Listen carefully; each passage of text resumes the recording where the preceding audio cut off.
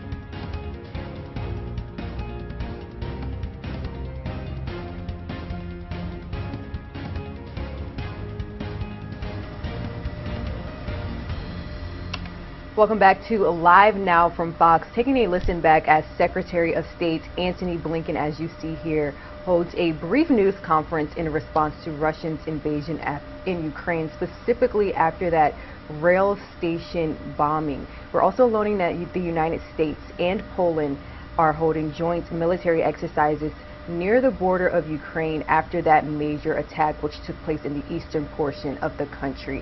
Let's go ahead and listen in to Antony Blinken's remarks. And remember, this is happening as Ukrainian officials are urging the UN to act swiftly, specifically asking for more military aid.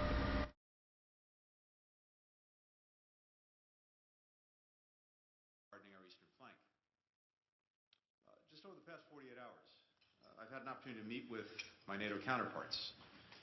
For the first time ever, foreign ministers from the United States Indo-Pacific allies, Australia, Japan, New Zealand, the Republic of Korea, participated as a group in a NATO ministerial.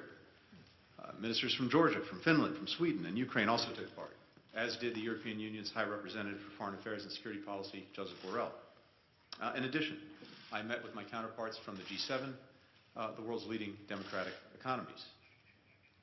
The participation of all of these allies and partners highlights the remarkably broad coalition of countries from around the world that are united in standing with Ukraine and against the Russian government's aggression. Countries that recognize Moscow isn't just attacking one country, but the entire international rules-based order. The sickening images and accounts coming out of Bucha and other parts of Ukraine have only strengthened our collective resolve and unity. In Bucha, a woman described how Russian soldiers forced her and around 40 other people to gather in a small square. The soldiers brought 5 young men there and ordered them to kneel. Then, the Russian soldier shot one of them in the back of the head. He turned to the people gathered and said of the victim, and I quote, "This is dirt. We're here to cleanse you from the dirt." That's just one person Russian soldiers killed in Bucha. According to Ukraine's Prosecutor General, they've already found 410 bodies of dead civilians in that one town alone. And it's not just Bucha. In Mudajin, the body of the 50-year-old mayor, Ola Suhenko, was found in a shallow grave, along with her hands bound, alongside the bodies of her husband and son. They were last seen alive, being taken away by Russian soldiers. In Kharkiv, a woman was sheltering in a school with her 5-year-old daughter and neighbors when a Russian soldier picked her out and forced her to accompany him to an empty classroom. He cut her face and neck with a knife, threatened to kill her, and raped her repeatedly at gunpoint. With each day, more and more credible reports of rape, killings, torture are emerging. And for every Bucha, there are many more towns Russia has occupied and more towns it is still occupying, places where we must assume Russian soldiers are committing more atrocities right now.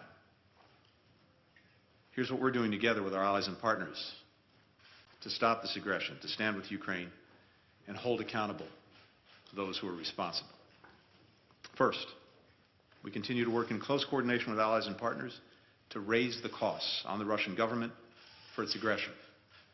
Yesterday, we announced new sanctions on Russia's largest financial institution and one of its largest private banks, on 21 members of Russia's National Security Council, on the adult children of President Putin.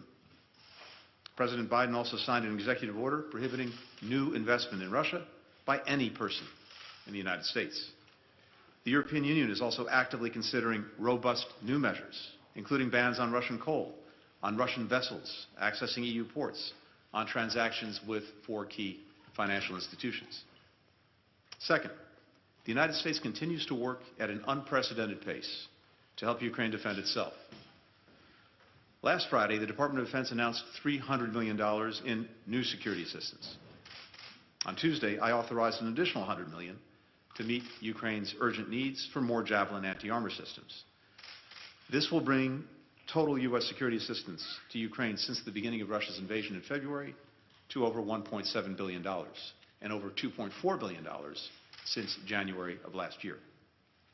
More than 30 countries have joined us in delivering security assistance to Ukraine, aid that our Ukrainian partners are putting to very effective use, as we see in the Kremlin's retreat from Kyiv and other Ukrainian cities and towns. Today, I met again with my colleague and friend Dmytro Kuleba, Ukraine's foreign minister, to discuss how we can continue to provide Ukraine's courageous defenders with what they need to keep pushing Russia back. Third, we continue to provide significant aid to address the acute humanitarian crisis caused by the Kremlin's war. More than a quarter of Ukraine's population, over 11 million people, have been displaced. That's roughly equal to displacing the entire population of Belgium, the country we're in now, in the space of 6 weeks. President Biden announced that the U.S. government is prepared to provide more than $1 billion in new humanitarian assistance to those affected by Russia's war of aggression. That comes on top of $293 million we provided in 2022 alone to vulnerable communities in the region, including to neighboring countries that have opened their arms and opened their homes to 4 million Ukrainian refugees. The global harm caused by the Kremlin's aggression is growing, including the disruption that's caused to the production and distribution of wheat in Ukraine, on which so many countries rely, something that I heard about and saw firsthand just a week ago when we were in, among other places, Morocco and Algeria. In Africa, where a quarter of the population is now facing a food security crisis, Russia's war of choice has raised the costs of basic staples, worsening the hardship that people were already feeling. So at the G7, we discussed in some detail ways that we can mitigate the war's impact on the most vulnerable people around the world. Fourth, the United States continues to work methodically to collect, to preserve, to analyze evidence of atrocities, and to make this information available to the appropriate bodies. We're supporting a multinational team of experts that's assisting a war crimes unit set up by Ukraine's Prosecutor General with a view toward eventually pursuing criminal accountability. These efforts will also ensure that Russia cannot escape the verdict of history.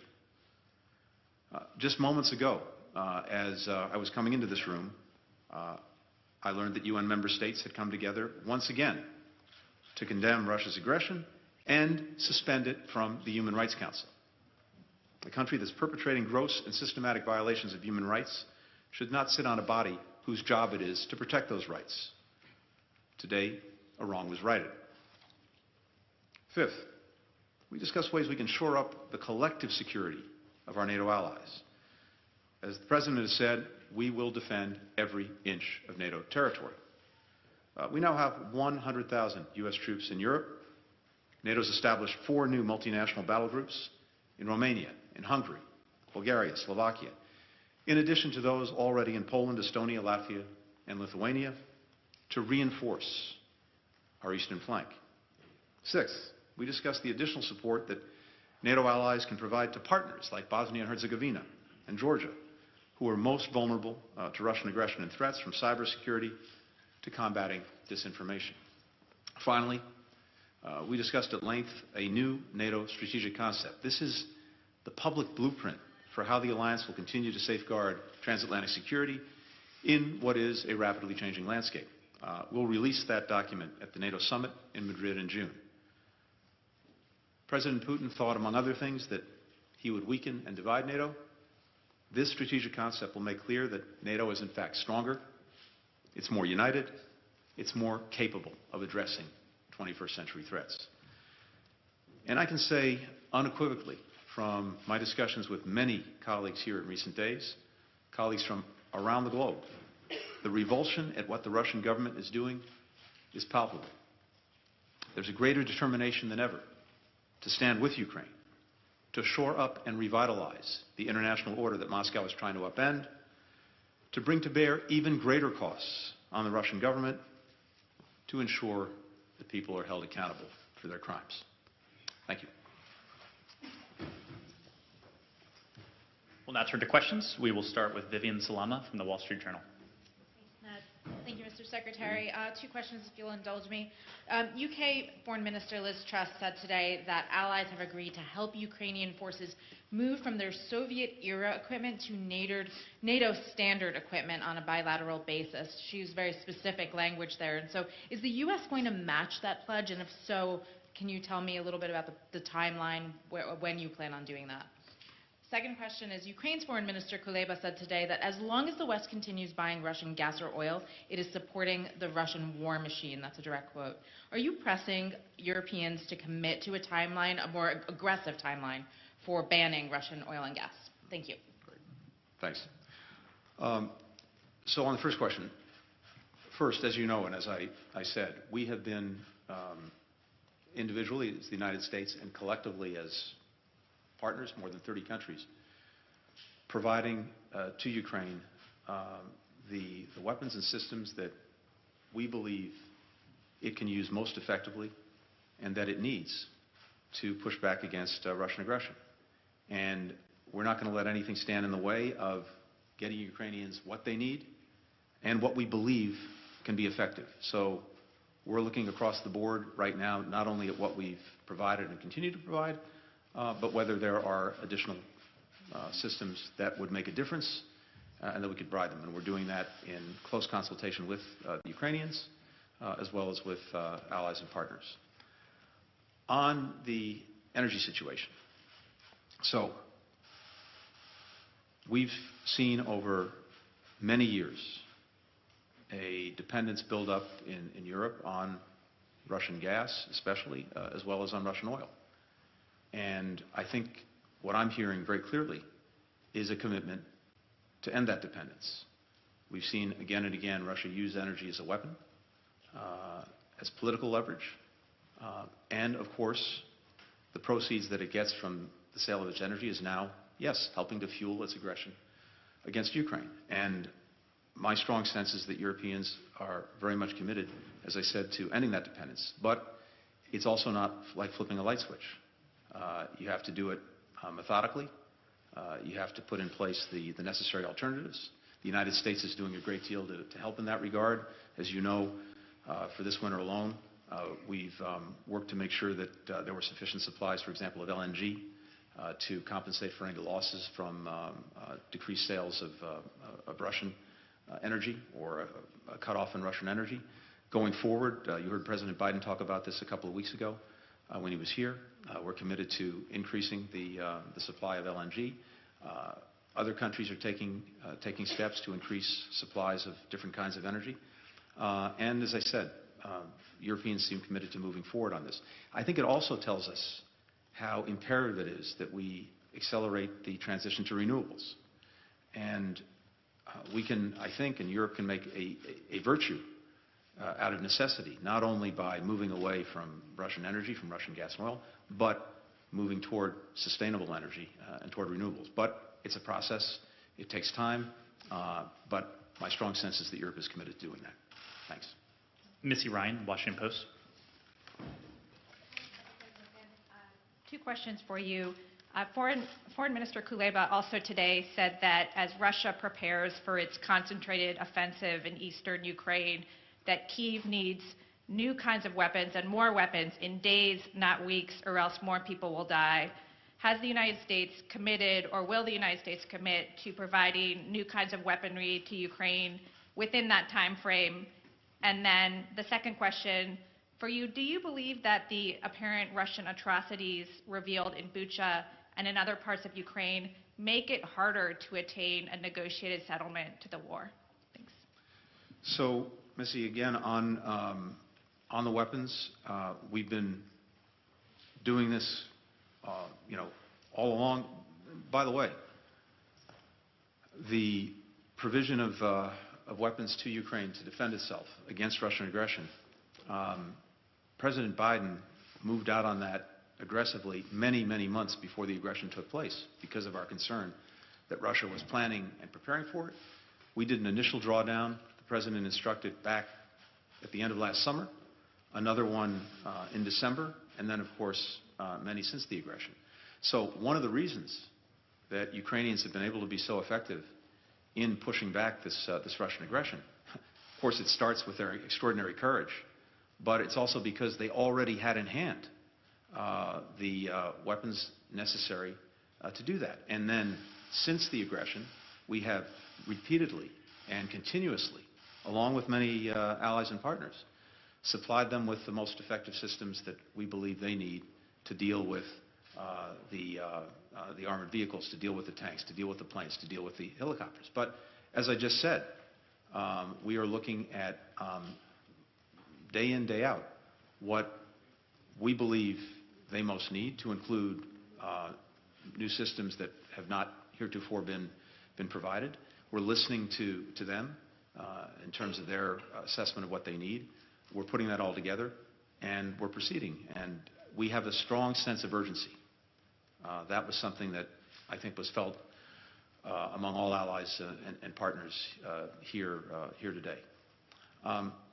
When it comes to Bucha, the atrocities, the war crimes, accountability in and of itself is absolutely necessary. And we've seen this in past conflicts where atrocities have been committed, where war crimes have been committed, and where we have determined to get the evidence, get the facts, build the case. We've been able to do that, and sometimes it's taken a long time. The conflicts have come to an end, often through diplomacy. Accountability is continued. Sometimes it's actually not come to a conclusion until many years after the conflict's ended, but it has. And one day, one way, there will be accountability. Does Bucha make it harder to reach a negotiated settlement? The Russians will have to decide if they want to meaningfully engage in diplomacy and in negotiations. The Ukrainians have made clear that repeatedly that they're prepared to do that, but they've heard nothing from the Russians suggesting that they're serious about it. I don't think, in a sense, Bucha has anything to do with that. It has everything to do with what President Putin's calculus is, what he decides. What we can do about it, and what we are doing about it, is making sure that the Ukrainians have everything that they need to defend themselves and also strengthen their hand in any negotiation, that we make sure that we're keeping the pressure on Russia and indeed increasing that pressure through unprecedented sanctions, and as well that we shore up NATO's defenses to take away any notion in Russia's mind of extending the aggression being committed against Ukraine to a NATO country. Nick Schifrin, PBS. Yes, Secretary, thank you. Der Spiegel and others are reporting that German intelligence picked up over open lines Russian soldiers specifically talking about indiscriminately killing civilians. Can you confirm that the West has recordings of Russian soldiers talking about that? But the larger question is, what does it say? The Russian soldiers were apparently discussing this over open communications. And one on diplomacy. In the lead up to the war, Foreign Minister Sergei Lavrov either lied to you or didn't know what he was talking about. Can you deal with him in the future? And the connected question today is, European capitals are evicting Russian officials. Will the U.S. follow? Thanks. Thanks, Nick. I can't comment on the specific report that you're referring to, but what I can say is this, because we've said it before.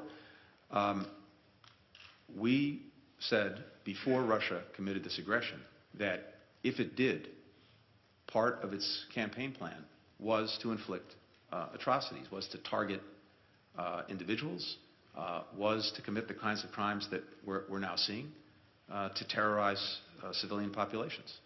And so this, as we saw it, was part of the game plan all along. Now, horrifically, the world is seeing it as we see what happens in Bucha. And I've described it as there's a strange thing going on in the sense that, look, our TV screens have been filled for the last 42, 43 days with images coming out of Ukraine. Thanks to incredibly courageous Ukrainians who are filming things on their smartphones, and incredibly courageous reporters who stayed in Ukraine and are trying to bring this to the world. And yet, sometimes this constant flow of images almost normalizes and trivializes things to the point that people kind of see it as something that's in the background and don't respond to it. But then, something so stark, so outrageous emerges, like Bucha, that it hits people. And again, to me, it's like we've seen as the Ukrainians have pushed back this Russian tide, we see with the tide receding what's left behind, and that is horrific death and destruction. With regard to diplomacy, look, there are diplomats from various countries that one deals with in the course of doing your job who occasionally have, or more than occasionally have, an adversarial relationship with the truth. That's part of the job. And the Russian officials, will the U.S. follow European? We are always looking at this, and we'll continue to do so. We'll take a final question from Terry Schultz.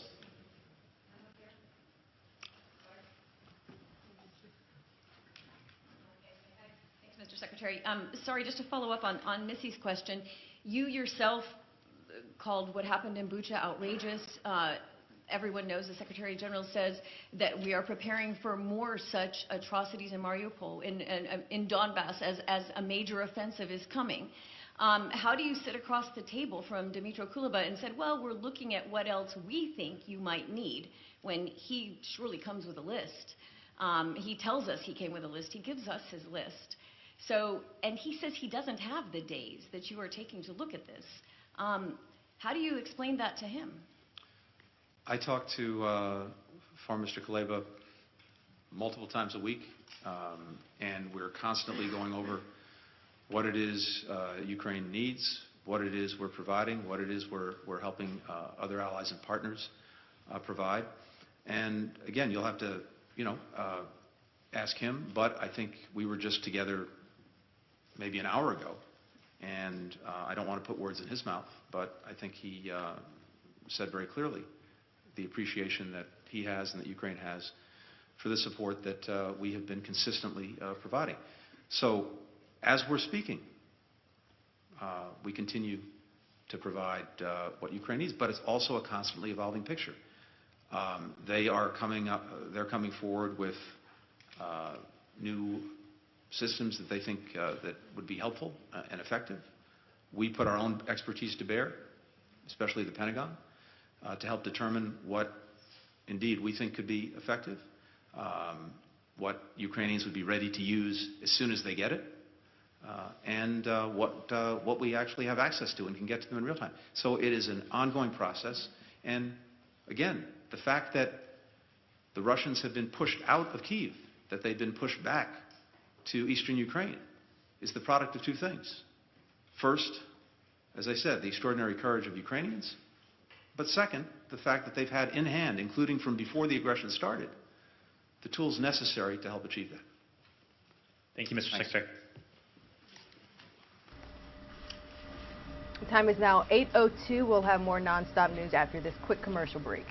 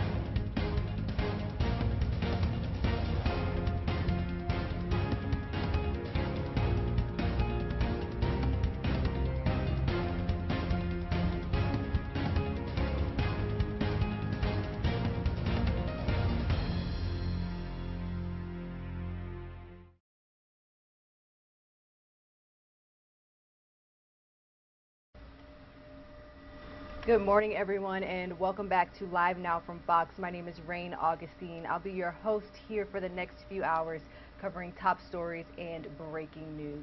Let's shift our attention to the most recent update when it comes to the Russia and Ukraine war. We're learning that 50 people are now dead following a missile strike on that train station in eastern Ukraine. Many of the victims are now believed to be children.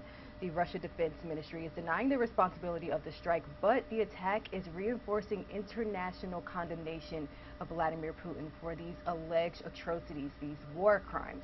Fox News correspondent Alex Hogan has the latest, but a warning to viewers: this report contains images that you may find disturbing.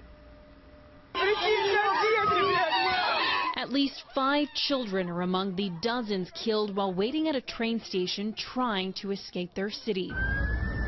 Early Friday, 2 missiles struck the evacuation corridor in Kramatorsk on the eastern side of the country. Ukraine's prosecutor general calling it Russian strategy to scare civilians so badly they won't even attempt to flee. That's why it's not only war crimes, it's crimes against humanity. Ukrainian President Volodymyr Zelensky says 300 others are wounded. Russia accusing Ukraine for the attack and calling the losses of their own troops a huge tragedy.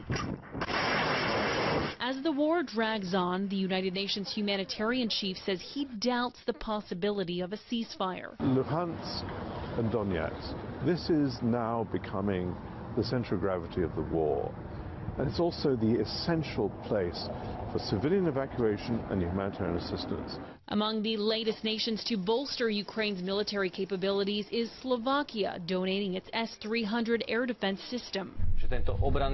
I believe that this defense system will help save many innocent lives from the aggression of the Putin regime.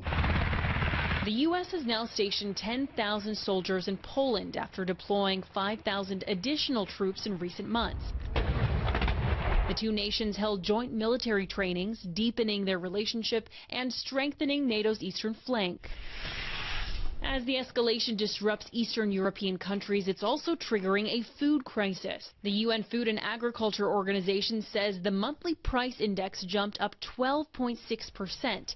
That's up from February's all-time high since the index was created.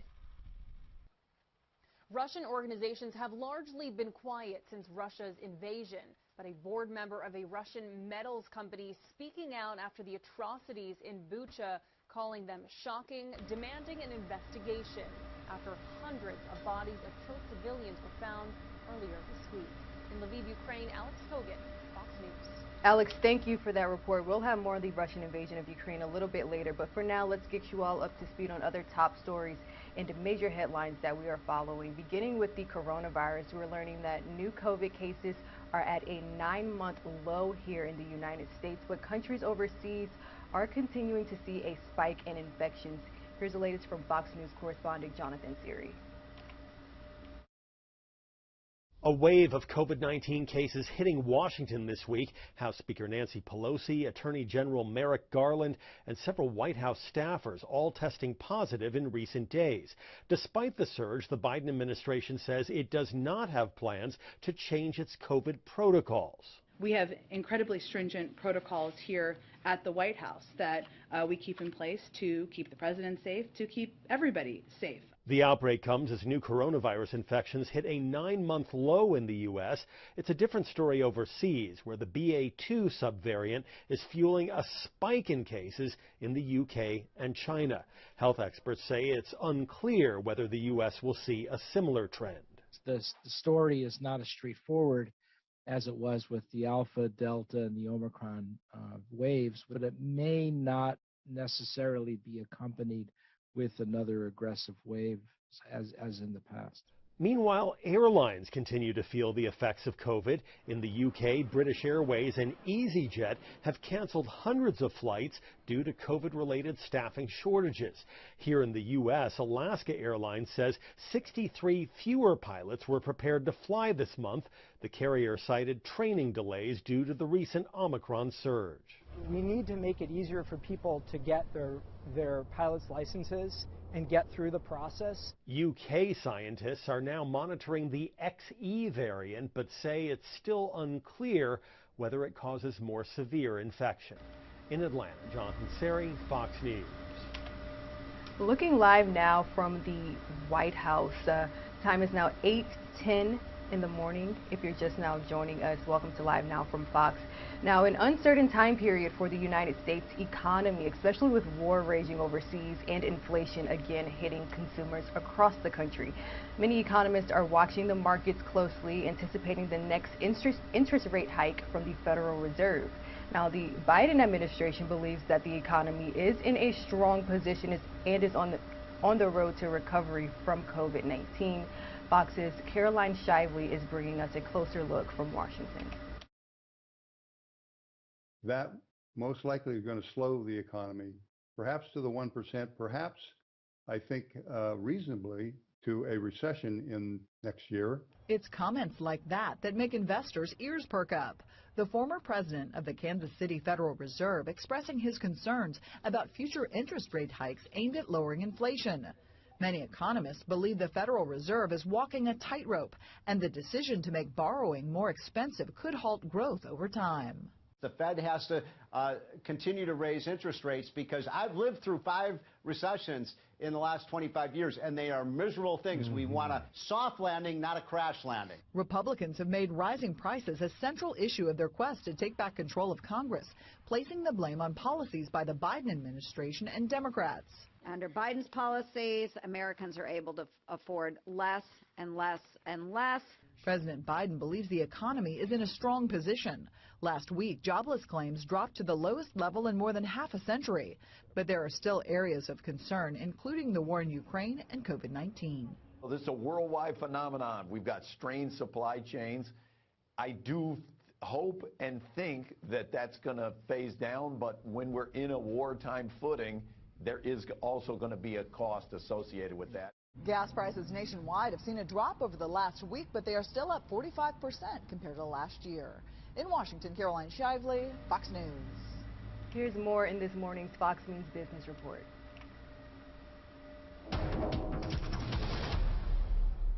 The cost of food is becoming even harder to digest. The UN's Food and Agriculture Agency says food prices around the world jumped nearly 13% in March to record highs. The big reason? Well, both Russia and Ukraine are big exporters of grains and edible oils, and the war is disrupting supply and shipments. Analysts are also warning that prices will likely go higher in the coming weeks and months. As the cost to fuel your body rises a lot, the cost to fuel your vehicle is actually going down a bit. AAA says the national average for regular is now $4.14 a gallon, 8 cents lower than this time last week, but $1.27 more than a year ago. Stocks were mixed on Wall Street Friday. The Dow rallied, but the S&P 500 and the Nasdaq stumbled. And it was a down week overall as the markets finished in negative territory. Anxiety about the Federal Reserve raising interest rates to fight inflation weighing heavily on investors, along with the war in Ukraine. That's business. I'm David Asman. Moving right along with our top headlines this morning, we're getting a wild story out of the nation's capital. 2 men charged with impersonating federal agents in order to get a closer look at the real Secret Service agents. They're back before a judge on Friday. This took place on Friday. Let's check in with Fox News correspondent Lauren Blanchard, who's bringing us more. 2 men back in court Friday afternoon following their Wednesday arrest for posing as fake Homeland Security agents. They have been deemed a flight risk.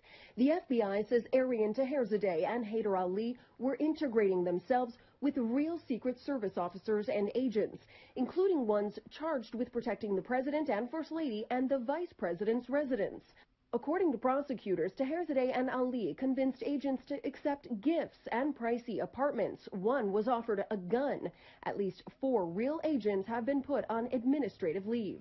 Was this an effort by a foreign power to engage in some sort of either compromise these law enforcement officers, or even worse, access what they knew and get access to their information and travel details, all that other sort of stuff.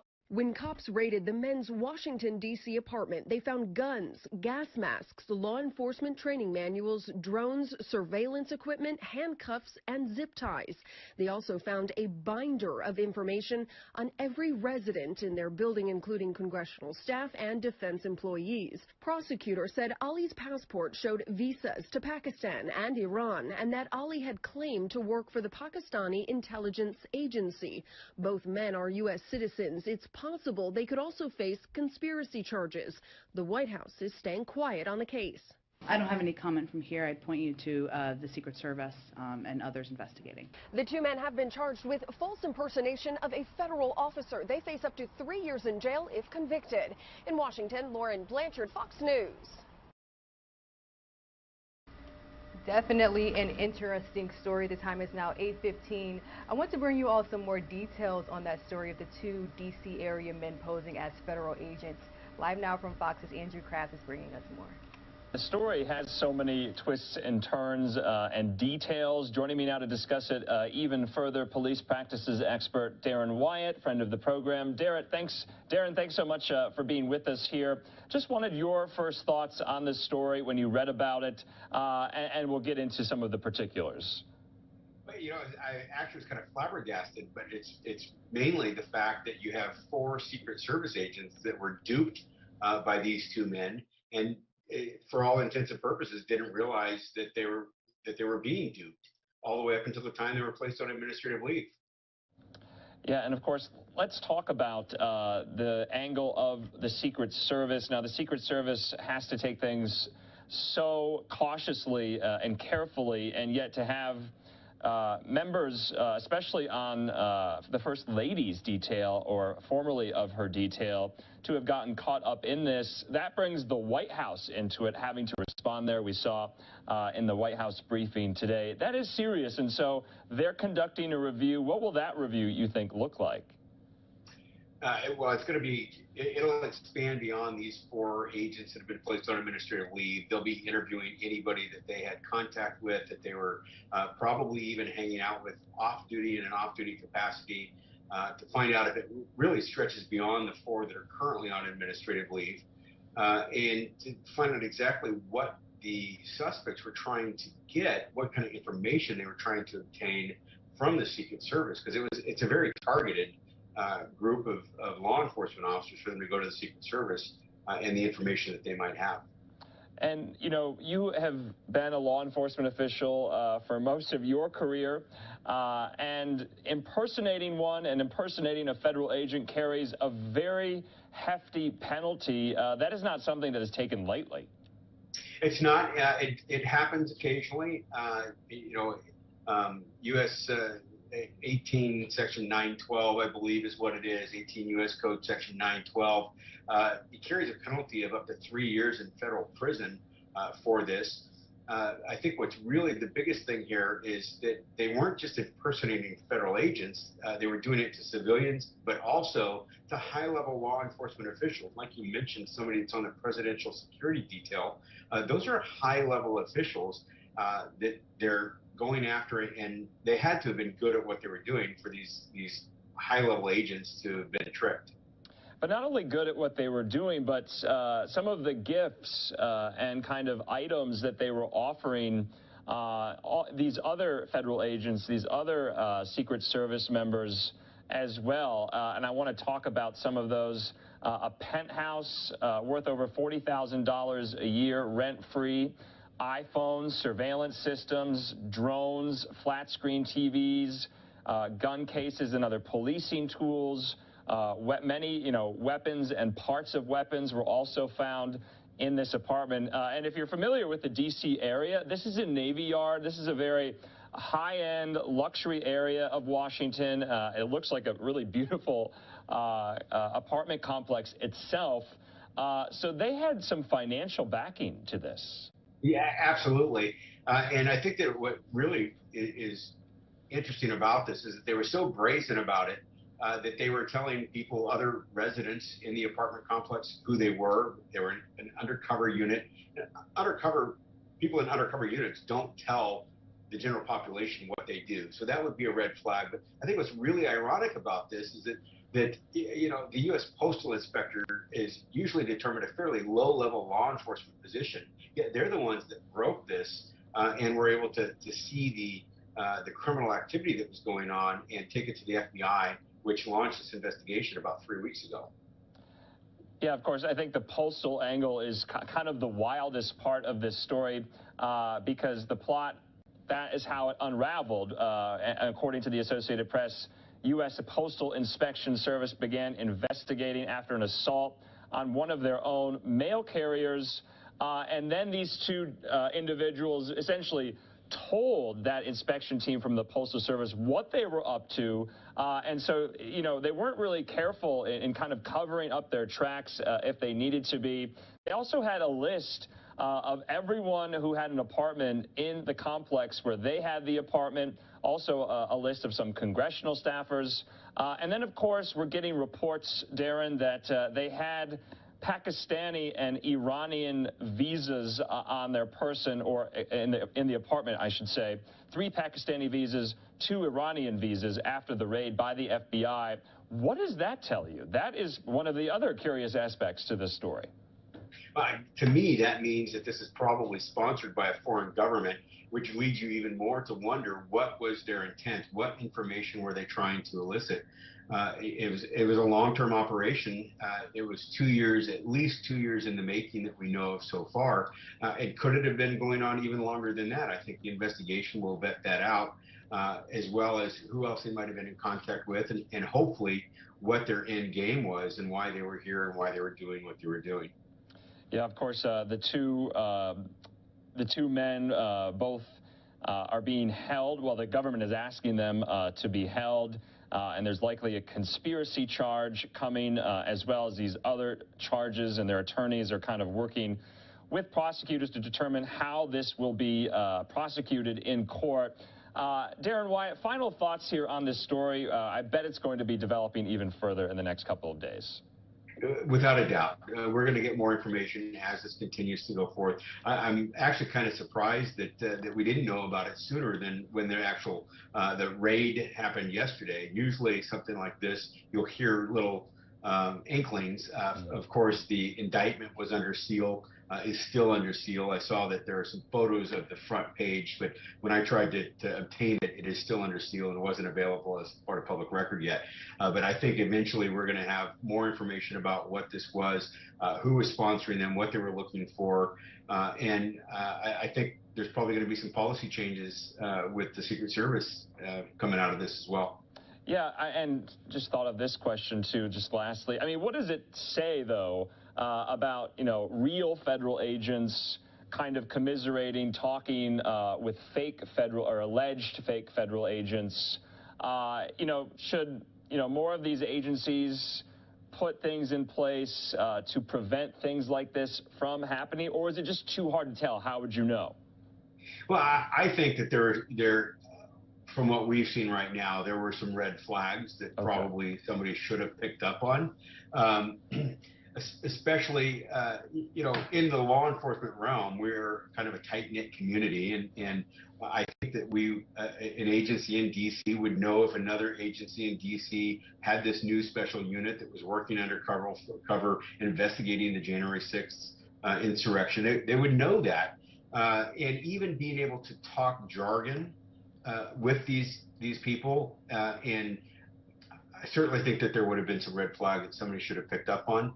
And the other thing is that many times the federal, you know, what we call the ABC or the abbreviated agencies, they're very proprietary about their information, and they don't often have that crossover unless they're working on a task force together, which does not. I know that they said they were on a task force, but the Secret Service agents were not part of that task force, obviously, because it wasn't a real task force. So I think that there should have been some red flags seen. Definitely. Some people, it looks like, did not do their due diligence here. Darren Wyatt, as always, thanks so much for joining us. Have a good night. Thanks, Andrew. You too. Take care. The story has so many... All right, let's get into another story that has some pretty interesting twists and turns. A jury on Friday actually acquitted 2 men of all charges in a plot to kidnap Michigan Governor Gretchen Whitmer. But they could not reach verdicts against the two alleged leaders in a pretty stunning defeat for the government after a weeks-long trial that centered again on that FBI sting operation. And this happened just before the 2020 election. You may remember us reporting on it. Here's more details on that story. Following up on a story we haven't heard about in a little while, the historic Gretchen Whitmer kidnap plot case ending with no convictions today. That's, of course, delivering a massive blow to the government as it failed to convince a jury that 4 militia members were domestic terrorists determined to harm the governor because of her COVID-19 restrictions. The jury declared 2 of the men not guilty, but deadlocked on the charges against the other 2, who are eventually going to be retried. We know defendant Daniel Harris, the only one who testified at the trial, was acquitted on all 4 counts, with the judge telling the 24-year-old that he would go free this afternoon. Brandon Caserta, 33 years old, a resident in Canton, acquitted on the only count that he faced, kidnapping conspiracy. He was also freed today, which is his birthday after more than 18 months in jail following his arrest in an FBI sting. I want to bring in Arpan Lobo. He is with the Detroit Free Press. And Arpan, you were inside of the courtroom throughout all of this trial. First of all, thanks for joining us on this Friday. With these massive developments, what went wrong for the case of the prosecutors? Well, it might not be so much what went wrong. It might be what the defense attorney was able to convince the jury. That was that this group of men, they weren't really plotting to kidnap the governor. They were just tough talkers, and that it was the work of undercover FBI informants and agents that ended up pushing them to take the actions they did, which included casing the governor's vacation home not once but twice, practicing live fire drills, different things like that. Ultimately, the jury could not find enough to convict any of the 4 men, with 2 mistrials and 2 acquittals, as you mentioned. So explain more of the evidence that was presented in the courtroom. You touched on it right there. What role did the FBI play in this and in their conversations with these men? Sure. During the trial, which lasted about 3 weeks of evidence testimony, jurors were shown a range of different things from there were screenshots of chat transcripts. There were recordings taken by informants. There were even the guns of the men were brought into the courtroom, different things like that. Of these recordings in particular, some of the stuff that stood out was the discussions on what these men were going to do if they were going to actually take action to kidnap Whitmer. Things like discussing the security detail and how they were going to, approach any head-on opponents they might face, things like that. So the jury was given a kind of a wide variety of different things to consider. One of the more notable aspects that the defense touched on in their closing argument was that through the informants and undercover agents, the government had access to thousands of hours of recording and audio, and the jury was played a few minutes here and there. And in that audio, one thing that stood out, at least with the defense, is that none of the men were ever captured saying, explicitly, I want to kidnap Michigan Governor Gretchen Whitmer. None of them said that. None of them said, I am entering the conspiracy. The argument from prosecutors was that these men, even though they might have not explicitly said it, they took steps to do that. They cased her house. They did training drills. They bought night vision goggles, things like that. But ultimately, it wasn't enough to convince the jury. So we're seeing the 4 suspects that are involved in the developments of today. Again, 2 of them being found not guilty, 2 of them declared mistrial. They'll be retried. But this is a larger group than just those 4. They call themselves the Wolverine Watchmen, and this kind of developed around the time of the pandemic when those COVID-19 restrictions were in place, and they weren't happy about it. If you could explain the history of this case and their militia movement out in Michigan. Right. So the Wolverine Watchmen, some of the members that were tried in this trial, some of them were Wolverine Watchmen, not all of them. Barry Croft, who was from Delaware, wasn't really affiliated with that group, but he came into the scene afterwards. The Watchmen some of the men that became involved with this actually came to the group online around the time, as you mentioned, the COVID-19 pandemic started. People were frustrated with the different orders that were going on, especially in Michigan. We saw, pretty strict, especially at the start, from things like business closures. You couldn't go to the gym, things like that. So some of these men connected online, and in the trial, we saw kind of the vetting process that you had to go through to be able to join this Facebook group and eventually, participate in different training exercises the Watchmen had. It was questions like, what are your feelings on the government? What are your feelings on, the Second Amendment? Even asking at one point, are you okay with being labeled a domestic terrorist, which is something that both the prosecution and the defense lawyers brought up during the trial. And really the months after some of these men first joined, they participated in different field training exercises. And some of those training exercises were actually captured recording by an informant who originally joined the Wolverine Watchmen, because what he testified to the jury was that he was a Second Amendment enthusiast, but he became very concerned and approached law enforcement after he heard what he said were threats against law enforcement. So that's when he went to the police, and the FBI reached out shortly after that, about a week later. In that process, he was able to attend the different Watchmen training events. They attended some protests at the Michigan Capitol in Lansing to get a, kind of put the word out that they were not in favor of these COVID-19 restrictions. And so in these different meetings and protests and training exercises and things like that, the government had argued that a plot to kidnap Whitmer had been built up, but ultimately the jury didn't think that was proven beyond a reasonable doubt. Yeah, that's right. The jury not buying it, and also the families of some of these men inside of the courtroom today. You were there when the verdict was read out. What was the immediate response and reaction? Was it disbelief? Was it excitement? As I said before, it was Caserta's birthday today. Yeah, it was actually Brandon Caserta's sister who confirmed that to some of the members of the media leaving the courthouse today. The reaction in the courtroom, I wouldn't know if it was surprise, but it was definitely kind of like a exuberation. Caserta's sister and another family member, they immediately hugged, they gasped, they immediately started crying.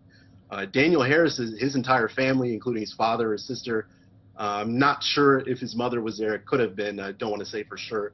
But they embraced, and it was just kind of like a weight off their chest. The men themselves, Daniel Harris immediately turned and hugged his defense attorney, Julia Kelly. Brandon Caserta shook the hand of his attorney, Mike Hills. And then after that, those two themselves kind of dapped each other up, kind of just a sigh of relief. They had been in jail for the last 18 months or so, and after today's decision, they were able to leave the courthouse free men. Yeah, that's right. But the case continues, right? So what are next steps for this? Well, Andrew Burge, who's the district attorney for the Western District of Michigan where the trial was held, he was pretty curt with his statement. He said that the government was obviously disappointed, but based on today's decision, two of the men are still not acquitted. So he didn't explicitly say that they will be a retrial, but he said the work will continue to a retrial. So you can interpret that as, Fox and Croft are likely going to head to a retrial. And we'll see if the government can convince 12 other jurors what they couldn't convince these 12. And last but not least, I want to pull up some of the remarks from Governor Whitmer's office. They say that today Michiganders and Americans, especially our children, are living through the normalization of political violence. The plot to kidnap and kill a governor may seem like an anomaly, but we must be honest about what it is, the result of violent, divisive rhetoric that is all too common across our country. This just a statement that was released from the governor's office. Do we expect anything else to come out about this? Do you think that the governor's office is just going to move on, or should we expect more? Well, over the past 18 months since this really first broke and then the men were first arrested, the governor, after giving an initial statement, she's really not spoken too much about it. I was at an event where she attended over the summer, just after she gave an impact statement. And she had told reporters, she said, I gave my impact statement. I'm not going to comment further. She didn't attend any of the trial. She wasn't called as a witness. So I'm not sure if we can say that anything further is going to come directly from the governor's office. We'll see if during a retrial, I'm not sure if the government would feel obligated to present any new evidence that they didn't present this time around. But as of today, other than that statement and a statement from Lieutenant Governor Garland Gilchrist, we haven't gotten much from the governor's office. Arpan Lobo with the Detroit Free Press, thank you so much for joining us here on Live Now from Fox. Any last thoughts on this case? Well, one of the main takeaways from this case, it was really seen as a flashpoint in the rise of extremism and domestic terrorism. This isn't the first time, though, in Michigan, a group has been acquitted on similar charges. Over a decade ago, there was a militia case that saw a group get acquitted. So we'll see if this changes the government's approach to how they prosecute these cases when they're trying to assert, issues of domestic terrorism moving forward. All right, well, we appreciate it, and we'll be watching that alongside you. Following up on... All right, the time is now 8:35 a.m. Thank you, and welcome again to Live Now from Fox. We'll have more after this quick commercial break.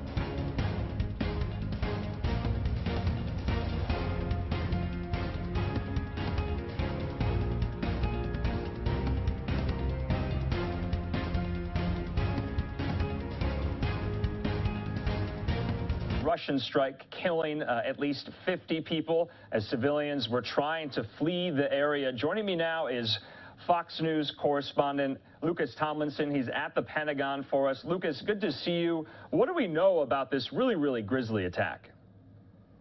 Well, Andrew, the Pentagon is saying this was an SS-21 short-range ballistic missiles that only the Russians are capable of firing, which the Pentagon said they did. They're saying that all these Russian denials of being responsible for this strike are way off base. This is a very strategic target for the Russians. This is a railway hub.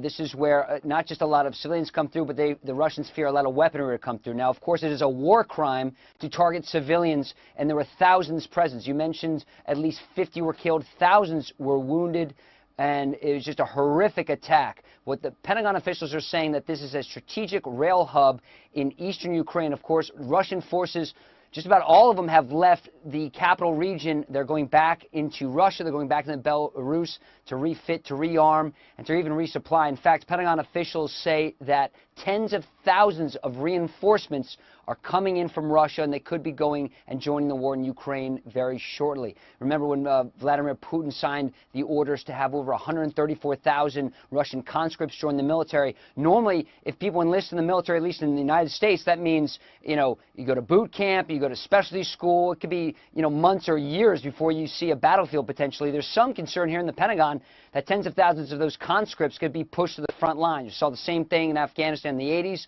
with the Soviet war there. Troops troops with very little training being thrust. And why is this happening, Andrew? Well, over 10,000 Russian soldiers are believed to have been killed on the battlefield in Ukraine. In fact, just today, a senior defense official said up to 20% of Russia's combat power, that's soldiers, tanks, armored personnel carriers, vehicles, have been destroyed or annihilated. So the Russians need to rearm, refit, and officials here say... All right, guys, we're taking a look back as Live Now from Fox's Andrew Kraft has a conversation with Fox News correspondent Lucas Tomlinson, continuing to cover the Russian invasion of Ukraine.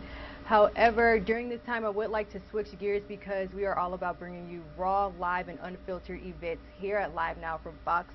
And we are getting a pretty interesting one. Let's head out to the International Space Station. Now, it was just Friday when we showed you the SpaceX Falcon 9 rocket as it launched from Florida's Kennedy Space Center, carrying 4 private astronauts. It's a historic move. 3 wealthy businessmen who paid $55 million, get that, each for the tickets, and their astronaut escort, who just so happens to be a former NASA employee. Well, they are arriving at the International Space Station. We are watching it all unfold live, and they will spend 1 week here having access to all of ISS except for the Russian portion of the space station. Now, their task in space will include experiments, observations, and this is Elon Musk's space company, the second private charter flight after 2 years of carrying astronauts for NASA. So let's go ahead and watch this historic moment live, raw, and unfiltered. Astronauts on board the station. So with that, I'm going to send it over to the team in Hawthorne. Andy, Tricia, congratulations on docking the first private astronaut mission to station. Why don't you take us a little bit for the rest of the way? Yeah, thank you, Dan. Right back at you. That was amazing. And so we did dock about an hour later than scheduled, but I always like to think of it as a silver lining. We were able to get an orbital daytime during the dock, so absolutely gorgeous views of Dragon's approach and contact with the International Space Station. And as Dan had mentioned, and we heard over the nets, hard capture is complete. We are waiting for umbilicals to be plugged in and installed, but Dragon is now firmly secured to the International Space Station, so docking procedures can continue, and eventually the crew will make their way out of Dragon and onto the International Space Station. I mean, oh my gosh, it's just incredibly exciting to watch that. I mean, watching the whole process of Dragon approaching the docking adapter and then, you know, completing that dock was just, I mean, personally for me, I was very, very excited. So I can only imagine what the crew is feeling like right now. This is, you know, like setting off the rest of the 8 days that they're going to have on orbit. So just an incredibly exciting time and very special for everyone involved. Yeah, and absolutely an incredible effort from the teams to troubleshoot that issue and get things going. That is really what the joint operations and space is about. You had mentioned it earlier. Space is not easy, but you know, it takes a lot of very dedicated, talented, smart, hardworking folks to make sure these things are done safely. So, yeah, with the crew now one step closer to getting on board the International Space Station and starting all of the cool science that you know, I'm sure they're excited to do. Dragon, SpaceX on the big loop, docking sequence complete. I hope you enjoyed the extra half orbit in Dragon, or at least found it memorable. Crew Dragon Endeavour and MLA, welcome back. Aton, Larry, Mark, welcome to the International Space Station.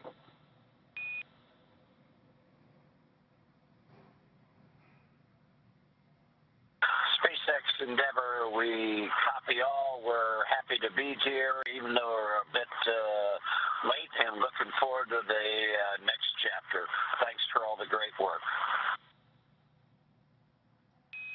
On behalf of SpaceX, it's been a pleasure working with you. At this time, ground will be enabling power and comm connections. You are go to doff suits per procedure 4.012. We'll bring the cameras external shortly.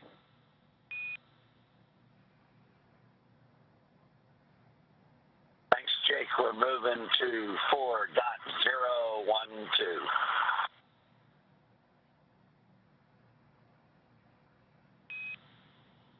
And in Endeavour from MCCH. Welcome to the International Space Station. We are looking forward to this historic mission.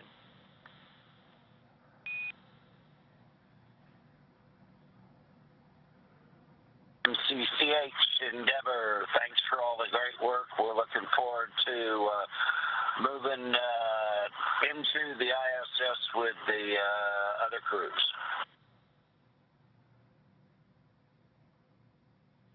We're looking forward to it, Endeavour. Welcome aboard.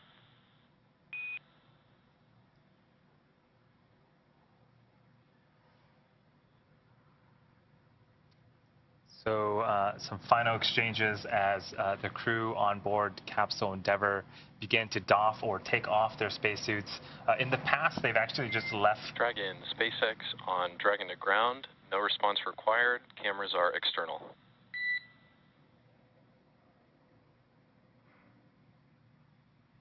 In the past, I think what we've seen is the suits are just kind of left in the seats, strapped in, and they're stored in the Dragon.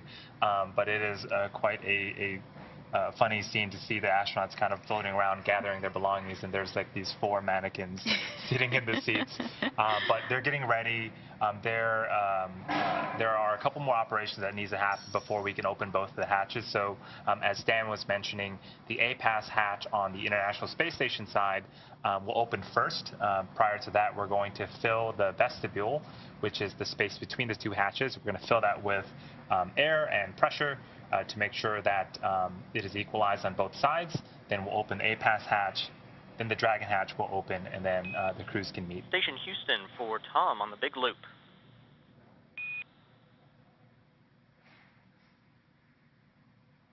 Go ahead, Houston, on the Big Loop. Yes, sir. Better late than never, but we can now give you a go to get into Ingress Part 1, and specifically you have a go through 1.1 and 2.2.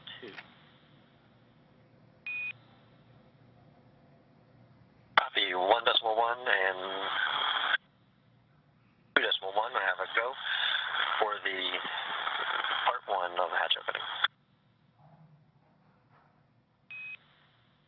Copy that. Also, you have a go in 2.2 when you get there.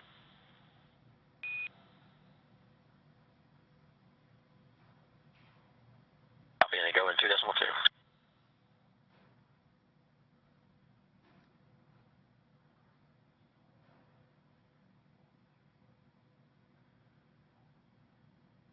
So again, beginning the initial steps for hatch open on both sides.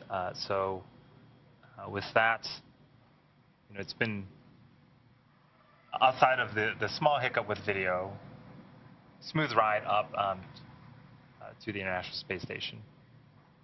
Absolutely. The crew has certainly been on a long journey, starting bright and early yesterday, April 8th, for, when they arrived to launch pad 39A, leading all the way up to launch at 8:17 a.m. Eastern and 11:17 a.m. Pacific on April 8th. And now, just having completed the docking sequence, and now they're beginning hatch operations. It's just very exciting to see the whole journey that they've been through. Yeah, the crew has been in space and in Dragon for almost a day, actually. We're coming up on 23 or 24 hours inside the capsule. On board, they were able to eat a couple of meals. They had a sleep and rest period. We did an onboard live event earlier this morning. So I'm sure the crew is super excited to take off those spacesuits and head their way into the International Space Station. And this here is a great view of Dragon. It is docked at the Zenith port. SpaceX Endeavour on Dragon ground. Cabin mic check. Dragon, SpaceX on the cabin mic. We have you 5x5. Glad to hear you loud and clear again. Lots of exciting things happening. With that, yeah, same here. Do you want me to do another Big Loop? At this point, I'm expecting it's a suit issue. That's not gospel, but I think we're good. Oh, I understand. Yeah, mic, comm check on the big loop would be good. Cabin mic on the big loop.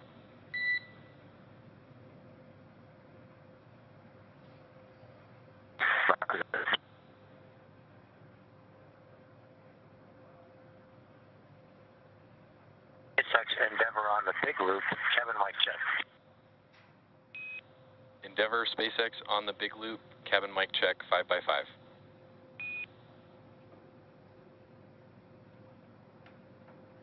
Copy all, thanks Jake.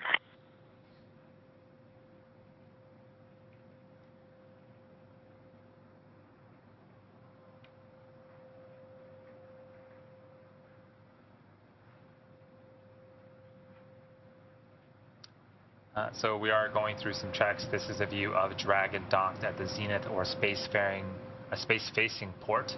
The hatch is actually pointing down towards Earth, and the crew is inside, again, doffing their spacesuits or taking off their spacesuits, getting ready to enter the International Space Station here shortly. For now, we're going to send it back over to Dan at Johnson Space Center in Houston. Hey, thanks, Andy. Yeah, we are now docked and ready to get into hatch ops. So pretty soon we're going to start flowing air through a small valve in the station's A-pass hatch. It's just the hatch on the station side into what's known as the vestibule. That's just that small space that before docking is just exposed to vacuum. But now with Dragon firmly attached, we've got a tight seal, and we're going to start pressurizing that section. So we're going to do it in a couple of steps. Station Commander Tom Marshburn is going to be primed for this. And first thing is he's right now in Node 2 in the Harmony module, and here's a live view. First he's working to open up what's known as the PMA hatch, so the hatch into the pressurized mating adapter. This is closed during the docking operations.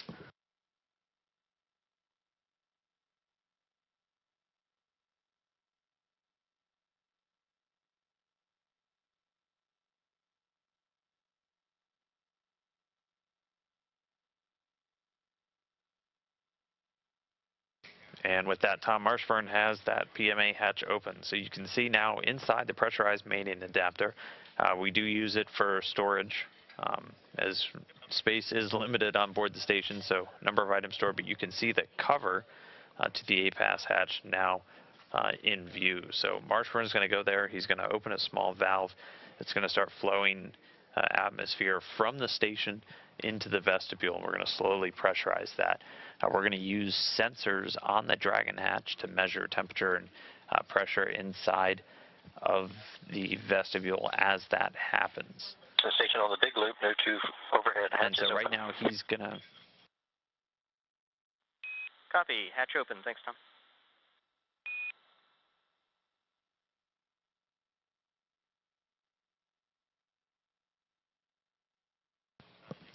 And so Marshburn just radioing down the overhead hatch, so the hatch into the pressurized mating adapter is opened. He's grabbed a tablet with his procedures on, and he's going to now start stepping through the vestibule pressurization. So he's going to open a small equalization valve, and that's going to start flowing air from station into that vestibule. We're going to give it some time for those hatch seals inside to relax, as we're going to be introducing a pretty substantial thermal change for them. So again, as we're measuring pressure inside, we want to ensure that that's not just the air heating up, but we're getting an accurate reading of how much atmosphere is now in that vestibule. And we're going to continue this pressurization until you essentially equalize the pressure between the vestibule and the station and Dragon. They're all going to be at a very similar pressure. We can wait for pressures to equalize, so we can just kind of pause and wait, but at this point the vestibule pressurization has started. It sounds like we're getting that valve open, and so we're going to start stepping through. So this all told will take about 10 minutes to start the pressurization, and then after that we're going to do a leak check. That can go anywhere from 15 minutes. Quick view of Rajachari, who was doing our primary Dragon monitoring there. But after we get the vestibule pressurized, we'll go into a leak check, where they just, again, they wait for thermal conditions to stabilize. They're able to do a leak check and then ensure that the vestibule is pressure tight.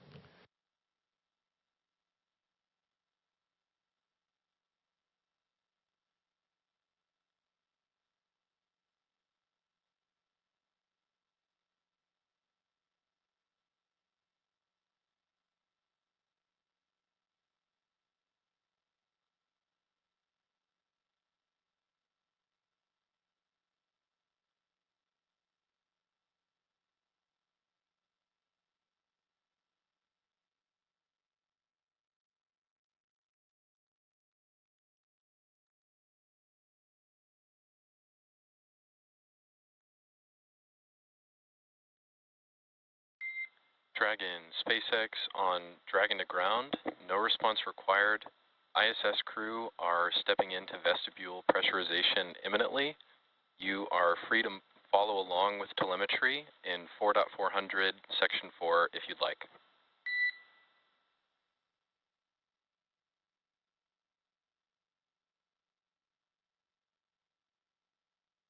Houston station on the big loop. A-pass equalization valve is open for 75 seconds, now closed at GMT 12:55.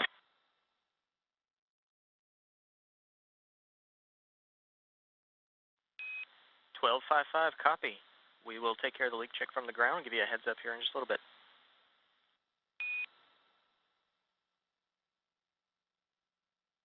Copy.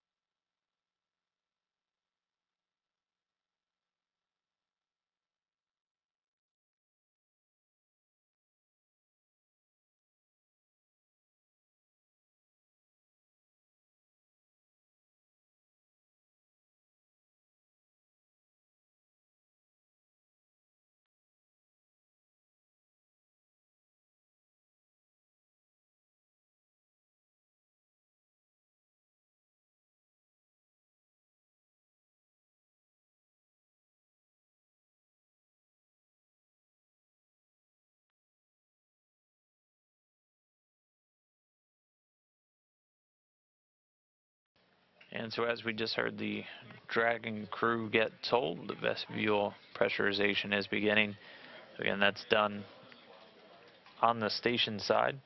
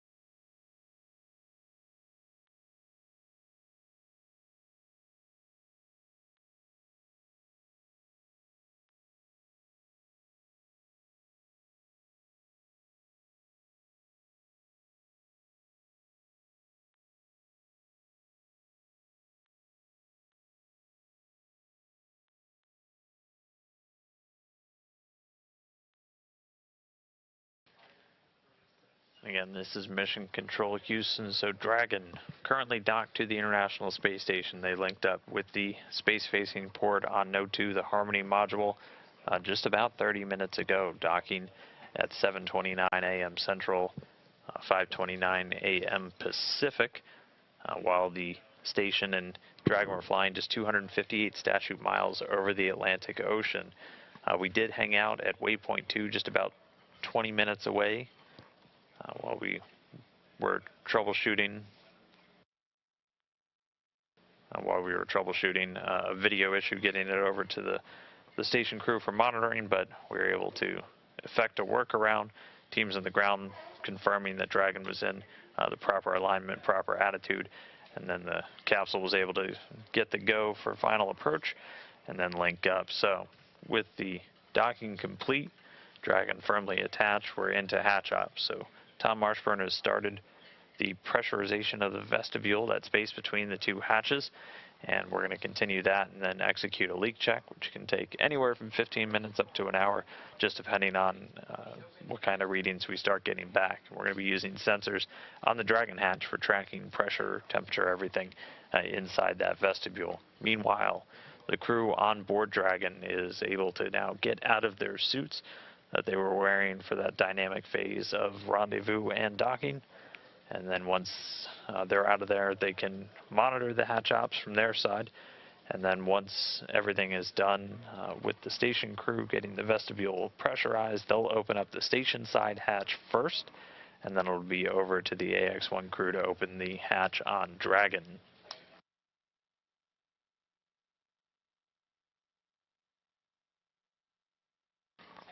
And then after we get the hatches open, the Expedition 67 crew will be able to welcome them on board, and we will have a welcome ceremony sometime after hatch open. Could take as long as 30 minutes, as there are a couple of steps they have to take just after we get the hatches open, just to get Dragon configured for docked operations, including taking some steps just to start integrating Dragon's cabin atmosphere with that on board the space station. And then we'll get the entire Expedition 67 crew, all 7 of them, along with the recently arrived AX-1 astronauts all together, and have a special ceremony to welcome the first private astronaut mission to the space station.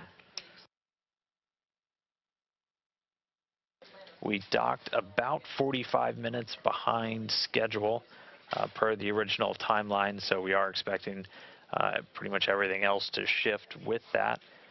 But we'll continue to give you updates as we get through hatch operations and get ready to bring the crew on board.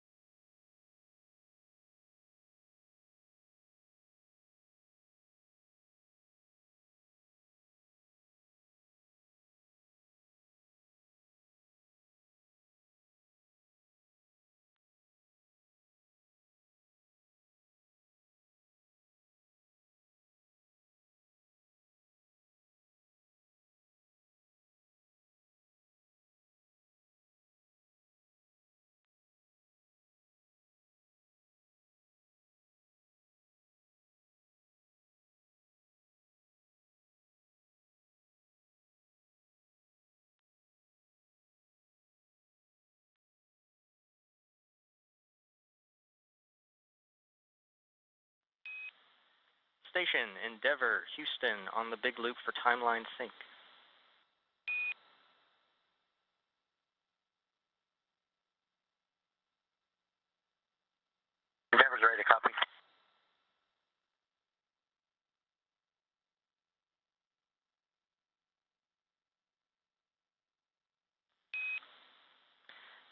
Yes, station, and Endeavour wanted to give everyone a heads up the way the rest of the day is going to look here, with docking occurring 45 minutes late.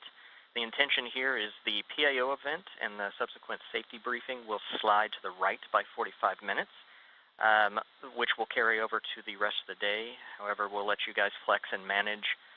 If you're able to make up some time, we are good with that. Otherwise, we'll hang in with you as the timeline Just after 9 a.m. here, you're streaming live now from Fox. We are covering not only top stories from across the country and the globe, but from space. We are taking a live now look as 4 civilian astronauts successfully dock at the International Space Station, where they will spend 10 days living and working. Very exciting stuff. Now, within the next half hour or so, we can expect to see all 4 astronauts reveal themselves as they will be welcomed to the International Space Station. They will have a welcoming ceremony, and I'm sure that they will take a few questions and send their hellos back here to Earth. And of course, we will stream that all for you live, raw, and unfiltered. We will also check in with our Fox weather friend Brandy Campbell, who is still at Port Canaveral, Florida, the very spot where that launch took off from. And she will bring us a recap of what we can expect from the civilian astronauts as well. Until then, I would like to switch gears and turn our attention to another top story that we are closely following. Of course, the Russian invasion of Ukraine. We do have another live event coming to our desk. We are taking a look at the Stand Up for Ukraine event, where world leaders and dignitaries, including the president of the European Commission, as well as Canadian Prime Minister, as you see there, Justin Trudeau, they're all speaking against what is taking place in that country, Ukraine, all asking for justice and for Vladimir Putin to put a stop at this war. So let's go ahead and listen in live, raw, and unfiltered. Ukraine pledging event.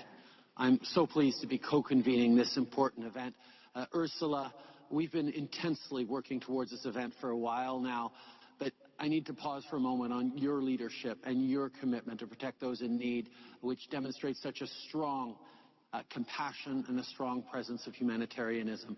We can always count on you to bring people together, and I want to thank you for all your hard work and for everything you did with your visit to Kyiv yesterday, highlighting just the atrocities, but also so much the human side of this war.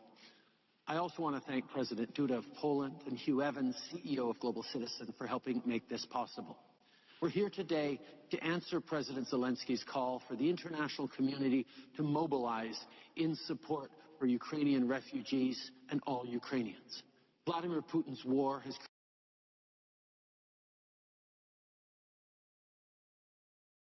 last month. I met people that had left their homes with only a backpack. It was all they had for their most important belongings. They shared incredibly difficult stories with me. They don't know when they'll return home to their husbands, their sons, their fathers. They don't know what the future holds. À Varsovie, j'ai aussi rencontré des travailleurs de première ligne et des bénévoles qui accueillent les réfugiés. I also met the Leur volunteers dévouement est who remarquable. have welcomed Mais que ce soit en the Pologne ou refugees. ailleurs, Their ils ont contribution is besoin de remarkable. plus But de wherever ressources, they plus are d'aide. in Ukraine Au or cours de la elsewhere, prochaine they heure, need more les support, dirigeants they de need divers more pays help. et des leaders du And secteur privé vont over partager the des next détails de hour, leurs we will engagements be hearing pour the aider les pledges réfugiés from the ukrainiens. different Je heads tiens à of remercier state tous for ceux the Ukrainian qui people. répondent à I would like l'appel to du thank président all Zelensky. those who have I also want responded to to thank all the President artists, Zelensky's appeal. entertainers, athletes, and everyone who participated in the Stand Up for Ukraine social media rally yesterday. If you haven't already, you can still make a contribution by visiting forukraine.com. Your voice, donations, and advocacy are making a real difference. You're helping provide food, water, shelter, and medical aid for refugees who had to flee their homes. So thank you. My friends, as a humanitarian crisis deepens and needs continue to grow, our collective response must keep pace. That's exactly why we're gathered here today.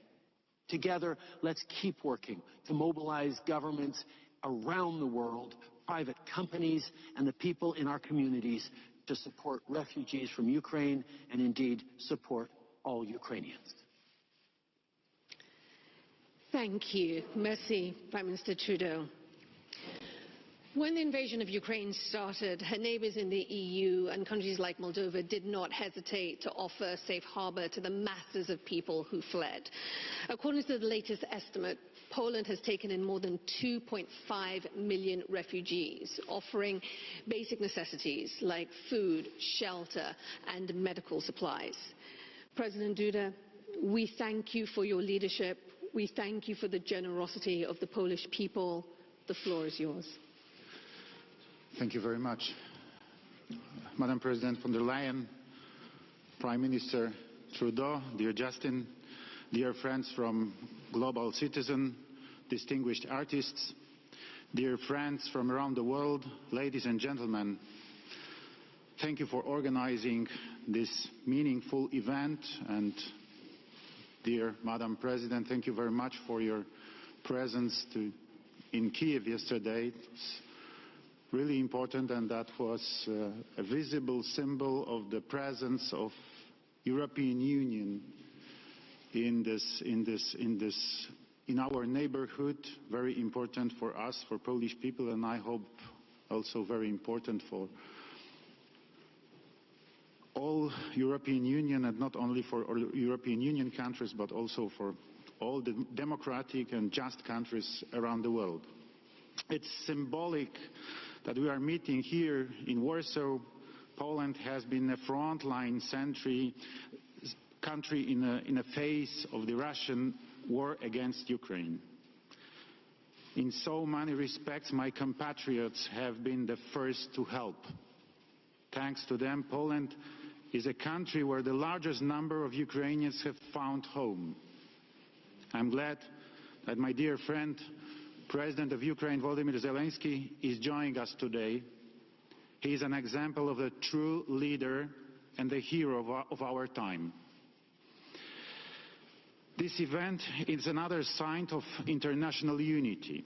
We all support the same values: peace, freedom, democracy, and the right to self-determination. Today we stand up for Ukraine, but at the same time, Ukraine has been standing up for us. Ukrainians are fighting not only for their freedom, but also for ours. Today, we are supporting millions of Ukrainian refugees and people in need. Above all, we are sending a message to every single Ukrainian in the cities and villages under siege. A message of hope to the brave Ukrainian soldiers, heroes defending their country from the aggressor. Dear brothers and sisters, you are not alone. Much has been done. However, in near future, Ukraine will require a huge economic boost, similar to the one offered to Western Europe after World War II, a new Marshall Plan for Ukraine. This is why today's initiative is very much appreciated. I'm glad that the Polish government, with its partners, is planning to follow up and organize an international donors conference for Ukraine. A Polish music icon, Czesław Niemen, sang, and I quote, "Lecz ludzi dobrej woli jest więcej i mocno wierzę w to, że ten świat nigdy nie zginie dzięki nim. But there are more people of goodwill, and I do strongly believe that this world will never die thanks to them." End of quote. And so it is. So many people of goodwill have been standing up with Ukraine. Today's spectacular event has sent a powerful message in this regard. Once again, many thanks to the organizers. Long live free Ukraine.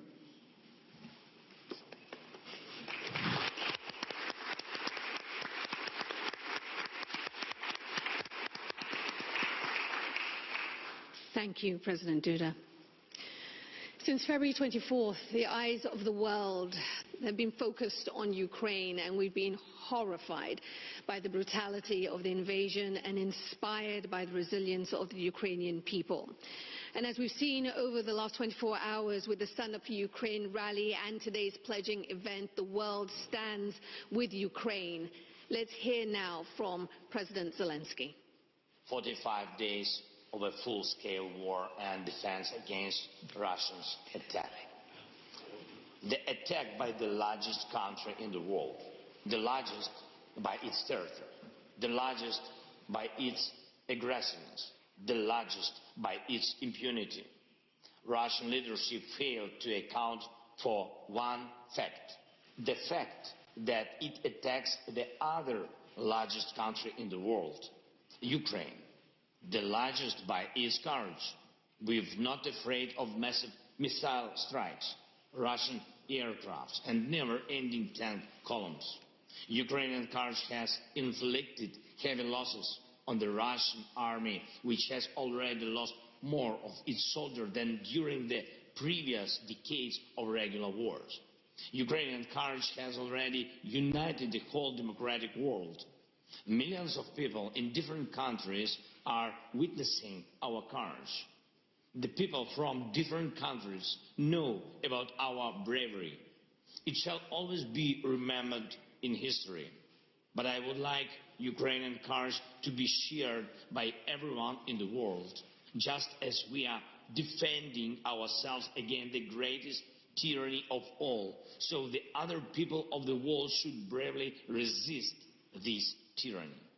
They have to do everything to force Russia to seek peace. They have to do everything to hold Russian soldiers and their commanders accountable for their crimes against the Ukrainian people. Sanctions must be imposed against all Russian banks. Russian oil embargo must be imposed. The Russian war crimes machine should be denied its capacity to act. Vital assistance should be provided to Ukraine. We have asked for weapons. We've asked for financial assistance. We have asked for support to Ukrainian migrants, for those 10 million people forced by Russia to flee their homes. The democratic world had the power to help. Ukrainian courage deserves respect. Convince your politicians. Stay with Ukraine. Stay with freedom. Stay with bravery.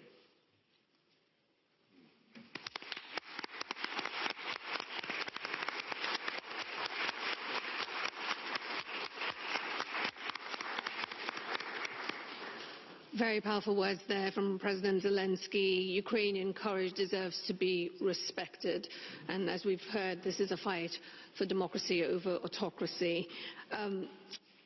Yesterday, Global Citizen brought the world together online in a social media rally that reached all parts of the globe. And as we've seen throughout history, when art and activism combines, what emerges is a powerful force. Now, this campaign called on leaders from all sectors to stand up for Ukraine.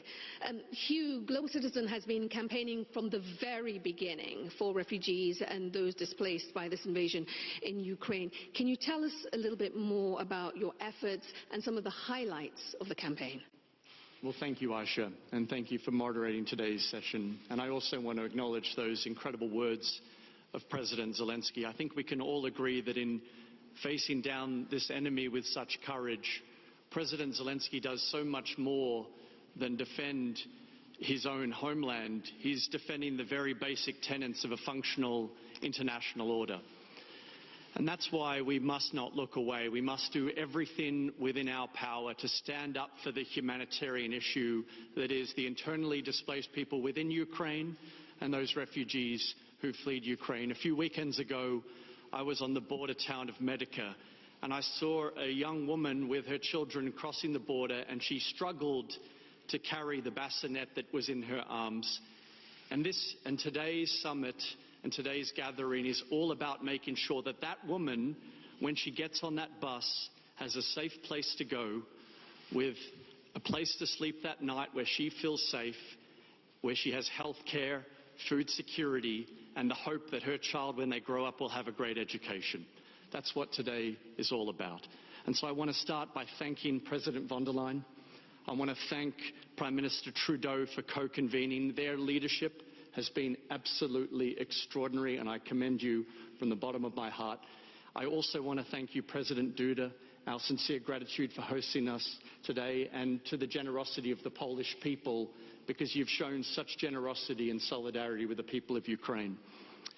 Excellencies, members of the press, and also those who are gathered with us today, I really want to thank everyone for their support of Global Citizens Stand Up for Ukraine campaign.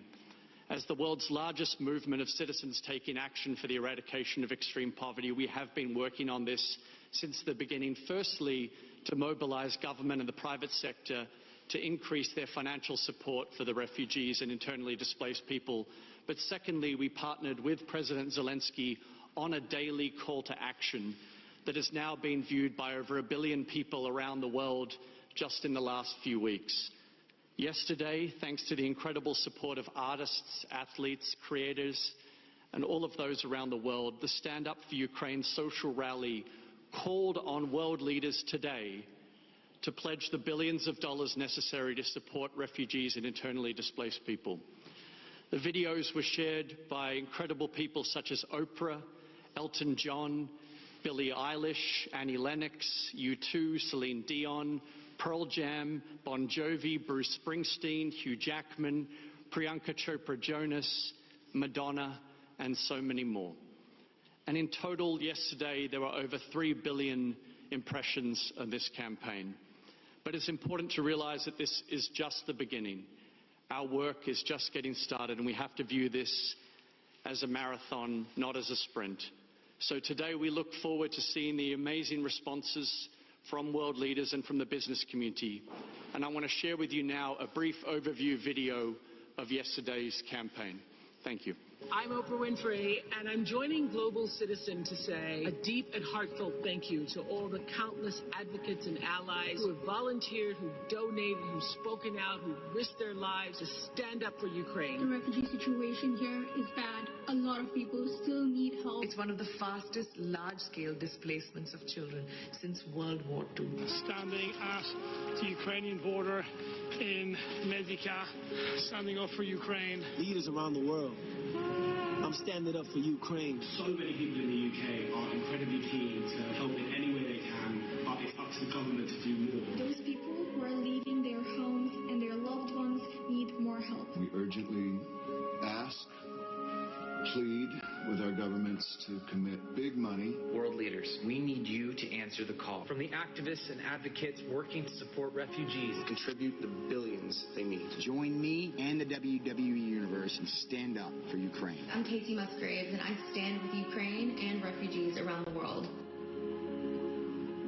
Slava Ukraine, Slava Ukraine, Slava Ukraine.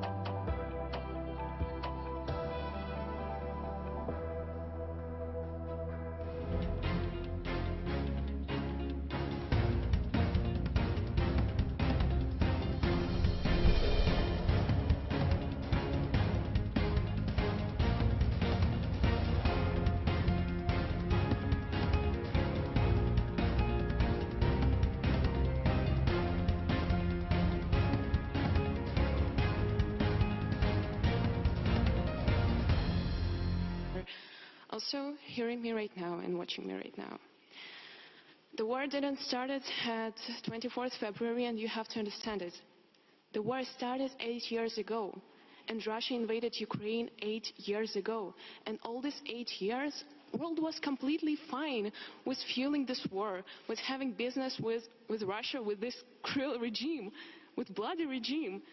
And for me, as a Ukrainian, and for other Ukrainians, it was not a surprise that the war hit.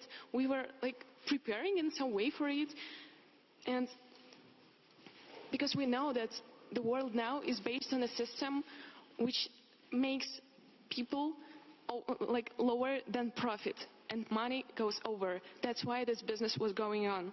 And the system now is empowering autocracies.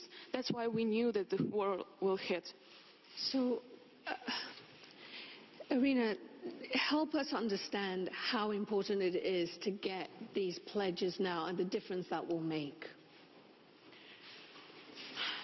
You know that I'm a climate justice and political activist for 3 years, and I started my way when I was 13 years old, because I saw this world is literally burning, and we are all okay with it. We are all ignoring it. We are all doing or just ignoring or doing some fake actions, and we're not doing we're not trying to uproot this system. We're only trying to solve the consequences, and we're here now also about it. Well, Irina, we thank you for capturing the passion and just summing it up as as this war impacts you and your loved ones and so many there in Ukraine. President von der Leyen, to turn to you, Europe has come together in an unprecedented way to support those coming from Ukraine to the bloc. You've activated the protection mechanism and offered direct support to Ukraine itself. Can you tell us a little bit more about those efforts to date, as you stand in solidarity with Ukraine? Yes, indeed. I mean, there are 4 million people that fled Ukraine right now in the European Union, and there are 6.5 million people within Ukraine who fled the war, and they need help. They need help. They need urgently help. Here in the European Union, it means that we've immediately triggered the protection for them that gives them citizens' rights. So from day one on, access to schools, to housing, to health care, and of course to the labor market. But of course they need much, much more. They need support. The member states are doing an outstanding job. It's phenomenal. The NGOs are working on the ground. The communities, the local communities are outstanding in receiving the refugees. But as I said, more is needed, and any pledge will help a refugee here in the European Union, but also, and this is so important, any pledge will help a person that is internally displaced, so lost their home because of the bombing and shelling of Putin's army within Ukraine. Yesterday when I spoke with President Zelensky, he urged me again to, first of all, ask for pledges for Ukraine refugees in Ukraine, but also to be very clear for those who had to flee Ukraine, that they are welcome here. It's wonderful to have them here, and we want to give them shelter and support and help as much as possible. But President Zelensky was also hoping that pretty soon you might be able to come back and help rebuild the country. What I want to say is that Europe stands by your side, and I know Justin Trudeau, I've spoken with him many times about it. Justin Trudeau, fully determined also with Canada. We stand by your side, be it now in the times of war, be it with the refugees, but most importantly, after this war has been won by Ukraine, for the time for reconstruction and rebuilding the country. So our motto is really Slava Ukraine. Thank you, Madam President. Prime Minister Trudeau, turning to you now, this crisis has once again shone a light on the unimaginable circumstances that women and girls find themselves in times of conflict. And this conflict is really again reminding us of the unique challenges that women and girls face in these moments: separation from their families, gender-based violence as a weapon of war. All of these things come into play. So let me ask you this. In your view, what interventions do we need right now to deal with this issue? in the context of Ukraine, but more broadly, how do we tackle this issue of gender equities? Thank you so much. I mean, first and foremost, one of the things we've seen in so many different contexts over the past years, whether it's the climate crisis that I thank Irina for bringing up, whether it's the COVID crisis, or whether it's Vladimir Putin's illegal war in Ukraine, women and girls and the vulnerable get hit disproportionately hard, but are also a disproportionate level of the solution we need to bring forward. We need to make sure that looking at the horrors that are coming out of Bucha, the use not just of violence against civilians, but of sexual violence specifically against women as a way of trying to crush the Ukrainian spirit, the Ukrainian identity. We need to stand incredibly strong to make sure we're protecting women and girls in this. That's why Canada, not just in regards to Ukraine, but all around the world, has a feminist international assistance policy that recognizes that protecting women and girls is one of the best ways to support not just getting through a crisis, but also rebuild afterwards. That's where we need to lean in on preparing for the future. And just to highlight, Ursula has spoken so strongly, and we've seen Andrzej Duda and others talk about how welcoming and how important it is for Europeans to be standing up and supporting the millions of refugees in Europe. But I've spoken with leaders from around the world who recognize that this crisis is having impacts around the world, either directly on humanitarian sides, but also in standing up for the rules-based order, the principles, the UN Charter, sovereignty of countries. This is a time for all of us to be standing together and doing the right things, and that is why I'm so glad to be representing the world as we co-convene this conference with Ursula. Mr. Prime Minister, thank you. Thank you for that important context there. Hugh, following on from what Prime Minister Trudeau was just saying about gender inequity, we've also seen in this conflict in Ukraine racial inequity come to the fore. In the early days of this crisis, as millions fled, thousands of international students also left Ukraine. Among them were thousands of Africans and Indians who were in Ukraine studying. And we all read and saw the images of the struggles that they face as they try to get out of that besieged country. What are your thoughts on what needs to be done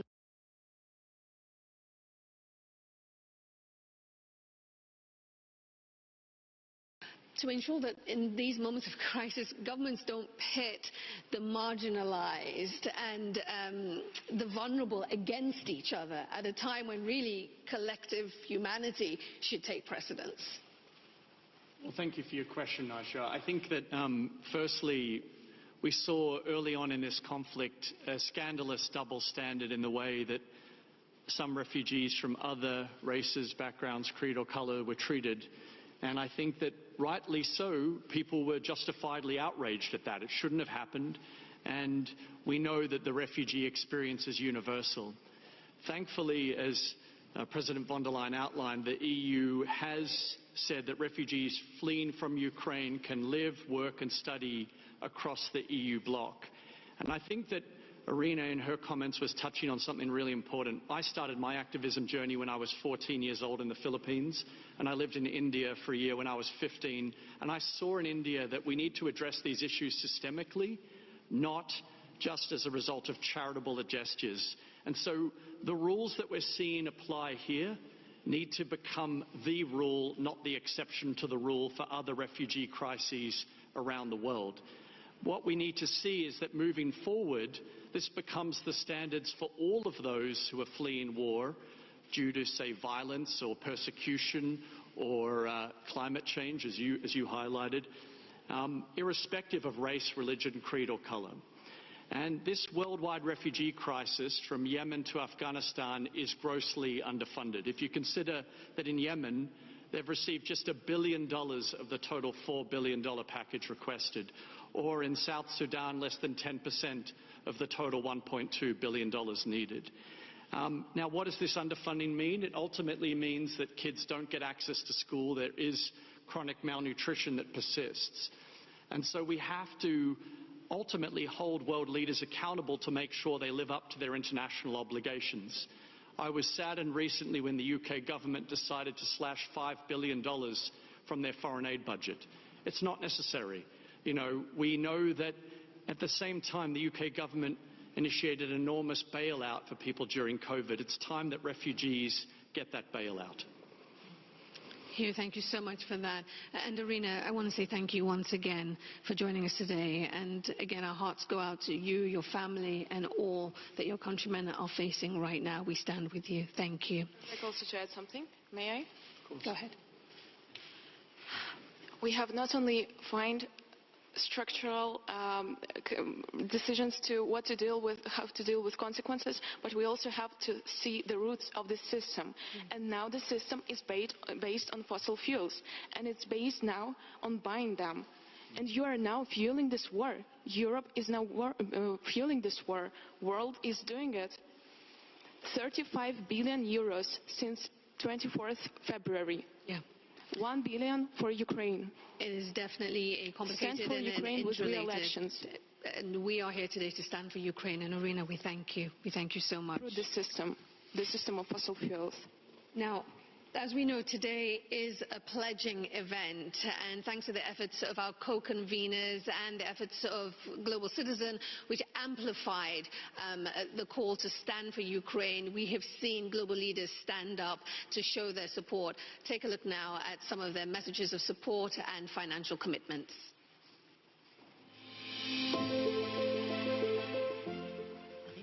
As impossible as it might seem, war has returned to Europe. We witness terror, death and destruction. We hear and see increasing reports of unspeakable war crimes against civilians. 4 million people are fleeing while they can in speed unknown in previous crises. We need the world to stand united to stop the war and help Ukraine face a terrible humanitarian emergency. I am very proud that the European Union responded to the Russian aggression quickly and united. Today we are pledging an additional almost 1 million euros through the International Committee of the Red Cross and World Food Programme, and also as an in-kind assistance for Ukrainian refugees in Moldova, Slovakia and Poland. We stand in solidarity with Ukraine. Luxembourg stands up for Ukraine too. My government is fully committed to helping those fleeing the horrors of the war in Ukraine, be they in or outside of Ukraine. So far, we have been able to help over 4,000 people that have fled the war in Ukraine to find temporary and safe home in Luxembourg. As Belgian government, we have decided to budget 800 million euro to be able to support Ukraine and Ukrainian refugees, going from temporary shelter in Belgium to humanitarian aid in Ukraine and its neighboring countries. At this very moment, Belgian trucks are on the road to Ukraine with medical assistance and food. We will continue our efforts as long as needed. Belgium will not leave anyone behind. These are times for solidarity, courage and kindness. We all hope for peace, but until then, we stand up for Ukraine. Rozhodli jsme se nyní uvolnit další pomoc ve výši 200 milionů eur. Bude mířit k lidem, kteří museli kvůli válce opustit svůj domov. Budeme nadále pomáhat také přímo na Ukrajině. You have our full solidarity. Therefore, Germany has pledged an additional 425 million euro in humanitarian and development assistance for Ukraine and its neighbors, plus 70 million euro for medical supplies through the European Civil Protection Mechanism. Germany stands with Ukraine and side by side with all of you. Croatia pledges another 100 million euros in assisting Ukrainian refugees that we shall be receiving in our country. In these dire times for the Ukrainian people, we will continue our support, our solidarity and our help in these moments when we are standing by Ukraine and the Ukrainians. По многобройни начини нацията ни изказа своята съпричастност към народа на Украйна. Бяха организирани редица концерти, изложби, мирни шествия и демонстрации. Ето защо имаме пълната увереност, че сме готови да посрещнем и да се погрижим за още хора в беда. The international community and the EU, including Malta, have welcomed refugees fleeing from Ukraine with open arms and supported the basic needs of those suffering from the consequences of war. But we know that much more can be done. Sweden will support Ukrainian refugees arrived in Sweden with 300 million euros. I am glad and proud to be part of the campaign Stand Up for Ukraine. Slava Ukraini. Today, we commit to providing an additional 1 billion euros in loans to our member states to support the longer-term needs of refugees and their host communities. We are proud to be part of the Stand Up for Ukraine campaign and join forces with others to stand up against this war and to contribute for peace in Europe. We stand ready to do more, in solidarity with our Ukrainian friends, whose invincible courage in adversity inspires us all. As millions of Ukrainians flee their homes, seeking safety, we cannot be paralyzed by horror. We must live up to the exemplary bravery and resilience of the Ukrainian people. Our plan is to make available by end of 2023 an additional 4 billion euro of financing. We will work on this together with trusted partners and friends in Poland and other EU member states to cushion the impact of this unprecedented humanitarian crisis. I thank the organizers of the Stand Up for Ukraine campaign. Iceland is ready to do more, and the people of Iceland stand with the people of Ukraine.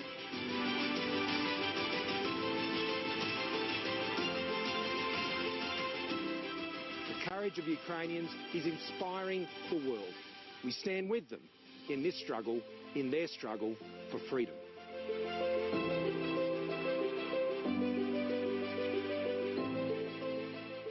This is why we join the efforts for peace and also for humanitarian aid, because we have to support the victims of this absurd war. And I repeat, do everything so that immediately the people stop suffering. A fraternal hug from Mexico. To all those fleeing the violence, you are not alone. Around the world, we feel a strong sense of responsibility to help. The United States remains committed to doing our part.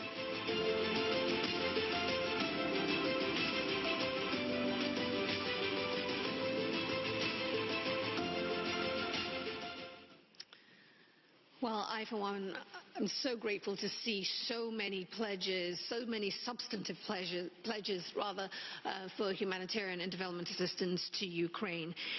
It is now my great pleasure to introduce to you Fran Katsoudas, who's with us here in Warsaw, and joining us shortly via satellite from the US will be Carl-Henrik Svanberg. Fran is co-chair of Global Citizens Board of Directors, and she's also Chief People, Policy and Purpose Officer for Cisco. I got it. Okay, PPP. And Carl, when he joins us, I'll do a quick intro. He's representing the European private sector community, so he will join us shortly. And he also heads up the Roundtable for Industry in Europe, and he's the chairman of Volvo. We're working to bring him into the conversation. A warm welcome to you, Fran. President von der Leyen, to turn to you once more. We know that conflict is one of the greatest threats to education, and according to UNICEF, more than 350,000 children in Ukraine have already lost access to education. So, Madam President, my question to you is this: how do we ensure that this doesn't become the last issue that gets funded, and that we don't end up with a generation of displaced youth with a lost education and compromised health? Yes. Indeed, this is one of the most pressing questions because many of the refugees are young children and they need immediately access to schools. And of course children need other children, so be with their peer groups. And therefore the pledging here is also part of supporting the member states who have refugees and children. I was traveling to Kyiv with the Slovak Prime Minister and he told me that in the last 4 weeks they got 700 children that need immediately access to kindergarten, for example. So it's just also you need teachers, you need classrooms, very practical thing, very down to earth. And therefore it is so necessary that we support them in that. But also health issues. The normal access to health care is important, but we have, for example, many that come that are not vaccinated, not only against COVID, but also the basic vaccinations that you get normally in your childhood. So this has to be done. Or there are many that come that have other diseases that normally are not so present in the population. So the access to healthcare is eminent, extremely important. All these are topics where the member states are really doing a great job and doing the utmost to accommodate, but the more support they get, the better. And then there is a last point. I just wanted to refer to Arina's last comment. Arina, you're so right. Arina wanted to tell us, rightly so, that of course we are now speaking about the refugees. But we also have to be very clear towards Putin that this cannot be this aggression. And therefore we are imposing heavy sanctions on Putin and his war machine to really dry out that. Economic sanctions, financial sanctions. And Arina is right. What we have to do is get rid of the fossil fuel dependency from Russia. This is for us so important. So we got out of coal, we are looking into oil, and Arina, what we have to do is not only diversify away from the Russian fossil fuel, but massive investment in renewables. This is not only good for a strategic investment in independence, but it is of course also good for our climate and for our planet. So many tasks to look at, and I just wanted to support you on that point, Arina. It is a very important one. Well, you can be sure the young will lead the way.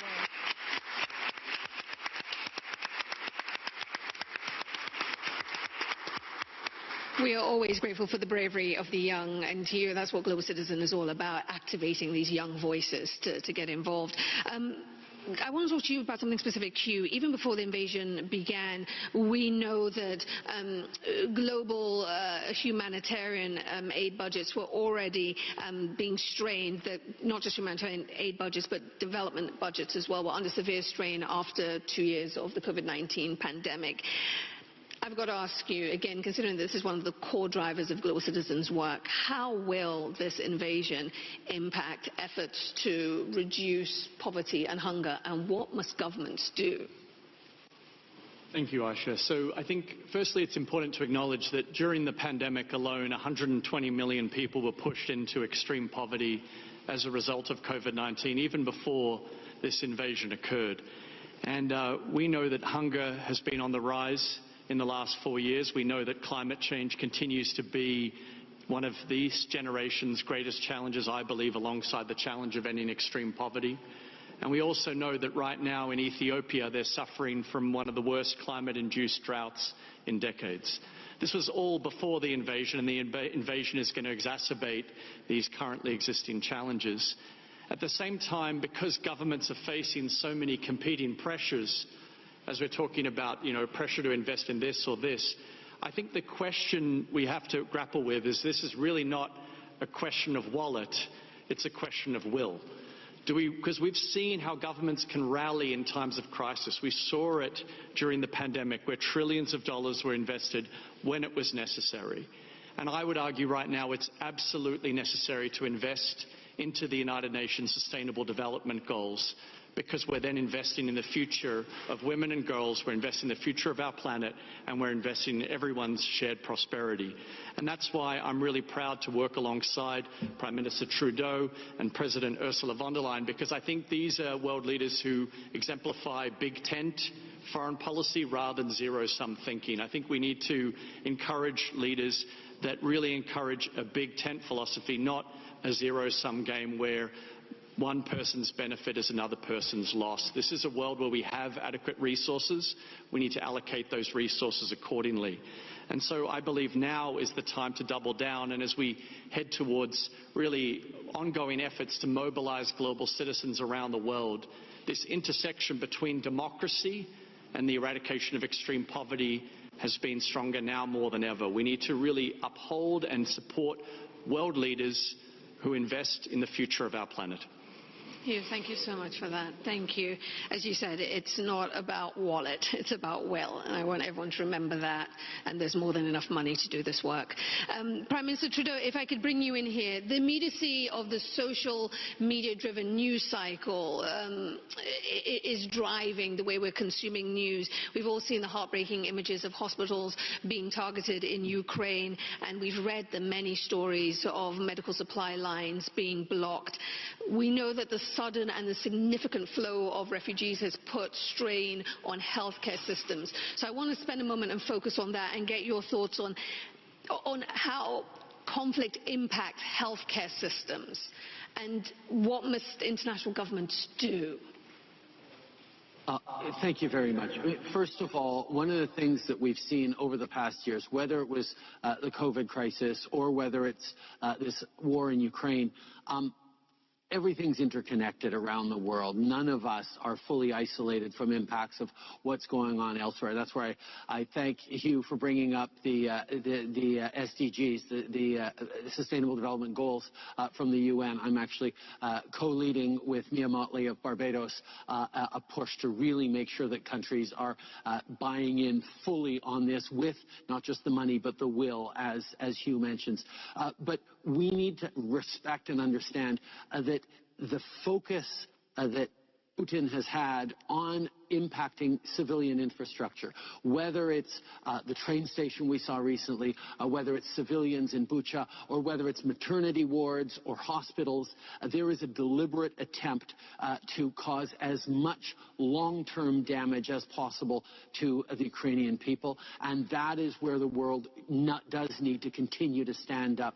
Obviously, we need to be there to help heal the war wounds right now, but we also know there will be young people, as Ursula talked about, impacted for decades by the violence, by the horrors of war. We need to make sure we're there to build resilience, there to deal with the mental health consequences as well, of the trauma, of the loss, of the grief, of the fear that has been brought in, that stability that the world has started to take for granted in many places is now highlighted that it's not automatic. And we need to continue to be there for each other, even as we stand up for each other and stand for Ukraine.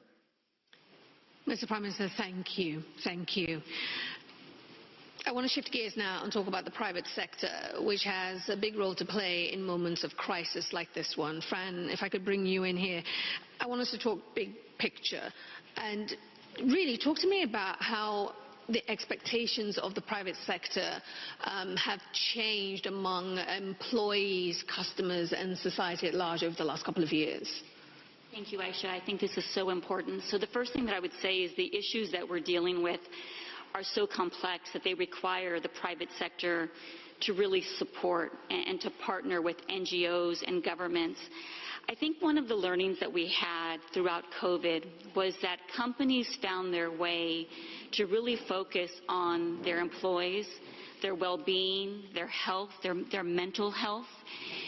And this was a really important step for us. And I think the big question now for companies is that same focus and accountability that we have to our people, can we get there where we feel that accountability to communities around the world? And I think the most amazing thing is that for many companies, the answer is yes. And you see them showing up and supporting, and we see that here in Poland and Ukraine, which is beautiful. But there's a call to action for all of us to learn what it means to be a corporate citizen. And when we are a corporate citizen, I think what that means is that we're focused on the digital divide. We're focused on issues like education and how we can play a role, and especially now having 4 million displaced people that really need our help. We have to focus on social justice and equality for all. We have to focus on the environment. We have to focus on the systems, how we build to a regenerative planet. And I think that's really the opportunity. And for those in the private sector that have stepped up, and there's so many, I think we want to say a huge thank you to you. And we need to acknowledge that there's so much work to be done, and that together from a corporation perspective, we stand for Ukraine. Thank you for that, Thank you. And I'm pleased to say we have Carl-Henrik with us, joining us from the U.S. Thank you so much for being with us. Can you give us your sense of how the European private sector is stepping up in this moment?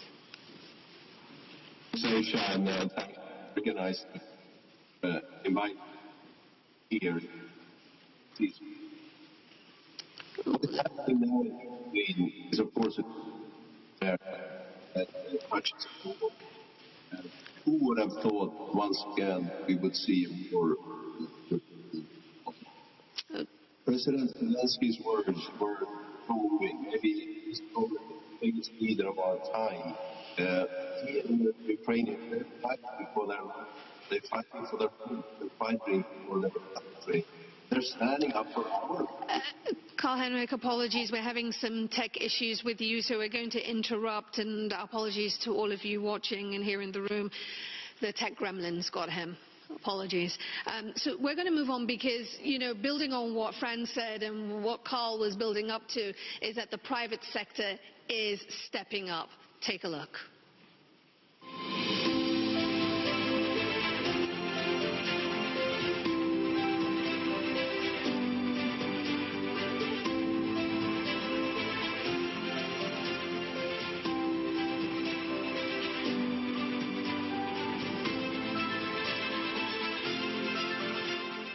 Google.org and Google employees have so far provided more than $35 million in cash and in-kind donations for humanitarian relief and refugee support. We're also providing the International Rescue Committee with grants and a team of 11 Google engineers working full-time, pro bono, to provide vital information for refugees like accommodation, documentation, and more. The tool is already available at unitedforukraine.org, and there's more to come. We deeply appreciate your partnership and your leadership in this epic work.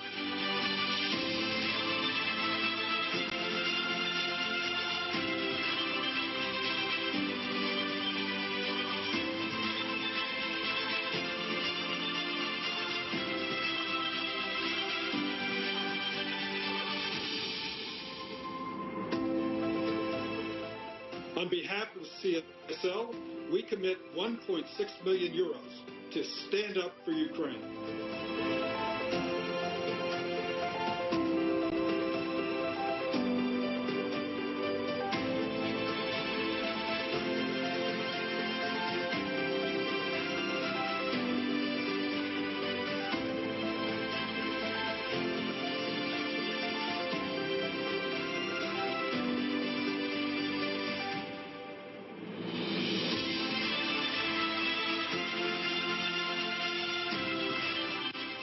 Sanofi is proud of its response to the urgent need for vaccines.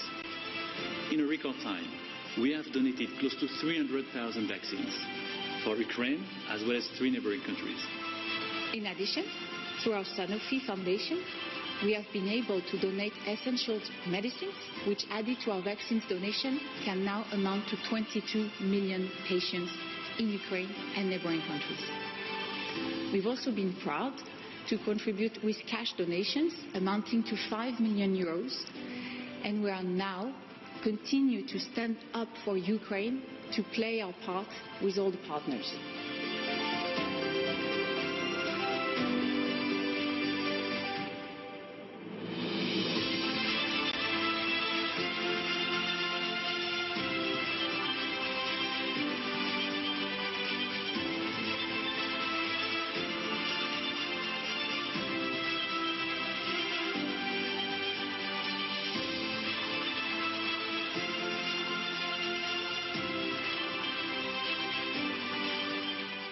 We are sending electrical equipment to Ukraine in collaboration with the European Union, and our employees have donated tons of humanitarian supplies, and we have 7 homes available for those who come to Spain. And I can announce today a further donation of €1 million to international organizations. Iberdrola is and will remain committed to help. As you see, there are a whole host of private sector companies stepping up, Coca-Cola, Verizon, Delta, all making significant pledges. Thanks to them, and also to Fran and Carl-Henrik for sharing their perspective. Thank you. All right, shifting gears once more. About a month before the invasion started, Victoria Romanska, who's joining the conversation now, started an open source startup. But like so many other people, the conflict quickly put a stop to her efforts. So Victoria and her team shifted gears and decided to focus on creating one of the first refugee centers here in Warsaw. And today they have 5 locations that are operating here in Warsaw and in nearby Radom, if I'm right. We actually had a chance to visit one of the locations earlier this morning, and they are doing truly incredible work. More than €500,000 have been raised for refugees thanks to the effort of Team Ukraine Love. Victoria, thank you for the work you do. Thank you for being here with us.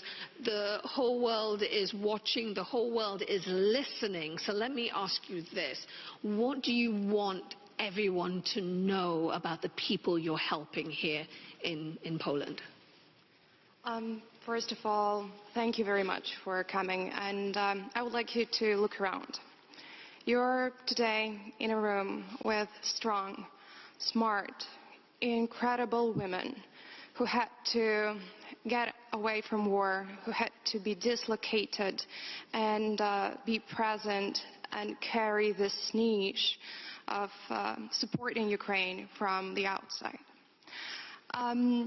Over here, besides the refugee houses, besides the enormous more than 400 tons of humanitarian aid which was supported and sent to Ukraine, we are actually supporting as many refugee houses as is possible. We have already started making the schools for Ukrainian children and Polish one in order to bring the equality, as there is no difference between the children. They are all ours. You know, it is very important to highlight that, guys, we are union. And of course, with every single bombing, they are taking away the leftovers of our Soviet past. And with every single child being educated on the territory of European Union, we're becoming more united. And all of those children will come back, will build stronger, better Ukraine on those ruins of our past. You know, I do believe that pledging summit is very important, since amount of work which we are currently doing it's so little. I'm coming every single day, I'm speaking to those women, and I know that there is a lot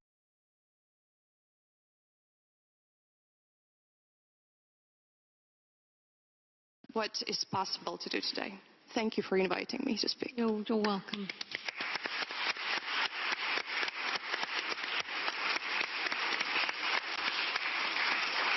Thank you so much for that, Victoria. President von der Leyen, to turn to you now. Many across the globe are becoming increasingly aware of the wider impacts of this conflict on the global food supply. In fact, there are estimates of up to 500 million people potentially facing food insecurity as a result.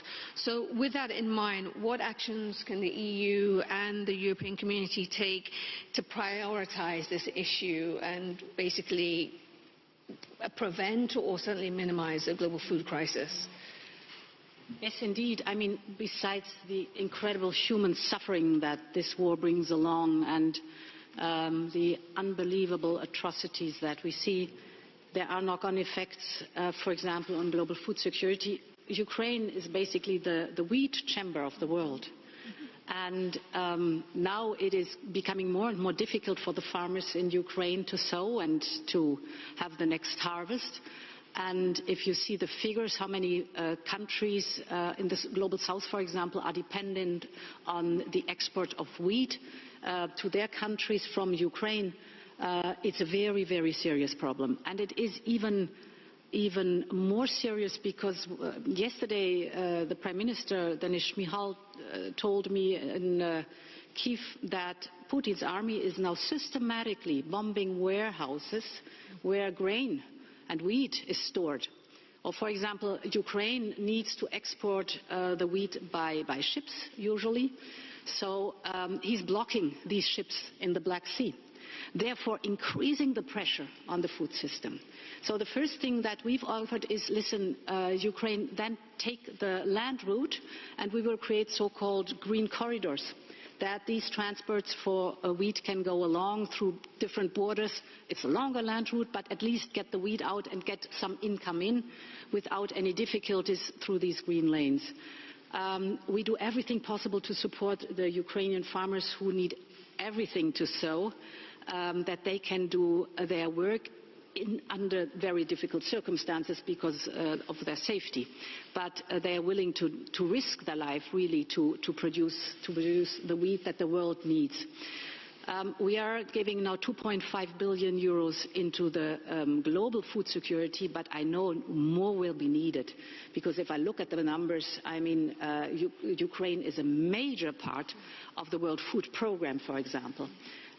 So this is one of the ugly knock-on effects of this horrible war, and one more reason to do everything to end this war. Madam President, thank you. It's such an important point she's making. I was listening to the BBC and they were saying the conflict in Ukraine is impacting Egypt because they depend on bread and they're not able to get the wheat, and so prices are going up. So these are the ripple effects. They go right across the world, and that's why we all need to stand for Ukraine and take this seriously. Prime Minister Trudeau, to double down on what Madam President was just saying, the World Food Programme had already warned that 2022 would bring catastrophic hunger, and that I'm also learning, and this I didn't know, that Russia and Ukraine account for 12% of all food calories. So to have these countries now mired in conflict and their importance to the global food supply chain, what do countries need to do? What does the international community need to do to bolster hunger relief efforts, particularly to vulnerable regions? Thank you. First of all, this just emphasizes once again what a terrible, horrific mistake Vladimir Putin made in choosing to launch this war. Because not only is it causing horrific impacts on Ukraine, on Europe, but as you say, it's affecting the world. In my conversations in terms of pulling people together for this pledging conference, but also just gathering support for Ukraine through the UN and elsewhere, my conversations with leaders in South America, in Africa, in Asia, across the global south, there is a deep, deep concern that the energy insecurity and specifically the food insecurity that is being compounded, that, as you say, was already there for this year but is going to get so much worse, requires us all to stand up and work together, supporting organizations like UNICEF and particularly the World Food Programme that is heavily dependent on wheat from Ukraine, to try and replace that. And countries like Canada that can continue to grow and grow more will need to do that to compensate. But it's going to be a very, very difficult year. And I think that it underlines how important it is that, yes, we act to support people now in concert, in working together, but also that we understand that global instability, that attacks like this on the sovereignty of another country, conflicts wherever they happen around the world, have an impact that goes far beyond just the people and the civilians in the line of battle. It goes to our entire global system, where we have to stop allowing conflicts and wars to undermine the progress, the support, and the advances we're seeing across the global south and around the world in creating more resilient opportunities for everyone. This is a big step back in the march towards a fairer world for everyone. That's why the world is coming together, not just in this conference, but in support for Ukraine and standing against Russia's terrible, terrible decision. Ms. Prime Minister, thank you. Hugh, turning to you. Since this invasion began, global citizens' message to world leaders has been pretty clear. Immediately support an emergency food response in Ukraine, assist all refugees that are facing food insecurity, and ensure global food stability. So can you speak a little more about the specific actions that policymakers need to be taking in the coming weeks on these, because there's not just one, on these interrelated issues? Absolutely, and I think that you've done a really good job at already summating the challenge ahead of us. So I want to focus, if I can, just for a few seconds on 3 practical solutions. I think the first solution, and Prime Minister Trudeau alluded to this, is that the World Food Programme have an urgent $590 million appeal right now to support the 3.1 million internally displaced people, those affected in Ukraine, who are currently facing food insecurity. So that's the first objective that we all need to rally around. The second thing that we can do is we need to open up food stocks to ensure global food supply consistency and predictability. And this is particularly a message for the United States and China to consider releasing grain stocks to support humanitarian efforts if necessary, because it's the only way we can create the sort of predictability that's necessary to make sure that markets do not fluctuate, because ultimately it's the poor that pay the highest price. And currently, we've seen already a 12% increase in global food prices already. And the third thing we need to do right now is we need to prevent 500 million people from facing food insecurity, particularly across sub-Saharan Africa, by supporting smallhold agricultural farmers to have the inputs they need ahead of the upcoming planting season. Those 3 policy prescriptions, I believe, will have a significant impact on ultimately ensuring that we can keep this issue under control, while ultimately there is an opportunity for peace to prevail and the war to end. There's indeed much to be done, Hugh. Thank you. Let's hear more now from global leaders as they continue to pledge their support for Ukraine. Take a look.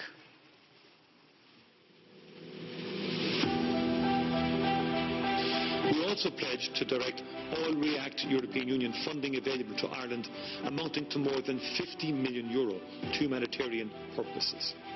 In addition, with our European Union partners, we will continue to treat Ukrainians as if they were European Union citizens. We must also look ahead. When the war is over, we should rebuild what was destroyed and make it better for the heroic people of Ukraine. We will not look the other way. In the last 2 weeks, the government has set aside new funds to help Ukrainian refugees meet their everyday expenses. This means food, medicines, school equipment. Overall, we've allocated roughly €500 million to support Ukrainians arriving in Italy and €110 million in financial assistance to the Ukrainian government. My country is ready to participate in the Ukraine Solidarity Fund and other future multilateral efforts to help Ukraine. Today, I call on every country of the free world and all their citizens to join forces. We must all act united to stop the war. We help in kind with truckloads of humanitarian goods and protective equipment. We host an ever-growing community of displaced Ukrainians. So far, 50,000, including particularly vulnerable groups such as orphans and patients with severe medical needs. But in the end, what the Ukrainian people desperately need and what they deserve is peace. I would like to assure our Ukrainian friends that everyone fleeing the war will continue to find a safe haven in Hungary. I would like to announce a fresh and symbolic financial commitment of €100,000 to support the humanitarian work undertaken in Ukraine and neighboring countries by the relevant agencies of the United Nations. Denmark will continue to do everything we can do to support the people of Ukraine and your fight for freedom and peace. I speak for all of Denmark when I say we stand by you and we believe in Ukraine. Slovakia commits 530 million euros to stand up for Ukraine. Slovakia stands in solidarity with Ukraine, and as a loyal neighbor, we want to help both refugees fleeing the war as well as the internally displaced persons in Ukraine. Those fleeing the war need a vision for their future. We pay special attention to the integration of the refugees. We provide Ukrainian children easy and quick access to schools and education. Like this, we help them integrate our society. These children get skills that they will need in Ukraine in the future when they will be rebuilding Ukraine. This week we made a national budget decision to further allocate.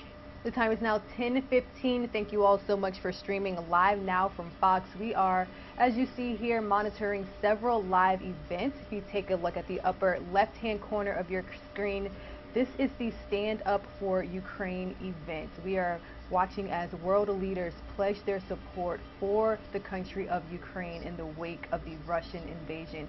We will revisit this a little bit later, but I also want to bring to your attention what's going on in the lower right-hand corner of your screen. We're taking a live now look from the International Space Station.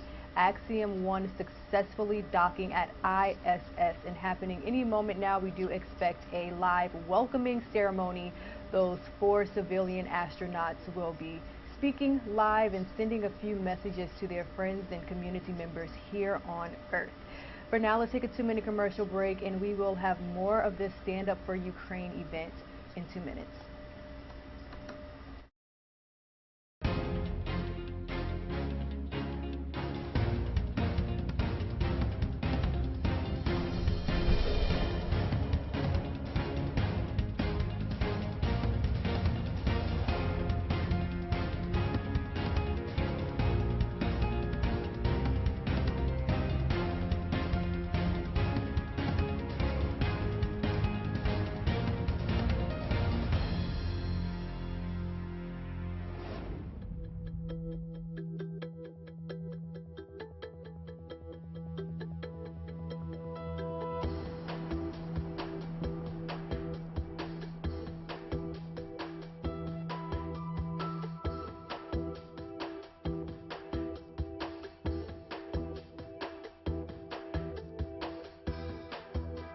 Humanitarian help for the refugees in Ukraine through the United Nations organization. And that is our King's strategy to take fast initial action to provide rescue support for the needy people of Ukraine, followed by field visit where we will conduct a live assessment of the situation and provide necessary development assistance and support.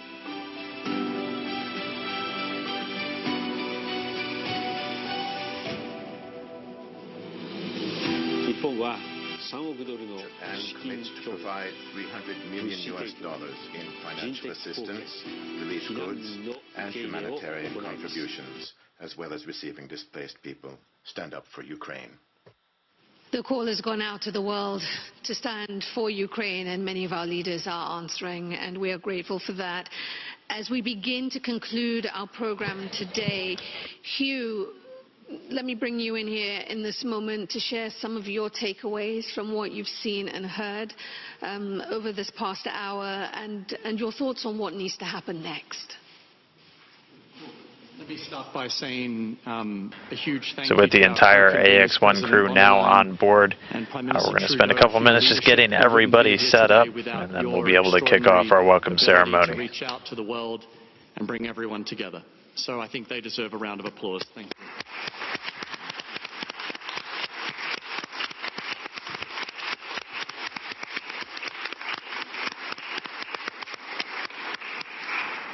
I'd also like to thank President Duda and the Polish people for their warm hospitality in hosting us, as well as also acknowledge President Zelensky for his inspiring words earlier.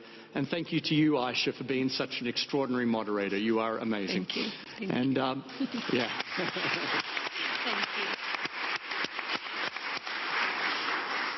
I'd like to leave us with just one clear takeaway, and that is that this is just the beginning of the process, not the end.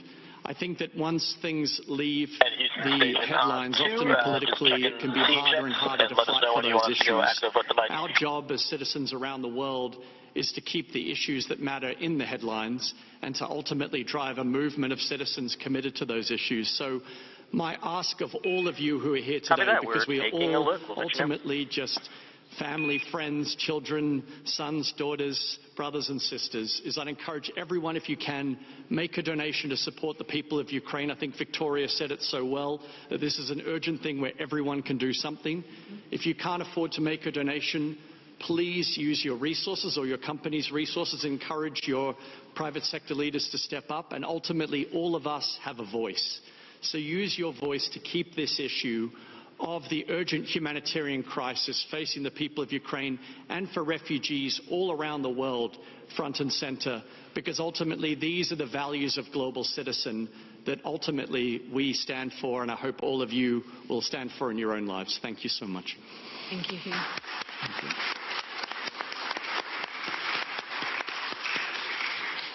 Prime Minister Trudeau, thank you again for your leadership, for the support of the Canadian people, and for being with us today from Ottawa.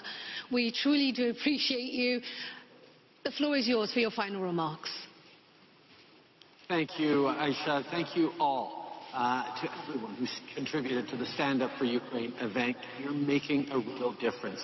Your efforts are saving lives. And of course, Canada will continue doing its part as well. Like the other countries making announcements, I can announce a new $100 million contribution, bringing our total humanitarian assistance to $245 million since the start of the year. We'll also provide over 345,000 essential relief items like blankets and mattresses to help those who need it the most.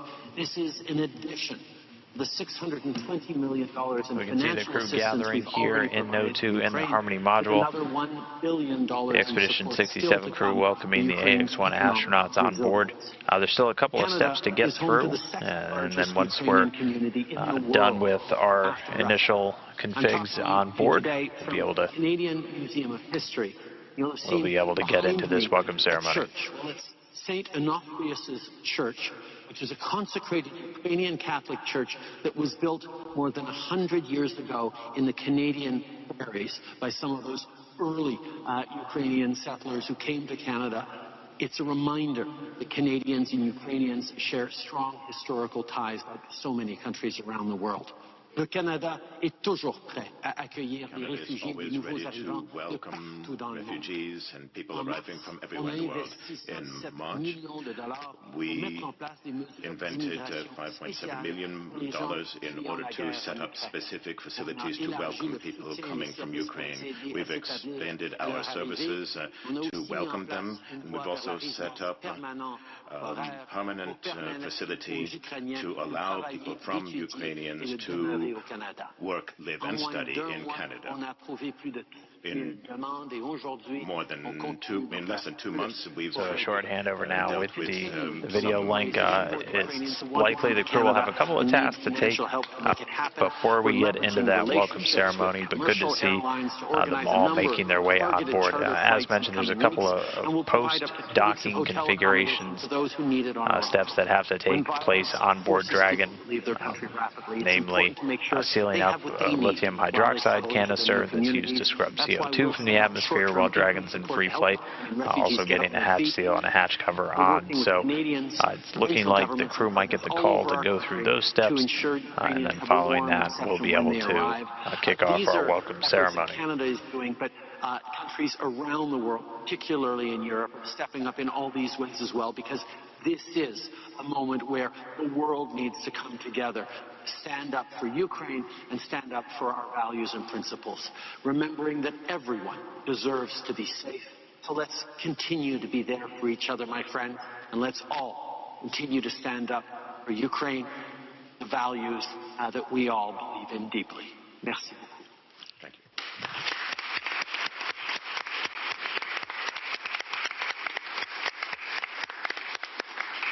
Merci, Mr. Prime Minister, and thank you again for the wide-ranging support you continue to provide to Ukraine.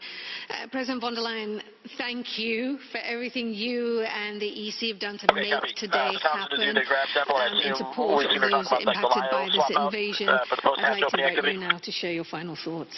Thank you so much, Aisha. Thank you very much for a splendid moderation. Thank you very much.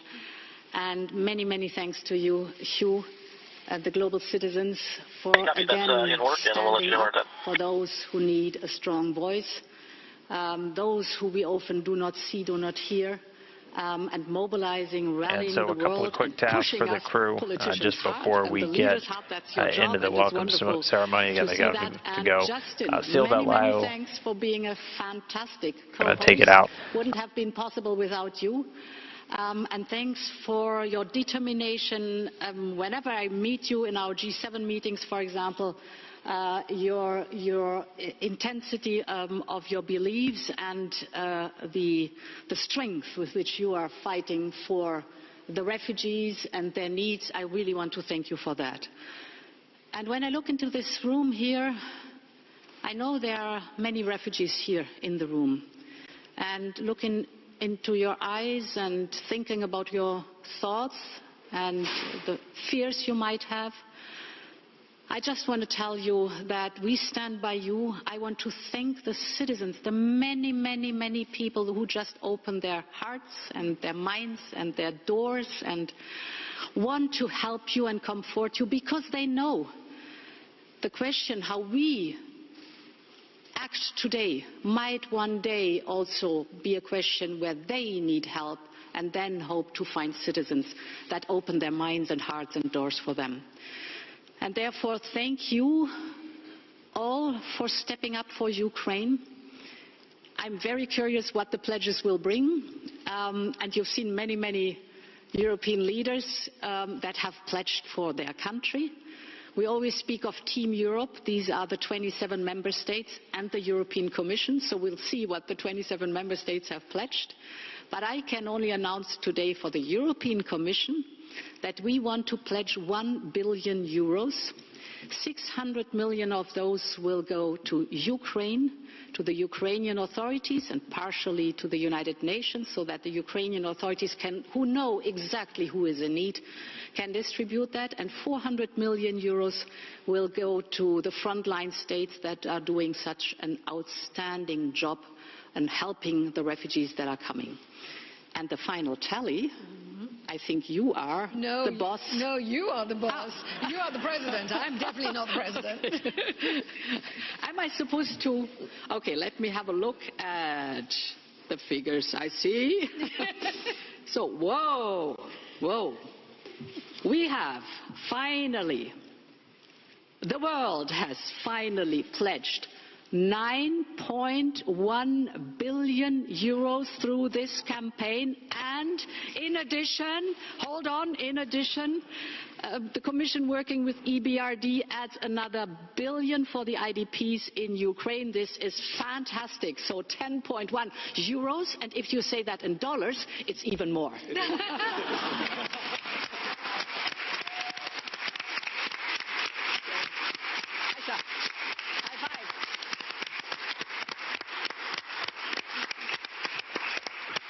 I just want to say that again, just so that you'll hear one more time. 10.1 billion euros. And I just think that deserves another round of applause, because that is tremendous. So we're all in the room.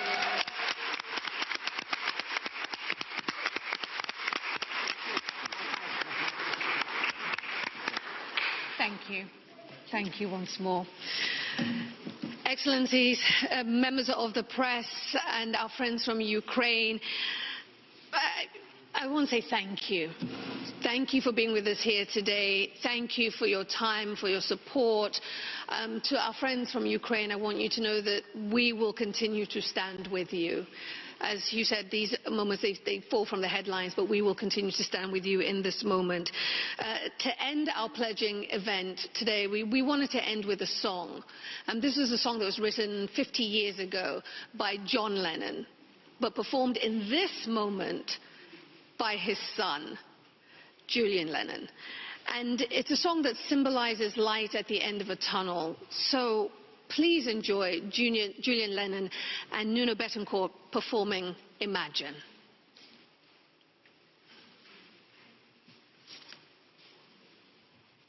1, 2, 3, 4.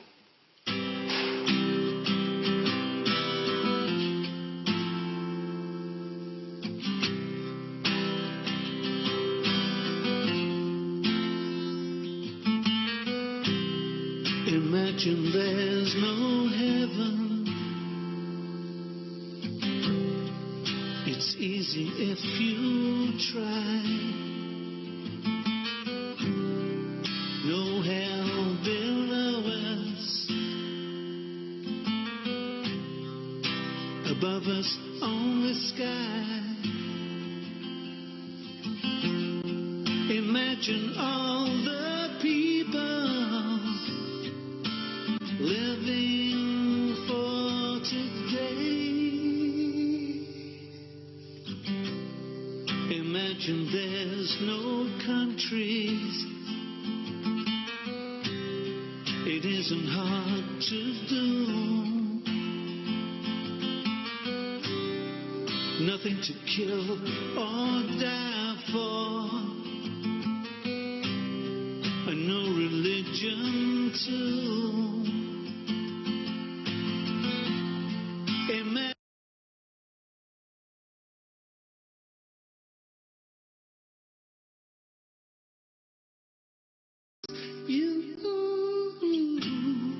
You may say I'm a dreamer, but I'm not the only one. I hope someday you'll join us, and the world will be as one. Imagine no possessions. I wonder if you can. No need for greed or hunger. A brotherhood of man. Imagine all the people sharing all the world. You may say I'm a dreamer, but I'm not the only one. I hope someday you'll join us, and the world will live as one.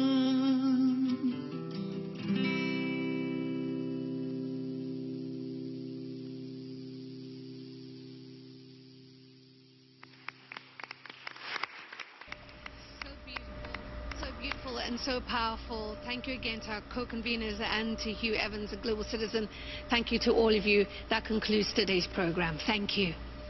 If you're just now joining us, welcome to Live Now from Fox. We are concluding that live event, Stand Up for Ukraine, where we witnessed world leaders from all over the globe pledge their support for Ukraine during this Russian invasion. However, I would like to bring your attention to another live event that we are paying very close attention to. History happening right before our eyes. The very first all-private space crew has officially arrived at the International Space Station.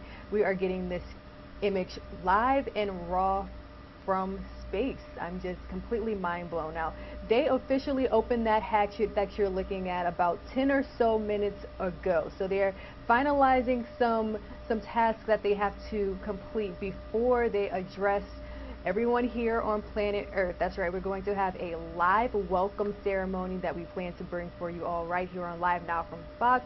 That's scheduled to take place any minute now. So don't go anywhere. Let's take a quick break and we'll be right back.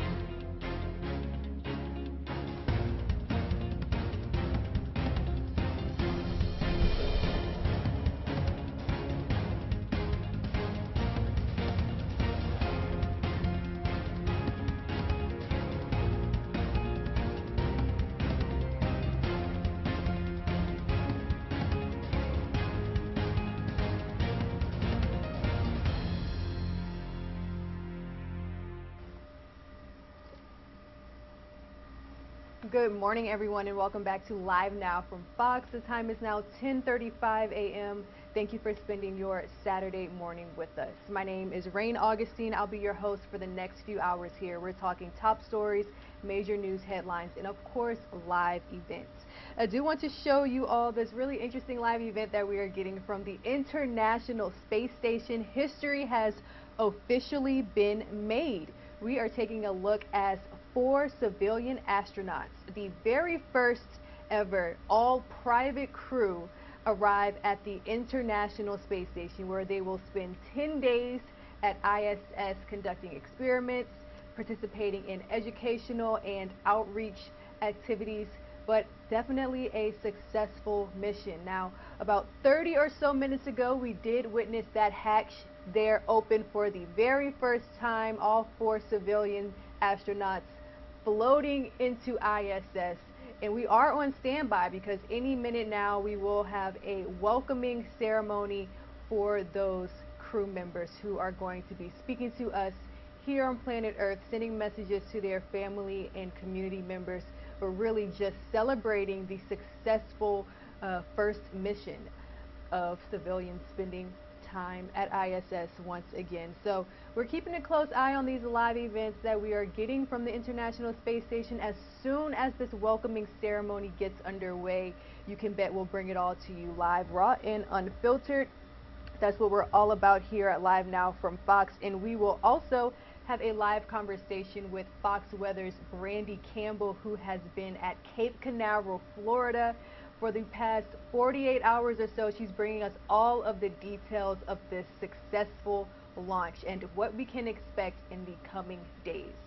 And if you're just now joining, again, welcome. My name is Rain Augustine. I'll be with you here for the next few hours before we pass things along to our Los Angeles-based host. Then Stephanie Weaver will carry your news coverage well into this afternoon. So we have a lot planned for this show.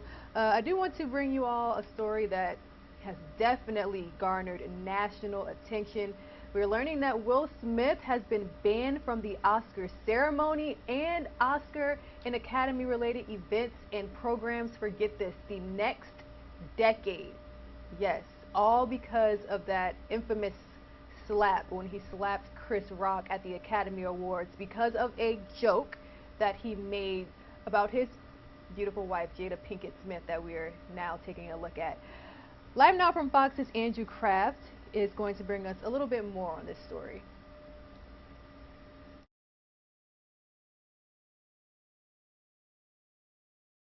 Of course, that is in reaction to the Board of Governors' disciplinary review about the slap that everyone saw. Millions of people saw it at the Oscars ceremony.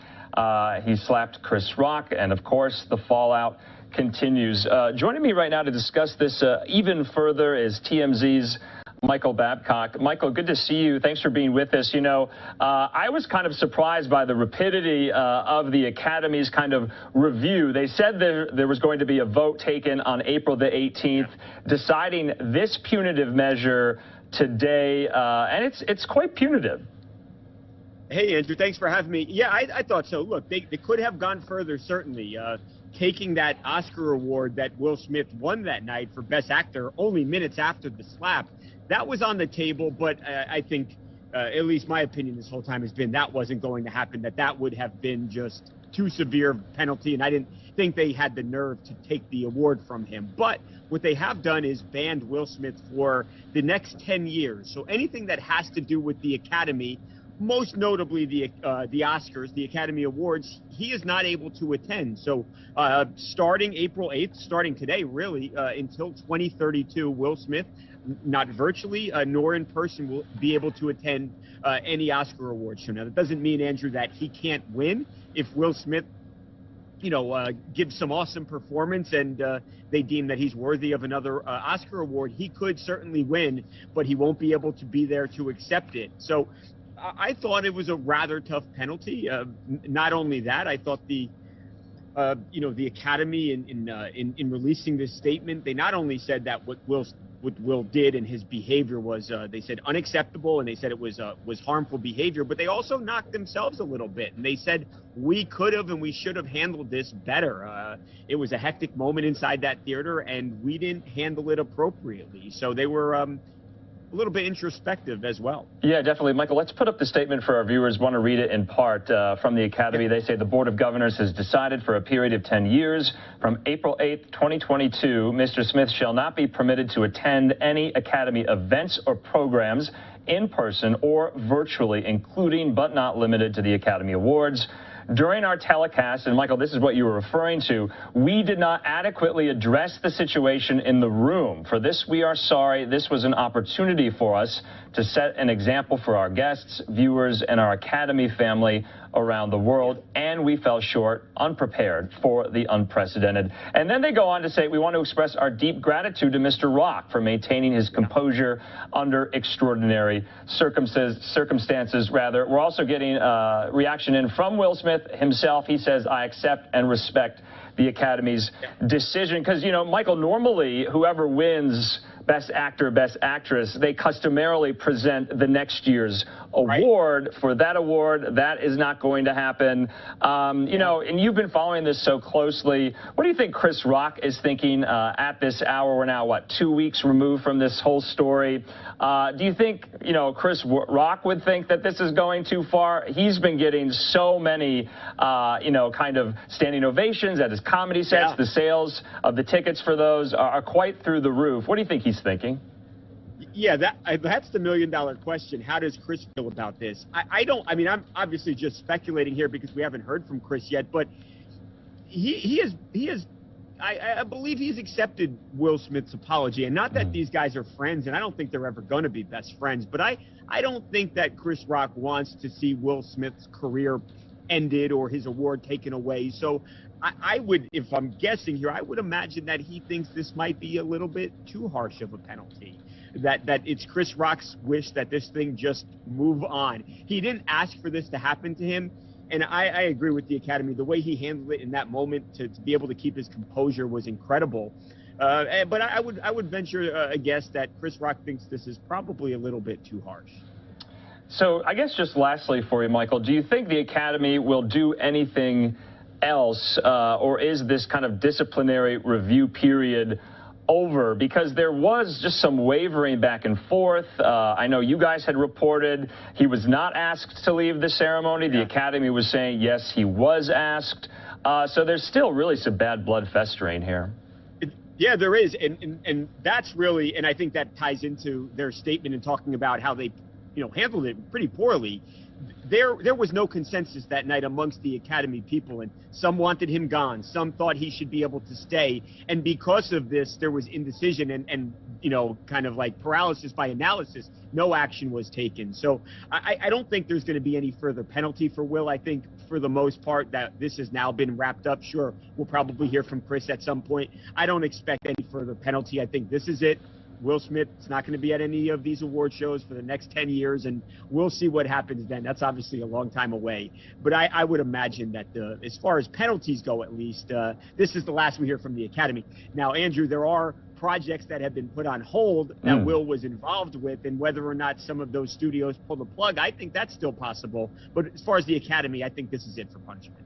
Yeah, that's, I guess, the last remaining angle that I'll be monitoring is, I guess, Will Smith's career viability going forward in Hollywood as well. It's fascinating, though. Yeah. You know, it's fascinating, Andrew, because he was perfect. He never a misstep out of Will Smith, and then it all fell apart in an instant. And you wonder what his reputation and what his career looks like going forward from this guy who was thought of that he was revered as this perfect role model in Hollywood, and not anymore. Yeah. It seems like, is he going to be a pariah forever, or will, I guess, a comeback come? I mean, Hollywood loves comebacks. So we'll be watching. Yeah, Hollywood and America loves those comebacks. That is so right. Michael Babcock from TMZ, we thank you so much. No problem. Thank you for having me. The actor, Will Smith, now will be banned from the Academy for the next 10 years. Of course, that is in reaction to the Board of Governors' disciplinary review. All right, breaking news there if you've been following that situation with Will Smith.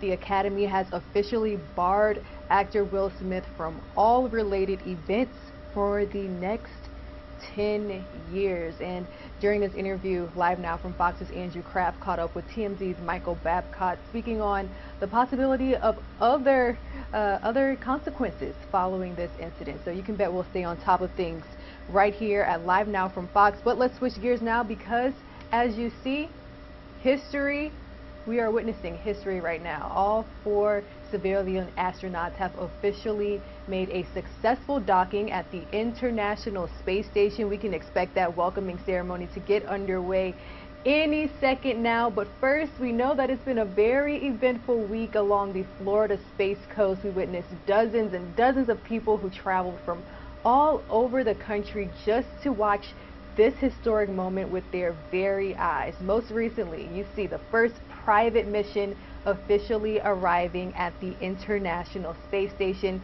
And our very own Fox Weather's Brandy Campbell, she's joining us now from Jetty Park in Port Canaveral to break it all down and bring us the latest updates. Good morning, Brandy. I know that you're excited. You got to witness this in the moment, just feet away from you as the astronauts went into space. So what is it like to finally see that it has been a successful mission?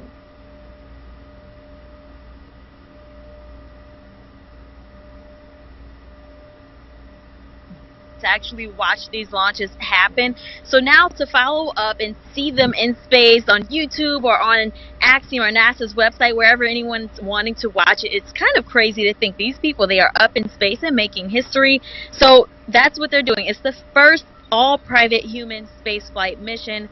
So if you are watching that live stream here on Fox Now, you would see that they've completed the hatching operation. So all 4 of the private astronauts have now entered the International Space Station after about a 20-hour ride. They did have one hiccup and had to correct some video issues that they had with trying to get video from the ISS onto the Dragon, or from the Dragon to the ISS, excuse me. So if you guys are taking a look at that live feed, you would see them inside. When they came in, they had big smiles on as they floated in, so that was a great thing to see. Next, they're going to have that welcoming ceremony, and then they'll get straight to orientation. They're going to get to work and go through some of their safety measures, give them a refresher of some things that they learned here on Earth. And just to remind you guys, this private crew, they trained for hundreds of hours to come to the ISS. So they have the experience that they need. And while they're up there, they're going to perform some research, and as well as experiments, some doing research on the human body, the effects up in space, some doing communication research, or even construction in zero gravity. So there'll be a lot going on while they are on the ISS for 8 days. Now, I spoke with Peggy Whitson. She is the director of human spaceflight for Axiom Space, and as well as an astronaut for them. She talked to me about the opportunities that this private mission could open up going forward. Everybody's, worried, how will we do? But of course, we've been training with some of the NASA astronauts, and so they've gotten to know us. This weekend, NASA also has more on their hands. Our ability to work together. I think okay, let me know what is our crews, one of their prime jobs is not only to have built their own crew of 4, but to integrate well with the ISS crew, and that will make them truly successful in that regard.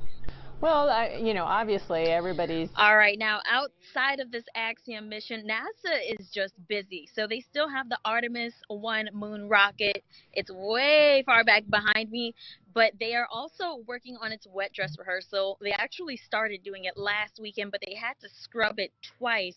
So they're going to restart that today, actually, and it'll happen over the weekend with their 2-hour testing period actually happening on Monday.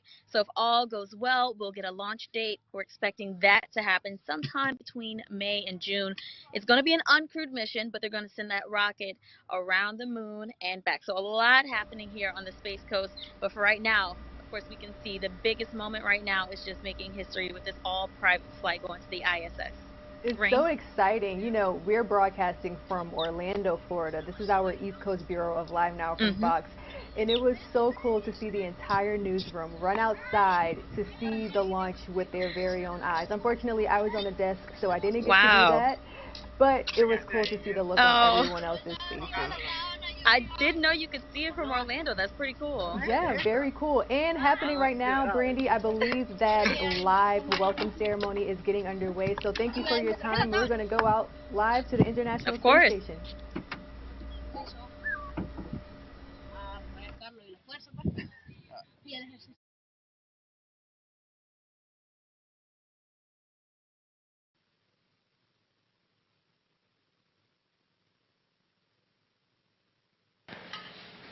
And just a short momentary handover. We'll get that communication back real quickly with the space station and then continue through our welcome.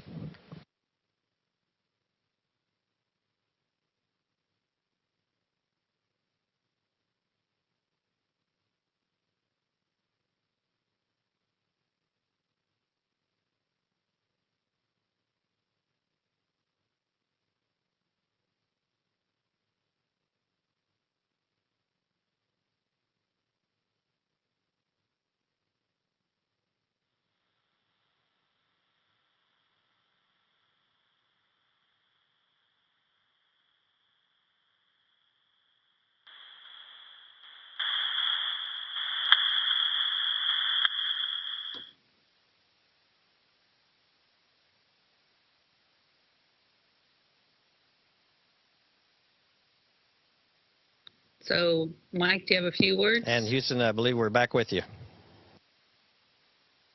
Hey, Tom, this is Seth. Can you guys hear us?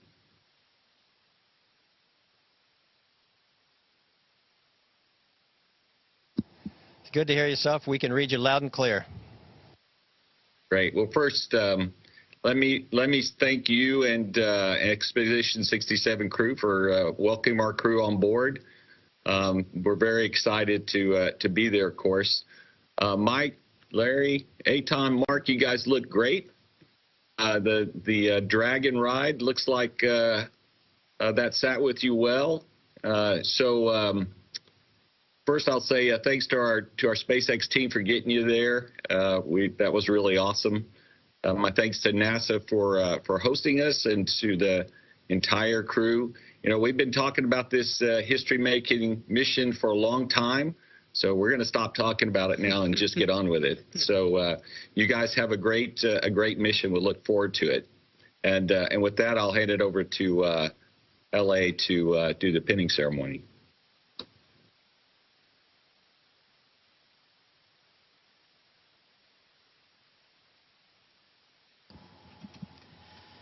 Hey, Mike and Kathy, thanks for greeting us on board. I got to tell you, it's quite an experience. I can't even begin to describe how fun it's been to be in Dragon for the last day and a half or so, watching these guys' faces light up. True story. You know, we had just reached orbit and getting out of our suits, and I was, busy at doing commander stuff, and one by one I could hear them say, "Expletive deleted," as soon as they looked out the window. Literally every single one of them. And I just smiled a little bit, and then when I got my turn to look at it, same expletive. It's just an amazing experience. Anyway, there's a tradition that when you cross a certain boundary, and that boundary is debatable, but in the United States it's 50 miles, you become an astronaut in altitude. And that happened to these three gentlemen for the first time yesterday. It was a pretty exciting moment. We were in the middle of first stage, but we noted it.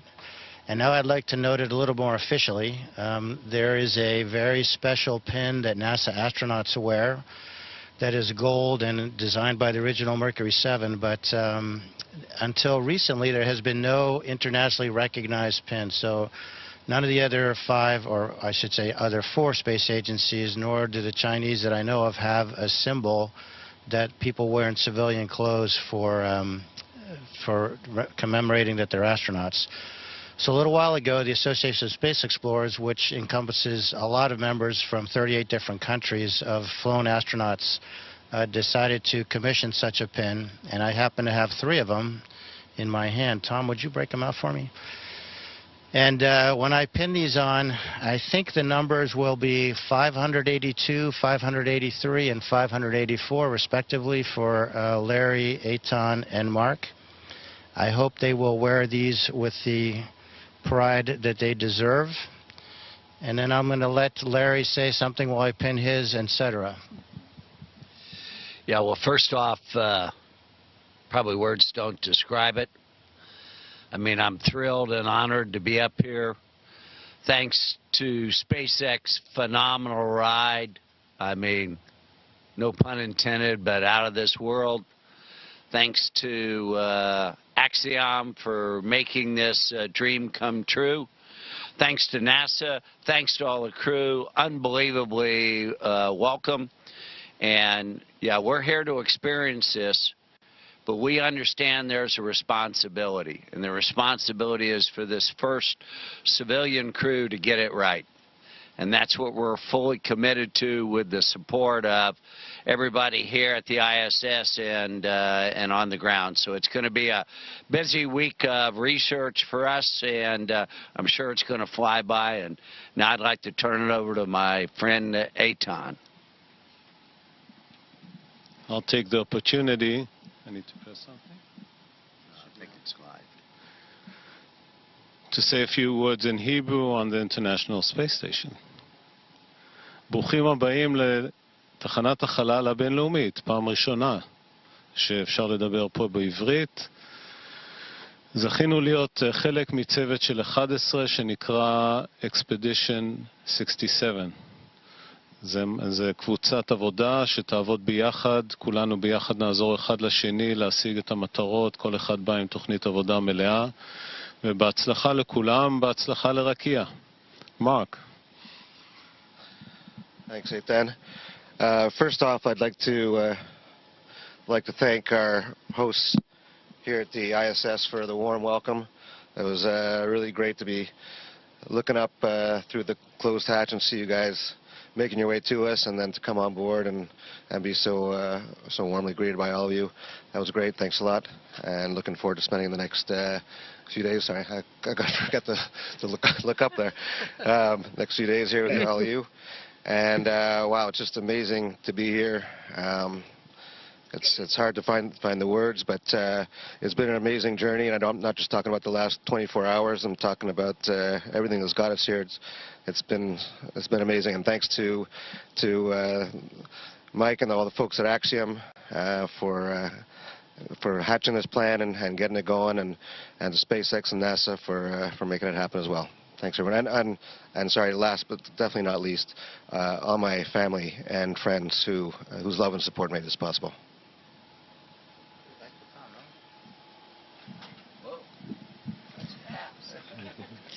And we just want to say the Expedition 67 crew, all of us are incredibly thrilled and excited to welcome Axiom on board. And on this historic day for continued, we expect long-term cooperation with NASA, with our international partners, and with private companies and private astronauts. So we're ready to go to work. Thank you. Godspeed, everybody. Thank you, guys. Have fun.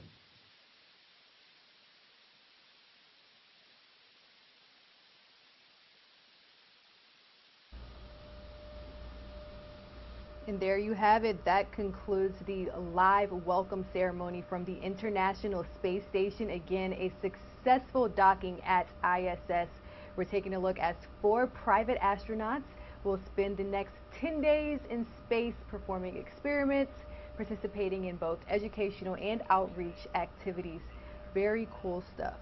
For now, let's take a 2-minute commercial break. The time is 10:59, almost at that 11 o'clock hour. We'll be right back.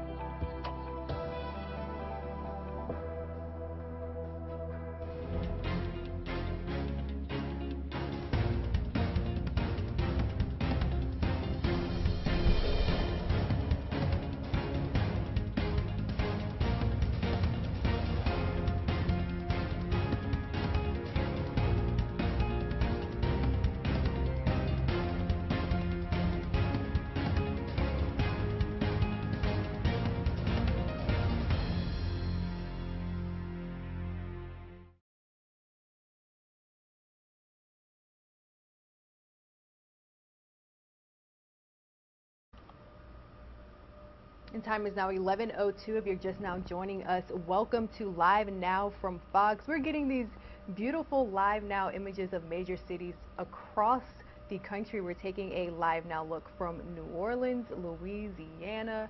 The time is 10:02 there in that city. Again, we bring you all top stories and major news headlines from across the country. But for now, let's revisit a story that we've been following from day one as Ukraine braces for yet another major offense in the eastern portion of the country. Here's the latest from Live Now from Fox's Andrew Kraft.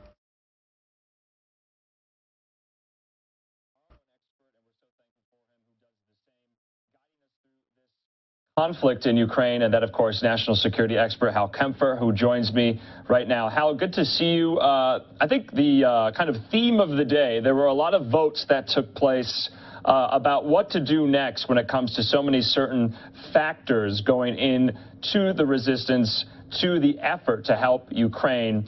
One of which, let's start off with the UN, the General Assembly, voting today to suspend and expel Russia from the UN Human Rights Council. The vote, 93 yeses, 24 noes, 58 abstentions. What do you make of this? Because you and I both know there are, a lot of human rights aggressors on the council. Andrew, there are a lot of human rights aggressors, although this is pretty rare. The only one I can think of offhand is Libya, and I think that was back in 2011. So it's as bad and as egregious as the conduct and behavior of some of the members on that council are. They have not been expelled. Russia was expelled, and the thing about Russia being expelled is it's a major player in the United Nations. I mean, they are one of the 5 permanent members of the the Security Council. They're a major player. They're not a smaller country. So to have them get expelled, that takes a lot of work. And as you saw, it wasn't a unified vote. I mean, there were many who voted against, and there was a lot of abstentions, but that's to be expected. Yeah, of course, it is fascinating seeing which countries vote no, which countries abstain. Also, I saw an interesting country in Europe that is somewhat friendly to Russia because there's so many interests there. And that, of course, is Serbia. My vote, or their vote, rather, surprised me today. I believe they voted yes. Yeah, well, that is, everyone's feeling the pressure. There is actually a softening. A number of countries who are very dependent on Russian natural gas and oil are somewhat softening their stance. And whereas before they were saying, look, we'll embargo or we'll sanction everything, but don't turn off the gas, so to speak, they're now starting to change their tune. So you might start seeing a lot of surprising changes throughout Europe, particularly Eastern Europe, Serbia. I even would not be surprised if Hungary starts to modify its stance, even though the leader there is pretty close to Putin. I just think with the body politic there in Europe, to include Eastern Europe, it's going to be difficult. One of the things that Russia's done politically, which impacts sanctions and impacts these votes, is these war crimes. It's interesting to see as the pictures start coming out, as the intelligence start coming out, certainly today, as the tactical radio intercepts start coming out of Russian forces that reinforce these atrocities, it has had an impact far beyond probably what just happened. I mean, in a war of this magnitude, I hate to say it, but it's true. 300 people being killed in a war of this magnitude is not an overwhelming number. But the nature, the visualizations, what happened, the way they did it, has had a huge impact. And Bucha is now, it's basically burned into the minds of European voters and to a lesser extent probably North American and U.S. voters. But those images and what they did can't be dismissed. That's going to sit there for a while. And frankly, I think Bucha, and I think Zelensky said it today, there's worse to come. There's more areas being uncovered, and they're finding more atrocities all over the country. So I think it's going to be one of many that we're going to discover. And as they do that, it makes it that much tougher to get back to any semblance of normal in relations with Russia, particularly in dealing with gas, oil, and other commodities. Let's talk about that right now. Earlier today in the Senate, 100-0, that was the vote to end normalized trade relations with both Russia and Belarus. This kind of tracks with the executive action President Biden announced earlier on when the war began with the same effect. What does this mean, especially for, businesses who have done business with Russia and Belarus? What now changes?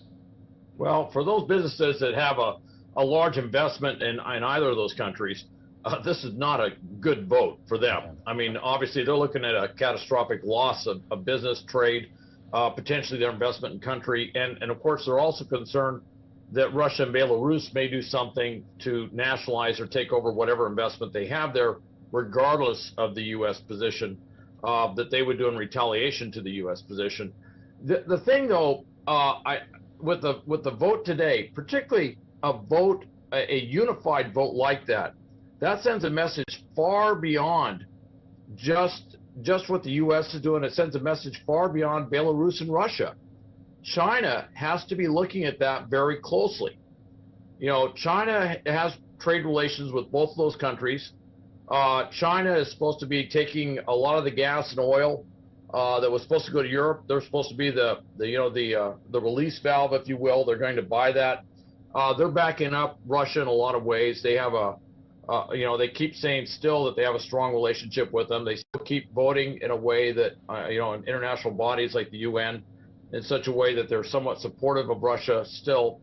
But they have to be looking at this because they're fearful that this contagion, if you will, of popular antipathy could extend to other countries within Russia's orbit. And of course, China is that other country, and they're worried. It wouldn't be as broad as what you're seeing against Russia by any means, but they're worried that there might be some selective sanctions imposed on China directly tied to whatever they're doing with Russia, and they've got to be concerned about that.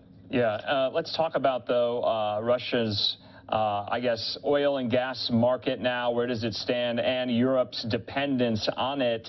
It seems like since even we last spoke last night, there is even, more coalescing around the idea that EU members need to wean themselves off eventually of Russian oil and natural gas. Where are we on that front today? Well, that front has been strengthened, Andrew. I mean, it's basically, I think it was a couple of nations, I believe Austria, strengthened its position. Of course, they're neutral. They're not NATO. Other nations are starting to strengthen their position on this as well. The EU today, of course, voted that they're not going to take coal. Non-binding vote in the European Parliament to everyone's, to basically for everybody to wean themselves off of any Russian energy sources, whether it's natural gas, oil, or coal. It is non-binding, but there does seem to be a lot of political impetus behind that. For Russia, this has got to be nerve-wracking, to say the least, if they're looking at the long run. In the short run, ironically, their revenues from oil and gas are actually higher than they were last year, and that's because the price has gone up. So even though they've got all these trade problems in terms of moving it, because the price has gone up so much, their short-term revenue picture is actually looking from oil and gas a little bit better. You have to put that in context, though, because yes, oil and gas is better, but then they've almost lost their entire wheat market and other things that they do. So, it is a macroeconomic function in terms of how you calculate that. In the longer run, I don't think that Russia is ever going to be able to get that market back. What's happening in Europe is they're pivoting away from Russia and pivoting away from sourcing Russian natural gas, but also pivoting a lot to renewable energies. They're increasing their LNG capability, liquefied natural gas capability, increasing their amount of port capacity in terms of being able to transfer that. And I don't think that's going to switch back to Russia anytime soon. And the way that Putin has positioned this entire war, if you will, particularly with the civilian atrocities, it makes it politically difficult for them ever to pivot back. I think we may have seen a page permanently turned, if you will, in terms of the energy picture in Russia or I mean the energy picture for Russia, but also the energy picture in Europe as a whole. Yeah, it'll be interesting to follow, no doubt. Hal, let's talk about battleground tactics, what we're seeing right now there inside of Ukraine. A stunning quote today from Dmitry Peskov. He is the chief spokesman of the Putin regime in Russia. He says, quote, Russia suffered significant losses during a special military operation in Ukraine. He says, we have suffered significant losses of troops. This is a huge tragedy for us. He's essentially Putin's press secretary.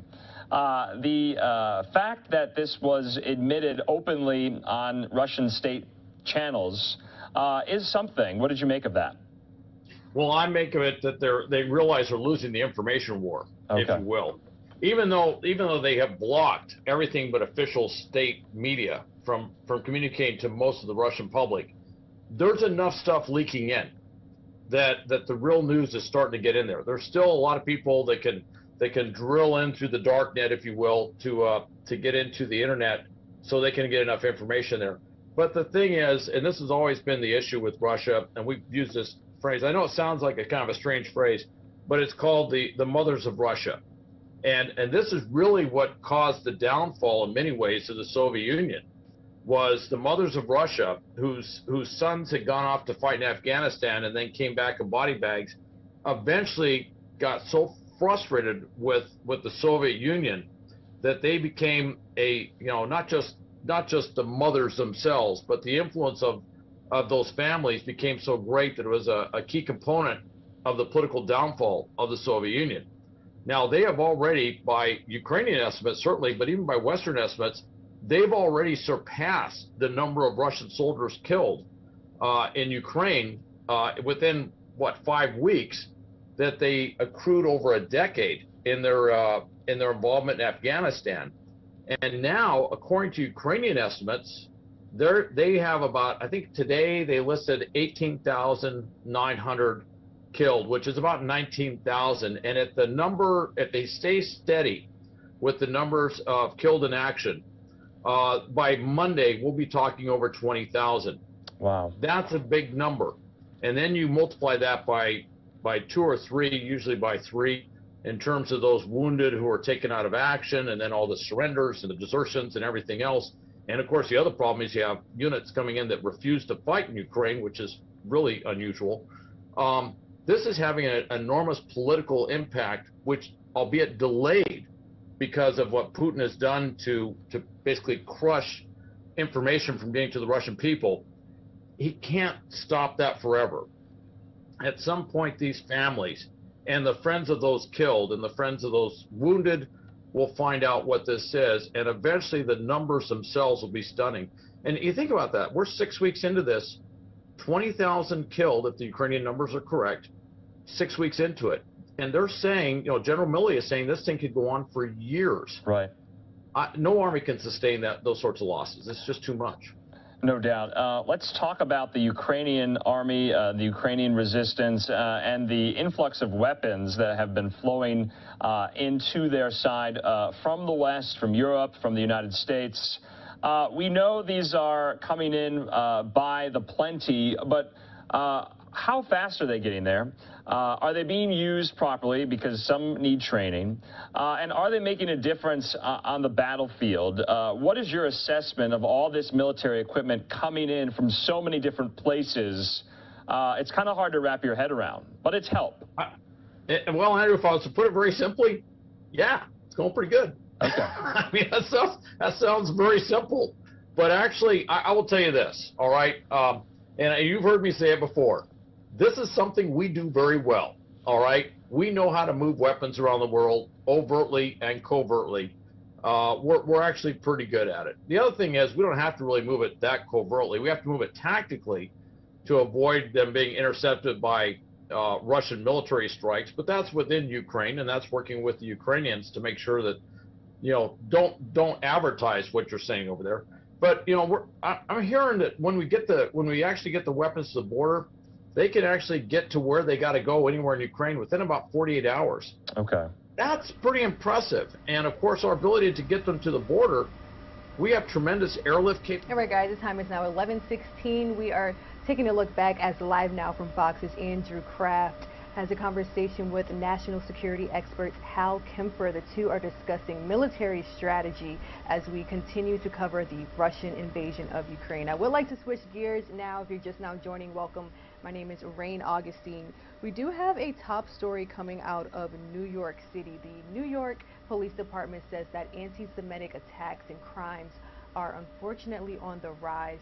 So Fox 5 New York's Dana Arshan is bringing us the latest on one of the most recent incidents.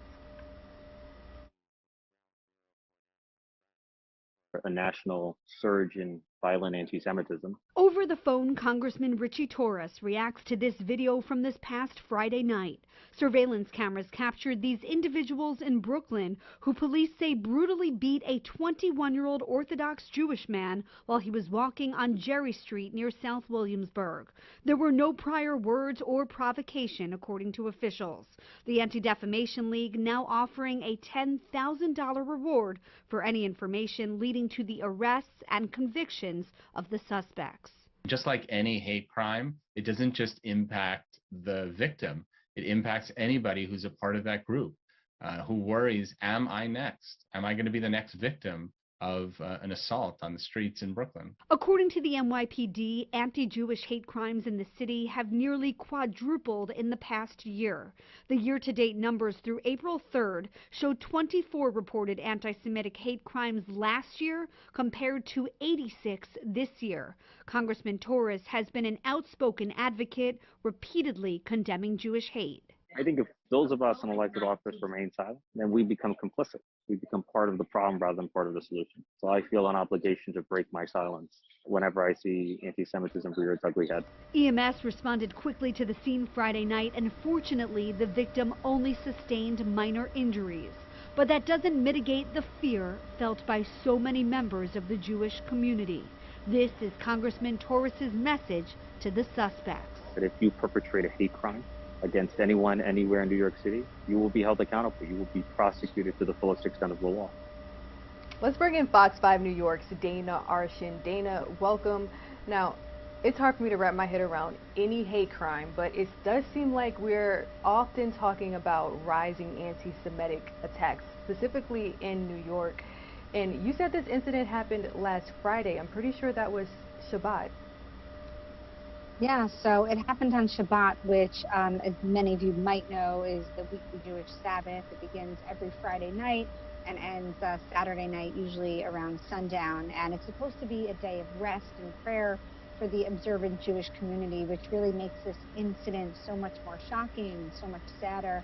It's also easy to find observant Jews on the street during this time because they don't drive or use electricity during Shabbat.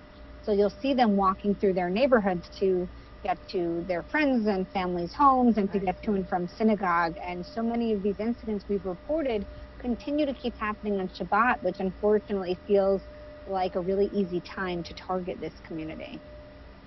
Have any suspects for this last incident been caught yet? Yeah, so it's been a week since this incident happened, and so far they just have one suspect who has been arrested and charged. He's a 16-year-old. And he's been charged with gang and hate crime assaults, and it's believed that the other people he was with, the other suspects, are also teenagers, which is also sad because, you know, this really has to start with and stop with education. Officials are still searching for those suspects. Also, I mentioned a $10,000 reward from the ADL. The NYPD also offering up to $3,500 in a reward. So a lot of incentives out there for anyone in New York to keep their eyes and ears open, but it's really sad that this keeps happening. Yeah, definitely sad. And rising crime in general, specifically in New York City, I feel like we're constantly reporting on more incidents every week. But thank you for this report, Fox 5 New York's Dana Arshan. Thanks, Rain. Have a great day.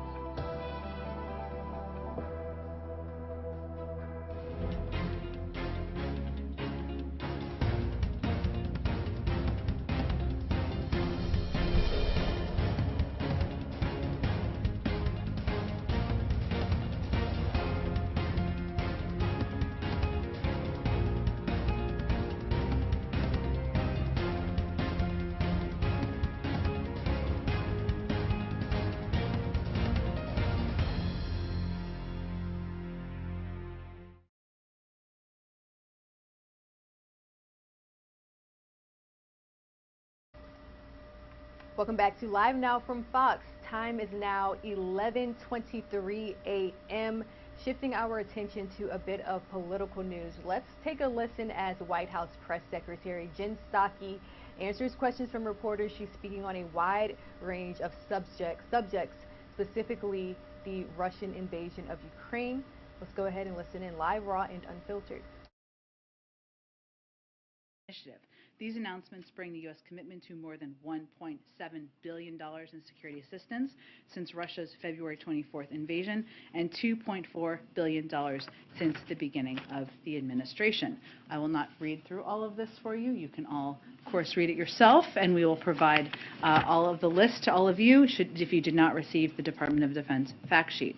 Also wanted to note that today, according to a new independent study, the Biden administration's historic vaccination program saved 2.3 million lives in the United States, prevented 17 million hospitalizations and 66 million cases, and avoided $900 billion in health care costs. Over the past 15 months, the president has mounted a successful nationwide vaccination effort while executing a comprehensive strategy on treatments, testing, and more. As a result, schools are open, our economy is booming, and importantly, today's report shows we've spared millions of families the immeasurable loss that too many others have suffered. And because of the president's comprehensive response, we've entered a new moment in our fight against the virus. While COVID isn't over, Americans now have more tools than ever before to protect themselves, and this country is moving forward safely, back to many of our more normal routines. Unfortunately, Republicans in Congress are holding up critical funding. We need to make even more progress to save even more lives and to stay prepared against any potential surges or variants. Inaction will leave our nation less prepared for future surges and variants. It will mean fewer vaccines, treatments, and tests for the American people. This is deeply disappointing, and it should be unacceptable to every American. I also wanted to give you a sense of the week ahead. Just one trip next week that we announced earlier today. At this point, there could be more. On Thursday, the president will travel to Greensboro, North Carolina, to discuss his administration's efforts to make more in America, rebuild our supply chains here at home, and bring down costs for the American people as part of building a better America. Following that trip, he will travel to Camp David, where he will remain over the Easter weekend. And then finally, as I've been doing a little bit this week, I just want to shout out some amazing colleagues I have. Lewis, who we have stolen from FEMA, not really stolen, he's a detailee. Oh, well, he's a fellow, actually. We've had him since November. Soon they will steal him back. And Lewis has been remarkable. Lewis has been reading Russian media, which comes in great use. He has been tracking down a range of coverage about the war in Ukraine. He has been relentless in giving us updates and providing us information, and we're incredibly grateful to Lewis, and we'll be sad to see you go back to FEMA to do very important work. Many of you know Amanda Finney. I call her the mayor because she knows every person, seemingly, who works in the building and on the complex, which is about 2,000 people. I would not survive this job without Amanda Finney. You probably would all not have received all the help you have received about a range of things without Amanda Finney. She is smart, sassy, level-headed, stable. She's remarkable, and we may all work for her one day in some capacity. I certainly may, but I am very grateful to her, so just wanted to shout that out. And her yellow suit is very joyful for a joyful day. Okay, with that, it's a Friday. Friday. Thanks so much. I've got a couple things. Sure. First on this, the missile attack at this train station. Does the administration think that Russia might have intentionally targeted the train station, knowing that there would be a lot of civilians there? Well, what we've seen over the course of the last 6 weeks or more than that has been what the president himself has characterized as war crimes, which is the intentional targeting of civilians. This is yet another horrific atrocity committed by Russia, striking civilians who are trying to evacuate and reach safety. Where we are now is we're going to support efforts to investigate this attack as we document Russia's actions, hold them accountable. We will continue to surge security assistance and weapons deliveries to help Ukraine defend their country. Obviously, the targeting of civilians would certainly be a war crime, and we've already called a range of the actions we've seen to date a war crime, but we're going to be supporting efforts to investigate exactly what happened here. Okay, changing topics. Senior administration officials have said publicly, gone on TV, suggesting it's possible the president could get COVID. I'm wondering, is the administration attempting to prepare the public for the possibility of the president getting the testing positive? Well, what we're trying to do is be as transparent and direct with the American people as possible about the fact that, well, the president takes a range of protocols. We have a range of protocols in place here that are aligned and even beyond the CDC requirements. Those include, as we've outlined here many times in the past, testing before you see the president, testing before you travel with him, social distancing when possible. We believe we have the tools and protocol to address this point we are in the virus, but like anyone else, the president may at some point test positive for COVID. And while we have seen an increase in recent, I would just note, while we have seen an increase in cases around people, I should just say that some of us may know. I would also note that cases remain down 95% since the height of Omicron. That is fact, that is data, even as we've seen cases of people we know. But what is important for the American people to know is that he has taken a range of precautions, as we all have, but he's also taken steps like getting the second booster, as he did last week in public. And his doctors are comfortable that he could continue to carry out his duties because of all these steps and precautions and protections he's taken. And we certainly, that's one of the reasons we encourage the rest of the American public to do the same. Go ahead. If this is the first time that we've heard White House officials sort of describe it as a certain possibility that the president could get COVID, are you saying that you think it's more possible now, given sort of the little outbreak that we're seeing in D.C. right now? No, we're just saying that it is a possibility. Again, cases are down 95% across the country since the height of Omicron. While cases are up in Washington, D.C., they're also far below the height of the cases and where they were in Omicron. But it is also the case that despite all of the precautions we take, and even with the president being double boosted, he could still test positive for COVID, just as many people in the White House have, many people in the press corps have. That is a possibility, and we want to be transparent with the American public about that. By our rough count here, you have at least 18 politicians and people close to the president who've now tested positive this week. I mean, you've reiterated all the extra precautions that you are taking to try and keep him safe, some of the extra masking and testing protocol. But just to be safe, have you considered maybe cutting down some of the big indoor events or scaling back any, changing sort of your tactic with some of these events? Well, clearly we did the event, the historic event today outside. That was in part to ensure that we could have a huge number of people on the South Lawn celebrating the confirmation of Justice Ketanji Brown Jackson. But also we know that having events outside is better for safety protocols. There's no question about that. But what's important for the American people to know and understand is that because of all the steps we've taken, because the president is double boosted, because obviously he has access to the best health care in the world, but his doctors have assessed that these are risks that can be taken. We risk assess just like everybody out in the country, and it's important for him to be able to continue his presidential duties now and even if he tests positive in the future. Just like Americans out there in the country are taking their kids to school, they go to the grocery store, maybe they're making a decision to go to dinner. This is a time where we are certainly living with the virus, but we have a range of tools at our disposal to do that. Go ahead. Thanks, Jen. A couple of quick questions on oil and then one on the French election. We have some reporting showing that the administration is considering easing sanctions to allow some oil imports from Venezuela as a way to replace banned energy shipments from Russia. Can you talk a little bit about any such considerations? I'm not aware of that being under consideration. Okay. Okay. At the moment, is it going to perhaps be considered for going forward? It has not been, so I'm not aware of being under consideration. Okay. And one other one on when Dilip was in India. He delivered this warning to India to not raise purchases of Russian oil. And we were wondering if perhaps sanctions along similar lines are being considered for other nations, asking them to keep purchases of Russian oil only limited to previous levels and perhaps not? First, I wouldn't characterize it as a warning, nor did we at the time. He went and had a constructive conversation and made clear that while it's the decision of each individual country, including India, to determine whether they're going to import Russian oil, it is only 1 to 2% of their imports. About 10% of their imports is from the United States.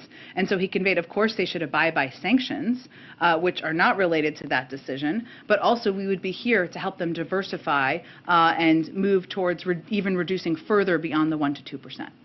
Is that decision perhaps being relayed also to other countries, asking them to perhaps follow the same guidelines?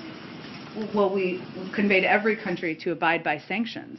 And we've conveyed to a range of European countries, as you know, and as we've talked about, that as they work to diversify their energy sources, that we are here to assist in those efforts. And there are a range of steps we've taken, including efforts on LNG. I mean, that's natural gas, of course, but efforts on LNG and moving some resources from Asia and other places, and ensuring that there are options to for any country that wants to diversify their energy sources. Okay, and one on the French elections. Sure. Are you watching the French elections coming up this Sunday, perhaps with any concerns, especially with the rise of Le Pen, who is a far-right candidate running against Macron? We are certainly watching the elections, but I don't have any prediction of what the outcome will be. And once there is an outcome, I'm sure we will speak to it. Go ahead. Understanding it's a fluid situation, but the atrocities in Bucha serve as an accelerant towards the latest sanctions package, the coordination between... That we announced 2 days ago? Yes. Is there any sense that the strike that we saw this morning will also accelerate talks on additional sanctions between the coordinated allies? Well, I would say just to go back to a couple of days ago, that obviously the sanctions package we announced on Wednesdays with the biggest bank in Russia, Sberbank, certainly that was augmented as a result of the atrocities that we were seeing in Bucha. And what we have done to date, and we will continue to do, is look at, unfortunately, the continued atrocities that we're seeing in the country and assess how that's going to impact sanctions, consequences, and obviously additional security assistance. So that's how we've been evaluating and working with our allies to date. And I'm certain, given the video footage we've seen on airwaves across the world and photos, that this will be a part of the discussion that our national security officials are having with their counterparts moving forward. Okay. On the S-300, it's been fairly apparent for the last several weeks that that was a process that you guys were engaged in. Yeah. I know you are deliberately ambiguous as to some of the other processes that may be taking place, but is it fair to say that there are multiple other tracks that are similarly far down the line for other weapon systems, or how can you characterize how far along you are compared to where you are now with the S-300 on other systems? So, well, one, I mean, part of our objective here, and the S-300s are an example of that, is to see that we can get defensive equipment that Ukrainians are trained on and that we know it can be effective moved to Ukraine. So we are, of course, grateful to Slovakia, and we work closely with Slovakia to also meet their defense needs. And part of our considerations here, as we're looking at the list of requests that the Ukrainians have, is what do we have access to here in the United States? What military equipment do we have access to? There are systems we may not have access to, or we may not even have those systems. So how can we work with countries around the world, like Slovakia, to meet those needs? So there are a range of those conversations happening with our partners and allies at the same time. I will tell you that often it is the preference of these partners and allies not to be public about these conversations, and at times it is the preference of the Ukrainians, and we certainly respect that. There's one final one. It's been a pretty historic 24 hours for the history of the Supreme Court, for the country. We've seen the president speak publicly. Can you talk about, give any color in terms of what he's been like behind the scenes, delivering on a campaign pledge, putting the first African-American woman on the court, how he's been with staff, with the justice, all of that? Sure. I'm going to try not to ugly cry about this day, which we were all doing on the South Lawn. Look, I was with the president before he went out.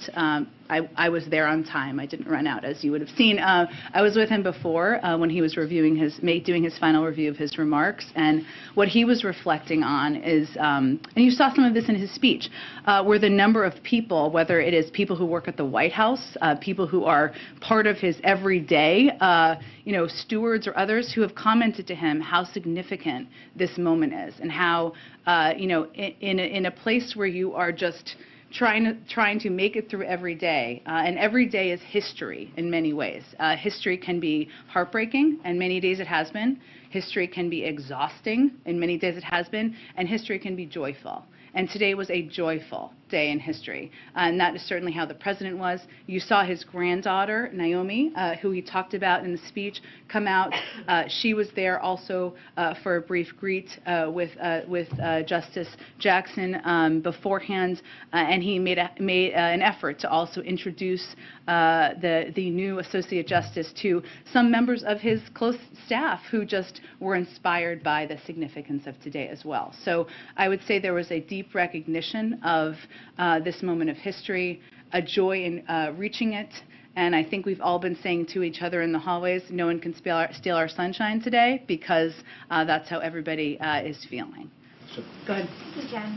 To follow up on that, did the president spend any time with the Jackson family before the formal event or afterwards? Well, I think as we confirmed, she signed her commission, or he signed her commission, and her family was with her for that. So it was briefly before he came out to do the remarks. Okay, got it. And to follow up on a question from Katie earlier this week about other precautions that the president may or may not be taking. Do you know if he is taking any monoclonal antibodies to help prevent catching COVID? Well, Evusheld is for immunocompromised. That would be the preemptive step, and he's not immunocompromised, so he's not taking Evusheld. Is he taking any other medication that might help? Like what? Well, I don't actually know, but that's a great question. Other than the booster, we've heard other people taking other kinds of prophylactics to prevent it. Is he taking anything that you know of? There are not other, this is why I asked, there are not other, Evusheld is obviously one that if you're immunocompromised, is something that has been approved and recommended. Since he does not categorize that way, he isn't taking it. But other than that, the precautions we're taking are, he obviously got the booster when he was eligible last week, and we take additional steps, including testing, socially distanced meetings when possible, as well, in order to protect him as much as possible. Thank you. And then just one more on something that Samantha Power shared. Sure. She said that Russian forces have killed at least 7 journalists in Ukraine in 6 weeks, and that Putin soldiers are killing journalists at an unprecedented rate. Is there any intelligence, any information that Putin is targeting journalists? And do you have any warning that you're sharing with American journalists covering the war? Well, one, we value the role that American journalists and journalists from around the world, that felt like a direction somewhere, so, have played in bringing bringing to light for a lot of people in this country this war, what's happening, the devastation, the horrors. It has had a direct impact on people's emotional response in the United States. There's no question about that. We recognize the war of journalists in war zones, of course, and value it. And as you all know, we also work very closely with leaders of news organizations to ensure that they have up-to-date information to keep members of their media organizations safe. It is still a war zone, an active war zone, and we're still conveying that Americans should not be there, right, including journalists. In terms of specific targeting, we knew from the beginning, and we've talked publicly about this, of course, that President Putin and the Russian military was going to target, was intending to target, or could target civilians and others, including journalists could be part of that. But I don't have any new intelligence or anything beyond that. Thank you. Go ahead. Thanks, Jen. Is there a carve-out in CDC regulations for COVID for Vice President? Tell me more, Peter. I'm sure this is going somewhere. Let's see. You know, what do you got for me on a Friday? The CDC says for people exposed to COVID, up to date on their COVID-19 vaccinations, do not go to places where you are unable to wear a well-fitting mask. So why is she here at the White House today giving the new Supreme Court justice a big hug with no mask? You mean when she gave her a hug outside? Yes. She was outside. Does the CDC say the people who are close contact can give people hugs outside? We know, Peter, that outside you can benefit significantly being outside. That's why we had the event outside today. I will tell you that the Vice President has been wearing a mask inside. When there was a private greet, they were all wearing masks before they went up. She wasn't wearing a mask yesterday at the Senate? She was playing an important role in in confirming or overseeing the confirmation of the first black woman to the Supreme Court. The vast majority, as was on camera, Peter, as was on camera, let me finish my answer here, because Fox and others, I don't know actually that Fox carried it, but others did, saw that she was socially distanced from people for the vast, vast majority of her time overseeing that confirmation yesterday. So this is not a case of rules for thee, but not for VP. In fact, the Vice President wore a mask inside today when she was both with the President, with her staff, other people. She was outside at the event. She was socially distanced for 99.9% of the event today, and she had an emotional moment, which is understandable. Okay, and one other topic. Following up on the smartphones that are being given to border crossers with technology so they can be tracked or so they can check in, is there any plan to give free smartphones to U.S. citizens that want them? Should we not be tracking migrants who irregularly cross the border? I'm asking if... Or do you have an alternative suggestion for how they should be tracked? I, unfortunately, have not been asked to make U.S. immigration policy. That's not Today's your moment. Well, it'd be great if anybody that wanted a free phone and a free monthly plan could get one. So is that going to be an offer for everybody or just people that walk into the country illegally? Well, Peter, when we talked about this the other day, what I noted to you is that we have a range of means of tracking individuals who irregularly migrate to the country in order to ensure that they are meeting their notice to appear obligations and that they are appearing in court when they should appear in court. Phones is one of them. There are also ankle devices and a range of tracking devices. 80% of individuals of non-citizens released at the border from DHS custody under prosecutorial discretion have either received a notice to appear or are still within the window to report. So yes, there's telephonic reporting. There is SmartLink, which enables participant monitoring via smartphone. There's the global positioning system. These are the range of means with modern technology that we monitor. Last one on this. Does the president have any plans to figure out what these small towns who are bracing for a major influx in migrants next month need by making his first ever trip to the border? I have nothing to predict for you in terms of additional trips. The president will be traveling the country, but I don't have any more specifics for you at this point. Thanks for the question. Earlier you guys told us via pool that the president was tested negative. That was today for clarity? Yep. Mm-hmm. Okay, so the cadence has clearly changed, right? We knew there was one on Wednesday, he was negative. Today's Friday, he tested negative. Just for keeping track of it, is it now 3 times a week, 2 times a week? Is there a way to His doctor makes an assessment on how many times he should be tested, and we do our best to provide that information to you as he's tested. And aside from the time he spent with Ketanji Brown Jackson, her family, there was no, because there's precedent to this, there was no indoor reception, indoor ceremony that existed, some kind that cameras didn't see before. Okay. Let me, if I can, during his remarks today, the president said something that was a bit striking. He was condemning some of the conservative Republicans and their criticisms of Judge Jackson when she was testifying recently. He said there was verbal abuse, the anger, the constant interruptions, those vile, baseless, vile assertions and accusations. Whew. Is that a preview of messaging that we're going to hear from the president heading into the midterms? Is that a message that the White House wants to deliver and will be repeating?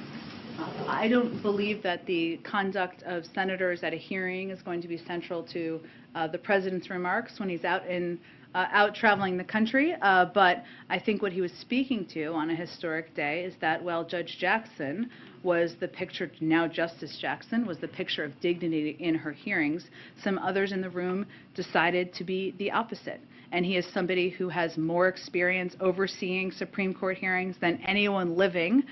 He has overseen them during Republican and Democratic presidents and expects a certain level of conduct, professionalism, and decorum. And that is not what we saw. For today, as opposed to like a central theme that we'll see in terms of contrast. I would say that I think the American people can expect that he'll continue to talk when he's out in the country, for whatever reason, about how to bring down their costs, how to make sure that he is fighting for them and bringing them relief, and how he's going to get the COVID pandemic under control, less about the conduct of senators at a hearing. Let me ask a very quick question then on costs, if I can. Right now, the cost of gas in this country on average is $4.14. Does the White House want a gas tax holiday? It is certainly on the table, and certainly something we continue to consider.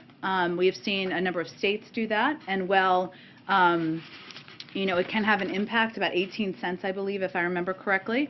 One of the reasons why we're considering it, our primary focus to date, as you all know, has been taking steps to increase supply and get more supply into the global marketplace. But it remains an option under consideration. Go ahead. The UN today put out a report saying that global food prices in March reached a record high. Yeah. What is the U.S. doing, if anything, to mitigate possible additional increases here? Here in the United States? Correct. Well, it is something that we are certainly watching very closely while we continue to believe that the impact will largely be in the Middle East and in Africa, I believe, in a lot of other parts of the world, less in the United States. We are continuing to work, our Department of Agriculture is continuing to work with farmers and suppliers about any needs we have here, and the President is continuing to work to bring down costs in a range of areas for the American people as we prepare for the impacts of this war. It was pretty widely reported yesterday prior to her COVID diagnosis that Speaker Pelosi was planning a trip to Taiwan. Beijing reacted very negatively to that.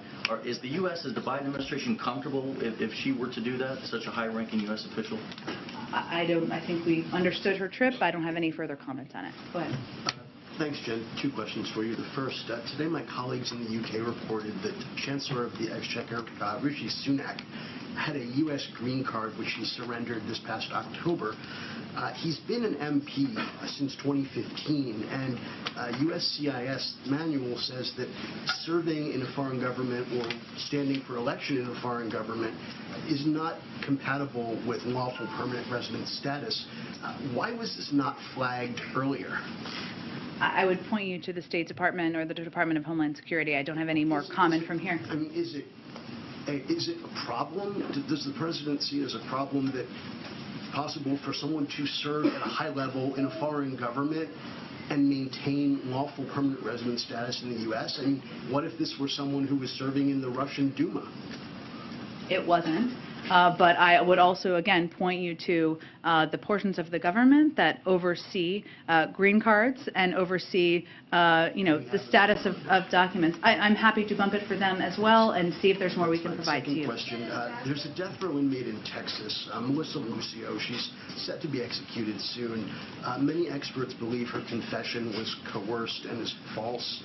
She has bipartisan support for clemency and support from the EU and many other foreign allies.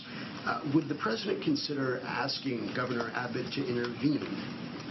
Well, you know the President's position and view on the death penalty, and there's an ongoing review at the Department of Justice at a federal level. This is obviously at a state level. Right. I don't have anything to predict. Then a follow-up. Given his commitment to police reform, would he consider asking the DOJ to prohibit police departments that receive federal funds from using the Reid technique for interrogations? It's considered to create a lot of false confessions. Well, again, I know the Department of Justice has taken a number of steps, including on chokeholds and other actions that needed to be reformed in police departments across the country. I don't have anything to preview or predict in terms of additional steps. The President supports their efforts to do more. Many of them have talked about their desire to do more, and obviously we are continuing to consider an executive order on police reform here, given there has been an inability of Congress to move forward. Go ahead. Thanks, Jen. There are some pretty desperate images coming out of Shanghai right now, which is under lockdown for COVID, to people begging for food and medicine. Is the White House monitoring that? Is there anything the U.S. can do to help the humanitarian situation there? And also on the supply chain front, is the administration aware of any further supply chain snags coming as a result of this, and how are you prepared to address them? Sure. Well, first, on the first part of your question, the State Department is closely monitoring the situation. They are providing consistent updates of the situation on the ground, and will certainly assess with USAID and others if there's additional assistance that could be provided. On the supply chain component, what we know is that the port is continuing to operate normally, and where we're seeing the impacts, which still could have an impact over the course of time, of course, is factories, warehouses, and trucking, where we are seeing shutdowns within the region, which we know could cause delays, especially for air cargo as well. Because this is just happening, we don't have a prediction at this point on how that could impact bigger global supply chain issues. It depends on a lot of factors, how long, et cetera. But it is something we are closely monitoring, and it is something we will continue to work to address if it extends farther. And just one more housekeeping item. Do you have a timing update on when the president might sign the trade preference bill on Russia that passed? I don't, and I know you and others have been looking for this, and let me see if I can get an answer before we all wrap up today. Go ahead. Jen, could you speak to the efficacy of sanctions? I know there was a new sanctions package rolled out this week, and initially we heard a lot from administration officials about this being a deterrent. I know that has changed, and so can you speak to sort of the end goal and what is the efficacy of sanctions? Well, I would say that we have a couple of objectives at this point as it relates to the war in Ukraine. One is to impose severe consequences, send a marker for the world and for history about the horrific nature of these atrocities. These consequences, and the second part of our objective is to ensure that these consequences are having a significant impact on the economy in Russia. We're seeing an inflationary rate of about 15%, a projection of a contraction of 15% in the Russian economy. 600 private sector companies have left Russia. We know it is having the impact that the world intended. This is the most significant coordinated set of sanctions ever done in history on this large of an economy. The third objective here is to make it much more difficult for President Putin to fund his war. And if you look back, say, earlier this week at the example of the bond payments and how Russia has basically been put in a decision of in a place where they either have to use their limited resources they have that are also being used to fund the war to prevent a default or default. That is the position they're in at this point in time, but also because we've cut them off through export controls and a number of other means from having access to materials and technology, but also access to funds, it makes it more difficult for them to fund the war. That is part of it. And the last objective is to continue to make it clear that this is a strategic blunder, their decision to invade Ukraine, and one that will make President Putin a pariah in the world. So those are why and what we are hoping to achieve. Can I ask one follow-up? Yeah. Is there anything being done in terms of either monitoring or actually just, I guess, monitoring to take a look at the effects of sanctions on ordinary Russians or anything that the administration is thinking to just deal with that population of people who are being affected? The Russian people, yes, you mean? Certainly we are looking at how this is impacting the Russian economy writ large, and it is certainly as inflation is going up and as the economy is contracting, that means prices will go up, and we do know there will be a broad impact. That is the fault of President Putin and the fault of President Putin invading a sovereign country. So it is important also for the Russian people to know and understand that, and we have been working through a range of means to communicate about the realities of the war and the facts of the war through Telegram, through YouTube, through a range of channels as well. Go ahead. Thanks, Jen. General Milley earlier this week talked about the possibility of building permanent U.S. bases on NATO's eastern flank. I wonder what seriousness the White House has given that, or as you look long-term at the war in Ukraine, whether shoring up the eastern flank with permanent bases is something that's been considered. There'll continue to be a range of discussions, but I have nothing beyond what General Milley said. Can I ask one more question? I wanted to go a little deeper on the French elections. Sure. Does the White House worry that the election of Le Pen could, destabilize the NATO alliance or make it difficult, being that she's, come out with pro-Russian statements? Well, I'm just not going to get ahead of an election in a foreign country, and obviously we will watch it closely, and I'm sure we'll have more to speak to once the results are concluded. Go ahead. Thanks, Jen. What can you tell us about the multiple Secret Service agents who have been suspended or removed from the President, Vice President, and First Lady's detail pending this investigation of two men impersonating officers of law enforcement? Not much from here. I can point you to the Secret Service, and obviously the FBI is overseeing the investigation. Is there a broader concern in the administration that these principals, is there concern that they're not being protected effectively? Can you speak at all to that, or? As I said yesterday, the President remains confident in the leader of the Secret Service, and beyond that, I would point you to the Secret Service and to the FBI. And then I guess just on the invitations you issued to Republicans who voted to confirm Justice Jackson. I know one of them has COVID, but Did you hear from the other two, Senator Murkowski and Romney? I know the president went a little further to talk about Senator Romney's father today at his speech.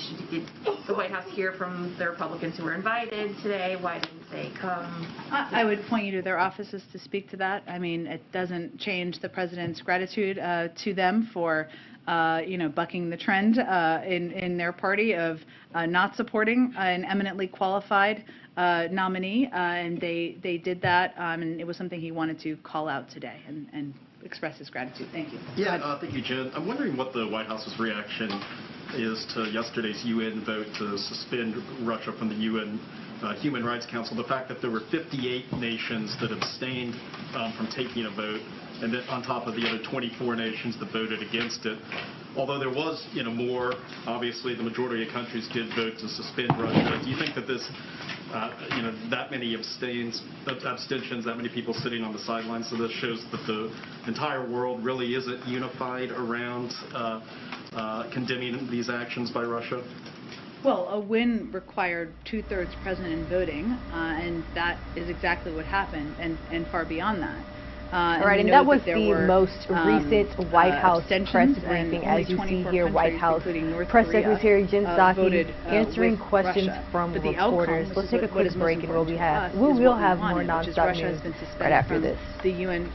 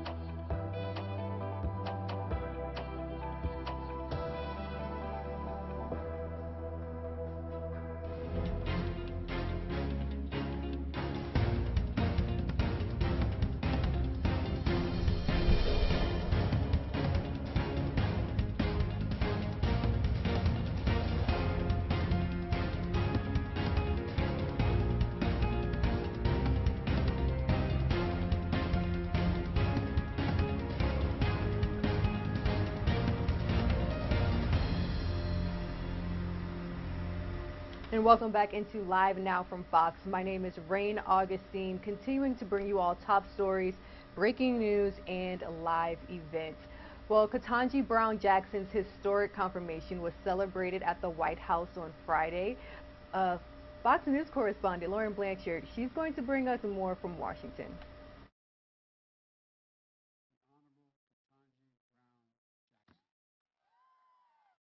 Applause and cheers on the South Lawn for Judge Ketanji Brown Jackson, the first black woman to be confirmed to the nation's highest court. People of every generation, of every race, of every background felt this moment, and they feel it now.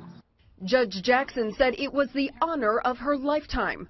It has taken 232 years and 115 prior appointments for a black woman to be selected to serve on the Supreme Court of the United States.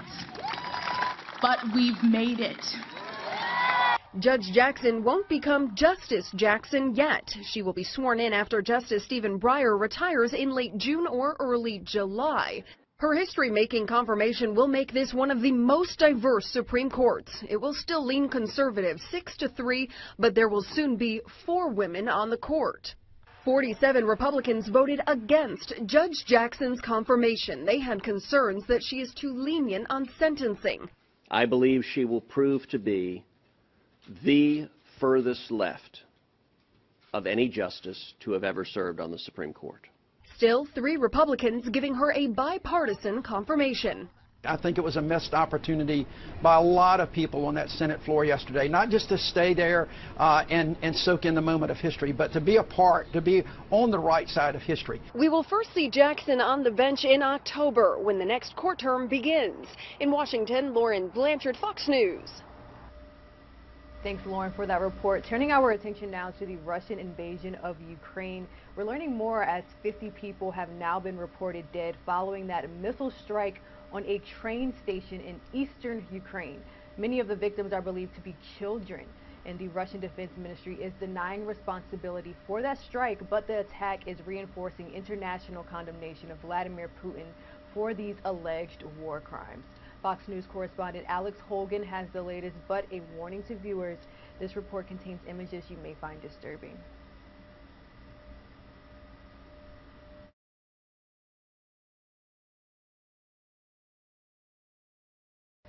All right, it looks like we're having a bit of trouble bringing you all that story. We'll work on revisiting that topic a little bit later. For now, let's turn our attention to the latest consumer news.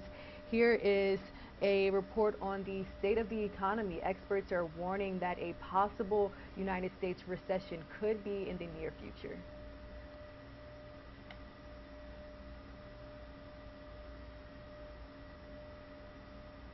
Our own expert, and we're so thankful for him, who does the same, guiding us through this conflict in Ukraine, and that, of course, national security expert Hal Kempfer, who joins me right now. Hal, good to see you. I think the kind of theme of the day, there were a lot of votes that took place about what to do next when it comes to so many certain factors going into the resistance, to the effort to help Ukraine.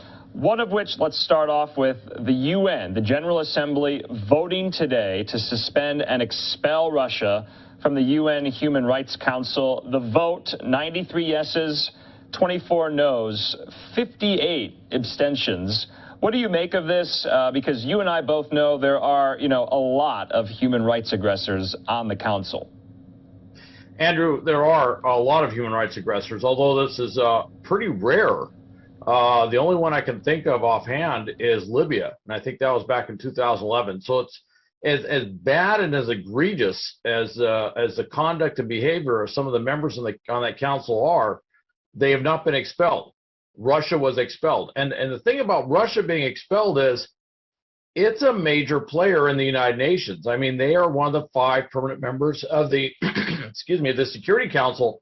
They're a major player. They're not a smaller country. So to have them get expelled, that takes a lot of work. And as you saw, it wasn't a unified vote. I mean, there were many who voted against, and there was a lot of abstentions. But that's to be expected. Yeah, of course, it is fascinating seeing which countries vote no, which countries abstain. Also, I saw an interesting country in Europe that is somewhat friendly to Russia because there's so many interests there. And that, of course, is Serbia. My vote, or their vote, rather, surprised me today. I believe they voted yes. Yeah, well, that is, everyone's feeling the pressure. There is actually a softening. A number of countries who are very dependent on Russian natural gas and oil are somewhat softening their stance. And whereas before they're saying, look, we'll embargo or we'll sanction everything, but don't turn off the gas, so to speak, they're now starting to change their tune. So you might start seeing a lot of surprising changes throughout Europe, particularly Eastern Europe, Serbia. I even would not be surprised if Hungary starts to modify its stance, even though the leader there is pretty close to Putin. I just think with the body politic there in Europe, to include Eastern Europe, it's going to be difficult. One of the things that Russia's done politically, which impacts sanctions and impacts these votes, is these war crimes. It's interesting to see as the pictures start coming out, as the intelligence start coming out, certainly today, as the radio intercepts, tactical radio intercepts start coming out of Russian forces that reinforce these atrocities, it has had an impact far beyond probably what just happened. I mean, in a war of this magnitude, I mean, I hate to say it, but it's true. 300 people being killed in a war of this magnitude is not an overwhelming number. But the nature, the visualizations, what happened, the way they did it, has had a huge impact. And Bucha is now, it's basically burned into the minds of European voters and to a lesser extent probably North American and U.S. voters. But those images and what they did can't be dismissed. That's going to sit there for a while. And frankly, I think Bucha, and I think Zelensky said it today, there's worse to come. There's more areas being uncovered, and they're finding more atrocities all over the country. So I think it's going to be one of many that we're going to discover. And as they do that, it makes it that much tougher to get back to any semblance of normal in relations with Russia, particularly in dealing with gas, oil, and other commodities. Let's talk about that right now. Earlier today in the Senate, 100-0, that was the vote to end normalized trade relations with both Russia and Belarus. This kind of tracks with the executive action President Biden announced earlier on when the war began with the same effect. What does this mean, especially for, businesses who have done business with Russia and Belarus? What now changes? Well, for those businesses that have a large investment in either of those countries, this is not a good vote for them. I mean, obviously, they're looking at a catastrophic loss of business, trade, potentially their investment in country. And of course, they're also concerned that Russia and Belarus may do something to nationalize or take over whatever investment they have there, regardless of the U.S. position that they would do in retaliation to the U.S. position. The thing, though, with the vote today, particularly a unified vote like that sends a message far beyond just what the U.S. is doing. It sends a message far beyond Belarus and Russia. China has to be looking at that very closely. China has trade relations with both of those countries. China is supposed to be taking a lot of the gas and oil that was supposed to go to Europe. They're supposed to be the release valve, if you will. They're going to buy that. They're backing up Russia in a lot of ways. They have they keep saying still that they have a strong relationship with them. They still keep voting in a way that, in international bodies like the UN, in such a way that they're somewhat supportive of Russia still. But they have to be looking at this because they're fearful that this contagion, if you will, of popular antipathy could extend to other countries within Russia's orbit. And of course, China is that other country, and they're worried. It wouldn't be as broad as what you're seeing against Russia by any means, but they're worried that there might be some selective sanctions imposed on China directly tied to whatever they're doing with Russia, and they've got to be concerned about that. Yeah, let's talk about, though, Russia's, oil and gas market now. Where does it stand? And Europe's dependence on it. It seems like since even we last spoke last night, there is even, more coalescing around the idea that EU members need to wean themselves off eventually of Russian oil and natural gas. Where are we on that front today? Well, that front has been strengthened, Andrew. I mean, it's basically, I think it was a couple of nations, I believe Austria, strengthened its position. Of course, they're neutral. They're not NATO. Other nations are starting to strengthen their position on this as well. The EU today, of course, voted that they're not going to take coal. Non-binding vote in the European Parliament to everyone's, to basically for everybody to wean themselves off of any Russian energy sources, whether it's natural gas, oil, or coal. It is non-binding, but there does seem to be a lot of political impetus behind that. For Russia, this has got to be nerve-wracking, to say the least, if they're looking at the long run. In the short run, ironically, their revenues from oil and gas are actually higher than they were last year, and that's because the price has gone up. So even though they've got all these trade problems in terms of moving it, because the price has gone up so much, their short-term revenue picture is actually looking from oil and gas a little bit better. You have to put that in context, though, because yes, oil and gas is better, but then they've almost lost their entire wheat market and other things that they do. So it is a macroeconomic function in terms of how you calculate that. In the longer run, I don't think that Russia is ever going to be able to get that market back. What's happening in Europe is they're pivoting away from Russia and pivoting away from sourcing Russian natural gas, but also pivoting a lot to renewable energies. They're increasing their LNG capability, liquefied natural gas capability, increasing their amount of port capacity in terms of being able to transfer that. And I don't think that's going to switch back to Russia anytime soon. And the way that Putin has positioned this entire war, if you will, particularly with the civilian atrocities, it makes it politically difficult for them ever to pivot back. I think we may have seen a page permanently turned, if you will, in terms of the energy picture in Russia, or I mean the energy picture for Russia, but also the energy picture in Europe as a whole. Yeah, it'll be interesting to follow, no doubt. Hal, let's talk about battleground tactics, what we're seeing right now there inside of Ukraine. A stunning quote today from Dmitry Peskov. He is the chief spokesman of the Putin regime in Russia. He says, quote, Russia suffered significant losses during a special military operation in Ukraine. He says, we have suffered significant losses of troops. This is a huge tragedy for us. He's essentially Putin's press secretary. The fact that this was admitted openly on Russian state channels is something. What did you make of that? Well, I make of it that they realize they're losing the information war, if you will.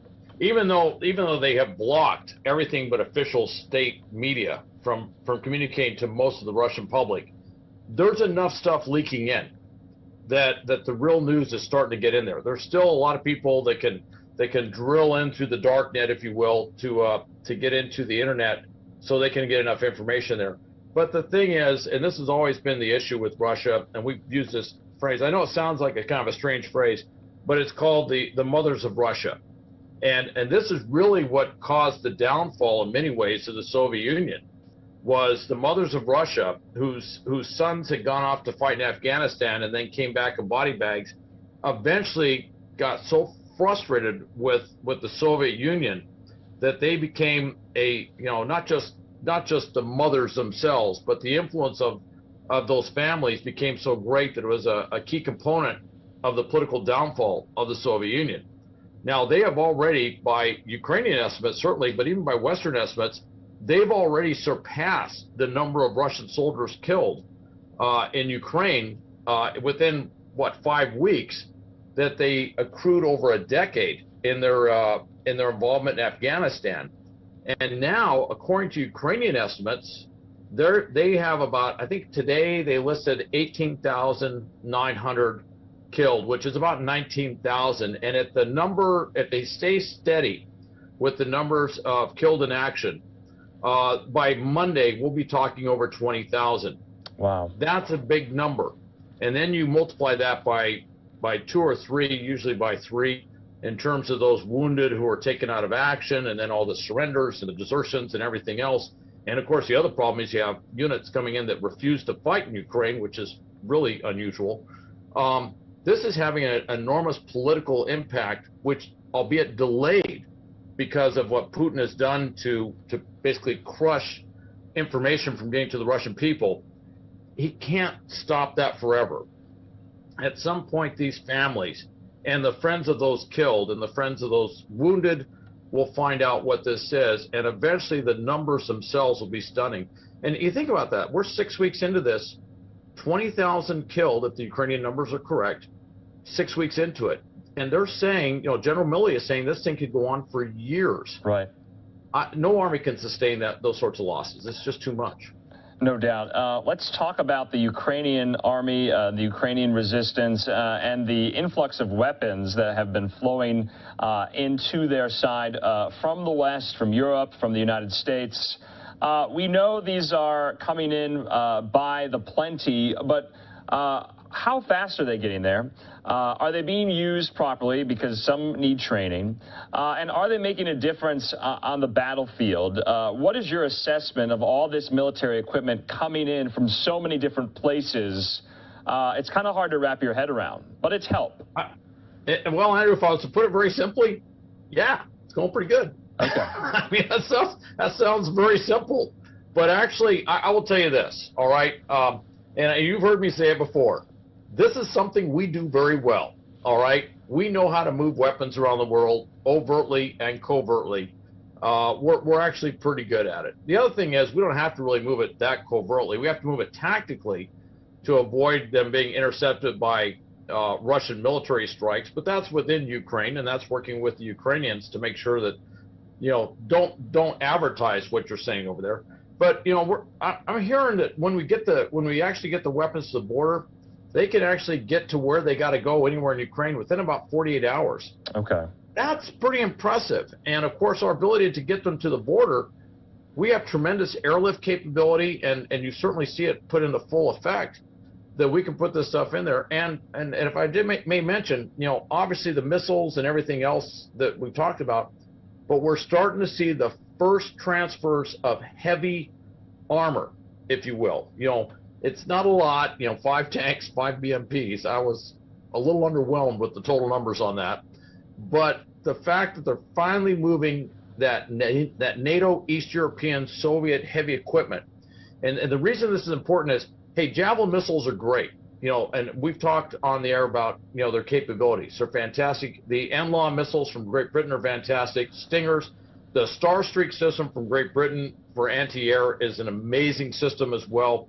And of course, the Switchblade drones, which now look like they're going into the hundreds as opposed to the numbers that they had put out yesterday. A fantastic system. They need to make that into the thousands. But when you want to take ground, when you want to recover ground, when you want to move large military forces across large open areas like they have in Ukraine, the size of Texas, you need armor. And so we're looking at not 5, but we're going to be looking at, you know, 500, I think, eventually. But we're going to look at a lot of heavy equipment, heavy armor coming from NATO countries getting moved in. They've crossed a mental threshold, if you will. They've crossed a philosophical threshold in moving these types of weapons in. Now that they're moving T-72s, BMPs, I'm sure we're going to start seeing some heavy artillery, some rocket systems.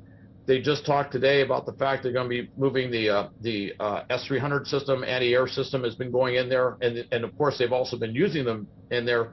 These are weapons they know how to use. They don't need a lot of training on these weapons.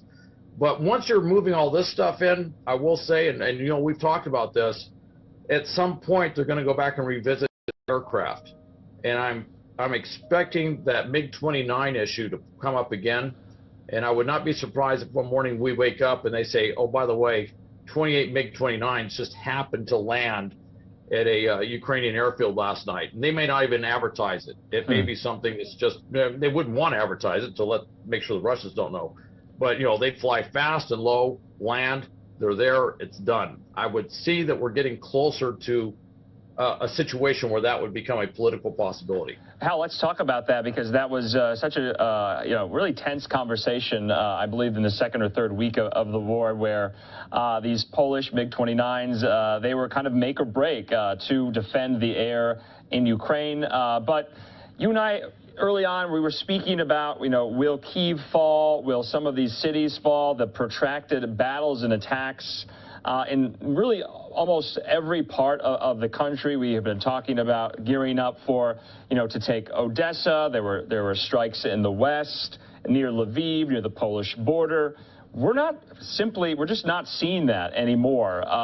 What is your assessment of just kind of the, I guess, hour by hour, day by day strikes, attacks, what have you, to take territory? Is it just simply now focused in the east, in the Donbas? Is that where it's targeted? Because now, and we've seen the maps and we've seen some of the gains and losses on the part of the Russians, it doesn't seem like they're going all out to take any more territory. Well, there's a big push in the east. All right, the Donbas region right now, there's a huge push. You know, I mean, we heard the you know, the discussion by Fox 13. And that is, you know, it's like 40,000 troops. Yeah, if they could pull all the troops out of that were up in that north area around Kyiv and move them around and get them into the fight. And I will tell you that all experts look at it, it's like don't expect them to get reconstituted anytime soon. Those forces are spent. I mean, yes, in numbers they're there, but don't expect them to be going into the fight. Or if they are in the fight, don't expect them to be playing a decisive role anytime soon, because they really are seriously degraded units. Not just the units themselves, but the troops themselves are worn out, and so there's a lot of stuff that has to happen there. And there's a lot of challenges moving forces from within Russia, other parts of the Russian Empire, if you will, whether it's from the Far East or places like, Georgia, where they have forces occupying there, or elsewhere. They're just having a tough time doing that. So even though they can push the offensive in Donbass, I will say the Ukrainians have actually built a very good, very well thought out defense. It's not something where the Russians are going to be able to move through that anytime soon. And those defensive systems, those Javelin missiles and other things, incredibly effective, and they stop them from moving forward. So being able to hold them in place in a lot of these locations is pretty good. Even Mariupol, where they've been fighting, and the Russians today, I think, announced that they held central Mariupol, but everyone's looking at the satellite photos, and it's like, I'm not sure if they really actually hold it, or they're just claiming they hold it. That, whereas everybody keeps saying it's going to fall, and I think at some point they will have some degree of control over Mariupol within a few days. There's still a fierce resistance there that's very effective, and it's caused tremendous attrition on the forces attacking Mariupol, to the point where it's very doubtful that those units can simply be turned around to attack somewhere else in the south. The idea was that they take Mariupol, they seize that area that provides that land bridge from the Donbass region all the way down to Crimea, and that might be his claim of success. That might be the thing that he claims, say, on May 9th, on Victory Day, the Victory Day parade where they celebrate the end of World War II. Right. That might be his big claim. I don't think they're going to get there. And the only way to really secure that Donbass region is they have to do this thing where they shoot up north from the Mariupol area. I don't know that they have the forces to do that. And frankly, we're moving in so many of these defensive missiles, I think the attrition will just be too much for them. Yeah. Well, Hal, we will follow it alongside you as we always do, and we'll talk again. Thanks so much. Okay, thank you, Andrew. All right, a huge thank you to our very own Andrew Krabs bringing us that very insightful interview. I would like to show a bit of breaking news that we are getting to our Live Now from Fox desk. This courtesy of our colleagues over at TMZ. We are learning that Pittsburgh Steelers quarterback Dwayne Haskins has unfortunately passed away after being hit by a car in South Florida. He was only 24 years old. Haskins was a star at Ohio State, leading the Buccaneers to a Big Ten championship and a Rose Bowl victory back in the 2018 season. He went on to be the 15th overall pick in the 19th draft to Washington, where he spent 2 seasons. That happened in 2021. He spent 2 seasons with the Pittsburgh Steelers. Again, if you're just now joining, we're learning that he has been hit by a car and has since died. The time is now 12:25. Let's take a quick commercial break, and we'll have more on this right after this.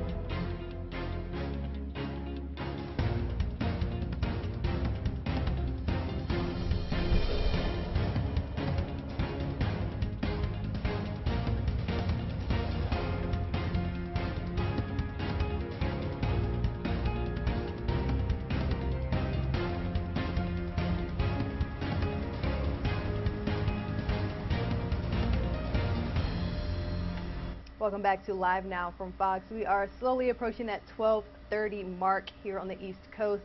My name is Rain Augustine. I'll be your host for the next few moments until we pass our coverage off to Los Angeles. Then Stephanie Weaver will carry your news coverage well into tonight. Again, the time is now 12:28. We have a lot of top stories and major news headlines that we want to share with you. So let's revisit this story that we first broke for you all on Friday. Something that we've actually been staying on top of since 2020. So we learned that a jury on Friday acquitted 2 men of all charges in a plot to kidnap the Michigan governor, Gretchen Whitmer. But unfortunately, they couldn't reach a verdict when it comes to the 2 alleged leaders of this plot.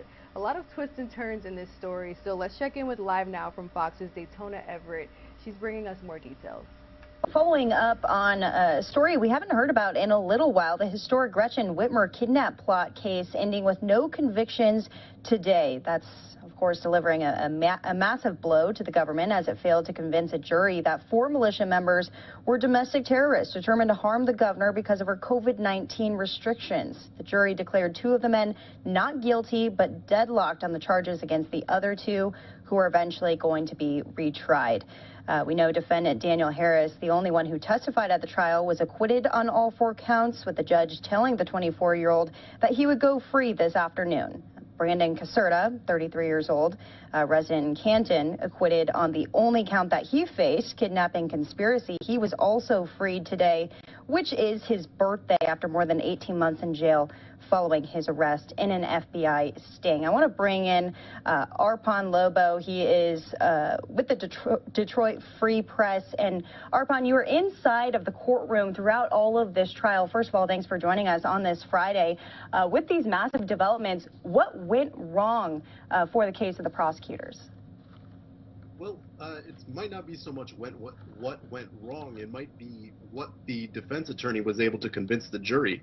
That was that this group of men, they weren't really plotting to kidnap the governor. They were just tough talkers, and that it was the work of undercover FBI informants and agents that ended up pushing them to take the actions they did, which included casing the governor's vacation home not once but twice, practicing live fire drills, different things like that. Ultimately, the jury could not find enough to convict any of the 4 men, with 2 mistrials and 2 acquittals, as you mentioned. So explain more of the evidence that was presented in the courtroom. You touched on it right there. What role did the FBI play in this and in their conversations with these men? Sure. During the trial, which lasted about 3 weeks of evidence testimony, jurors were shown a range of different things from there were screenshots of chat transcripts. There were recordings taken by informants. There were even the guns of the men were brought into the courtroom, different things like that. Of these recordings in particular, some of the stuff that stood out was the discussions on what these men were going to do if they were going to actually take action to kidnap Whitmer. Things like discussing the security detail and how they were going to, approach any head-on opponents they might face, things like that. So the jury was given a kind of a wide variety of different things to consider. One of the more notable aspects that the defense touched on in their closing argument was that through the informants and undercover agents, the government had access to thousands of hours of recording and audio, and the jury was played a few minutes here and there.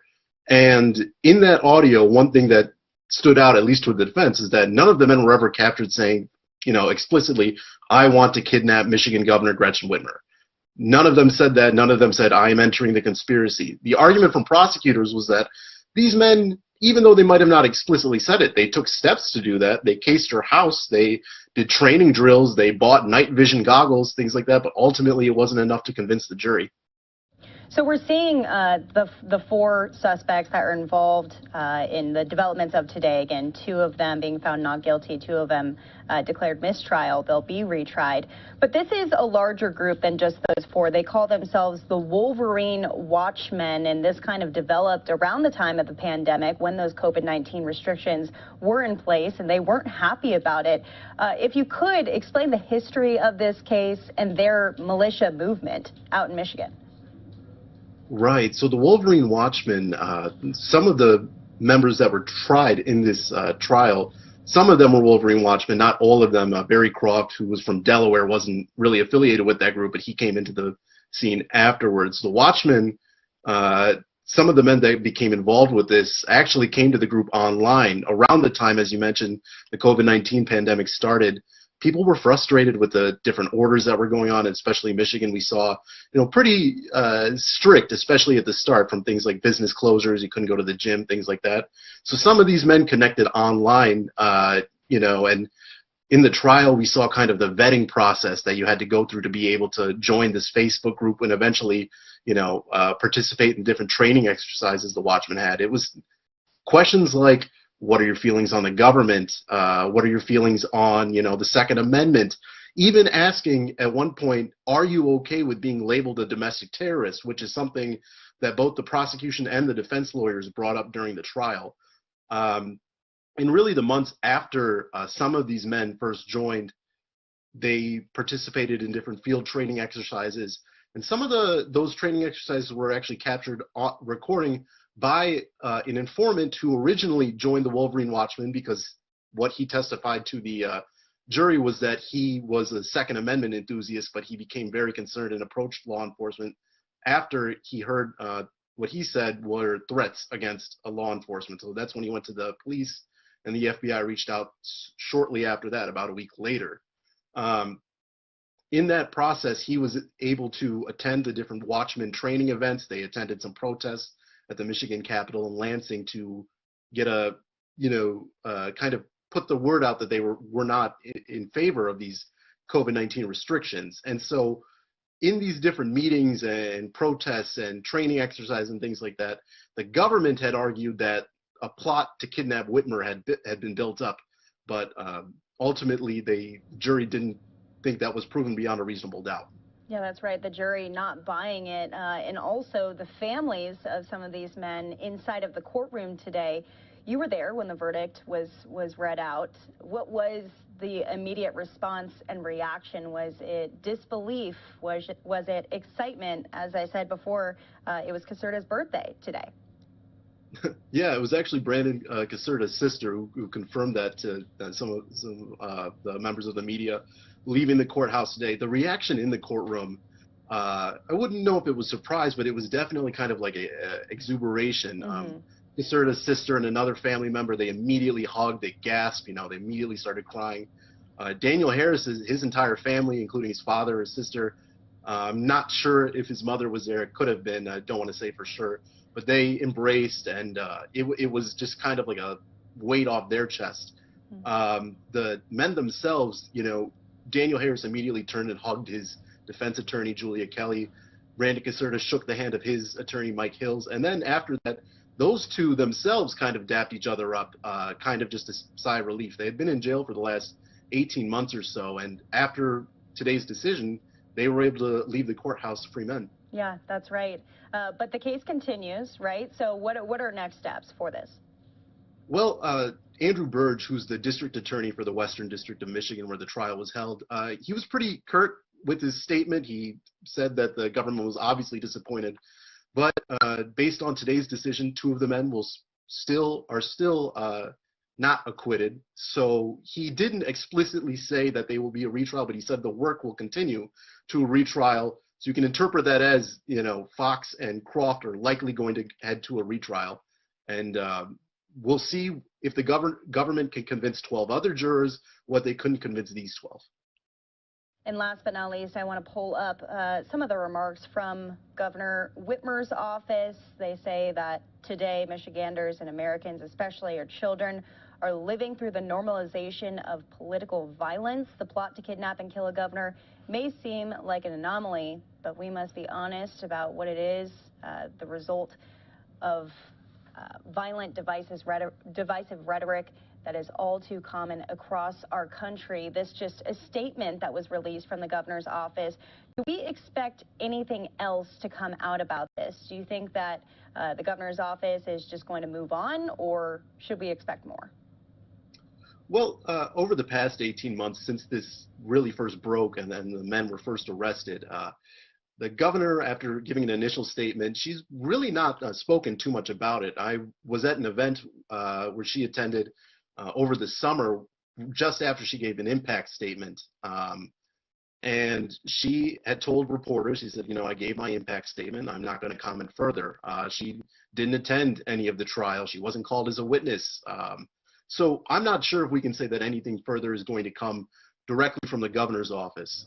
We'll see if during a retrial, I'm not sure if the government would feel obligated to present any new evidence that they didn't present this time around.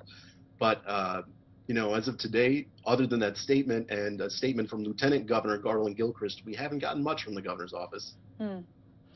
Arpon Lobo with the Detroit Free Press, thank you so much for joining us here on Live Now from Fox. Any last thoughts on this case? Well, one of the main takeaways from this case, it was really seen as a flashpoint in the rise of extremism and domestic terrorism. This isn't the first time, though, in Michigan, a group has been acquitted on similar charges. Over a decade ago, there was a militia case that saw a group get acquitted. So we'll see if this changes the government's approach to how they prosecute these cases when they're trying to assert, issues of domestic terrorism moving forward. And we are following yet another wild story coming out of our nation's capital. 2 men have been charged with impersonating federal agents in order to get a closer, I should say, to real Secret Service agents. And they went before a judge on Friday. Live Now from Fox's Andrew Kraft is bringing us more on that story. The story has so many twists and turns and details. Joining me now to discuss it even further, police practices expert Darren Wyatt, friend of the program. Darren, thanks so much for being with us here. Just wanted your first thoughts on this story when you read about it, and we'll get into some of the particulars.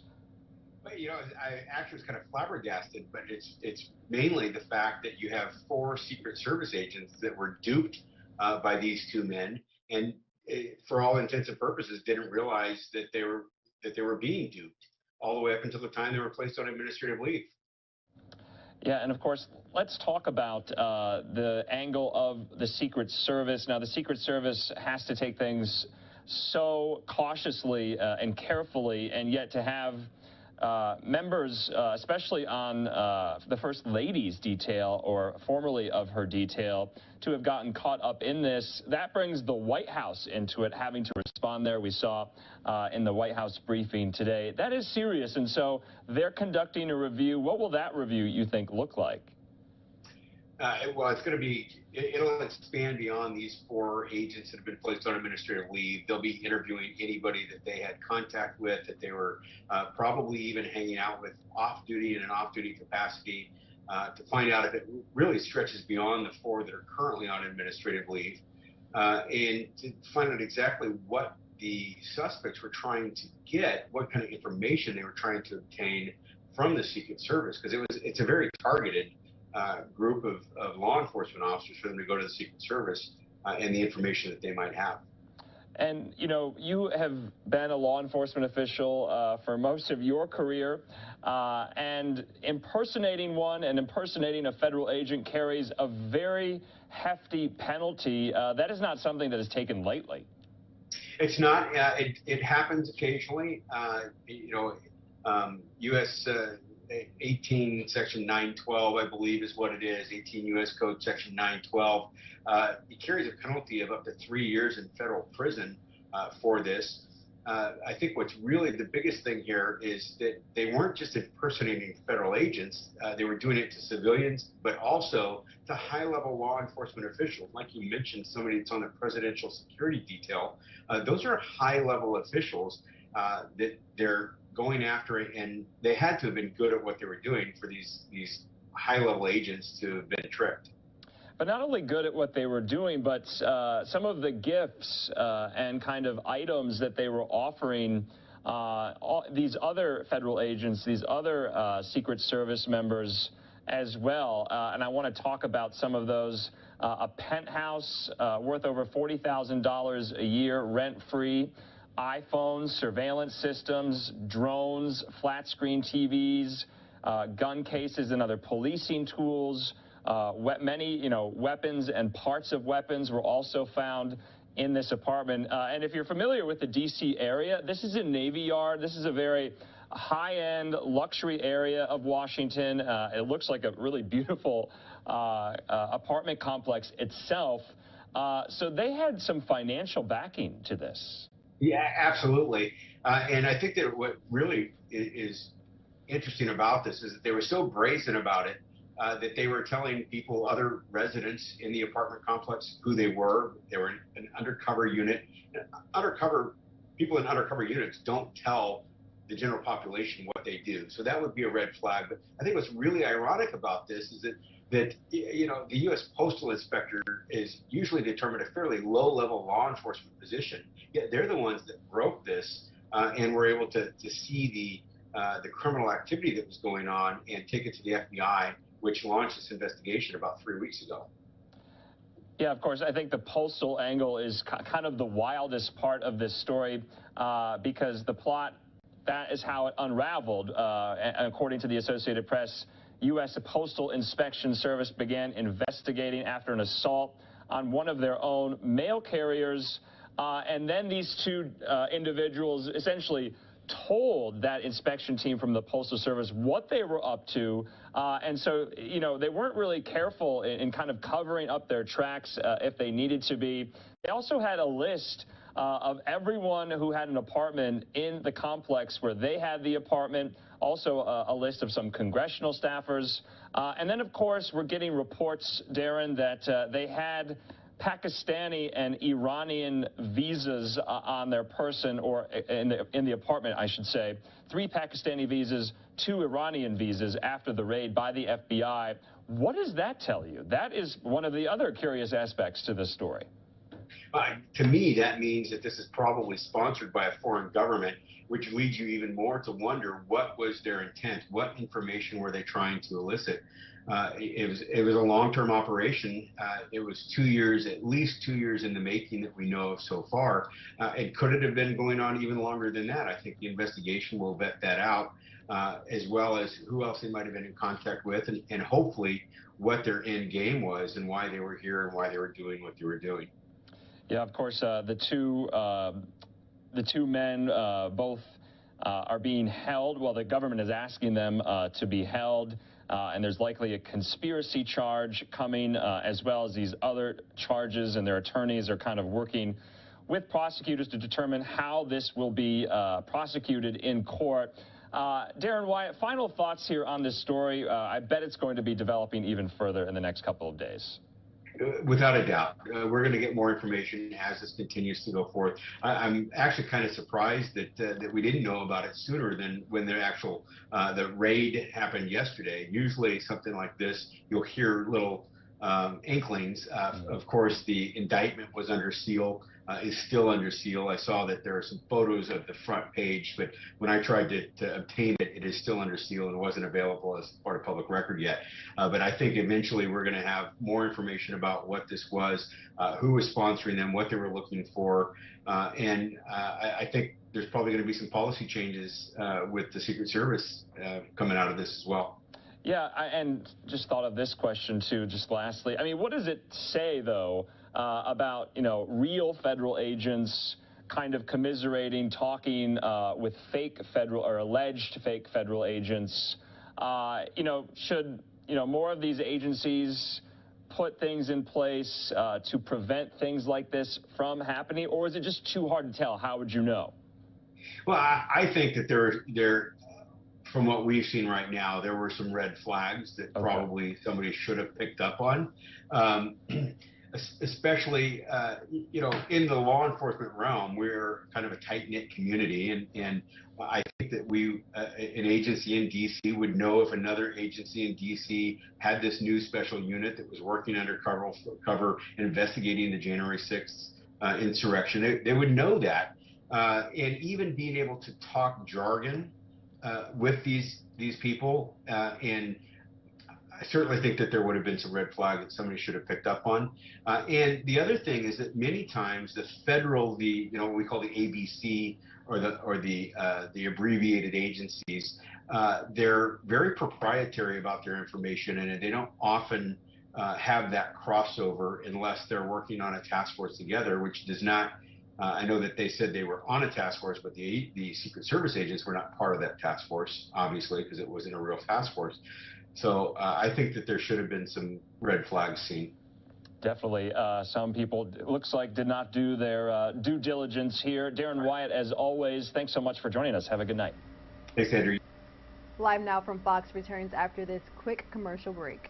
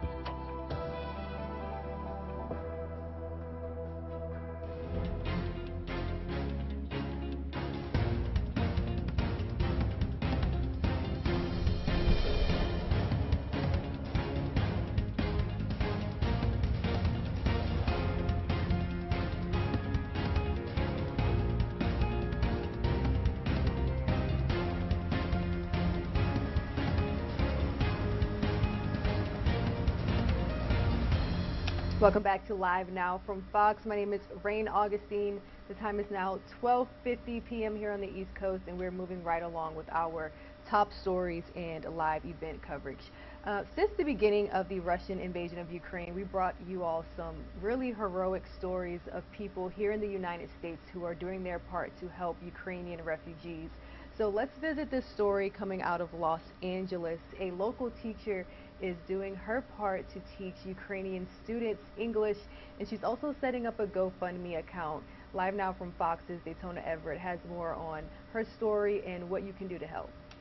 You're watching Live Now from Fox. I have a very special guest joining us from Los Angeles, Lexi Pendola, the 17-year-old who has been teaching Ukrainian children for about a year. And then, of course, war came along, and that communication is still there. Lexi, I'm just blown away by what you've been doing for all of these kids, for students out there who had a desire to learn English, and now you have been kind of an outlet for them to be able to speak to someone in the United States and be able to tell their stories. So I want to hear those stories, and if you could, just explain what that relationship has been like, speaking to them, not only teaching them, but now talking to them about what they're having to undergo. Yeah, I mean, it's just crazy seeing, like, from their perspective, that some of them are like, the youngest is like 10-year-olds and like as old as like a year younger than me, and what they're going through is honestly like heartbreaking, seeing that their city is being destroyed and just like that they have to flee their towns, and they get an hour to pack up their whole lives into a suitcase and say goodbye to all their friends, and they're seeing their friends go to war, and like just seeing the pictures that they're sending me of their towns, like that's now rubble, like just completely gone. And refugees that are 2 years old to like in their elderly that are just starting their lives over now. It's really unbelievable. So taking a step back, put yourself in your shoes about a year ago when you decided to help out and start teaching. Tell us about the program and tell us why you wanted to do that to start with. Yeah, so I was looking, it was really when it was in the midst of COVID, I was looking for some sort of community service, especially with like kids, but I couldn't really go anywhere. So I found this program called Meaningful Teens. It's started by teens, run by teens. And so the organization is Meaningful Teens, like I said, but the specific program that I'm doing is Project Speak Together. And so it's on Zoom every Saturday at 9 a.m. and we just like help teach the kids English. We read with them, we watch videos, we just like have conversations with them. And you really get to build relationships with these kids. And yeah, it was crazy just like getting to know them and then seeing all of this happen. It's unbelievable. Yeah, meaningful is a really good word for that. You touched on it for just a moment right there. When war started to escalate and things started to change, and then there was the official invasion, you've been in communication with Julia, who is the English teacher in Ukraine. What was that like, hearing about all of that on the news, hearing about the invasion, and having a personal relationship with the kids who were going through it and the teacher who's going through it? Yeah, so at first I didn't even have Julia's contact information. So I was DMing some of the students through Instagram and just checking in. I was like, hi, I don't even know like where you're located in Ukraine, but I know all this is going on. So like, can you update me, tell me how you're doing, like all of that. And then, so I asked the head of the Project Speak Together, I was like, I know there was a teacher that's been on the Zoom sometimes, like, can you just send me her information so I can see what I can do from the United States? And so when I got in contact with her, she was kind of like, yeah, like we can try and work something out, but I don't really know what's gonna come from it. Like kind of had very low expectations. And so I was like, what do you need? Because I didn't know they couldn't get packages or anything. So the only way to really send anything was just money. And so I started GoFundMe, checked it, and saw that some money was able to be sent. And after that, it's really just gone from there. Wow. So you've been sending money, and you mentioned the fact that at this time, those kids can't really be going to school. They're missing out on a lot of learning opportunities. So have you continued in your teaching? Yeah, so for the kids that can log on to Zoom, it's still happening every Saturday. There was one weekend that just, they were like, we don't think they're going to be able to log on. So it just like is hit or miss. Every weekend you just try and log on, and if they're there, they're there. But a lot of them aren't able to log on. And just last weekend, actually, I was on Zoom with some of them, and like one was still in Ukraine in their house, another one was in Poland. So they're really just like scattered all over the world right now, but still trying their best to get an education. What's the attitude like of these kids, you know, since you got to know them for the past year and now have gotten to know them through this trial, through this conflict? How have they been doing? They're honestly so brave. Like I couldn't even put myself in their shoes and like even think that I would be anywhere as brave as them. They are like so inspirational because they like are just like handling this so well, even though it's like such a crazy situation. But they're really so brave. And I know one of them that's just a year younger than me that's volunteering in hospitals where her, like she's with kids that are, their parents are either injured in the war or dying in the war. And she's just like taking care of them. Like I can't imagine what they're seeing on a daily basis. Yeah, I mean, I look at you and I think what you're doing is so amazing, and I'm so proud of you to step up at your age and be able to be making such a big difference. But watching what they've been through, what kind of perspective has that given you? What lessons have you learned from these kids who are around the same age as you? going through something totally different across the world. Yeah, it really shows like how connected you really are through social media, through the internet, and that they like have had to grow up so much in these past just few weeks with obviously such short notice, and just seeing how they've just taken that and gone with it is really like, it's inspirational. It's crazy. Yeah, you hit the nail on the head. Really makes you grow up fast. Yeah. Yeah. Well, I know there's a lot of people who are watching this right now who are inspired by your story and inspired by the stories of these students out in Ukraine who, like you said, are still trying to learn and trying to keep up with their schoolwork and just be kids too. Your GoFundMe has really blown up. It's gotten a lot bigger. And if people want to donate or reach out or help out, what should they do? Yeah, so it's called Help Ukraine, and I think honestly, if you just look at my name, Lexi Pendola, it should be one of the first links that comes up. And yeah, we started with the initial goal of $500.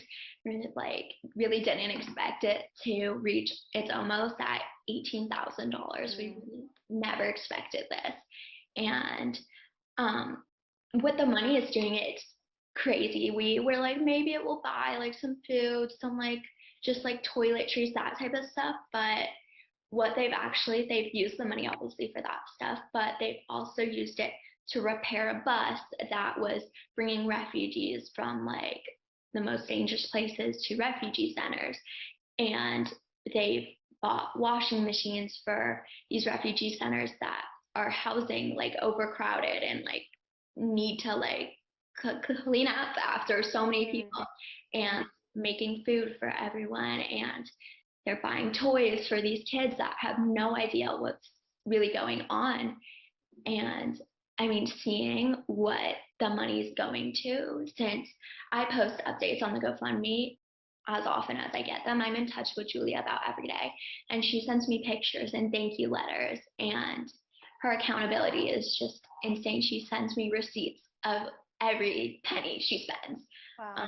So it's really crazy like how brave she is to go out, and just like she's going out to these stores when there are air sirens going off and you can hear shooting in the background. It's insane what they're going through right now.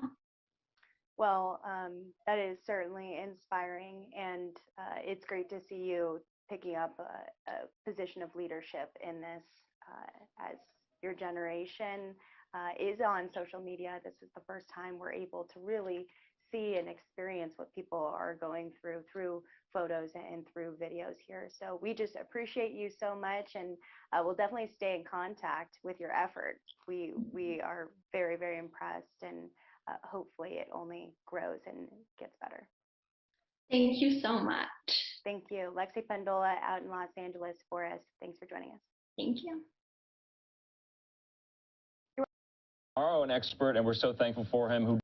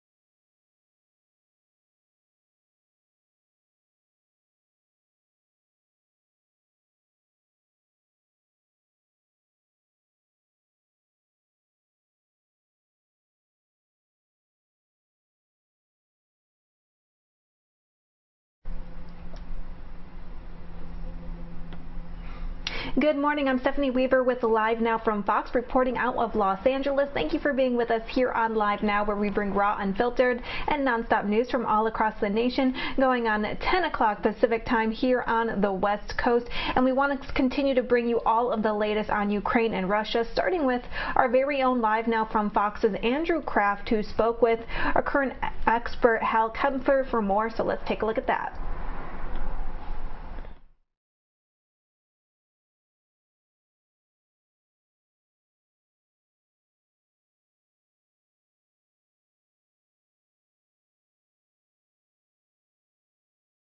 Joining me now to discuss all of that, national security expert Hal Kempfer. Hal, thanks so much for being with us. Let's get to some of the news of the day. We learned that more sanctions are coming tomorrow on specific Russian banks. We know Russia's largest bank, Sberbank, will be sanctioned. Also, Alfa Bank, which is one of Russia's top private lenders, they will be sanctioned along with Vladimir Putin's two daughters. So we're seeing kind of second, third order sanctions coming down. My question for you, though, we're issuing these sanctions. They almost seem like we're, grasping at straws here about who left to sanction. Who do we have to sanction still that has not been sanctioned yet?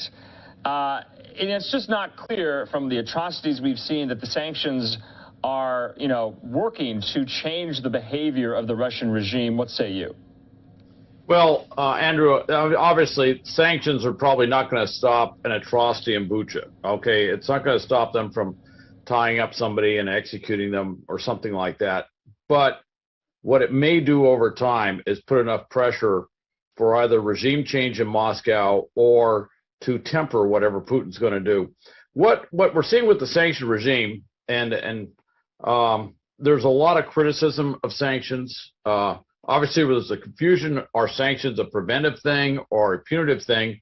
And obviously, there was the, President Biden said that they weren't preventive, or they weren't for deterrence, I should say, whereas his administration had said they were for deterrence all along. But the thing with sanctions is they're closing some gaps. One of the challenges with sanctions that they had early on was getting international cooperation. Problem is the U.S. sanctioning a bank doesn't mean a lot unless you have other major countries doing the same thing. And what you're seeing is a hardening of position with the G7, certainly with Nato and the European Union. In fact, the European Union has become a very articulate force in terms of dealing with Russia and addressing these economic sanctions regime, I should say, across the board with Russia. And it's closing those gaps. One of the problems they had from 2014 was they would sanction the oligarchs, they'd sanction key leadership figures, and they would simply move money to other family members, and the sanctions were basically circumvented. Going after Putin's daughters is part of that, is to do that, and it's to close off those gaps. So I'm going to be a little optimistic. I think it might have more effect than we think. Interesting. Let's move on to, like you were mentioning, some of the countries of Europe who are taking more of a concerted stance, especially when it comes to Russian energy imports. We learned that the EU is blocking Russian coal imports, so we could talk about the significance of that. I want to read a tweet from the German ambassador to the United States. She says, since Putin's invasion, there has been a tectonic shift in German security, energy, and foreign policy. Weapons to Ukraine, independence from Russian hydrocarbons as soon as possible, severe sanctions, massive defense spending, and support to NATO's eastern flank. Are some of these European allies of ours kind of hardening in their determination and grit to do more when it comes to kind of the outstanding issues that Russia still has at their will, at their availability? What is the posture right now when it comes to Russian energy? Do you think we'll see more on that front in the next couple of days? Well, Andrew, I think what we're going to see is a closure of their ability to sell a lot of hydrocarbons, particularly coal, which may not seem like a big deal, but coal is still a major power source for Europe. The European Union acting like that to shut down coal imports for Russia hits them in the pocketbook in a major way. You're seeing the shutdown with a number of countries with oil. You're seeing them try to reduce their dependency on natural gas. That's a tougher one for certain countries because of their overwhelming dependence on natural gas. But you're seeing this shutdown, which the longer this thing goes on, the more impact it will have on Russia. I would mention that there has been some discussion just today by some senior military leaders that they think this thing could, I'm going to use the term metastasize, but this conflict could end up going on for years. I know a lot of people are thinking this will be over in a week, a couple weeks, maybe some months. But as this thing goes on, they're looking at this eastern front, if you will, in Ukraine and wondering if this thing will ever get closed off. Will it be something like we saw with the previous Donbass issue where it just keeps going on and on and on? Don't know. But they're setting up the sanction regime with energy in order to do that. It's interesting. When this thing started, it was the United States prodding Germany and prodding France to get them to do things. I tell you, half the time I feel like we're catching up to Germany now in terms of where they say they're going. I mean, they are saying, look, we need to ship arms. We need to build up our defense. They were always a reluctant partner. And part of that was some of the things we imposed after World War II, which was kind of a cultural thing, which was to make them less militaristic, if you will. But now they're looking at this saying, hey, we got to harden up everything. And so Germany has just done a complete turnabout on this whole thing, and it's just fascinating to watch what they're going to do.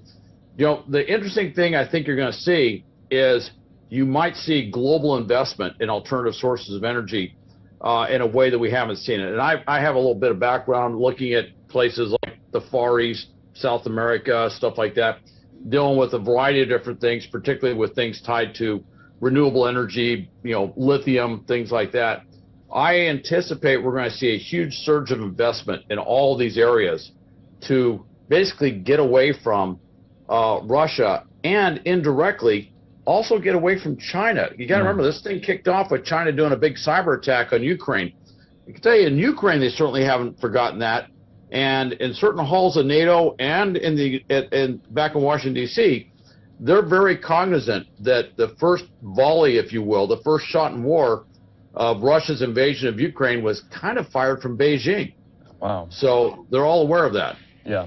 Hal, we know also Fox is confirming the United States will send an additional $100 million in Javelin anti-tank missiles to Ukraine.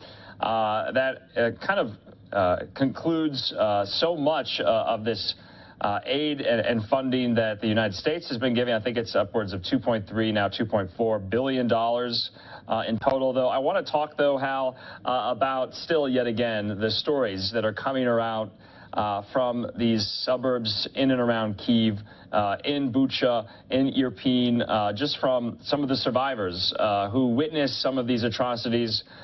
First, though, I want to play some sound that we have from Secretary of State Antony Blinken about this, and then I'll get you to respond.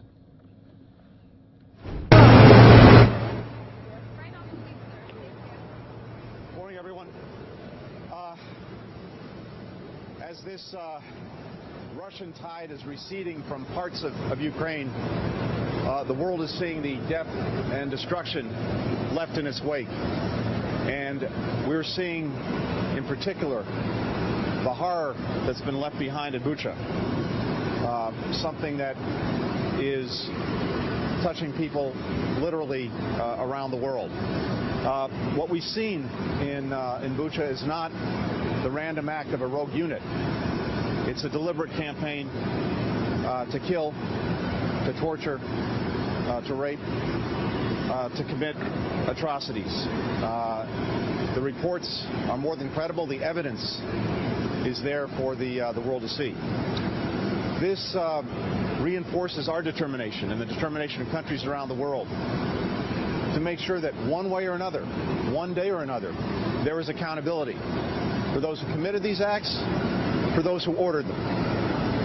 There's also a strong determination to make sure that we're doing everything we can to continue to support Ukraine in its brave fight to push the Russian aggression out of Ukraine and, of course, to sustain and increase the pressure on Russia to stop this aggression.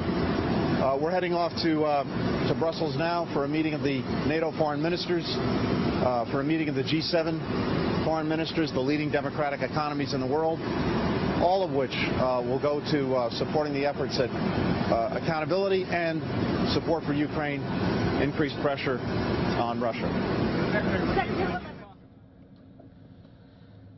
Okay, Hal, Secretary of State Antony Blinken there in Brussels saying that the campaign is not random of war crimes. It is deliberate. We also got word, and we heard from the U.S. Ambassador to the United Nations, Linda Thomas-Greenfield, today. She said reports indicate that Russian federal security agents are confiscating passports and IDs, taking away cell phones, and separating families. She says she does not need to spell out what these so-called filtration camps are reminiscent of.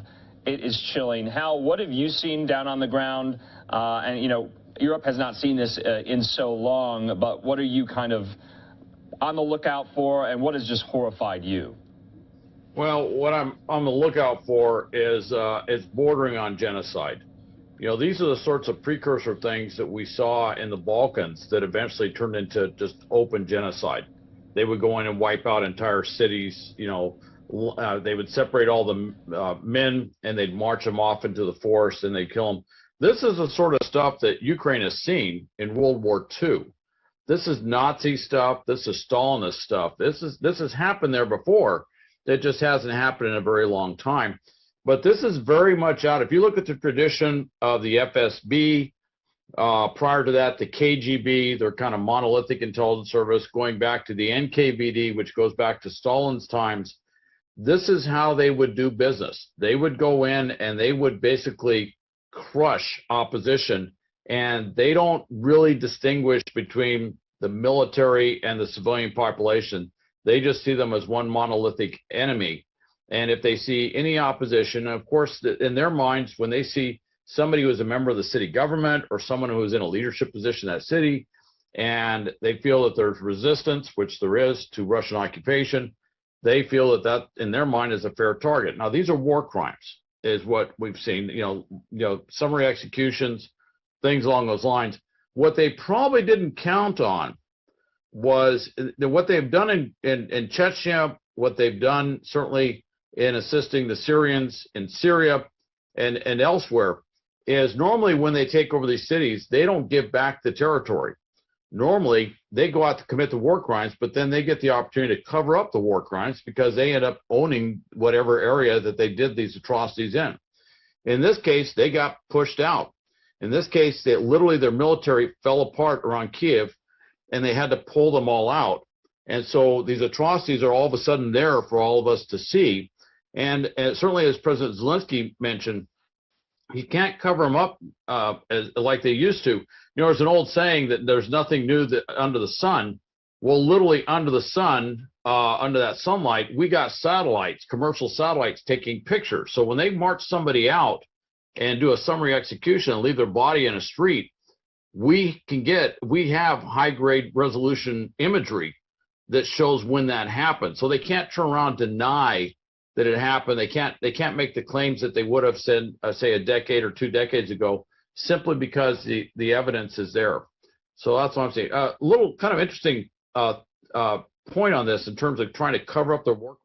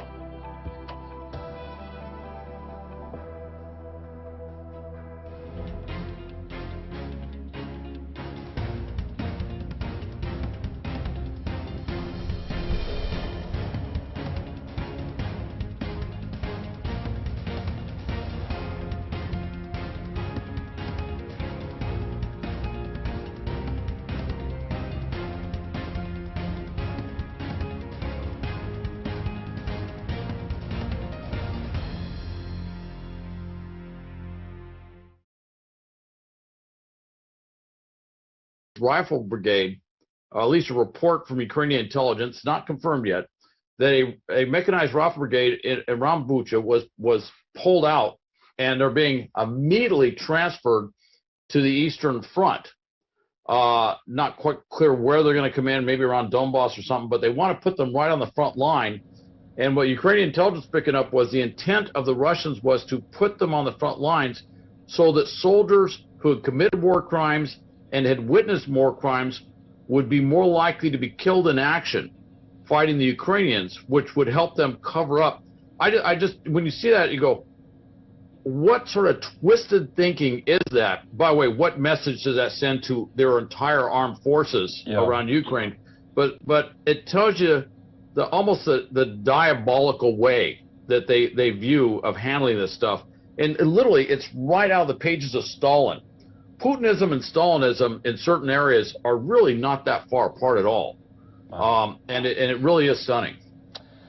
Hal, you know, they will go to the greatest lengths, like you just mentioned, to hide what is really happening, to suppress the truth, and it is really the work of so many to make sure that does not happen. Let's game out some of these scenarios because, like you mentioned, the war is still only in its 5th or 6th week.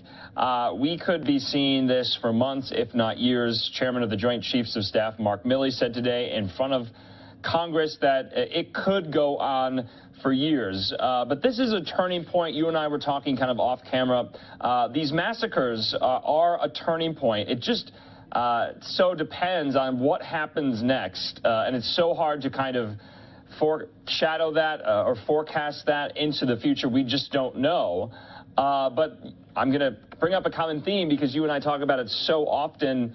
There really is no coming back now for either Putin, for the Russian regime, because nothing is really letting up as far as, you know, lifting sanctions. More sanctions are going on. More ostracization is happening. So I guess that's what I'm thinking about going into the latter half of the week here. I think what we're going to look at, you know, it's interesting if you, in Ukraine and certainly some areas around there, they don't see it as just Putin or the Putin regime. They're fiercely, they blame the Russian people for this. So we are seeing some deep set anger here, which could go on for literally generations. You know, the sort of nationality versus nationality anger that Europe has seen before, but this could go on for a very long time unless something overwhelming is done. I mean, it's almost like you have to see what happened at the end of World War II with denazification, where it was so extensive, it was literally changing the cultural norms within Germany, changing the way the German people, you know, interact, think, how they, you know, basically changing a society that was very regimented and easily would follow orders to a society that would always question the top leadership in order to build that sort of, you know, those core concepts needed in a democratic government.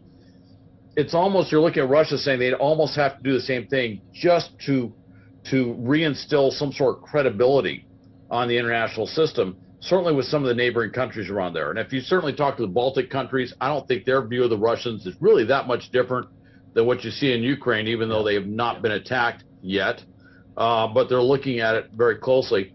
So I think what you're going to see is a greater isolation of Russia. And the interesting thing on that is it's going to isolate China more too. You know, at some point, China's going to feel tremendous pressure to get out the fence, and that may be tied to sanctions regime. You're also going to see India, which has always had a close relationship with Russia, have to figure out where it stands in this whole thing. By the way, in Europe right now, you may have seen that Serbia and Hungary just had elections. Yes. And both pro-Putin strongmen got reelected. Correct. Well, yeah, the next day, the European Union said, okay, we've got a whole list of things that we're going to do to Hungary because we feel that you're not maintaining the standards of European Union membership. You're being undemocratic. And they did not hesitate to start putting those things in place just to make their pressure felt about any regime that aligns along Putin. So you're going to see a lot more of that around the world, be further isolation, and it's going to make it much more difficult for Putin's regime to basically withstand the pressure. Yeah. You know, what that turns into, I don't know, but the pressure is going to be incredible on the regime. Yeah, and of course, and you and I have talked at length about not only, I guess, the military aims of Russia inside of Ukraine, of which we're seeing how fallible those really were, but kind of the intangible kind of cultural remaking to crush the national spirit of the Ukrainian people. That was also a top aim, and we're seeing them try very, very hard with these massacres, and they're so horrible to witness. But that is in their playbook in order to essentially crush the national spirit of the Ukrainian people, in order to kind of bring them on their side. I've heard that so many times, especially with some of these Russian propaganda outlets saying, you know, if the military do not work, they have that still to go on. You know, again, I go back to Stalin when I look at comparison. You know, Russia always kind of played this down, but of course they had the agreement with the Ribbentrop Agreement, where they went into Poland at about the same time that the Germans went into Poland, and of course they also went up into Finland. Well, a couple things is, you know, when they went in there, they rounded up, you know, all the military officers that they captured, and they took them out in the forest and they killed them. And of course they tried to blame the Nazis, but everyone knows that was Stalin's forces that did that. These are typical Stalinist tactics. These are the type of tactics that they used in and around World War II, where they go in, they would find opposition leaders, anyone who could who would voice a different opinion than what the Russia or what the Soviets wanted, and they would round them up, they would imprison them, they would execute them. In many cases, they'd force them to flee. But this is just standard way they do that, and they've done this forever. This is just kind of the way they think. They've done it within the former Soviet republics. They did it in the Warsaw Pact when they went in there to establish the Warsaw Pact. They would just keep ratcheting down to try and eliminate any opposition to the regime. So this has worked for them in the past. What has happened in Ukraine is it's got externalities they didn't plan on. And one of those externalities is Nato in the West. Our resolve, I think, caught Putin completely off guard. And the amount of resources and weapons and the type of weapons we were able to bring in caught them off guard. One thing is the Russian army was always built around tanks and armor. That's in their culture. That's in their tradition. It goes back to World War II. And things like Javelin missiles and these NLAW missiles have been just chewing up their armor. You know, another thing that you found around the atrocities was a lot of burned out Russian vehicles that have been destroyed. And that's another thing they're talking about north of Kyiv. It's a graveyard.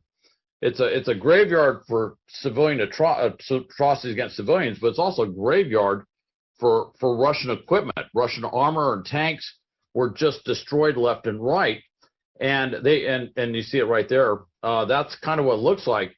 This has caught them off guard because that is the center of gravity of the Russian army. You know, armor and tanks is really what they're all about, and they're being just stopped cold. And what this has done is it's really impacting the psyche of the Russians in a way that they didn't anticipate. So, that's just there's just a lot of things to consider there. So I'm going to turn it over to you for another question. No, of course. No, Hal, I think that's going to do it for us tonight. As always, we appreciate your time. And the war goes on. We'll see what happens in the next couple of days. You know, what more resolve the West has in order to hold Russia accountable. We'll have it covered here on Live Now. Hal, thank you so much. Thank you, Andrew.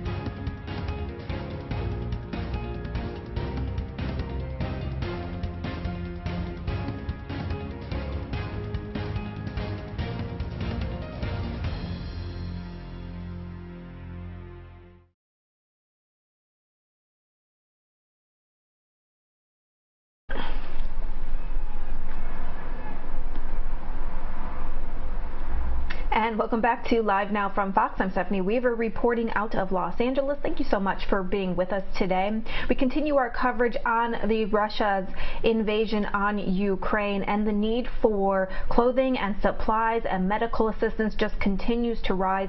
And our very own Christy Larson spoke with a veteran who is overseas helping. Let's take a look at what their conversation had to say.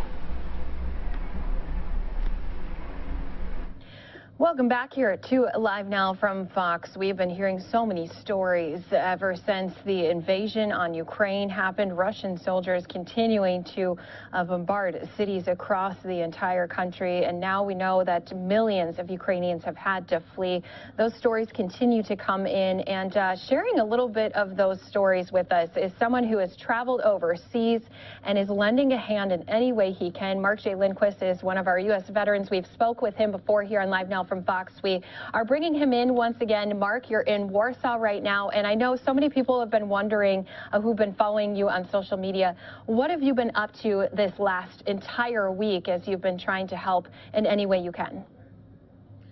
Well, you show up here a week ago and you try to figure out how to help best, right? And you're not going to know how you can help until you get boots on the ground and eyes on the situation, eyes on the problem. And so we flew in here a week ago. I met up with some veterans who had communicated with on social media prior to arriving here. And really, it's asking each other, what is your mission here? How do you want to help? Are you going to go do the whole military thing, or are you going to do the humanitarian thing? If it's a humanitarian thing, where are you going to do it? Are you going to go to Kyiv? Are you going to go to Lviv? Are you going to stay in Poland? And so it's been a lot of networking.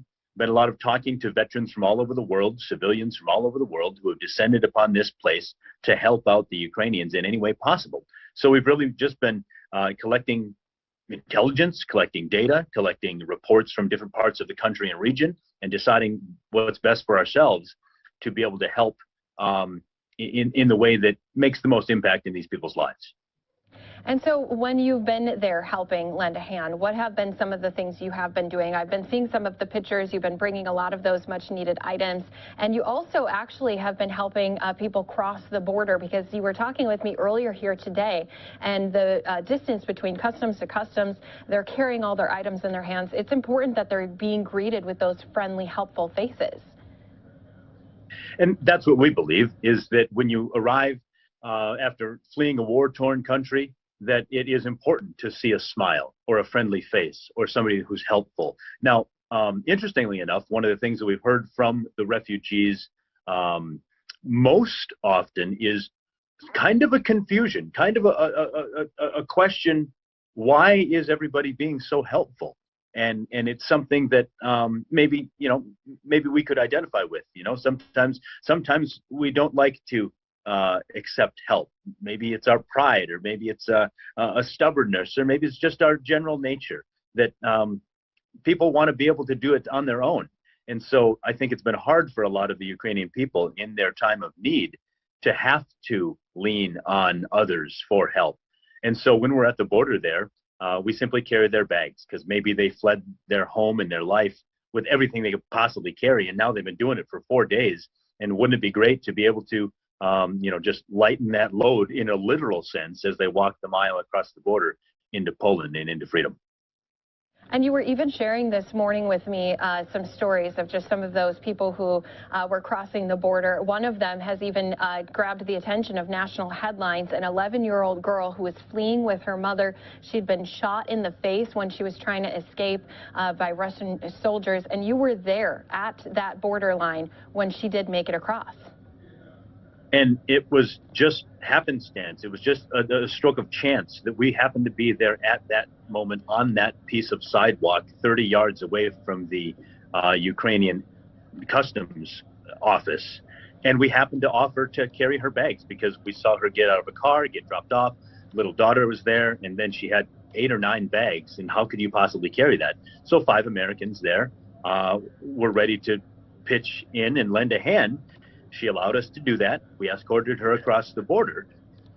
And midway through our walk across that border, she informs me by showing her cell phone that it is her daughter who was the one who was shot by the Russians as they fled Mariupol. And we didn't know that. And had she not told us that, we would not have known that. But we have built enough rapport with her talking to her daughter, making her smile, asking her questions, how can you help, making her feel safe, that she shared that with us. And it was really a powerful moment for all five of us to realize that now we have the responsibility of escorting to safety this young woman and her daughter. And maybe we were the only people in the Western world who knew that she made it out alive. And when you think about some of these stories, some of these people that you've come across, you just know that they are coming with everything that they have, that they were able to carry. This is all they have right now at this time. So when they are greeted by people like you, I'm sure that they are, as you said, just impressed and appreciated, and finally just relieved that they finally made it to some safety.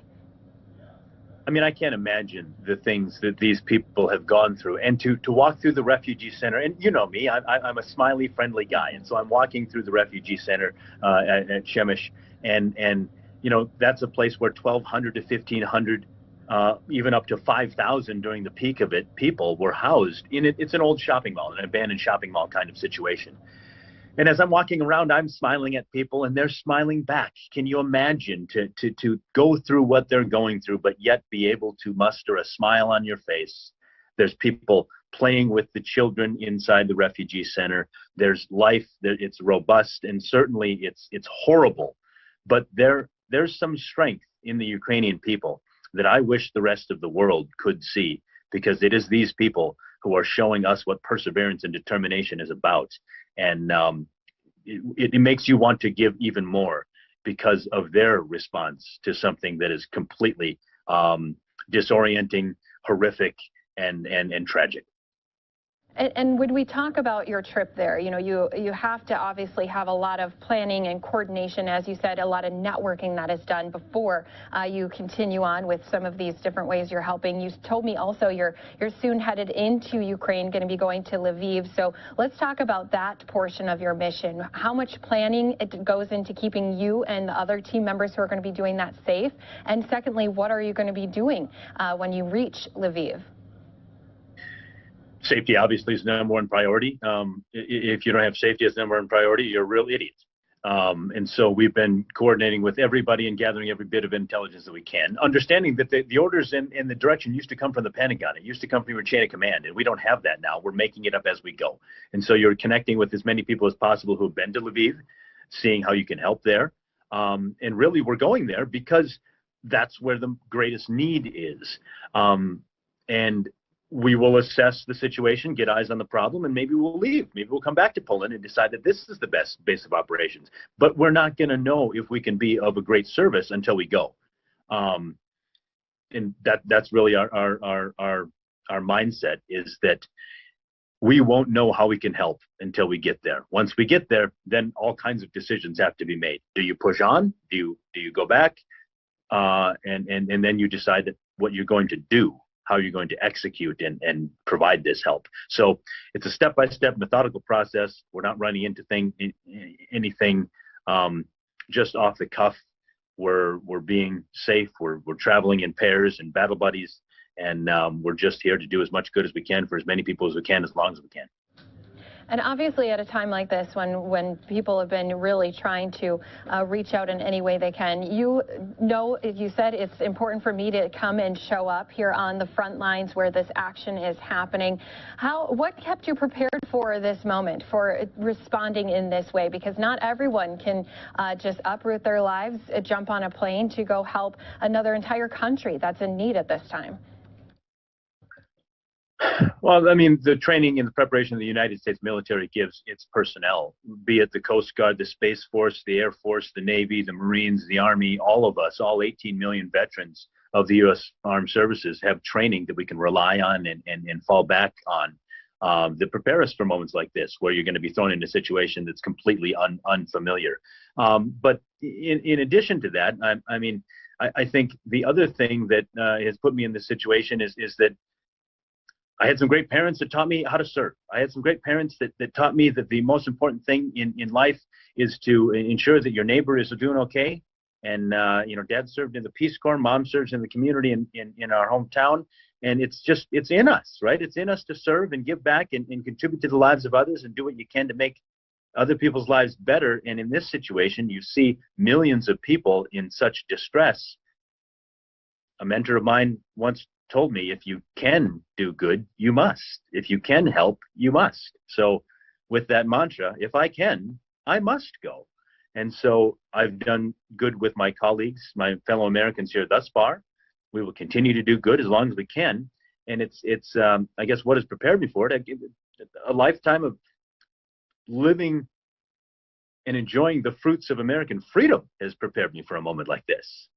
I'm kind of a history nerd, so you think of Marquis de Lafayette, who was a French citizen and a major general and an aristocrat who didn't need to come to America during our Revolutionary War and assist, but he did. And so history is littered with examples of foreigners going to other lands where wonderful ideas such as freedom are challenged.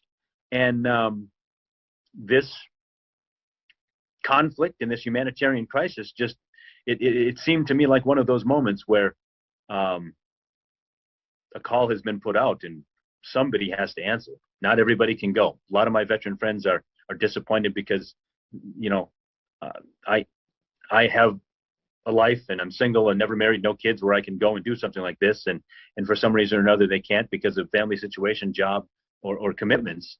And so every veteran feels that tug to go and serve.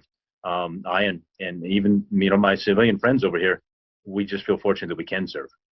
And you've been serving in so many ways already, even leading up to your trip to Poland. You had been doing a lot of recruiting in your community, in the Fargo-Moorhead community, and even a lot of donations so that you could do things like the pictures we've been seeing, is collect some of those much needed items for those who had just crossed over and escaped their war-torn land. And I think that's the important thing to notice or take note of, is that the American people right now are in this position where everybody sees what's happening in Ukraine and wants to help, but maybe doesn't know how to help, right? And it is my mission, and one of the reasons why I decided that I had to go, is that I believe the people that are 1 degree of separation from me will maybe be moved to action because they know a guy on the ground who can give you real life, you know, up-to-date intel about how best to help, because that's as crucial as anything in a crisis situation like this that's rapidly changing. Because you might hear how to help today, but by the time your package gets there 2 weeks later, that's no longer needed. You need a guy on the ground who's able to, when a need comes up, grab the donations that were given, the donations of dollars, go down to the local store and buy what you're seeing on the screen right now. And that's what I did yesterday. And there's no red tape. There's no overhead. There's just a couple guys out here who came from America who said, if there's a Ukrainian in front of me who has a need, I will try to fill that and not worry about some big NGO bureaucracy and red tape where it takes them 7 days to try to solve a problem. I'm here to solve problems as I see them as they come up. And speaking about what's coming up these next few days, talk about what you're going to be doing to prepare, again, for your trip to Lviv, especially since that is an area that we know does have a lot of danger that comes with that territory as well. You know, and we're just talking to colleagues that have been there and done that. There's certainly all kinds of such missions going on inside Ukraine from the Polish border, where people are extracting people from children's homes and elderly homes and folks that are disabled, orphanages, and that's happening all the time all over the country. And so networking with those folks, learning the lay of the land, doing it as safely as possible, making sure that you're going in with a vehicle that's filled with supplies and coming out with a vehicle that's filled with people. It's a pretty easy blueprint, and there's many people doing it in many different ways, and you just find the right guys and you know, that are going to be in your squad, and you go out and you do as much good as you can. Do we know what's going to be ahead? No. I mean, you never know what's going to happen, and it changes very quickly. But think about it. There's just, if there are a room full of 100 people, there's only a certain percentage of those people that would be willing to fly to a foreign country where they've never been, they don't speak the language, and they don't know anything. So that cuts off half of the people, right? And then of the people that are willing to do that, there's only so many people that are willing to go to the border, right? After that, there's only so many people that are willing to go into Ukraine. After that, there's only so many people that are willing to go way out east. And it's like every time that you take one of those steps and risks, there's fewer people on planet Earth that are willing to do any of that work. Well, I couldn't live in a world where nobody came to the aid of Ukraine.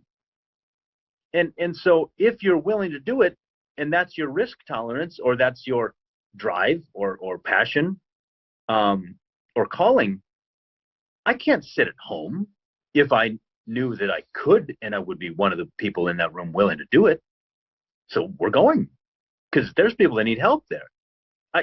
It's not time to move on to Will Smith and be bored with Ukraine at all. At all.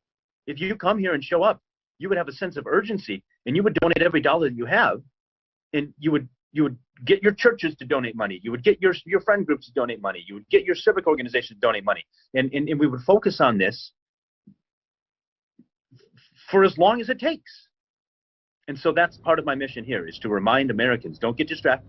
Don't forget about this. This is the brink of World War III, and these people are in desperate need of help, and there's plenty. I heard from a Norwegian bus driver just this morning. He said, we have it so good in the West. We have it so good. We have so much. And since we have so much, we have to share. And sharing is definitely something that you excel at, Mark. I know that this is a big undertaking to be one of those volunteers, as you said, who's willing to cross those lines, willing to put themselves at danger to help those other people. So we are certainly appreciative of your mission and you continuing to try to lend a hand in any way you can. We know that you have a lot more coming up, so we'll hopefully be able to check in with you again here soon, and hope you can continue to stay safe as you are providing all of this relief to those Ukrainians in need. Thanks so much for spreading the message. I think that's one of the most important things about all this, is that the Americans back home hear about this and how they can help. That's our mission. Yeah, we can. There's so many different ways that you can help and lend a hand, and you're certainly doing that on the front lines. Mark J. Lindquist joining us here again from Warsaw, Poland. We appreciate you, Mark. Can't wait to speak to you again, hear more of your stories as you continue to fight for the freedom of the Ukrainian people. Slava Ukraini.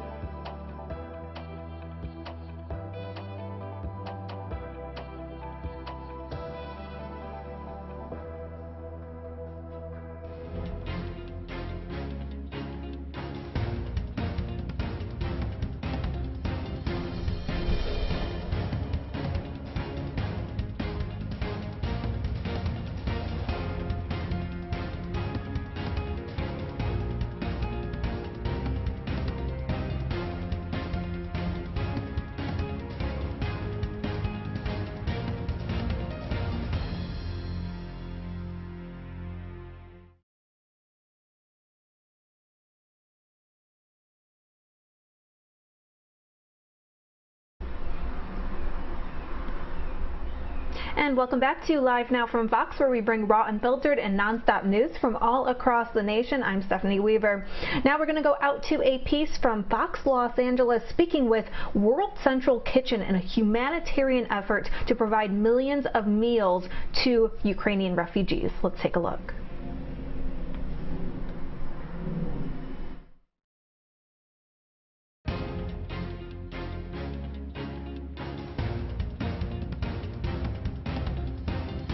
Ukrainians continue to flee that country in order to escape the war with Russia. They are seeking shelter, they're seeking safety, a new place to call home, but they also, frankly, just need to be fed. World Central Kitchen, as you know, has opened a kitchen and food supply depot in Poland very close to the border with Ukraine. At least 1 million meals have already been served to fleeing refugees thus far. Chef and TV personality Mark Murphy is joining us live from World Central Kitchen's main kitchen there in Poland, very close to the border. And Chef, I'm so grateful to you for jumping on with us. You're at the end of your day. Tell us about what you've been doing there. We'll get to the backstory of what led you there. You're just wrapping things up for the day today. Yeah, we've probably got another 2 hours here. We're in the process. We have a lot of people here. We have a whole bunch of volunteers. I'm one of the volunteers. We have a bunch of volunteers in the back of the kitchen here. We're probably going to produce about 5,000 sandwiches today. We have these large kettles right over here behind me. We call them big paella pans. We're cooking warm, hot food there. We can serve about 1,500 people at each one of those. We have 6 of them going most of the day. And we're just supplying food to the different border crossings, getting people fed when they get across the border. It's still cold here. It was snowing here yesterday, so making some hot chocolate for the kids, applesauce for the kids. And then there's also refugee centers. We're also producing food for that. So there we try to change the menu, daily, because some people are there for more than one day before they can find a place to go. So yeah, we're feeding a lot of people out of this. This was just I guess it was an empty warehouse, and the World Central Kitchen, Jose Andreas' team came in here and built it out. I got here close to a month ago. The walk-in refrigerator in the back was halfway built. We only had 3 kettles going, and now we're full steam ahead. It got organized pretty darn quickly. The folks at World Central Kitchen really know how to just scramble and do things in a real way, and that's what makes this effort so really impressive. Let me ask you about what drew you there, Mark, because you could be doing a number of things, and I know you've got your hands in a number of pots here in America, podcasting, author, judging on Chopped, all the things you do, but you felt compelled to drop everything and go. Right. Yeah, no, I was compelled. I felt, I had to go, and I couldn't deal with it anymore. I was just watching everything on the news. I decided I could cancel a few shows that I was supposed to be on the Food Network. The other people found me. They filled in for me. And I decided, I have the skills that can help. So I came here, and it's been very rewarding. I'm very happy I did it. It's a learning experience. I'm not used to making chicken salad with 600 kilos of chicken, but you figure it out. You figure out how to get it done.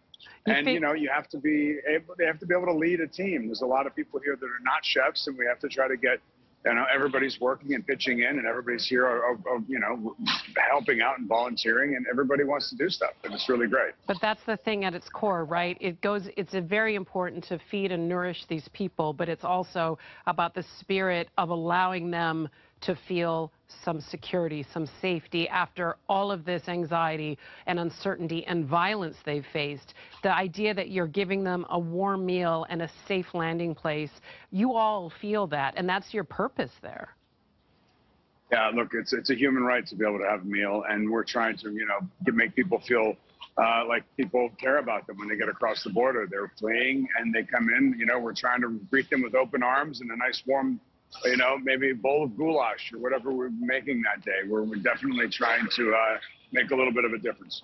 What has the experience been like with you collaborating with all these different people? You mentioned there are some professionals, other chefs, et cetera, but we know there's just people that said, look, I want to be part of this effort. Regular folks just there giving of their own time. Yeah, no, it's been, first of all, you can just imagine the people that are going to drop everything and buy a plane ticket and find their own housing and come here and help. They're huge hearts. Everybody here is wonderful, and we've also hired some local people, some Polish people that are helping with the driving and the organization and everything. Everybody is just, it's just the nicest group of people. We actually have some refugees that are here that are hired and work with us from Ukraine, which is hard to talk about, but yeah, we're doing what we can do. Tell me about those people. Tell me about those Ukrainians that have stood beside you. Tell me about them. It's just amazing. There's a woman who's helping with distribution. I can see her standing right over there now. And, she left her husband, her mother, her father. They're all back in Ukraine. She came across the border to be a refugee, and she got a job here, basically. And she is, helping the efforts, getting it done. Gives you a different perspective on life, doesn't it, Mark? Yeah, you know what? There's people have problems, but these are these are beautiful people, and they've been chased out of their home. They've been chased out of their country. It's a sad reality. You will be forever changed by this experience, and I know for the better. You're learning how to cook massive quantities of things, but you're also learning about the strength and resilience of the human spirit and how we can work to help those in need together. I know you've been doing some fundraising efforts online. What we'll do is we'll link to our website, or you can see that little QR code or big QR code on the side of the screen. If you take a photo with that, scan it with your phone, we'll link to Mark's page, and if you want to, I'm taking it that World Central Kitchen could use some support, right? Absolutely. I mean, and that's the great thing about Instagram, Facebook, all this social media stuff. It's like I decided to come over here. I had no plans I was just coming here to do work, and I didn't have any plans to do much more than that. So I put on my social media, I put a little button to donate, and I told my little story about, just leaving and deciding to come here. I couldn't believe the outpouring from friends, from people that I don't know, support and, love to be able to come and do something like this. And it was just, I got here to work. I posted it in the morning. I worked all day. I got home to my Airbnb that night, and I literally started reading the comments and couldn't stop crying. Oh, Mark, you're a beautiful human. You really are. Pretty crazy. Chef Mark Murphy there with World Central Kitchen near the border of Poland, and we'll check with you again. And we'd love to talk to you when you get back stateside, okay, to hear more about this experience. We know you've been truly moved by what you've seen there and what you've done there. Thanks for joining us. Get back to work, fella. Good to see you. Good to see you, too.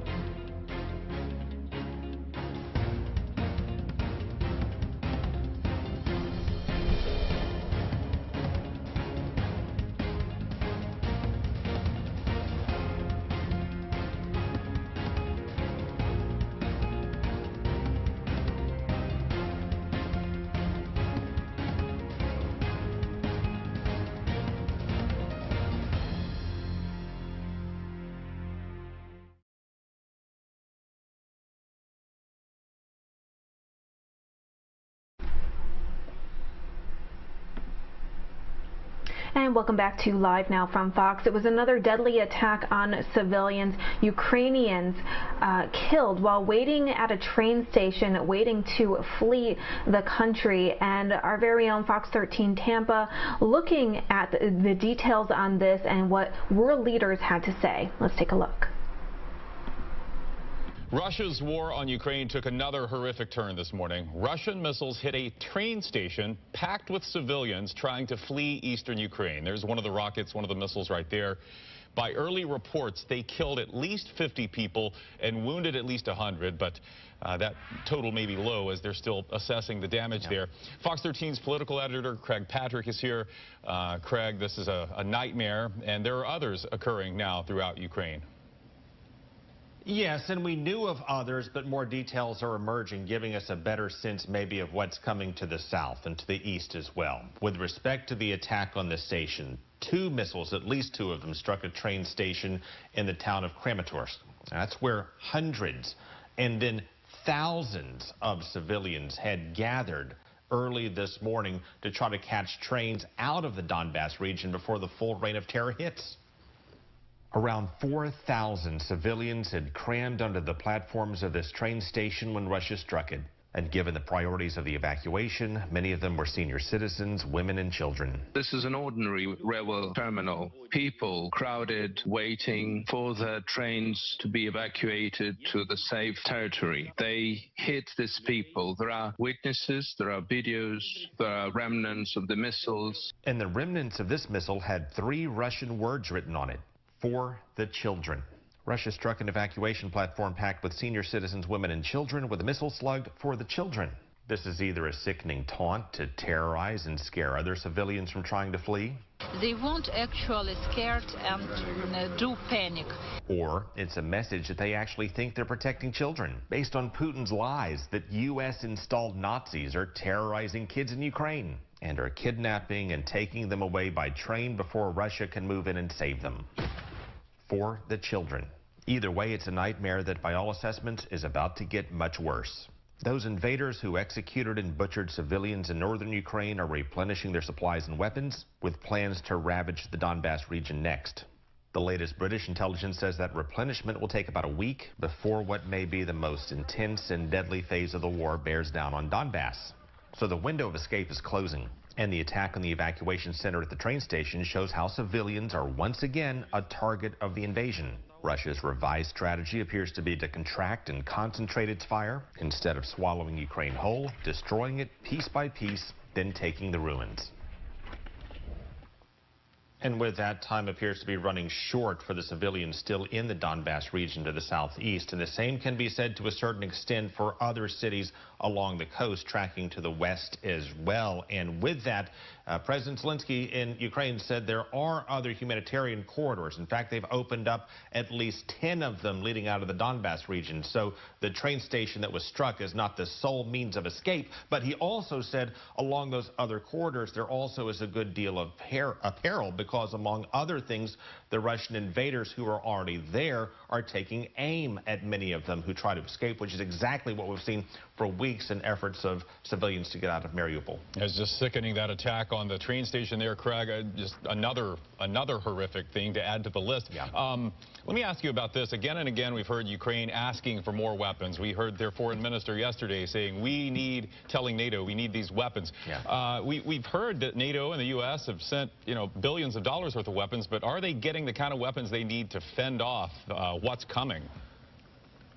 Well, Ukraine says the weapons they've received have been helpful in defending territory, but with the oncoming onslaught, based on all the assessments, they say they need much more. So with that, NATO is rounding up much more. One example of that is that Ukraine has been asking for the S-300 missile defense system, which is a battery that goes into large trucks, fires stronger missiles than they currently have to try to take down aircraft and also to try to take down incoming missiles.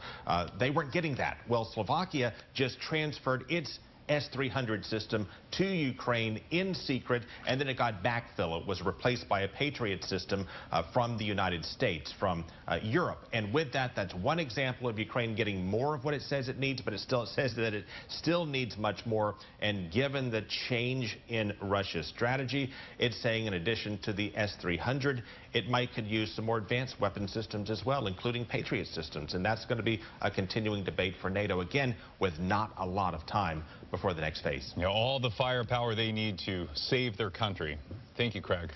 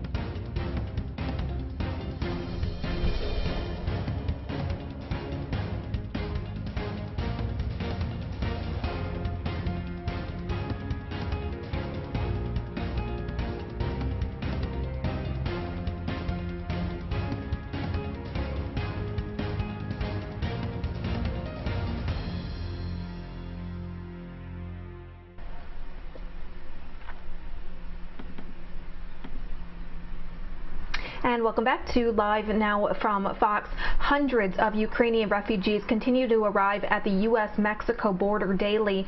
And Fox Los Angeles spoke with some of those refugees and how they're figuring out their next steps. Let's look at that conversation.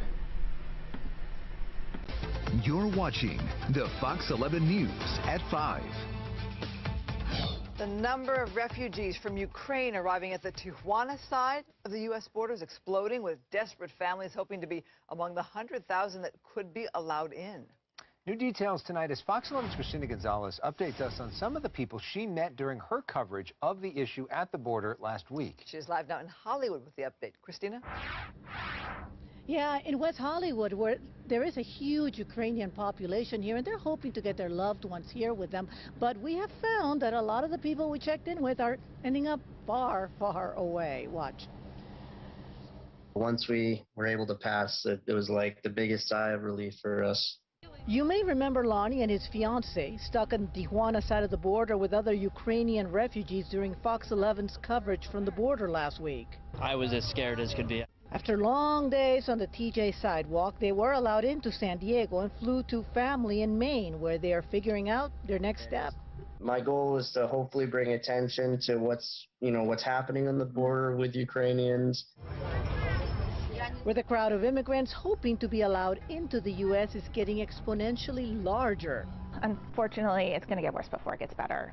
She works with EachStepHome.org, which has been working to reunite parents with immigrant children detained by Homeland Security when they try to cross the border without legal papers, seeking asylum, an issue that came to a head recently with Central American refugees and is now repeating itself with the Ukrainians arriving via Mexico, where they can enter without a visa as opposed to the U.S.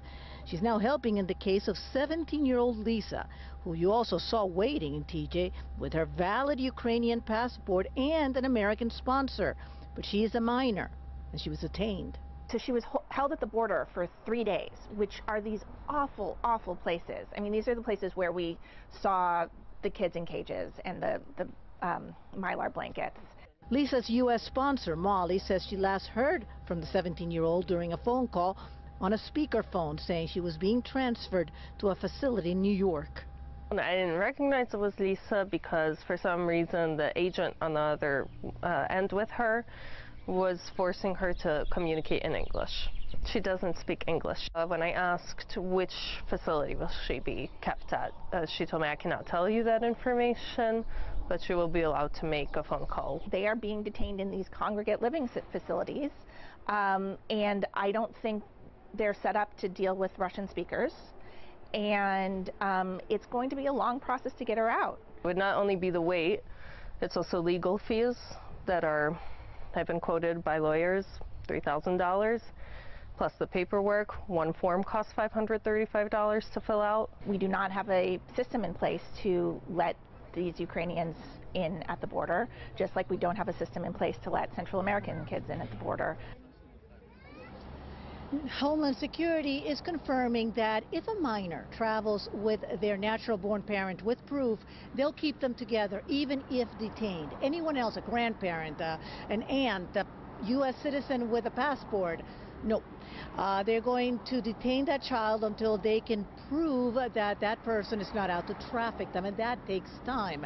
Now, on our website at foxla.com, we've put on the contact for that organization that helps people in those circumstances, and for the GoFundMe that Molly's having to put together to try to, find out where Lisa is and try to help her get out. Her mother, her natural birth mother, is stuck in Poland with all the other refugees, so she's not coming here anytime soon. So we'll keep you updated. Live in West Hollywood, I'm Christina Gonzalez. Back to you in the studio.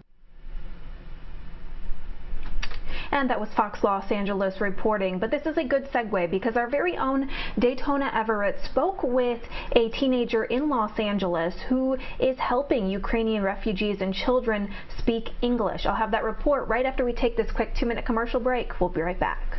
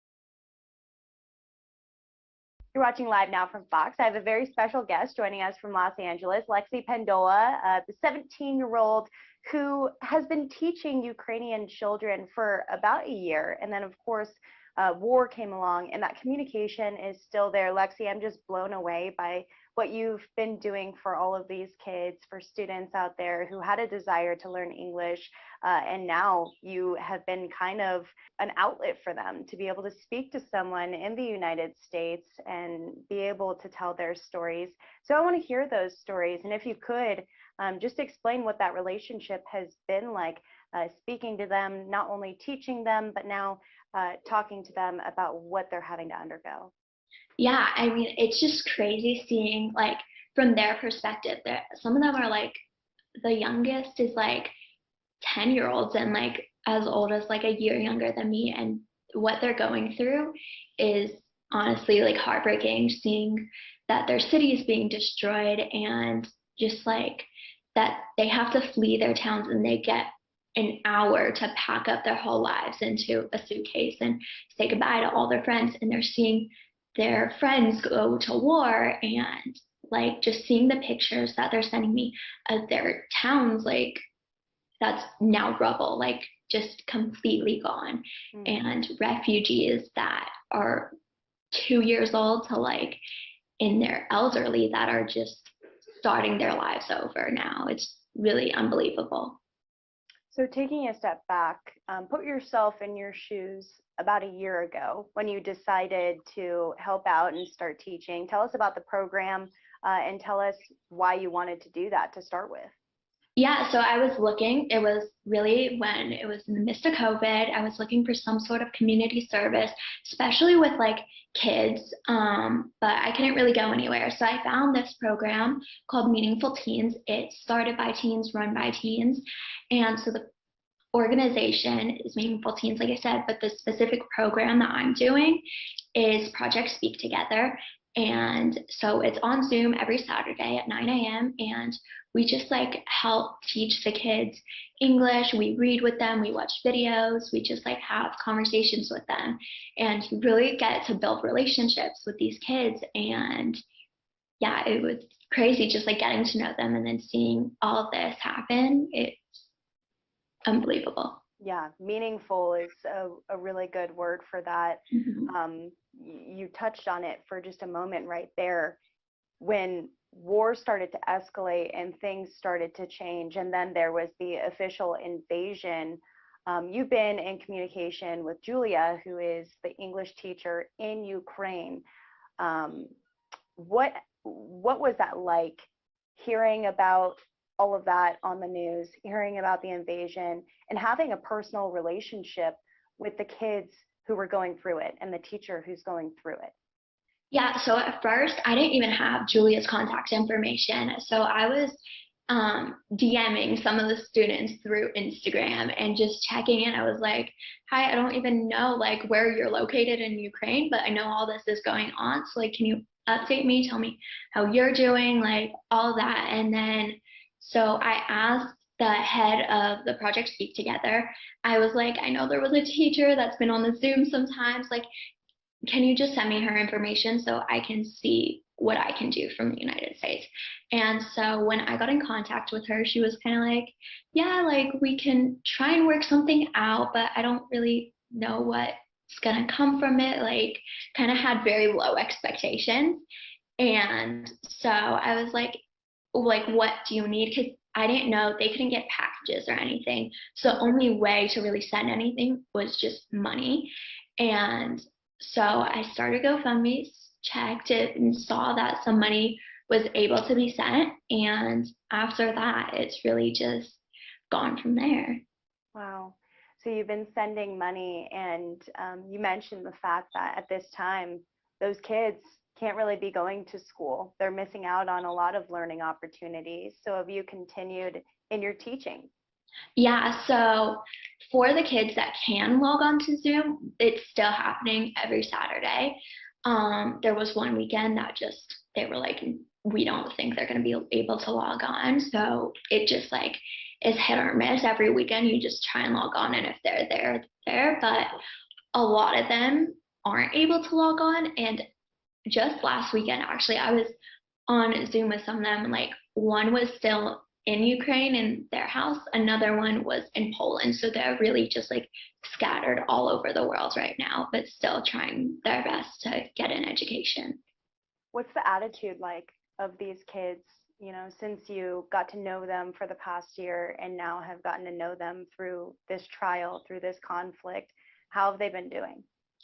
They're honestly so brave. Like, I couldn't even put myself in their shoes and like even think that I would be anywhere as brave as them. They are like so inspirational because they like are just like handling this so well, even though it's like such a crazy situation, but they're really so brave. And I know one of them that's just a year younger than me that's volunteering in hospitals where her, like, she's with kids that are, their parents are either injured in the war or dying in the war, and she's just like taking care of them. Like, I can't imagine what they're seeing on a daily basis. Yeah, I mean, I look at you and I think what you're doing is so amazing, and I'm so proud of you to step up at your age and be able to be making such a big difference. But watching what they've been through, what kind of perspective has that given you? What lessons have you learned from these kids who are around the same age as you, going through something totally different across the world? Yeah, it really shows like how connected you really are through social media, through the internet, and that they like have had to grow up so much in these past just few weeks with obviously such short notice, and just seeing how they've just taken that and gone with it is really like, it's inspirational. It's crazy. Yeah, you hit the nail on the head. Really makes you grow up fast. Yeah. Definitely.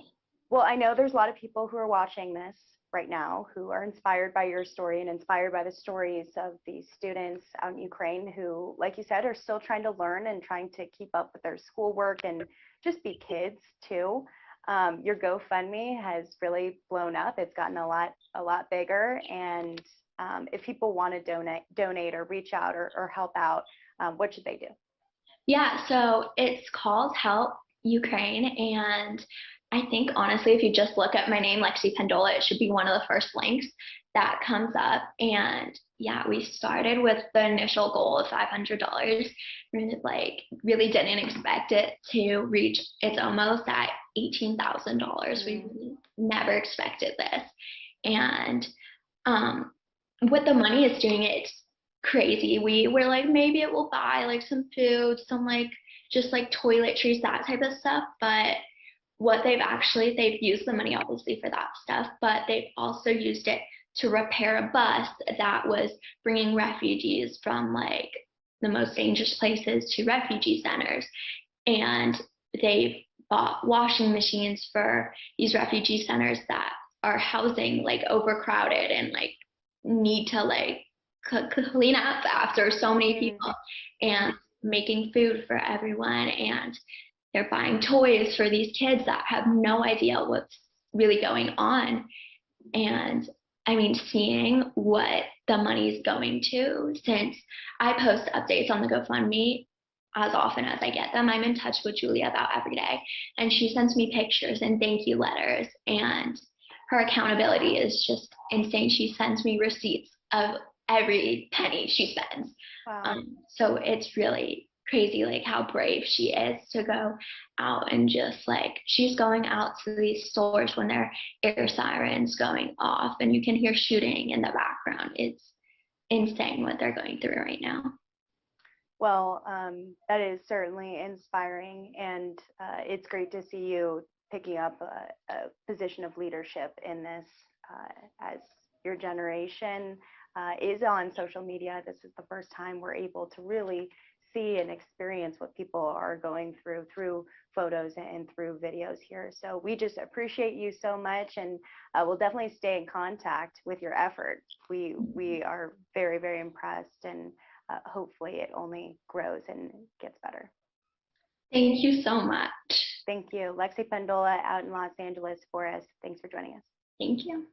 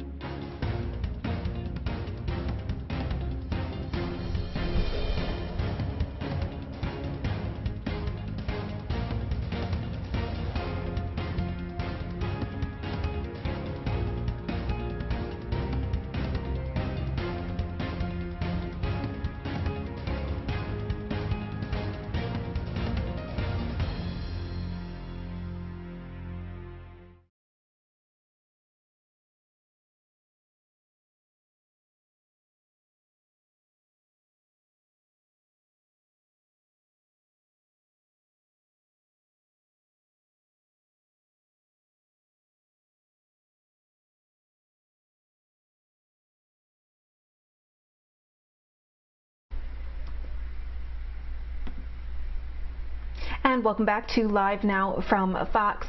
Sticking with the topic of Russia and Ukraine, our very own Live Now from Fox's Daytona Everett also spoke with the Slavic Gospel Association, who is helping Ukrainian refugees as well. Let's look at that conversation. Welcome back here to Live Now from Fox. I'm Daytona Everett. All through the day, we have been taking you to meetings, taking you to hearings about the situation, the war between Russia and Ukraine, the destruction in Ukraine at this time. Community is completely uprooted because of this unfortunate situation we find ourselves in. Well, we want to show you what's also going on, stories of heroism with the Polish people and with Ukrainian people who are helping others, who are seeking refuge. As we've reported, millions of Ukrainians going across the border, heading into Poland, and trying to just bring their families to safety. I want to bring in Eric Mock. He's the VP of Ministry Operations with Slavic Gospel Association. Eric, we really appreciate you coming here on the show. I know you're a little bit jet lagged because you were just in Poland and got to see everything for yourself. So thanks for being with us here on the show. And just start off with explaining your biggest takeaways after seeing this with your own eyes. In one word, it's contrast. And the stories that I hear from the refugees. In fact, one young girl who was bunked up at the seminary there just outside of Warsaw was telling me stories, just horrendous stories of abuse, of destruction, of hardship. I don't think we here can imagine the true brutality that they're facing right now in Ukraine. Yet they arrive into Poland after just arduous journeys, and they're welcomed into waiting arms. This is the other side of the story. It is these faithful churches. In fact, some of the border guards were pointing families to the Polish Baptist churches. Go see them. They'll take care of you. And so what you see are these faces. You see these people that really have moved from absolute horror and hardship to joy. These kids, they don't care where they are. They just live in the moment. And their faces reflect the fact that they're at peace. They can breathe. There's a safe place. And so that's what I'm seeing in these churches. I'm seeing an heroic effort. When you see the pictures that are more dismal and downcast, those are from eastern Ukraine, the pictures you're seeing right now. And then the pictures of joy that you're seeing is from out in Poland. There's no one in tent cities. There's no one that has been left astray. All the people have been pulled into houses, sometimes 2-3 families in a house. The Polish people have sacrificed. It's just incredible. When you see the heartbreak, like this one boy celebrating having an apple, you see just horrendous affliction. And in the middle of this, they strip down Sunday school rooms, set up bunks, bring in families, love on them, care for them, feed them, and then take them to get them registered in the government to get the aid that they need. And so it's just massive effort. And they're doing it all with joy. And that's the part that is most impressive, is as many people as possible are volunteering. They're pouring out their hearts. That really is the other side of the story, is the way these churches, both in Poland and in Ukraine, all across Ukraine, are stepping up to take care of their own. I mean, how is Poland keeping up with this? As you said, some homes taking in 2-3 families. How sustainable is that? Well, there's three, if I don't mean to be too logical, but there's 3 groups of people that are coming across. The predominant number of people that initially came across in the first few weeks were those that had relatives somewhere in Europe, in the US, and they were transitioning across the border. In fact, one pastor in the city of Helm was telling me the first night when the conflict started, there was only 18 people. But by the time the week had gone out, he was getting 250 people a day, and the church was completely overwhelmed. But he found that most of them were moving on. And then for the percentage that was staying there, probably about 60% of them are hopeful that they'll return. A lot of them are moms with children whose husbands are fighting to defend Ukraine, and they hope to go back, that their husband's going to survive. But there's some that have lost everything, and they want to settle there in Poland. So it's a matter of helping the kids grow. They need to speak the Polish language. They need to get into the school system. And that's one of the exciting things about what we do at SGA, is we're not necessarily a humanitarian aid organization, although we're doing that right now. Yeah. But we're about training, we're about serving the churches. In fact, we're even talking about summer camps and an incredible summer camp ministry, because all those kids are going to want to do something. And this is a great opportunity. And so a lot of the kids, if things slow down, you're going to see families migrating back. And so the sanctuary that you saw when you first spoke with me, you saw the sanctuary, they were all worshiping the sanctuary. All the pews are back. And so here 4 weeks later, it's a trickle coming across the border now. There seems to be better flow back and forth across the border. The focus is more getting aid into Ukraine now, because the infrastructure in Ukraine has been obliterated, and the need in Ukraine is going to be long lasting. This is a marathon. This is not a sprint. Even when we work out, it's going to take a while. So for the families that are there, they're able to integrate them in. And it might help to remember that in 2014, after the battle for independence in Ukraine, there was that warfare, both without a shot fired, taking Crimea, and then the battles that were happening in eastern Ukraine, which is the Donbass region. During that time, over 2 million Ukrainians immigrated to Poland at that time. So you actually have Ukrainians welcoming Ukrainians in Poland. So you've got people that are in the midst of these Polish churches that already speak Ukrainian. And so there's these welcome arms, there's this camaraderie. The Polish people are more Slavic in nationality. So there's this kindred spirit with the Ukrainians. And so they're very happy to bring them in. They treat them like family. And for the ones that stay, they're helping them forge a new life. In fact, I was preaching on Sunday at one church that normally has 50 to 70 people. It was more than 200 filled with refugees. So we're looking for answers to hope. And these churches can do more than that. It's not just the food. Their hearts are broken over what they've seen. It's given them hope. It's helping them through this time of crisis, to let them know that there's more to life than the suffering that they see around them, to help them with a message of restoration, to help them move forward from all the events they've experienced. Well, and especially, Eric, looking at how young these kids are, some of them, war is all they know. That's all they've grown up seeing and remembering. So knowing that there is a world out there, there is happiness, and there is opportunity for redemption too. So it's great to see the emotions of these children just completely switch at any sign of hope. Isn't that right?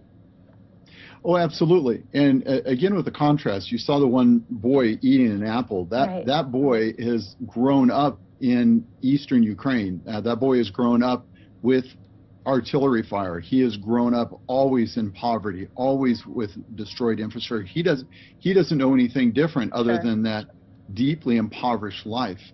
And so we're working with the churches to minister to him, and they're now in the middle of increasing hostilities in their region, so they're very concerned about reaching these families. But what happens when you see them brought forward, it's like they see something they've never seen before.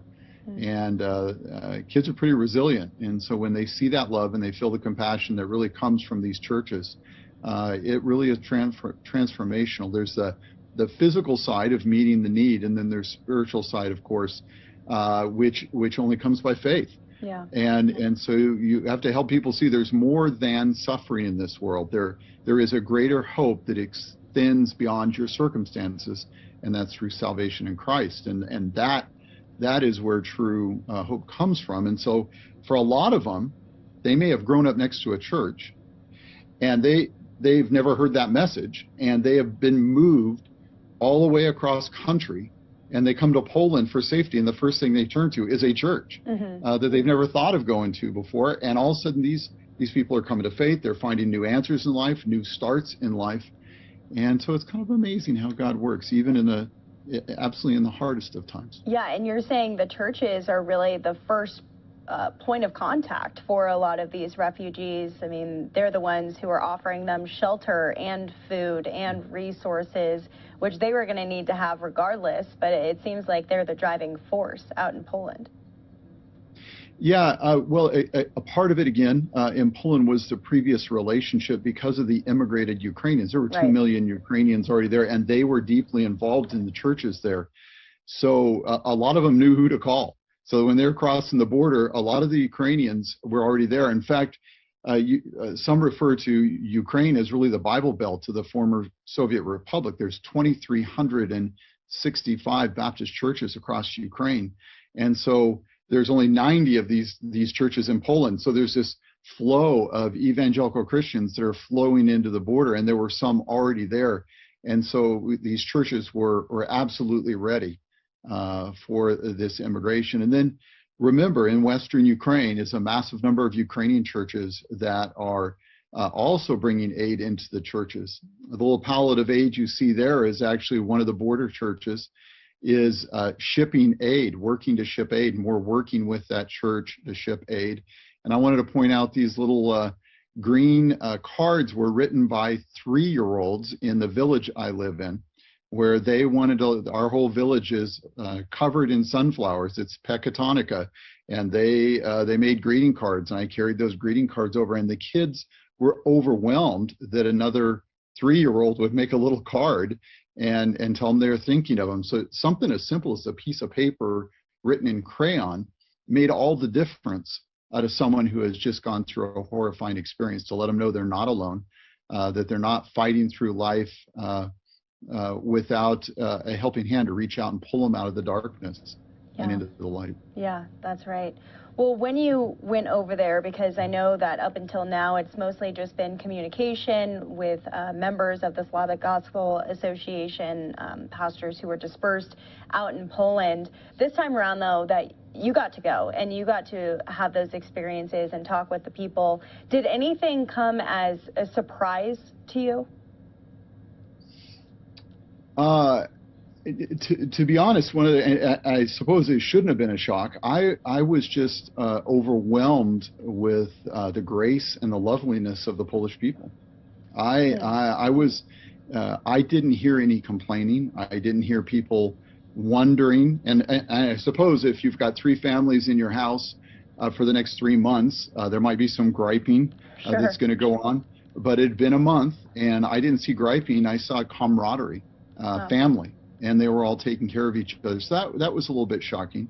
I think the other part was that the pastors already were busy, and I'm hearing pastors where they're running 100 people a day to main offices to get the paperwork and the documentation, because when they're showing up, you've got to sort out that that's the legal parent and children and tax IDs and all kinds of things. And so there's a lot of complication that these churches are working through that they've never worked through before. And so in the middle of this, they're exhausted. So there's this camaraderie, there's a spirit of pouring themselves out. And the exciting part about what we're doing at SGA is we're getting behind the nationals that are doing the work of ministry. So we're able to help their churches. In fact, we're going to be helping ship aid into Ukraine. And this is an exciting thing. God has raised them up and positioned them.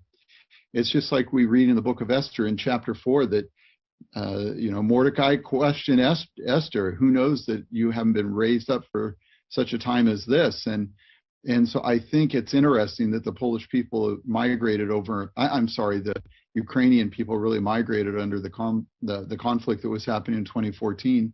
And now here, they've been perfectly positioned to take care of the families that are in great need.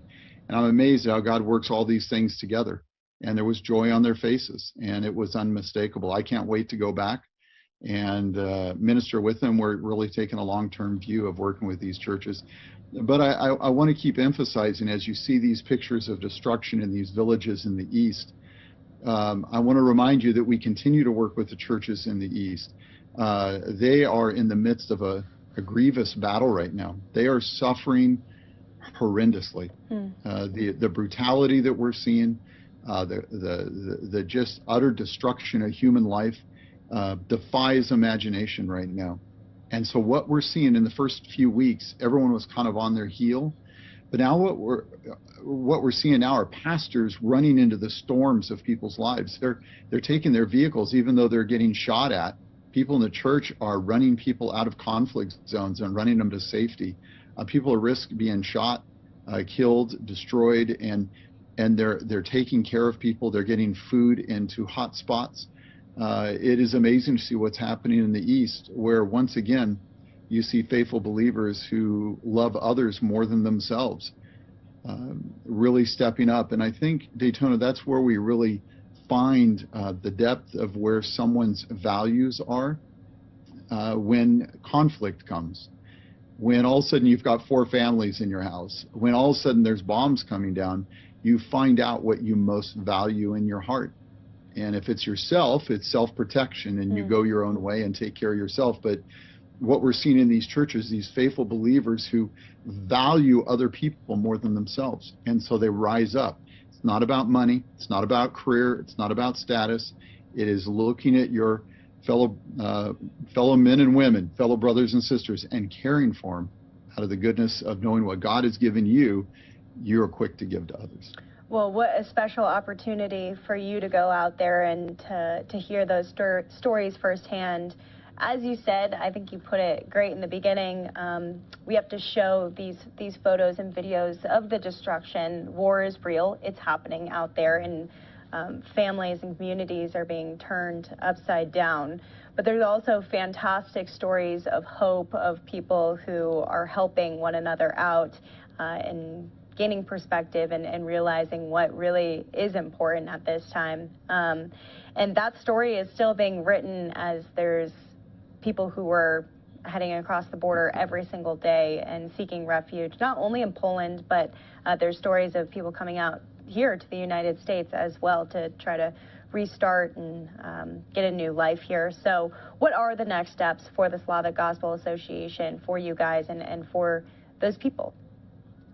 Well, it's multiple steps. I kind of indicated a little early on that we're realizing quickly it's going to become a marathon. Yeah. The pastors on the ground realized that there was a spike of people that everyone was on their heels. They were overwhelmed. How could another civilized nation do this? How everyone was overwhelmed.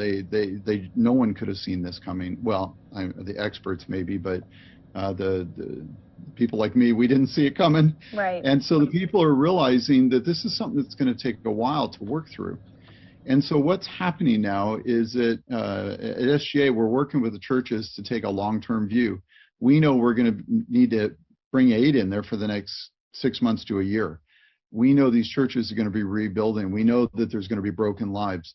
The other aspect of what we've done along with humanitarian aid is we've begun training in crisis counseling.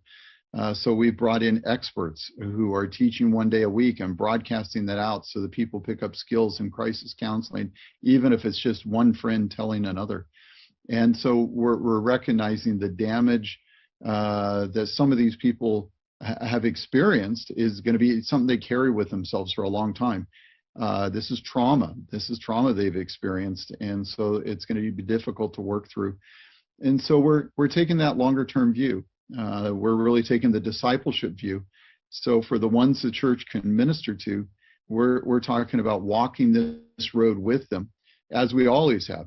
SGA was founded in 1934, working with the Slavic churches and really the Slavic people to take the gospel to them. And now, since the breakup of the Soviet Union, we work with the national Bible teaching churches. God has raised them up for such a time as this. And so we're working with them and now expanding a little bit to support the Polish Baptist churches that are more the Slavic churches there. And we're finding that camaraderie, that kinship to continue to help them do what God has raised them up to do. Sometimes we think God shows up when we do, and so we're all rushing out there to save the day. But I caution everyone, because it's actually God has raised up those people there to save the day. And so we want to give them the resources they need to continue to do what God has raised them up to do. Eric Mock with the Slavic Gospel Association, thank you so much, and go get some rest. We know that was a long trip, and we appreciate the work that you're doing and continue to do, and we'll be following up with you soon. Thank you very much, Daytona. And thank you.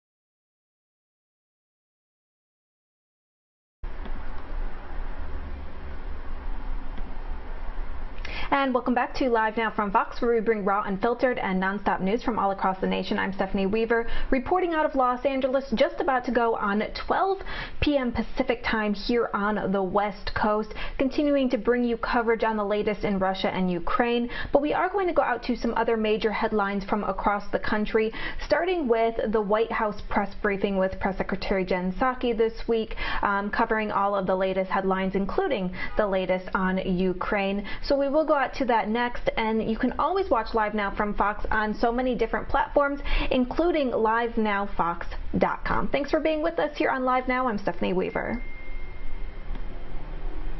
Today, as you all know, we announced new actions to cut health care costs through the Affordable Care Act. Thanks to President Obama and President Biden, America is more covered than before and well on its way to finally treating health care as a right and not a privilege. Thanks to the steadfast leadership, America is better off, of both of them, than it was 12 years ago. Through today's proposed rule to fix the family glitch, we'll expand access to 200,000 uninsured Americans and reduce costs for nearly 1 million Americans. This is no small feat.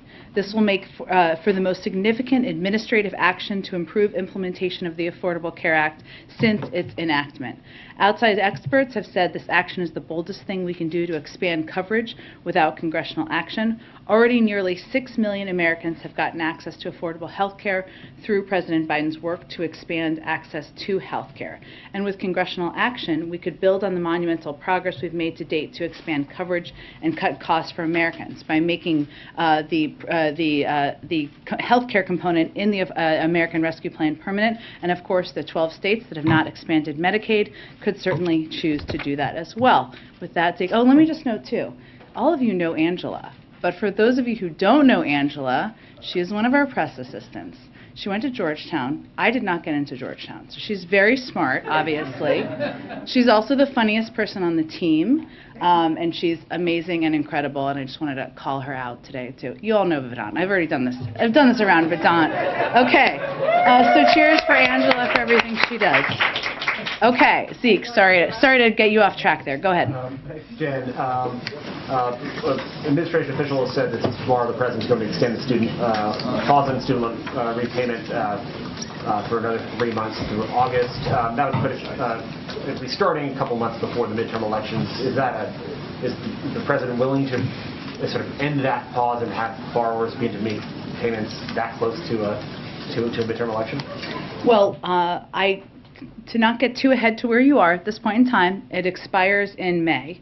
Obviously, we'll have a formal announcement to make before that timeline. I don't have anything to preview at this point in time. Obviously, we look at and assess what the needs are for the people who are impacted by the payment of student loans as we make these assessments. I would note that no one has been required to pay a single dime of federal student loans since the president took office. And of course, the Department of Education will continue to communicate directly with borrowers about federal student loan repayment and servicers as we make this final decision. On a different topic, we've heard a lot from the administration about the lack of international COVID relief funding for vaccinations. Does the president believe that without this money he can meet his pledges to the world in terms of global vaccine sharing? And does he have to recalibrate now that Congress seems unwilling to provide the necessary funding to get there?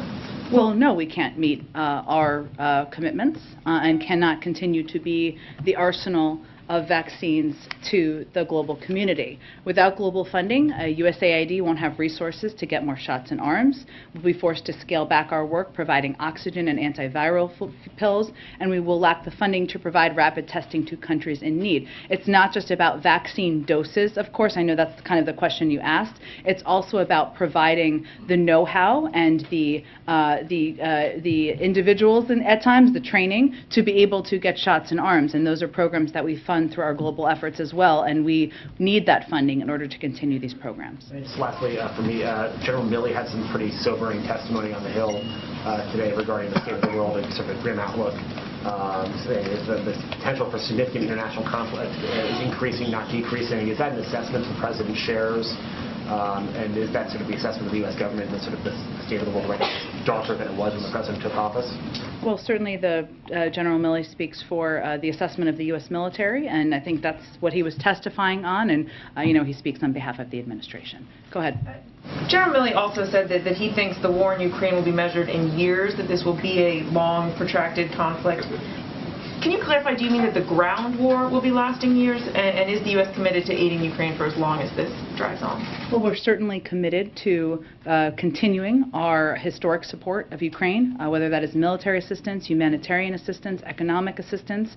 Without further parsing General Milley's words, and certainly I would point you to the Department of Defense and to him directly, I think we also understand that the recovery from this war, the rebuilding in Ukraine, people who have lost their homes, communities that have been destroyed, is going to take some time, and the United States will certainly continue to be a part of that. President Zelensky today effectively asked, what's the point of the UN Security Council if they can't find a way to hold Russia accountable given Russia's veto power? He suggested the council was powerless and outdated.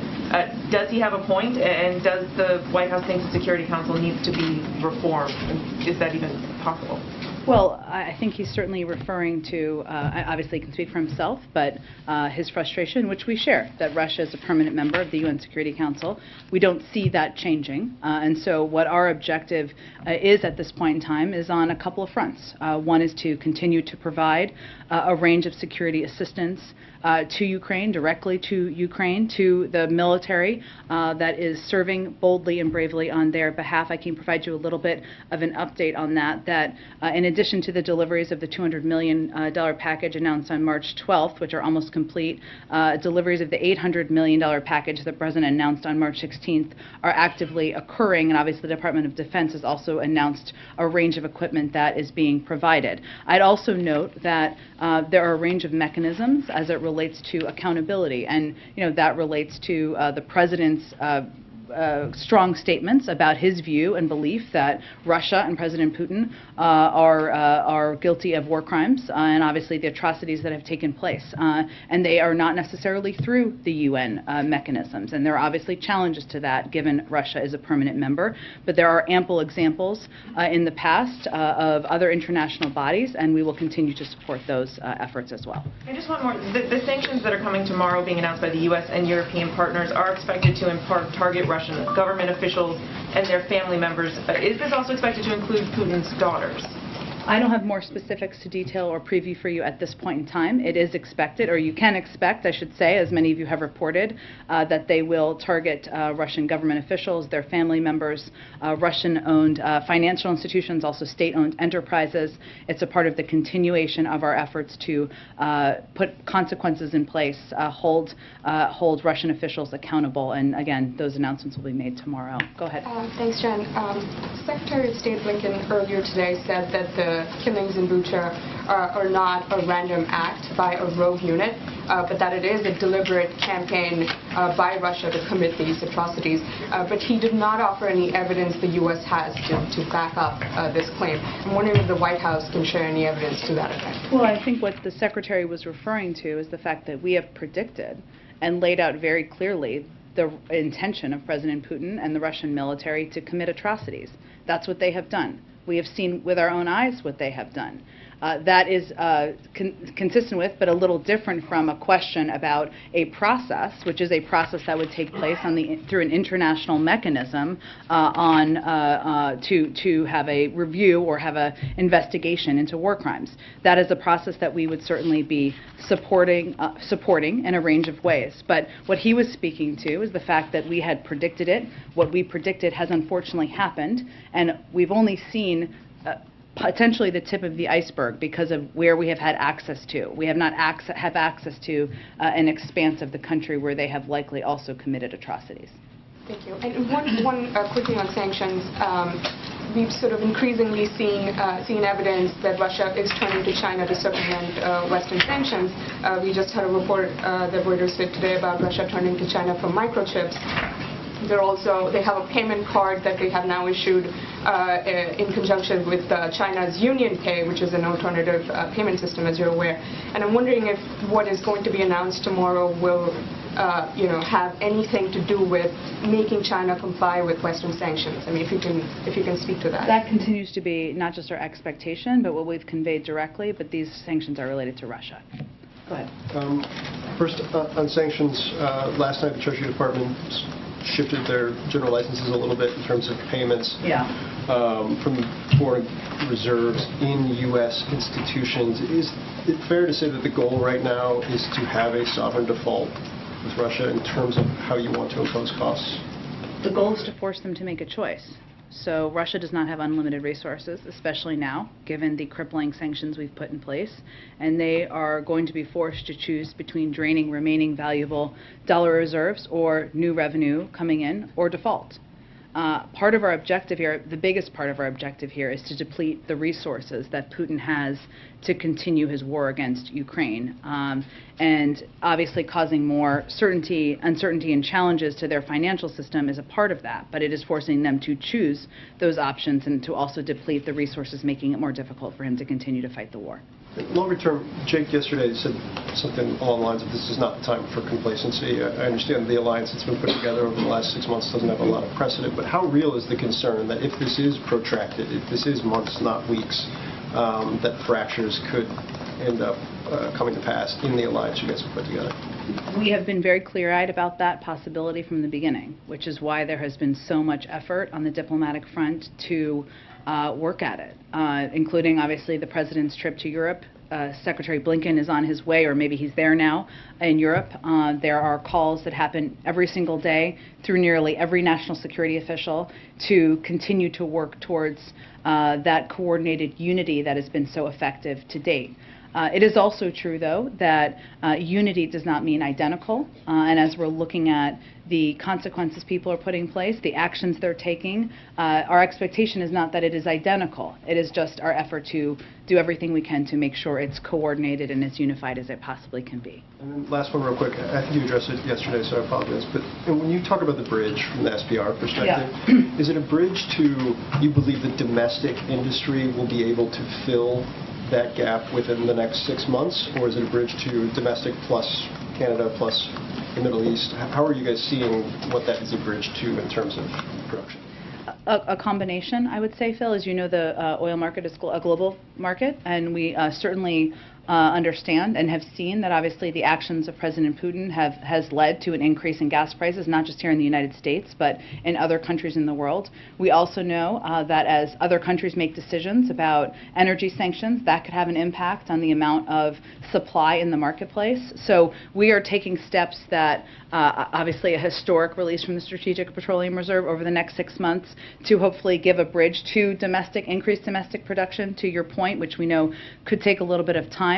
But also during that time, we're also working with other countries around the world. You saw the announcement many of them made last week about their increased releases, but also to see what they can do to increase their supply into the marketplace as we're filling that gap. Go ahead, Weijia. Jen. Today, Secretary Blinken also said that the U.S. was continuing to gather evidence and will continue to support Ukraine, the UN Human Rights Council, as it relates to a possible war crime trial. I know yesterday Jake said the U.S. was looking at a variety of mechanisms, but since the U.S. is not party to the ICC, other than a supportive role, what can it do to facilitate a trial? Well, let me give you an update on where we are, and I would also let me first point to the fact that historically we have provided evidence to the ICC even though we are not a party member. So if you look back in 2004, the State Department collected evidence indicating that the Sudanese military and militias were committing specific acts of violence against members of non-Arab groups in Darfur, and the Secretary of State at the time, Colin Powell, determined that what was happening was a genocide, and we worked with the ICC and the UN Security Council to hold accountable. So I would just note there is historic reference. Now also, as you're thinking about the timeline of this, the historic reference for that is also important because that was 2004 and it is just starting now. So it takes time. Now, it doesn't always take that amount of time, but just, you know, as you're looking at the history here. But right now, there are a number of efforts already underway to hold any Russians accountable for atrocities and war crimes. Over the past few weeks, we established investigations through the UN Human Rights Council and the OSCE of possible violations by Russia. We're also supporting the work of the War Crimes Unit under the Office of the Ukrainian Prosecutor General and a team of international prosecutors who are working with them, and also supporting Ukraine's authorities and civil society organizations who are working on the ground to document atrocity crimes for prosecution. And we also welcome the investigation opened by the ICC prosecutor, in particular his focus on preserving evidence of possible atrocity crimes. And as you noted, Jake outlined the specific ways that we can help in those efforts, including through intelligence sources and gathering and sharing that with our partners, including helping Ukrainians and what they're doing on the ground to develop their case. Third is working through international organizations. And the fourth, as he noted yesterday, is all of you and the range of important reporting and sharing of images and information gathering that's happening out there. But those are the different options and different mechanisms we're working through now, but it has not yet been determined what the international mechanism is. And you mentioned that's going to take a lot of time. It seems that you've also indicated that every sanctions package is not meant to be an on and off switch to stop Putin, that will also take time. Is there anything that can be done to stop Putin now, in the immediate? I would say first on sanctions, we have a couple of objectives. One of them is to put consequences in place, put a marker down and make very clear it's absolutely unacceptable, horrific, and there should be consequences. The second is to make it more difficult to fund the ongoing war, and that is a very important component. And the question Phil asked earlier about the bond payments and the bond payment that is due is an example of that, and the mechanisms we have through our economic resources to do exactly that. And the third is to make clear and make it evident to President Putin and Russian leadership and the world that he is a pariah and now is and will be held accountable and treated in that way on the global stage. But what we feel is the most effective thing we can do now in addition to that is to continue to provide military assistance, security assistance, equipment on the ground. I would note again the Department of Defense announced a series of additional military pieces of equipment that they had not previously delivered that they were delivering to the ground, and we are focusing that effort on ensuring it is equipment that the Ukrainians are trained on and that they have already been using effectively in this war to fight the Russians. Go ahead. And just to follow up on Leisha's question, you guys are adding more sanctions, saying that the sanctions are going to take time to have an impact. How much time do you guys think that these innocent Ukrainians have?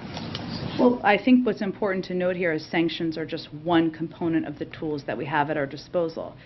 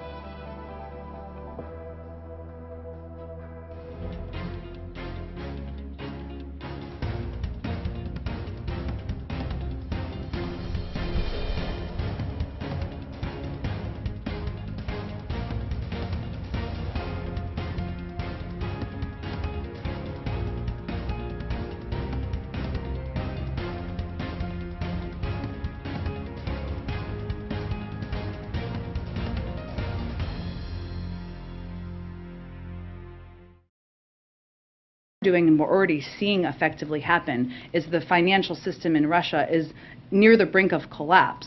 I mean, they're projecting 15% inflation, a contraction of 15% in their economy. Private sector businesses are pulling out of the country. It is more and more difficult for President Putin to fund this war every single day. That has an impact. But what we're also doing is providing a historic amount of military and security assistance, which is what they've been using effectively over the last few weeks to fight this war and push back the Russians. But do you guys assess that anything you've done so far has prevented a war crime from happening? Well, Peter, I would say that everything we're doing to date is to support the Ukrainians in this war and in this effort. And that is something the President's proud of, we are proud of, including rallying and leading the global community in standing up against Russia. Okay, on another topic, a lot of stories about Hunter Biden surfacing this week. So to ensure the independence of the investigation, would the President support the appointment of a special counsel? Well, first, the President has never had a conversation with the Department of Justice about any investigations into any member of his family. He said that during the campaign, and he will continue to abide by that. So I'd point you to the Department of Justice for any additional steps they would take. They would make those decisions independently.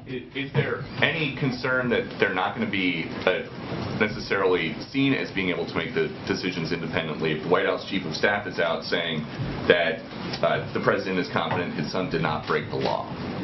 Well, that's something the President has said, and certainly we would echo. But in the same answer to that question, Peter, during an interview this week on ABC, Ron Klain also said the Justice Department is independent and they will make their own decisions. And the President has said that he never spoke to his son about his overseas business dealings. Is that still the case?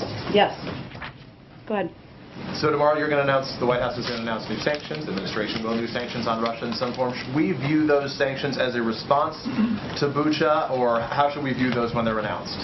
Well, unfortunately, the photos, the horrific photos we've seen from Bucha are not the first violation of war crimes or atrocities that we've seen take place on the ground. So in part, yes, but they have been in the works and part of our process of putting in place consequences. Which is to say there may be more, should we anticipate more in terms of reaction to Bucha? This wouldn't be it in isolation. Correct. We are continuing to assess and make decisions about additional consequences and steps we can put in place. So given these awful videos and pictures we're seeing of the atrocities that took place in Bucha right now, is the U.S. policy still one of no regime change in Russia? And if so, why should someone like Vladimir Putin be viewed by the U.S. as someone who should be allowed to stay in power? Well, I think our policy is no, we are not calling for regime change, and that has not been our policy and continues not to be our policy. But again, Peter, our view is that he is a war criminal, and he is somebody who should be looked at by the international system who evaluates war crimes. I guess the question people say, then why not? If he's a war criminal, why should he be allowed to stay in power? Well, our policy is not to call for regime change. We're not calling for regime change. But again, he is somebody who's committed atrocities against the people in his country. He's a pariah in the world, and every step we've taken has made that clear to the global community. Very quickly, can you pull back the curtain on what happened upstairs when we weren't watching between the former president and the current president over lunch? Did they talk about Putin, Ukraine? Did they do a tour of the residence? What can you tell us about their time together? You know, I haven't had a chance to download yet with the president. I did see former president briefly, but his schedule's a little lighter than the current president's these days. I do know that they had a great, expansive conversation. I haven't downloaded on the specifics of it yet. I'm not sure I'll be able to share those with all of you. They did go take a look at the Oval Office and take a walk around, and I know they enjoyed spending time together. Just to put a finer point on some of the questions you've so far been asked, why shouldn't the images of the atrocities from Bucha compel a worldwide, unified, coalition kinetic response? You mean a military war? Tell me more about what you mean. Sure, a military response led by the United States and the international partners. As in bringing military troops on the ground from the United States and NATO? Well, the President has described outrageous things. You've called them atrocities. You've said perhaps we should brace ourselves for worse. Why not? I think what the President's objective is and his responsibility is to make decisions that are in the interest of the United States and the national security of the United States and the American people. And that is not to go to war with Russia. It is to do everything in our power to hold them accountable, to support efforts through international systems to do exactly that, and to provide military assistance, security assistance, and support to the Ukrainian people and the Ukrainian government. That's exactly what we're doing. But it is not in our interests or in the interest of the American people for us to be in a war with Russia. Go ahead. To follow up on Phil's question on the Russian sovereign debt, does the White House have any sense of timing on when Russia might default? I don't have an assessment of that. I will be looking forward to reading Bloomberg's assessment of that, but I don't have an assessment of that from here. It depends in part on what decisions they make. On what decisions Russia made. Okay. And then on the Federal Reserve search, is the White House still searching for a nominee to replace Sarah Bloom Raskin? And when are you expecting to make an announcement on that nomination? My understanding of the process is it's ongoing. I don't have an update on the timeline of when that would be concluded. Sure, go ahead. Question on sanctions, the Sure. new ones that you're going to announce this week. Is there anything you can tell us about them? And just to follow up, if China and Brazil and India and the Middle East are not participating, how effective can they be? Well, tomorrow what we're going to announce is what I can tell you, and it may not be fully satisfying, but let me do my best. In coordination with the G7 and the EU, an additional sweeping package of sanctions measures that will impose costs on Russia, send it further down the road of economic, financial, and technological isolation. This will include a ban on all new investment in Russia, and increased sanctions on financial institutions and state-owned enterprises in Russia, and sanctions on Russian government officials and their family members. These measures will degrade key instruments of Russian state power, impose acute and immediate economic harm on Russia, and hold accountable the Russian kleptocracy that funds and supports Putin's war. So this is going to be done in coordination with others, and the steps will be targeting, as I just noted, obviously family members, Russian government officials, and other state-owned enterprises and financial institutions. Some pretty big economies that are not participating. Again, I think what we're doing is we're working to rally the world and taking steps to hold Russia accountable. It does not mean they're identical. It doesn't mean they'll all happen on the exact same timeline, but that is what we're continuing to work to do from here. I'm asking about the countries that are absolutely not participating in sanctions, like China and Brazil and India. I understand what you're asking. What I'm conveying is that we are also coordinating with the G7 and the EU, which is about 50% of the global economy, which is still a significant unified entity, in holding Russia accountable. And in our conversations, obviously, we had our Deputy National Security Advisor travel to India recently to convey the implementation of our own sanctions, and our expectation is not only that other countries will abide by, but that they will also be a constructive part of holding Russia accountable. Go ahead. Thank you so much. Just a question to see if you have any reaction to Viktor Orban's victory and what kind of message that may send to allies in Europe. Let me check with our national security team. I'm sure we can get you a direct reaction to it. And then I just wanted to ask on COVID, if the president is seeing any sort of having any new restrictions, or if there are any new procedures that are in place, just given there have been a number of staff at the White House who have COVID, there have been a number of reporters who have COVID, many of them were mixing this weekend at a dinner. Which she did not attend. She did not attend. But is there any sort of additional heightened concern just given this moment and the fact that a lot of people in this town seem to be getting it? Well, we know that BA2, which is the dominant variant, is a very transmissible variant, and so we've obviously been watching that closely, and certainly we knew that, as it has been the case in the broader population, including among the media, but also among staff, that means that there will be people who get COVID, who are fully vaccinated and have been boosted, especially in the White House, and I think with most members of the media as well. So fortunately, what we're seeing is largely mild symptoms. But what we do, the policies we do here, which we have not changed, but they are more stringent than the CDC. So just to reiterate for all of you, our policy is that all Executive Office of the President employees surrounding the President are on a regular testing schedule to screen for COVID on campus. That is a step beyond CDC guidance. If you're going to see the President, you will be tested that day, even if you're not traveling with him, just if you're going to see him for a meeting. The President's doctor will continue to determine if additional testing is needed on any given week in light of various considerations. For example, because of the travel from a couple of weeks ago, he was tested in addition to his regular cadence after he came back. And importantly, as I noted, everyone going to a meeting with one of any of the four principals is obviously tested. In addition, for those employees who test positive, and I can confirm this 2 times over, they are required to isolate in alignment with CDC guidance, must test negative before returning to work. That's a step beyond what CDC recommends, and if they test negative under 10 days, they are required to wear a mask for that period of time as well. And meetings with the President are often socially distanced in many circumstances as an additional precaution, even as people are tested. So there are a range of steps. My point is, I'm sorry, that was a lot of a list, but is that we take a range of steps. We have been taking a range of steps that are meant to put an extra layer on in protecting the four principles, and given it is the White House. Is there any any thought to having the president take any medication prophylactically in case that he is in contact with somebody with COVID? Not that I'm aware of. I don't even know what that would be, but not that I am aware of. He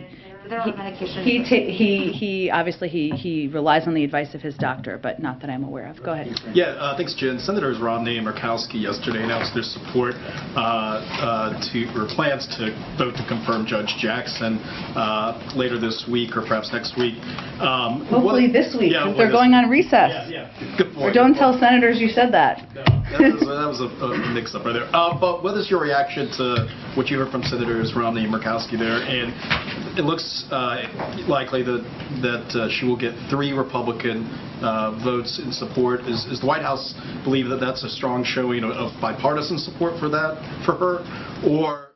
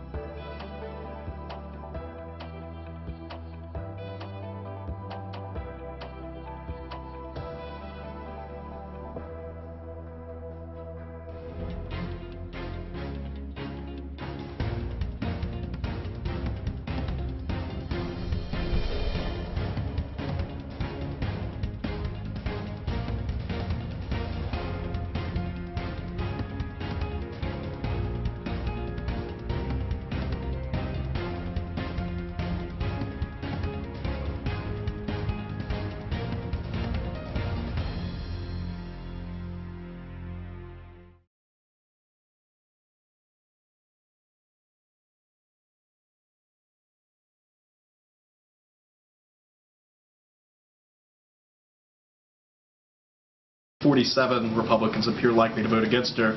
Are you displeased with the lack of support of Republicans?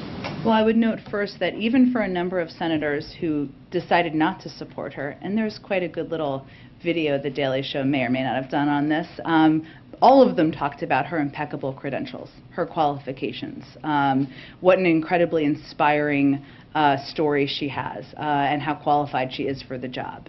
I would say we've believed from the beginning that her record, her impeccable credentials warranted bipartisan support. And that is exactly what she is going to get in her confirmation, thanks to those individuals and one more that had previously announced their support. So we're certainly encouraged by that.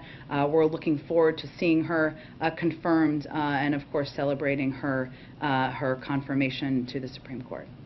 Go ahead. Thanks, Jen. The CDC director announced that she's going to be doing a review of the agency and revamp after they see what has worked and what hasn't worked. Is there something specific that the CDC has been doing wrong, or some area where it's been falling short that's prompted this need to have such an intense review right now? Sure. Well, let me first say this is a CDC-driven decision, and they'd have more specifics. But what I would say is that if you look back to the last year plus, never in its 75-year history has the CDC had to make decisions so quickly based on limited real-time and evolving science. And yesterday what the CDC director did is rightfully announced plans to initiate a review of the agency with the objective of strengthening, transforming, and modernizing CDC systems and processes around developing and deploying its science. I mean, look at what they've done over the last year. Does it mean everything has been perfect, they would say no. You have to look at how it's done, assess that, and take a look at how you're going to improve things, anything you need to moving forward.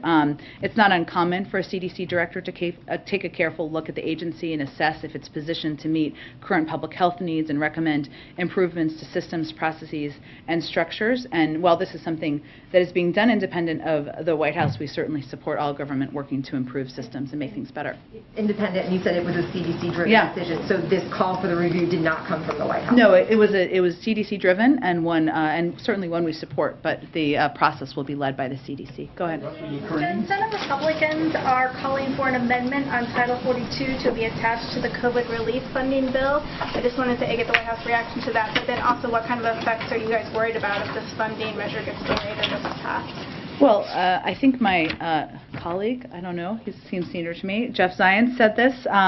What he said in response to this question is that decisions on Title 42 should remain independent of the urgently needed funding for COVID aid. I mean, this is a decision made by the CDC. It's a public health decision. It's not one that should be wrapped up, of course, in politics. And the decisions made by the CDC is where it should belong as it relates to Title 42. I would note on your earlier question, the impact of not getting this aid would be significant. Right now, these additional resources are urgently needed for our domestic response, including, just to give you a sense of some examples of how it would be used, booster shots for the general population, monoclonal antibodies and Evusheld for the immunocompromised, maintaining our testing capacity. These are all components that are vital to our continued fight against the pandemic. And these are efforts that shouldn't be political.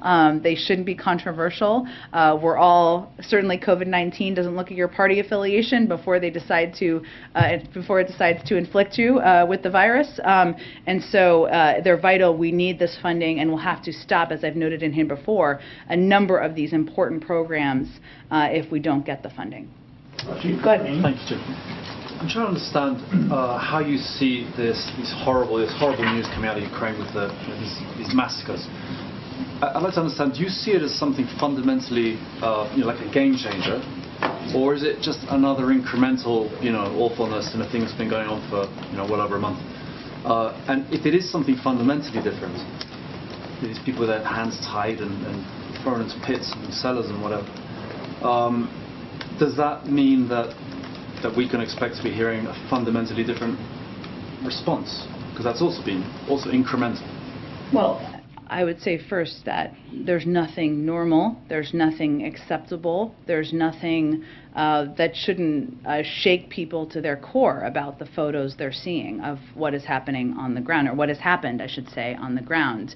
And what the president has said and been unquestionable about is that these are war crimes, a violation of the law of war. And his view, and I talked to him about this as recently as this morning, is that we need to put down a marker for history. That's why he has been so outspoken about this and made clear that accountability is critically important when you see the horror that we're seeing on the ground, the targeting of hospitals, of civilians, of, as you noted, the binding and killing of innocent people in Bucha, where we're seeing the photos.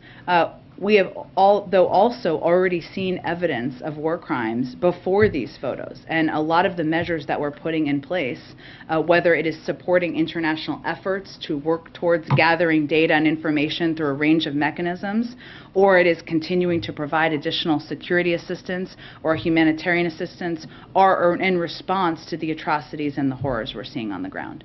Go ahead. Yeah, I wanted to ask you about El Salvador, about the state of exception that has been imposed in El Salvador. This state suspends constitutional guarantees such as the right to assemble and also basic procedural rights for the Salvadoran people. Is the U.S. concerned about the impact of this measure?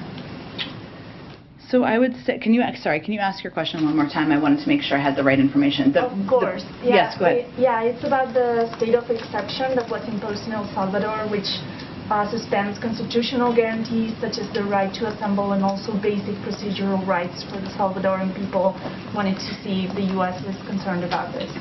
Let me check with our national security team and get more details for you, and we will get you a more comprehensive comment after the briefing. Go ahead. Thanks, Jen. I have a few for you. Start with the Supreme Court vote that took place yesterday. Is the president disappointed in particular that Senator Lindsey Graham, who had voted for Judge Jackson before, opted to vote against her yesterday? The president is looking forward to Judge Jackson getting confirmed, and I would say, as I echo what I said yesterday, which is this is a question best posed to Senator Lindsey Graham. What exactly has changed since he voted to support her just recently, relatively recently? She has the exact same credentials, exact same qualifications. So no, I wouldn't say the president's spending a lot of time thinking about it, but I would say it's a good question to pose to Senator Graham. Topic. I won't get into all of the president's polling, but I did want to ask you if you see the expected confirmation of Judge Jackson as a turning point in his presidency. I would say, without getting into the politics of it, the president committed to nominate a African-American woman to serve on the Supreme Court if there was an opening. We are on the verge of that woman getting confirmed to the Supreme Court. This is a moment, even with everything going on in the world, to celebrate history, to celebrate this incredible woman who has impeccable credentials, who is about to serve on the Supreme Court. And so certainly we're going to take a moment to appreciate that and value that. And I think a lot of people in this country will too. I can't make a prediction on what that will mean for polls, and it's really not about that for us. Jen, President Obama, former President Obama did seem to get into the politics of it today when he was talking about his own re-election battle and seemed to be delivering somewhat of a pep talk for Democrats facing potentially tough re-election battles in the midterms this year. Is that a message that the White House wanted him to come here and deliver today? Well, having worked for the former president for some time and the newer president for some time as well, here's what I heard him talking about. The fact that in Washington, when you're pushing for getting the right thing done, and he was talking about the Affordable Care Act, it means sometimes overcoming skepticism, Republican obstruction, even division within your own party, political challenges, countless headlines saying your agenda is dead, and still fighting to get it done. Sounds pretty similar to what we're working on today. That's not about the midterms. That's about why you're in government and making government work for people, and why it's important to continue to do, even when everybody says it's not possible. And that was the message I think he was delivering today. Go ahead. Thank you, Jen. I have two questions on Ukraine. Prime Minister Justin Trudeau said last week that he does not want President Putin to attend the G20 meetings, and he has reached out to Indonesian President Joko Widodo, who is the host of this year's meetings.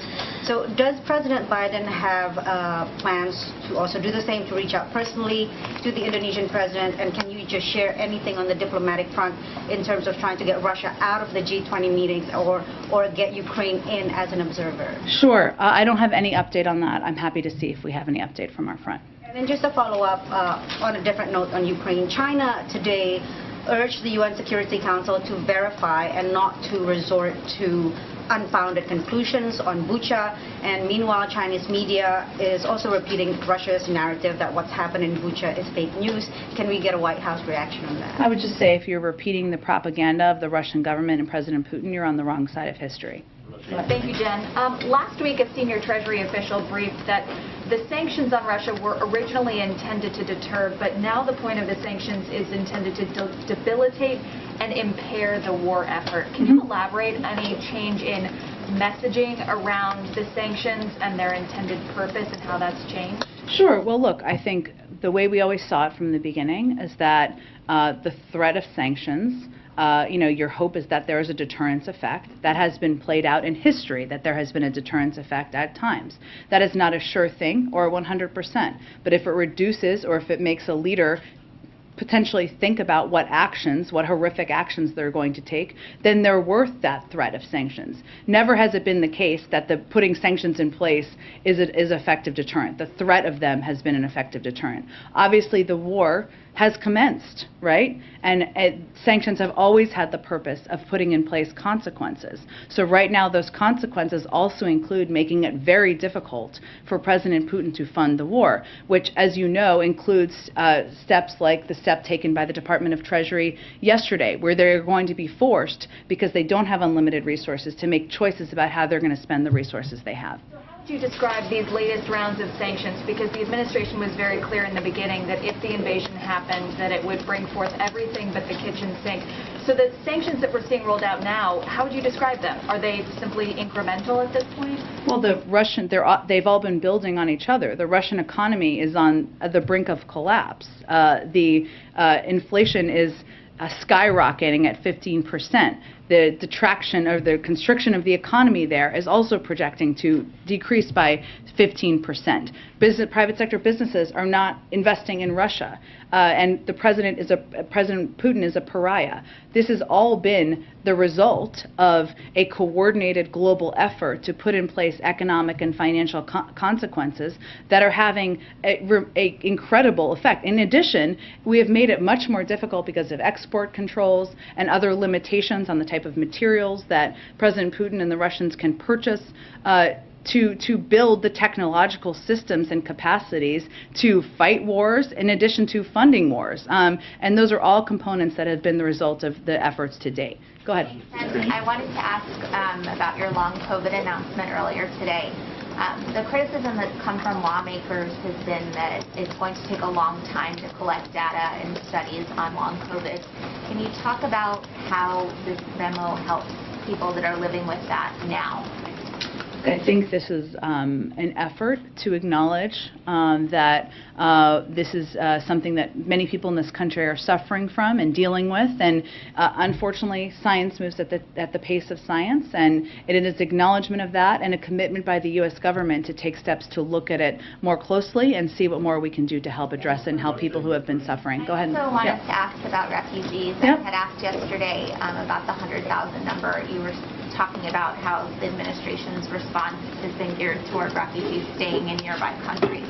Can you talk about, though, how you got to that 100,000 number? Does that have anything to do with the capacity of the U.S. government to take in people that are... It's not exactly what I said yesterday, but what I said was there is an ongoing policy process that hopefully will be concluded soon, and we'll have more to share with all of you soon about the prioritization and how the process will work for these Ukrainian refugees who will be eligible. In terms of the number, this is an effort by the President and the United States to welcome through an expedited process and a different process that we'll have more details on soon, Ukrainian refugees into the United States, even as we know factually that the vast majority of them will want to and have expressed an interest in staying in countries nearby. So it is just an effort to make clear our willingness and openness to doing that. Go ahead. Thanks, Jen.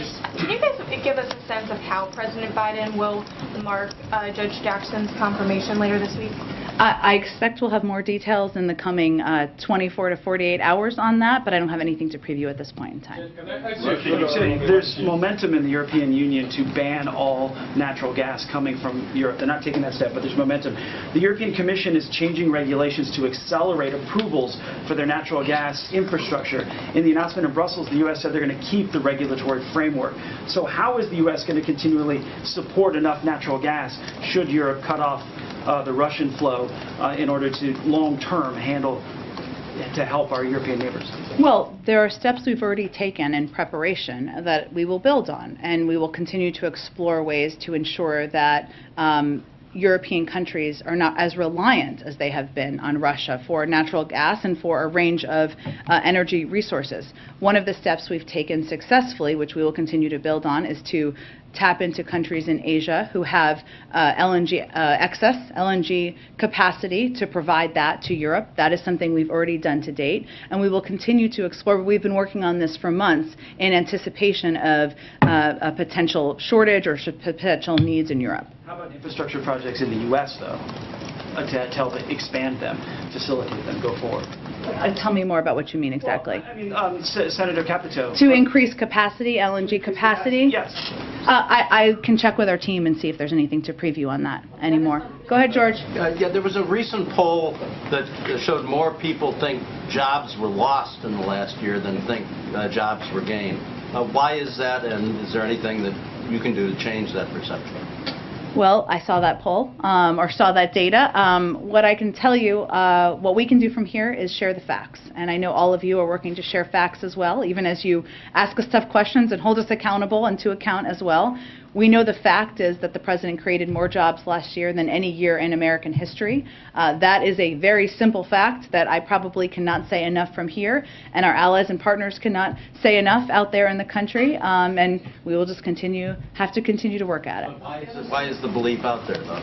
I can't make a clear assessment of that, George. I know that obviously people across the country, we know, and we see this in data and polling, are still feeling the impact of COVID. Their lives are not entirely back to normal. They're seeing some restrictions to their daily living, which is frustrating. Obviously, the impact of the cost of items, whether it's the price of gas, that has a range of factors that have led to it, specifically the invasion of Ukraine most recently.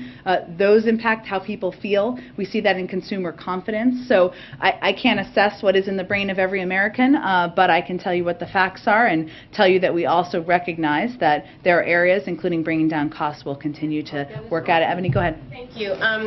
Two quick questions. One, the president's talking about Congress passing more money for COVID relief, but what's the president's reaction to more cities taking COVID relief money and putting it towards policing in excessive amounts, specifically even like in DeKalb County where $500,000 was spent on aerial drones? I mean, is the president thinking that's a bit of an abuse of funds? Is he okay with that kind of spending? I haven't seen that report. I'd have to look into that specifically more. I mean, there's state and local funding that has gone out through the American Rescue Plan where there is flexibility in there, including to support state and local governments. I don't know if that is what it is being used for, but I'm happy to check into the more specific reports. Yep. My last question. I wanted to ask this a couple of weeks ago, but I wanted to go back to Haiti very quickly to get the president's response. Patrol agents that were seen whipping Haitian migrants were not charged and held accountable for actions. Even the president early on talked about how it was outrageous.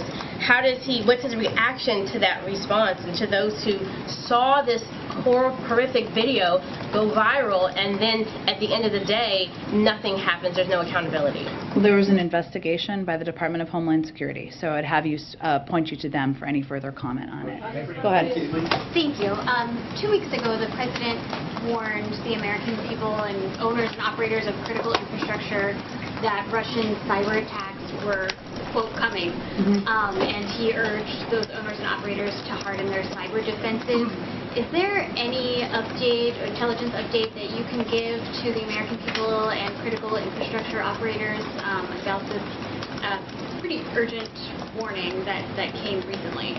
Well, I don't have any additional intelligence to update you on from here, but the reason we did that at the time is because there are steps we can take from the federal government, but there is also steps that private sector companies can and need to take in order to protect themselves. Those don't typically happen overnight, so we wanted to ensure they understood that these threats are real, that it was urgent that they take these steps, but I don't have anything in addition to predict about next steps or intelligence. Any work that the officials have done with these owners and operators that you could talk about? There is ongoing work that our cyber team has been doing from the beginning of the administration, working closely with the private sector. That's been a huge priority for the president, the recognition that it needs to be a partnership. And one of the reasons we go out publicly as we do is because even as and that was actually on the heels of when Ann Neuberger came here, it was on the heels of a briefing she had done with larger institutions to talk about this. We also recognize, though, that cyber attacks can impact smaller institutions, medium-sized institutions, and institutions that need to know that there are easy steps they can take to two-factor authentication, passwords, not clicking on mysterious links that can also help protect themselves. So that's why we went out publicly to spread the message broadly. Thank you so much, everyone.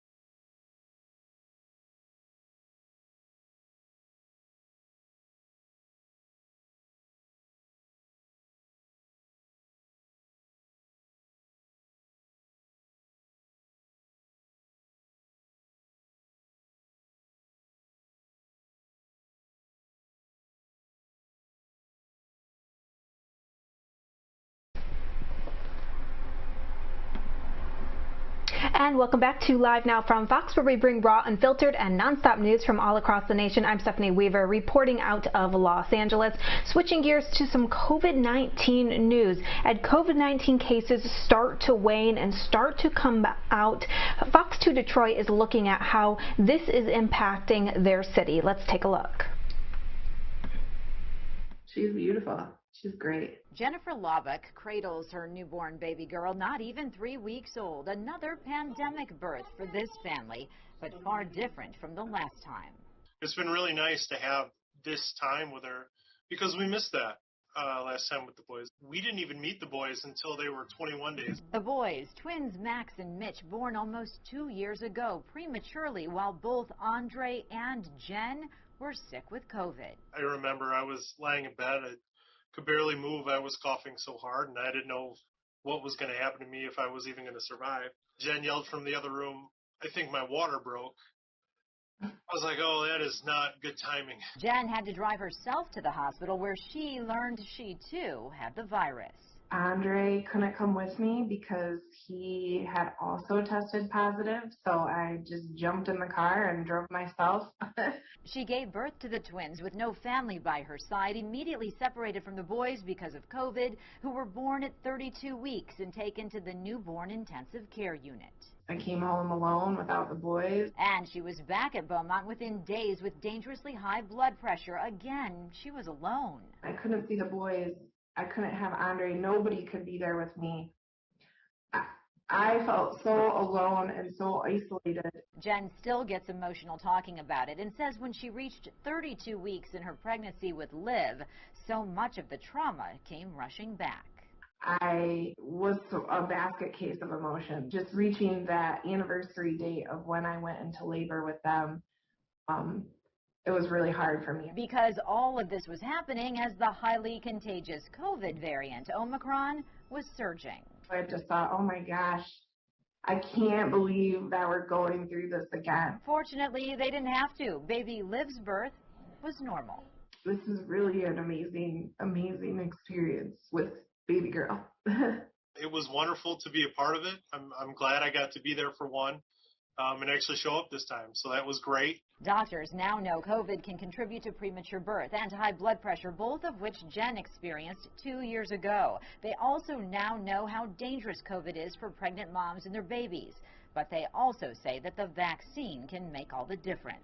The sooner they get vaccinated in the pregnancy, the more likelihood they're going to get a benefit from that as a mom, but also they can help the baby. The Lovick family just so grateful that this time around everyone is happy and healthy. Liv's birth really, truly did heal me from everything that I went through with the boys. Boys Max and Mitch about to turn 2 and have no idea what they've all been through. Max, what's that? Oh. Elephant. The one feeling that I have for this whole process is just I feel really lucky and fortunate and blessed that we have a family of healthy people, because that wasn't always guaranteed throughout this process. In Southfield, Amy Lang, Fox 2 News.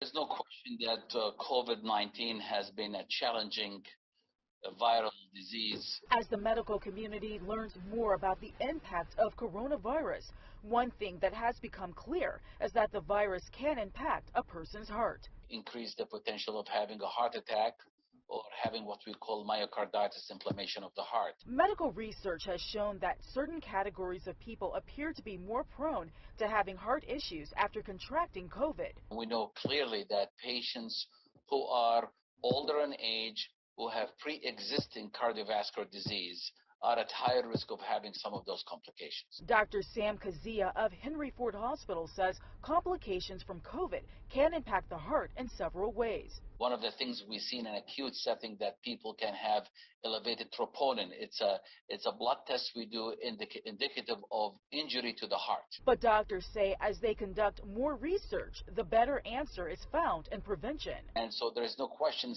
masks works, right?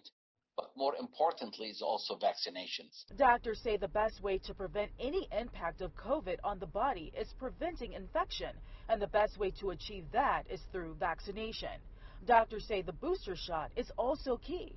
So the booster definitely enhances your ability to fight off the potential infection of COVID. Dr. Kazia understands that some people still believe there is a risk in taking the COVID vaccination, but he wants anyone who is hesitant about vaccination to understand this. But the risk of not being vaccinated is significantly higher than the risk of being vaccinated. In Southfield, Ingrid Kelly, Fox 2 News.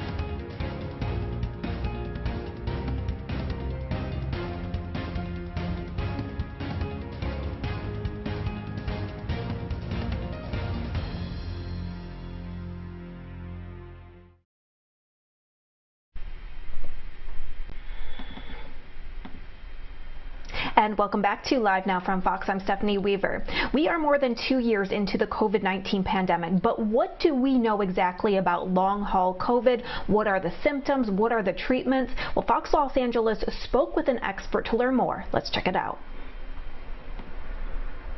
A few months into the pandemic, we began hearing this term of long COVID and so-called long haulers, people who suffered from health problems for months after contracting COVID. Early on, it was hard to define, but now, 2 years into the pandemic, we're starting to get a clearer picture of the symptoms and how to treat it. One place here in Southern California committed to helping those that suffer from long COVID is Keck Medicine's COVID Recovery Clinic at USC. Dr. Adupa Rao is a pulmonologist there and was kind enough out of his busy schedule to join us to chat a little bit about long COVID. Doctor, thank you so much for joining us this morning. Thank you. It's a pleasure to be with you this morning. So tell us where we stand now, 2 years into the pandemic. Do we understand long-haul COVID better than we did before? We're starting to understand it better. We know that it exists and people are suffering from symptoms after their initial infection with COVID. And we're sort of defining long COVID as people that are having symptoms that are unexplained after COVID infection that persist after 4 to 6 weeks after their recovery. And it presents differently, and it's probably on a spectrum as well, correct? Absolutely correct, Michaela. There is a huge spectrum of illness. It can affect not only the heart, the lungs, it can affect the nervous system, causing numbness and tingling. And we're hearing of these effects on the psychological profile of people where they feel foggy and they're just not functioning as well as they did before.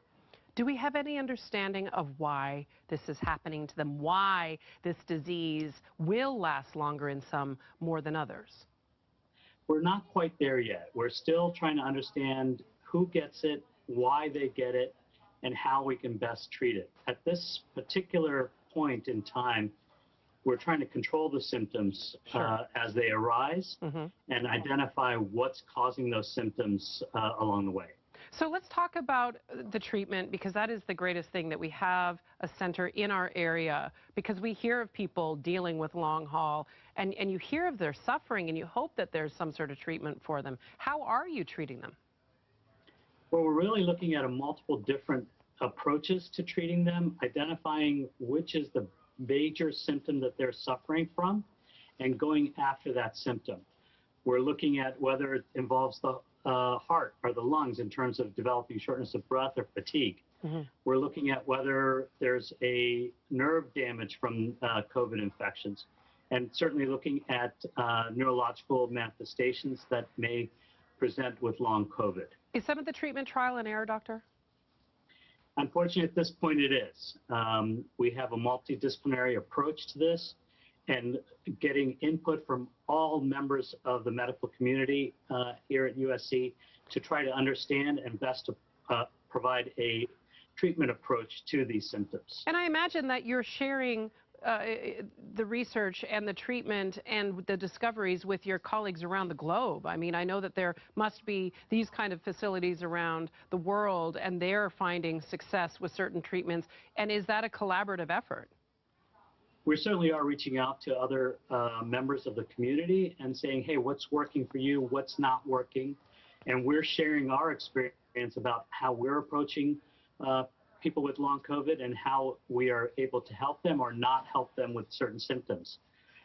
As you mentioned earlier, it's still a very much trial and error basis, and we're using best practices amongst the community to establish a care routine that works for everybody. The Keck Medicine COVID Recovery Clinic, it sounds like such a jewel for us in our area. Who's eligible for treatment there? So anybody that has had an infection with COVID-19 and has persistent symptoms that last beyond 4 to 6 weeks. We try to get everybody in, but we have a large number of people waiting to get in, but we're going to get to everybody and try to get these symptoms under control. Yeah. Do you have hope that they will be able to get some semblance of normal back? Yeah, we're seeing some recoveries now. We're seeing, as we get therapies on board and be aggressive with any of the disciplines in physical therapy, occupational therapy, with the neurologist, the cardiologist, and the pulmonologist like myself, we're trying to understand and get treatments on board so people can return back to normal activities before COVID. And that's our hope. I think all of us know somebody who is, I have a sister in Canada who's dealing with long haul, and it's a difficult thing to know that they're going through, but I think we're buoyed by the fact that there's folks just like you, doctor, working to make sure that these folks get some treatment, get some recovery, and get some of this behind them. Thanks so much for joining us, and we wish you continued success. Maybe we'll check in with you as we learn more again about long haul and maybe why some patients have a rougher go with it.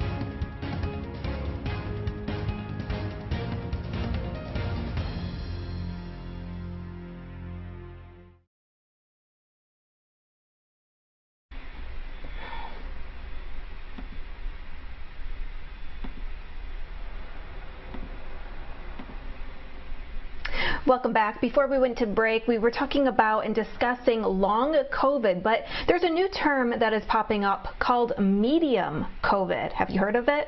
What are the symptoms? What are the treatments? Fox 26 Houston spoke with an expert to learn more.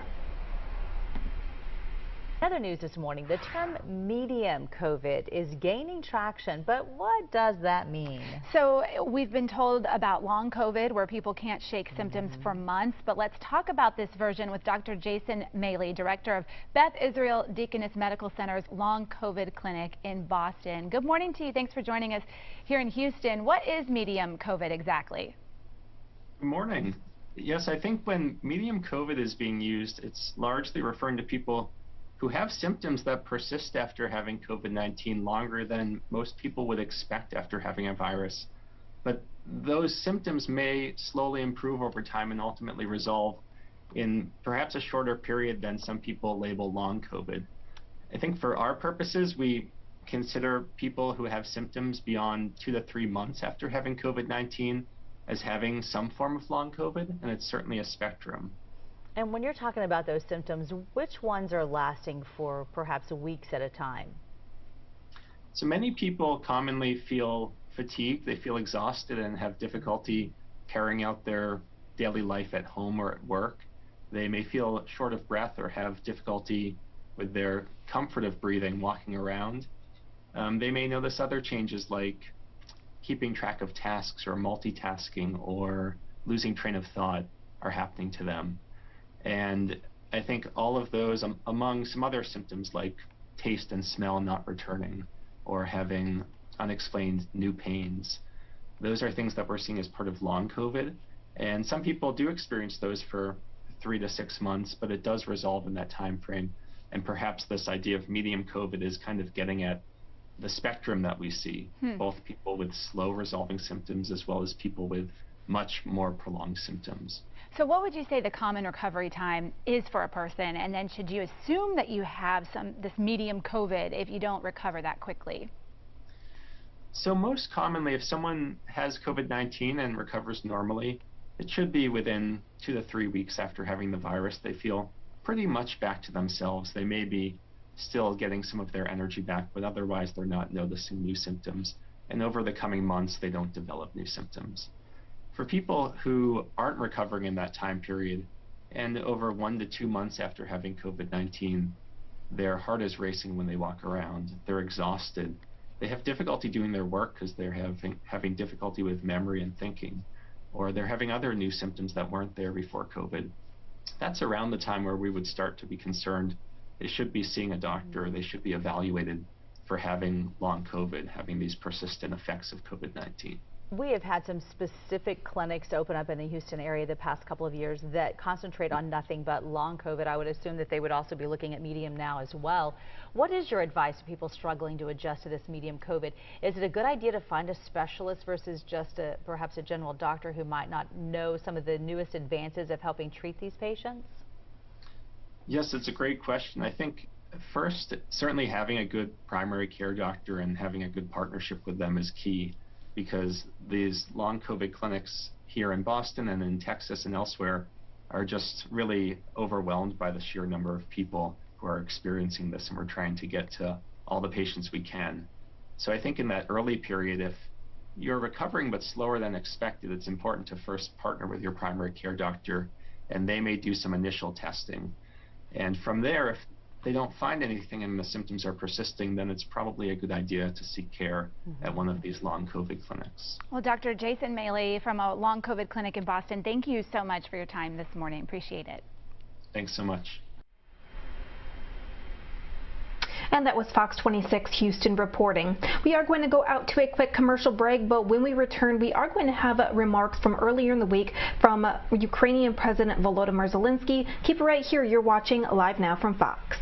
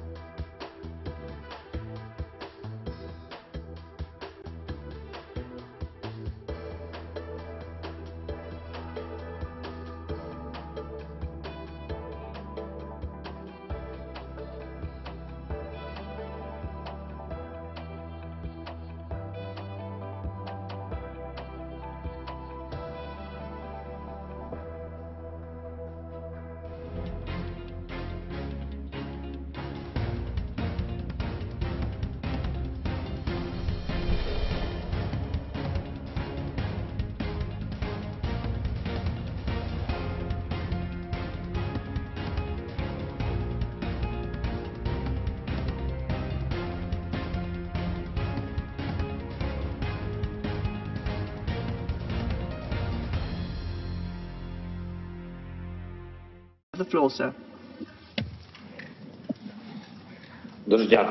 Thank you very much, dear Madam Chairman. Dear Mr. Secretary General, distinguished members of the Security Council and other members of this meeting, thank you very much for this opportunity. I'm sure that all the representatives of the United Nations member states will hear me today. Yesterday I returned from our city of Bucha, recently liberated from Russian troops, not far from Kiev. So there is not a single crime that they would not commit there. The Russian military searched for and purposefully killed anyone who served our country. They shot and killed women outside their houses when they just tried to call someone who is alive. They killed entire families, adults and children, and they tried to burn the bodies. I am addressing you on behalf of the people who honor the memory of the deceased every single day, in the memory of the civilians who died, who were shot and killed in the back of their head after being tortured. Some of them were shot on the streets, others were thrown into the wells, so they died there in suffering. They were killed in their apartments, houses, blowing up grenades. The civilians were crushed by tanks while sitting in their cars in the middle of the road, just for their pleasure. They cut off limbs, cut their throats, slashed their throats. Women were raped and killed in front of their children. Their tongues were pulled out only because the aggressor did not hear what they wanted to hear from them. So this is no different from other terrorists such as Daesh, who occupied some territories. And here it is done by a member of the United Nations Security Council, destroying internal unity, borders, countries, and taking the right of more than a dozen countries who are self-determined and independent. They pursued consistent policy of destroying ethnic and religious diversity. They inflame wars and deliberately lead them in such a way that to kill as many regular civilians and cities, to leave the country where they deploy their troops in ruins and filled with mass graves. You all see that. And they support hatred at the level of the state and seek to export it to other countries through their system of propaganda and political corruption. They provoke a global food crisis that could lead to famine in Africa, Asia, and other countries, and will surely end in large-scale political chaos in many countries, and destroying their domestic security. So where is the security that the Security Council needs to guarantee? It's not there, although there is a Security Council. So where is the peace? Where are those guarantees that the United Nations needs to guarantee? It is obvious that the key institution of the world, which must ensure the coercion of any aggressor to peace, simply cannot work effectively.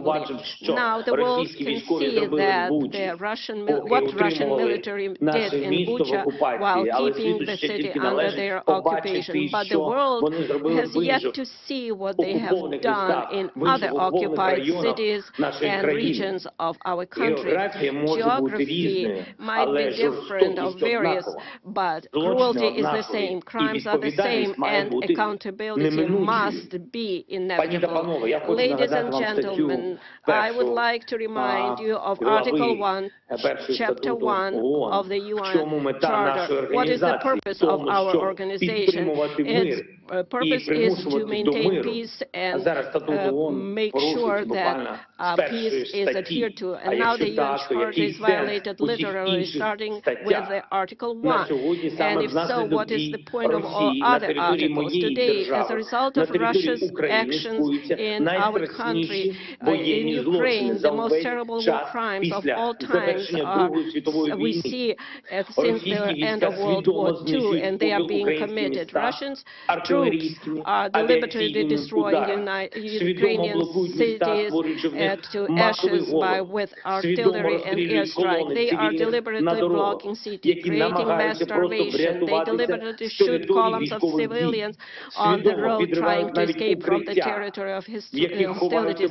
They even deliberately blow up shelters where civilians hide from airstrikes. They are deliberately creating conditions in the temporarily occupied territories so that as many civilians as possible are killed there. The massacre in our city of Bucha is only one, unfortunately, only one of many examples of what the occupiers have been doing on our land for the past 41 days. And there are many more cities, similar places where the world has yet to learn the full truth. Mariupol, Kharkiv, Chernobyl, Tyrka, Borodyanka, and dozens other Ukrainian communities. Each of them is similar to Bucha. I know, and you know perfectly well what the representatives of Russia will say in response to the accusations of these crimes. They have said that many times. The most significant was after the shooting down of the Malaysian Boeing over Donbass by Russian forces with Russian weapons, or during the war in Syria. They will blame everyone just to justify their own actions. They will say that there are various versions, different versions, and it is impossible to establish which one of those versions is true. They will even say that the bodies were of those killed were allegedly thrown away, and all videos are staged. But it is 2022 now. We have conclusive evidence, so there are satellite images. We can conduct full and transparent investigation. That is what we are interested in. Maximum access for journalists, maximum cooperation with international institutions, involvement of the International Criminal Court, complete truth and full accountability. I'm sure that every member state of the UN should be interested in this. For what? In order to punish once and for all those who consider themselves privileged and believe that they can get away with anything. So show all the other potential war criminals in the world how they will be punished. If the biggest one is punished, then everyone is punished. And why did Ukraine come to Ukraine? I will tell you, because Russia's leadership feels like colonizers. In ancient times, they need our wealth, our people. Russia has already deported hundreds of thousands of our citizens to their country. They abducted more than 2,000 children, just simply conducted those children and continue to do so. Russia wants to turn Ukraine into silent slaves. The Russian military are looting openly the cities and villages that they have captured. This is wide-scale looting. They are stealing everything, starting with food, ending with earrings, gold earrings that are pulled out and covered with blood. We are dealing with a state that is turning the veto into the UN Security Council into the right to die. This undermines the whole architecture of global security. It allows them to go unpunished. So they are destroying everything that they can. So if this continues, the countries will rely only on the power of their own arms to ensure their security, and not on international law, not rely on international institutions. The United Nations can be simply closed. Ladies and gentlemen, are you ready to close the UN? Do you think that the time of international law is gone? If your answer is no, then you need to act immediately. The UN Charter must be restored immediately. The UN system must be reformed immediately so that the veto is not the right to die, that there is a fair representation in the Security Council of all regions of the world. The aggressor must be brought to peace immediately. Determination is needed. The massacre from Syria to Somalia, from Afghanistan to Yemen and Libya, that should have been stopped a long time ago, to tell you the truth. If tyranny had at least once received such a response to the war it had waged, it would have ceased to exist, and honest peace had been guaranteed after it, and the world would have changed for sure. And then perhaps there would not be war in my country against our people, against Ukrainian people, against our citizens, but the world watched and did not want to see either the occupation of Crimea or the war against Georgia or taking the entire Transnistria from Moldova, and how Russia was preparing the basis for other conflicts and wars near their borders. How to stop it? Right away, the Russian military and those who gave them orders must be brought to justice immediately for war crimes in Ukraine. Anyone who has given criminal orders and carried out them by killing our people will be brought before the tribunal, which should be similar to the Nuremberg tribunals. I would like to remind Russian diplomats that a man like von Ribbentrop has not escaped punishment for crimes in World War II. I would also like to remind you that Adolf Eichmann also did not go unpunished. Nobody of them escaped the punishment. But the main thing is today it's time to transform the system, the United Nations. So therefore, I propose to convene a global conference, and we can do it here in peaceful Kyiv in order to determine how we are going to reform the world security system, how we will rely, how do we establish guarantee of recognition of borders and integrity of states and countries, how we will assert the rule of international law. It is now clear that the goals set in San Francisco in 1945 for the creation of a global security international organization have not been achieved, and it is impossible to achieve them without reforms. Therefore, we must do everything in our power to pass on to the next generation an effective UN with the ability to respond preventively to security challenges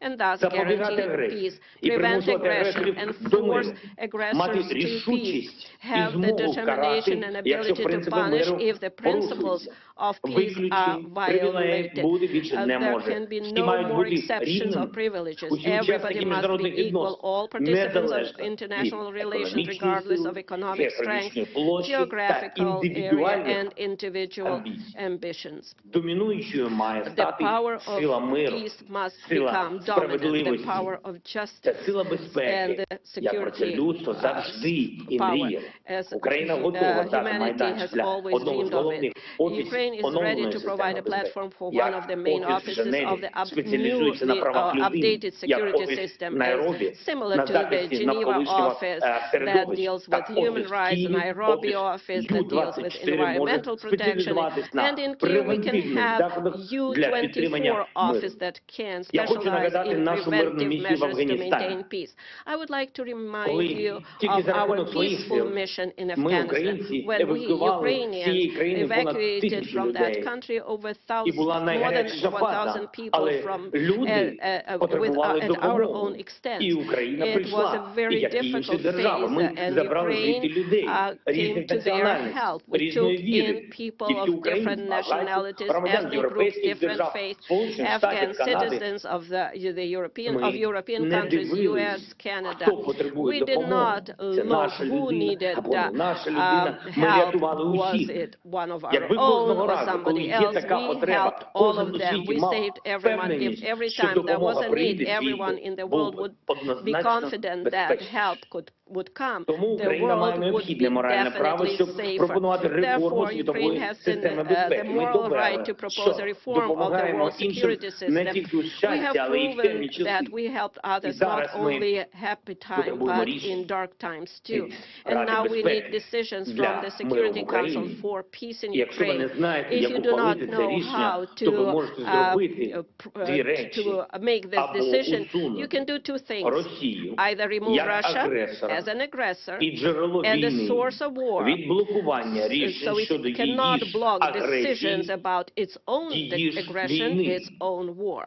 And then do everything that we can do to establish peace. Or the other option is please show how we can reform or change, dissolve yourself and work for peace. Or if there is no alternative and no option, then the next option would be dissolve yourself altogether.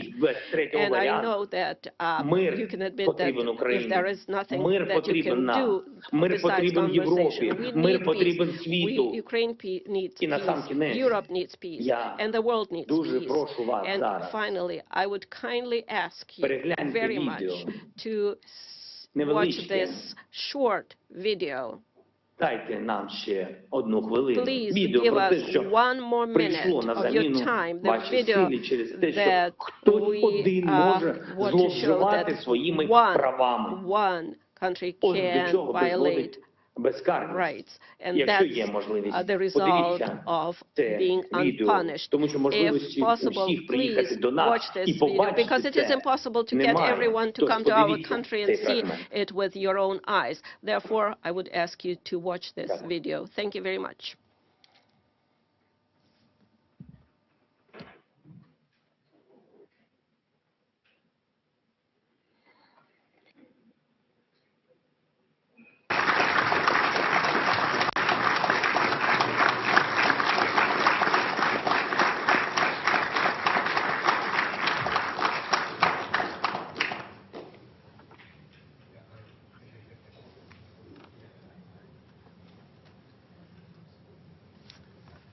The video.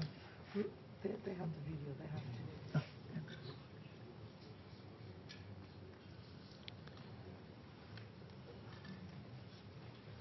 I'm not sure. The video, is it just coming?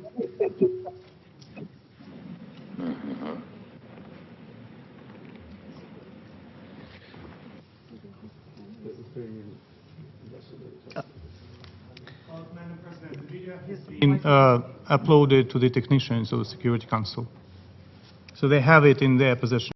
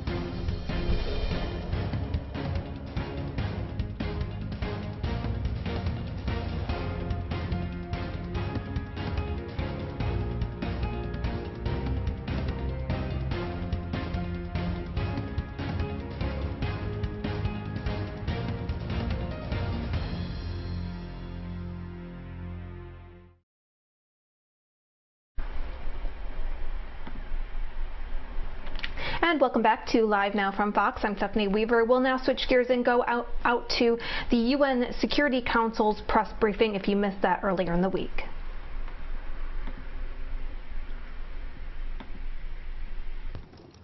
Thank you, Madam President. Let me also start by thanking UAE and Ambassador Nisibeh for her successful presidency during the month of March. Madam President, as you begin your Security Council presidency, I want to thank the United Kingdom for your leadership and for organizing this vital discussion on Ukraine today. I also want to thank the Secretary General for his remarks and the other briefers. And I'd like to extend a warm welcome to President Zelensky.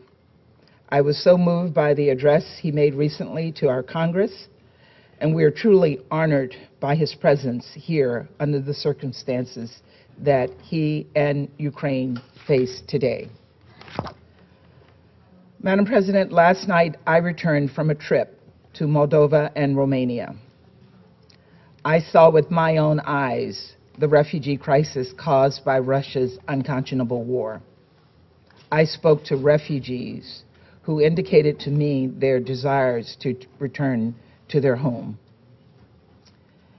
And we've all seen the images on TV of the bombed out buildings. But what we have not seen is that behind those destroyed buildings are destroyed lives and destroyed families. I met with women and children who had fled Ukraine, who stuffed their lives into backpacks and left the only home they had ever known. And these were sobering conversations. One young woman I spoke to came with her 6-year-old brother who had autism and is struggling with cancer. Their single mother helped them escape to save their lives. But Russia's war has interrupted the care her brother desperately needs. Another woman I spoke to fled with her 8-year-old from Odessa. The father, who they'd left behind, told them there was shelling right next to their apartment that very night. And they very well could have died had they not left. A third woman I met told me that she used to love to travel, but never expected her next trip would be to flee for her life. When I asked her where she was from, she started to say, and then she stopped with tears in her eyes and said, "I'm sorry. I don't know how to say it, whether I live in Kyiv or whether I used to live in Kyiv." She was realizing in the moment just how dramatically her life had changed because of this senseless war. These are 3 stories of more than 10 million people, 6 million internally displaced, 4 million who have left Ukraine altogether, 4 million people who have relied on the big-heartedness of countries like Moldova, Romania, Poland, Slovakia, Hungary, and others across the region and the world to welcome and support all those leaving Ukraine in search of safety. Ukraine's neighbors are bearing the brunt of Europe's most significant refugee crisis since World War II. And I want these countries to know that they have a committed partner in the United States. And that is why the United States announced recently that we are prepared to provide more than $1 billion in new funding toward humanitarian assistance for those affected by Russia's war in Ukraine and its severe impact around the world. And it is why we are welcoming up to 100,000 Ukrainians and others fleeing Russia's aggression to the United States. We will continue to assist humanitarian efforts to help the people of Ukraine and all those fleeing Putin's violence. But as heart-wrenching as the stories are that I heard in Moldova and Romania, there are some stories we will never get to hear. Those of the people we saw in the images out of Bucha. We've all seen the gruesome photos. Lifeless bodies lying in the streets, apparently summarily executed, their hands tied behind their backs. As we work to independently confirm the events depicted in these images, I would remind this Council that based on the currently available information, the United States has assessed that members of Russia's forces have committed war crimes in Ukraine. And even before seeing the images from Bucha, President Zelensky, along with others in the region, were reporting that children were being abducted, and we heard him say that today. Also abducted are mayors and doctors, religious leaders, journalists, and all who dare defy Russia's aggression. Some of them, according to credible reports, including by the Mariupol City Council, have been taken to so-called filtration camps, where Russian forces are reportedly making tens of thousands of Ukrainian citizens relocate to Russia. Reports indicate that Russian federal security agents are confiscating passports and IDs, taking away cell phones, and separating families from one another. I do not need to spell out what these so-called filtration camps are reminiscent of. It's chilling, and we cannot look away. Every day we see more and more how little Russia respects human rights. And that is why I announced yesterday that the United States, in coordination with Ukraine and many other UN member states, will seek Russia's suspension from the UN Human Rights Council. Given the growing mountain of evidence, Russia should not have a position of authority in a body whose very purpose is to promote respect for human rights. Not only is this the height of hypocrisy, it is dangerous. Russia is using its membership on the Human Rights Council as a platform for propaganda to suggest Russia has a legitimate concern for human rights. In fact, we will hear some of that propaganda here today, I know. And I will not dignify these lies with a response, only to say that every lie we hear from the Russian representative is more evidence that they do not belong on the Human Rights Council. 140 UN member states voted to condemn Russia over its unprovoked war and the humanitarian crisis it has unleashed upon the people of Ukraine. Here's my message to all of you. Now is the time to match those words with action and show the world that we can work responsibly. And I share President Zelensky's view that this moment requires responsible world powers and global leaders to show some backbone and stand up to Russia's dangerous and unprovoked threat against Ukraine and the world. The Secretary General said that confronting this threat is the Security Council's charge. It is, and it is also the responsibility of UN leaders and leaders around the world, every single member state with a voice in the GA. No one can be a shield for Russia's aggression. Suspending Russia from the Human Rights Council is something we collectively have the power to do in the General Assembly. Our votes can make a real difference. Russia's participation on the Human Rights Council hurts the Council's credibility. It undermines the entire UN, and it is just plain wrong.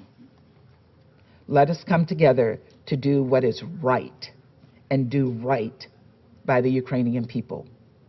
Let us take this step to help them to start to rebuild their lives. And let us match the courage of President Zelensky, who we are so honored to have with us today. President Zelensky, I want you to know that we stand with the people of Ukraine as you face down this brutal attack on your sovereignty, on your democracy, and on your freedom. Thank you. I thank the representative of the United States for her statement, and I give the floor to the representative of Albania. Thank you, Madam President. Let me thank Ambassador Nusibe for having steered our work during the month of March and wish the UK and you, Madam President, full success in our common work during this month. Albania welcomes President Zelensky's presence to this meeting. His remarks are painful, and his account on what Ukraine is experiencing under Russian occupation is revolting. We stand by you, Mr. President, by your compatriots, all Ukrainians, for their heroic resistance, for their resilience that the entire world is admiring. You are not alone. You have the world on your side, because it's the side of the right, of the just, and as we hope, of victory. Slava Ukraini. Madam President, let me thank SG Guterres for his, again, very clear and powerful remarks. I also thank USG DiCarlo and Griffiths for their updates. This is the 14th meeting of the Security Council on Ukraine since the 31st of January, while the war of aggression has entered the second month. Let's establish a few basic yet meaningful facts. Russia has stalled and its imperial dreams are nowhere. Taking Ukraine finally proved impossible. Kiev was too hard to swallow. Russian army is in disarray, but it has not stopped shelling and bombardments. But all this is not new, and all this is not news. The real news that has horrified the world is what Russia is leaving behind. The unspeakable horrors, those soul-crushing images in areas from which Russia is withdrawing. Images of civilians executed with a bullet in the neck, sometimes with their hands tied behind their backs or shot dead in their bicycles. Images of mass graves overflowing with corpses. Images of carnage and devastation, including looted homes, rape, and sexual violence, acts usually attributed only to thugs. They spring from the same cruel impulses as the bombardment of cities, homes, hospitals, schools, and kindergartens by the Russian forces. Bucha is an open-air graveyard, the notorious facelift of the Russian aggression. Madam President, we have heard time and again, it is not Russia. Yes, but no.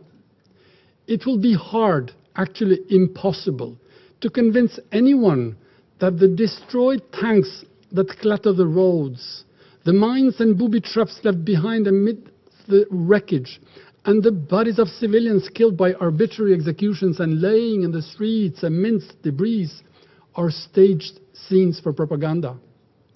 Who would believe that Russia aggressed Ukraine simply to protect civilians, while Ukraine is busy staging horror movies?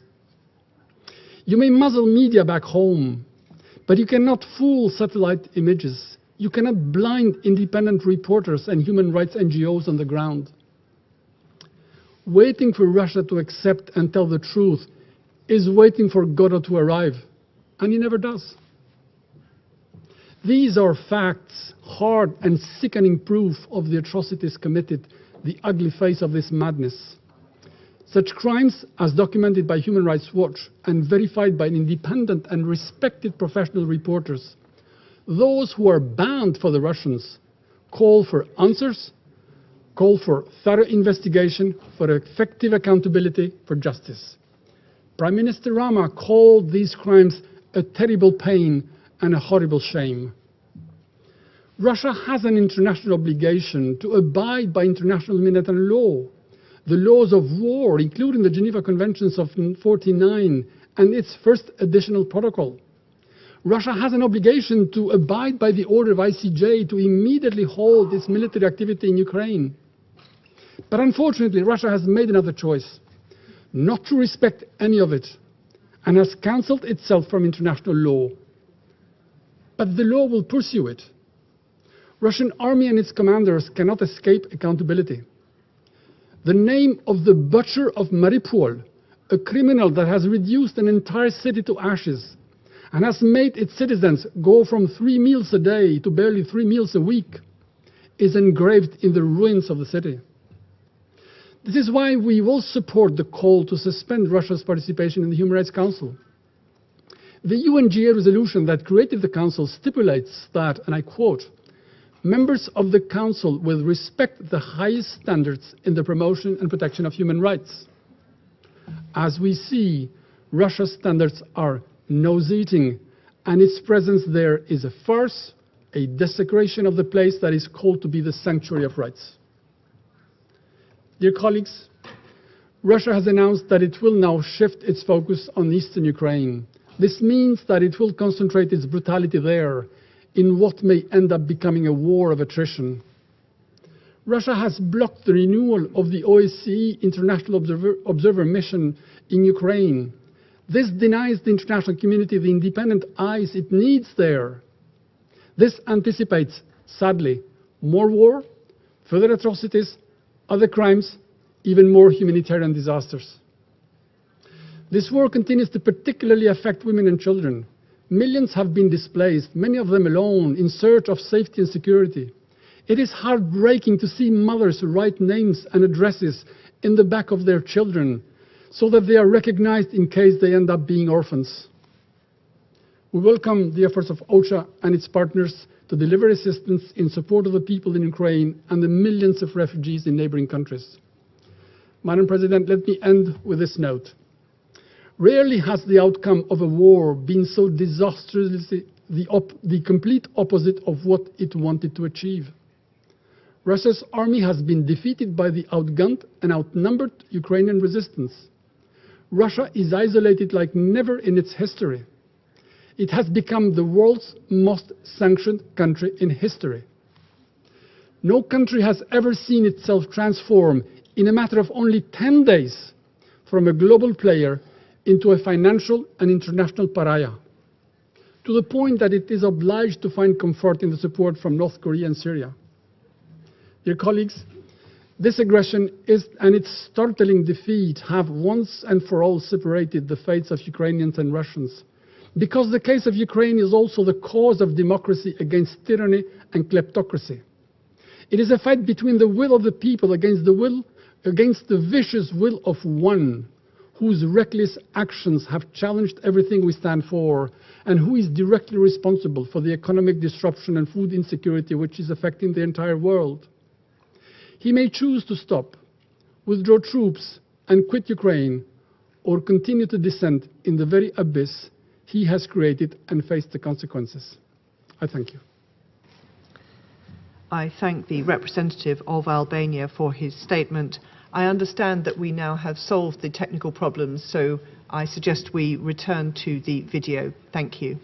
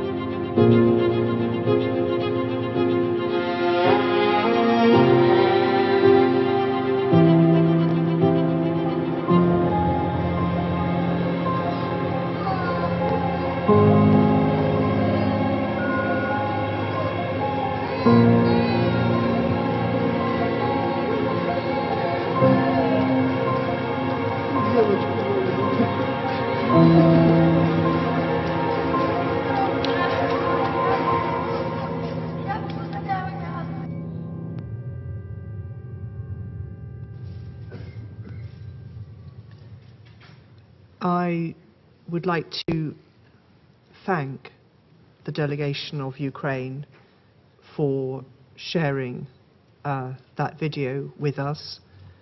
The images are harrowing. Speaking in my national capacity, we are appalled by what we have seen and reiterate our solidarity with Ukraine.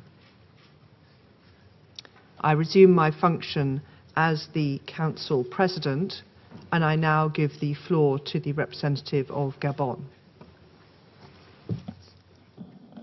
Je voudrais d'abord exprimer mon appréciation à l'ambassadeur des Émirats Arabes Unis pour sa présidence remarquable. Je remercie le secrétaire général, Monsieur Antonio Guterres, la secrétaire générale adjointe, Madame Rosemary DiCarlo, ainsi que Monsieur Martin Griffith pour leurs exposés respectifs. Je salue la participation à cette réunion du président Zelensky. Madame la Présidente, nous continuons d'assister impuissants à la guerre en Ukraine. Pendant que se déroule le décompte macabre des morts et des personnes déplacées, et que les combats se poursuivent au même rythme que la courbe des statistiques, les pertes en hommes et en infrastructures civiles ne cessent de s'accroître.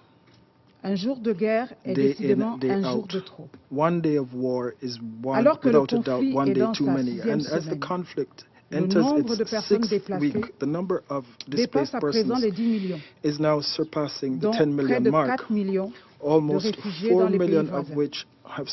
Il s'agit d'une catastrophe humanitaire effroyable, dont les répercussions seront sans doute aggravées par les risques d'insécurité alimentaire dus à l'imprévisibilité des récoltes, avec là aussi des effets transrégionaux. Je voudrais à cet égard saluer la mise en place par le secrétaire général d'un groupe de travail sur l'alimentation, l'énergie et les finances pour réduire l'impact de la guerre. Madame la Présidente, les allégations concernant des violences, notamment sexuelles, contre les femmes, sont un sujet de très grande préoccupation. Mon pays est très préoccupé également par les attaques contre les infrastructures et les personnels humanitaires. Les travailleurs humanitaires qui s'activent sur les lieux de combat Humanitarian workers working in theaters of conflict should never be the target of armed attacks. They are very often the link between victims of war and what remains of humanity when the rug has been pulled from under their feet.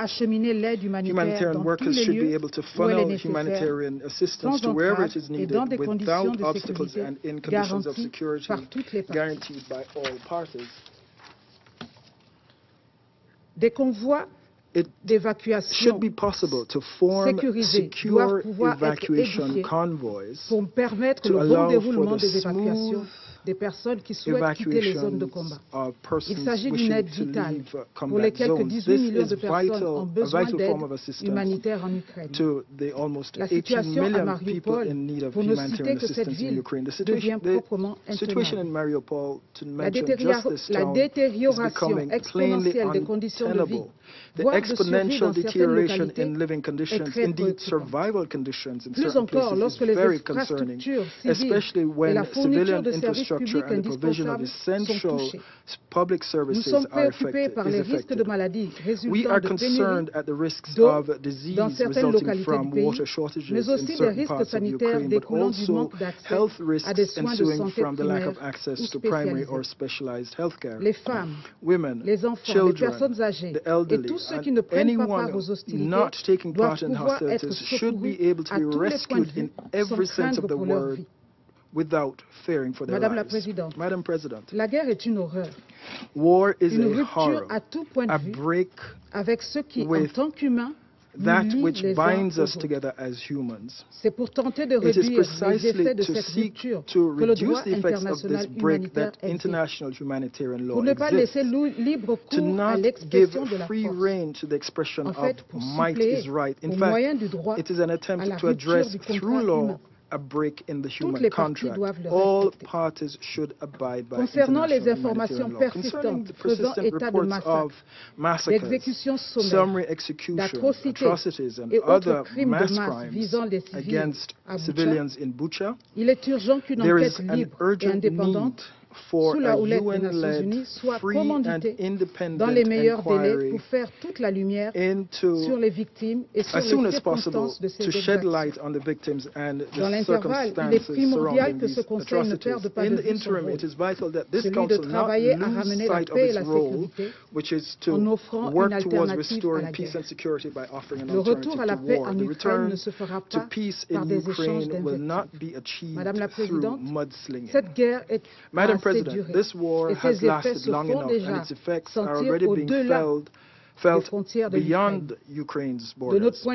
From our perspective, the equation is posed in terms of a decision on establishing a ceasefire and on creating the conditions for safe and unfettered provision of humanitarian assistance needed by populations in distress. I wish to reiterate Gabon's appreciation to neighboring countries that continue to mobilize to urgently welcome refugees. We encourage them to extend the same welcome to all persons in distress without distinction as to origin or race, including African nationals and students. We request them to ensure respect for their dignity, and we call for fair treatment of all persons in distress. It is urgent that the parties commit resolutely to negotiation to bring an end to the hostilities. We call to a de-escalation and a halt to the combat. There is no other way. My country is closely following current negotiations between the parties, especially in Istanbul, and we hope that they will soon lead to a ceasefire so as to create a climate of confidence and to establish the climate of calm needed for diplomacy to make its voice heard and for the guns to be silenced. Thank you. I thank the representative of Gabon for her statement, and I now give the floor to the representative of the Russian Federation. Thank you, Madam President.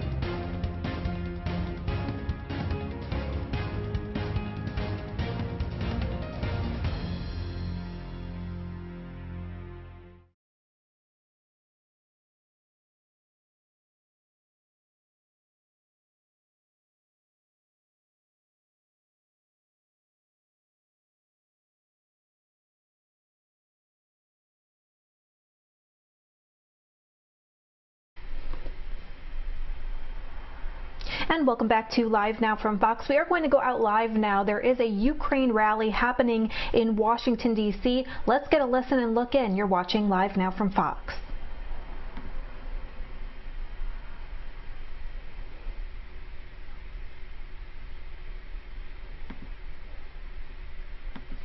A dove for peace in Ukraine, a dove to recognize a brighter and brighter future. So please join us here in the middle.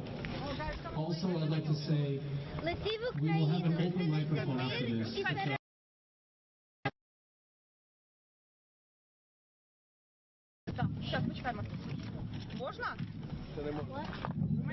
Дом не вміщається, тому що багато людей. Марта, давай. Лети в Україну, принеси мир і перемогу. Слава Україні!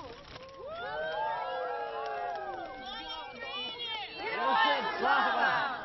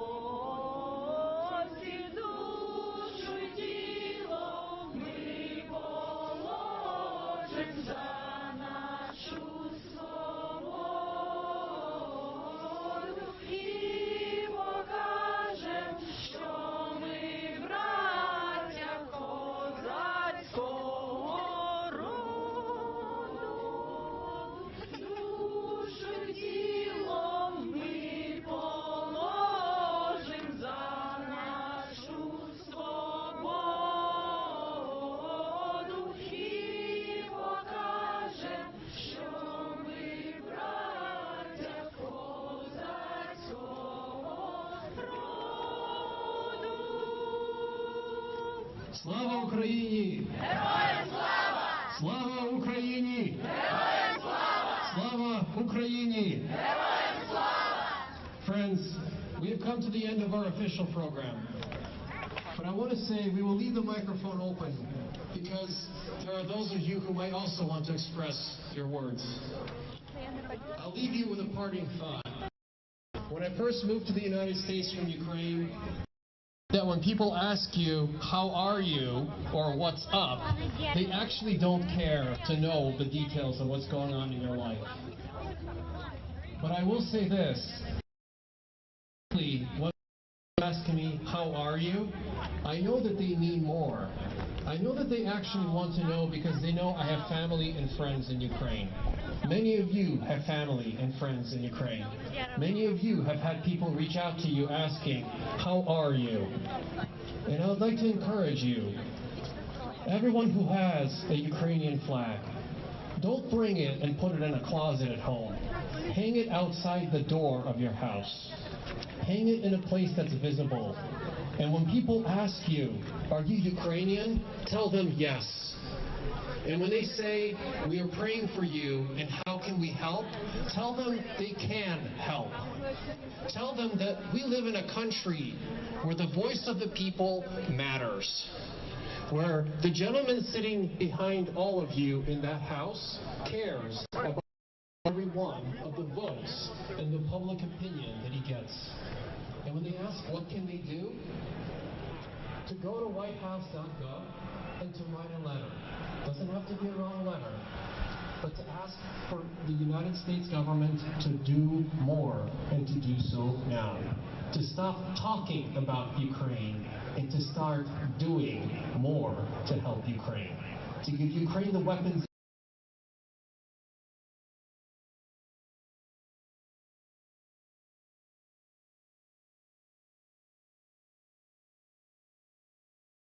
needs. Ukraine needs your friends' help. Thank you from the bottom of our hearts. This is not a professional production. I am not a professional speaker. In my day job, I work for a nonprofit organization that has nothing to do with the government, and you will see all of us like that. The speakers here, I would like to personally thank Pavel. He is not being paid for this. He brought this sound system because he cares and because he wants to help the work. So with that, I would also like to remind some of you who also care, we are here every single day. This is not something that happens on Saturday or on Sunday and we move on with our lives. We are here every day from 5:30 until 7:30 p.m. Those of you who are available and who care, come join us. Come join us in showing that the crisis in Ukraine will not go away tomorrow and that we need to act now. And lastly, if there are any others here who would like to say a few words, by all means, please come. This is not a professional rally that's got only these speakers and no one else. I'd like to invite any of you to come and say your message. Of course, being respectful and of course knowing that this is an opportunity to support Ukraine. Slava Ukraini! Slava Ukraini! Slava Ukraini! Good evening, dear friends, dear supporters. I just would like to Yaro said, so we are here at the White House from 5:30 to 7:30 on the weekdays and workdays. But on the weekends, we're here from 3 p.m. to 6 p.m. to support Ukraine and to request from the Biden administration to do more for Ukraine, because we are not satisfied with the situation. And so we come here, we say stop genocide in Ukraine, honor Budapest Memorandum, defend Ukraine now, help Ukraine defend itself, send fighter jets to Ukraine, send air defense for Ukraine, like NASAMS or Patriot systems, and do more for Ukraine. Every minute means lives. And also we request tougher sanctions, so we request embargo, full trade embargo on Russia, and the request to cut all Russian banks from SWIFT. So please come by the White House on the weekdays from 5:30 to 7:30 p.m. and on the weekends from 3 p.m. to 6 p.m. And also U.S. Ukrainian activists is organizing a charity, Bandura charity concert featuring the wonderful bandurist Julian Tikasti. This charity concert will be on Saturday, May the 7th at 5 p.m. at the Ukraine.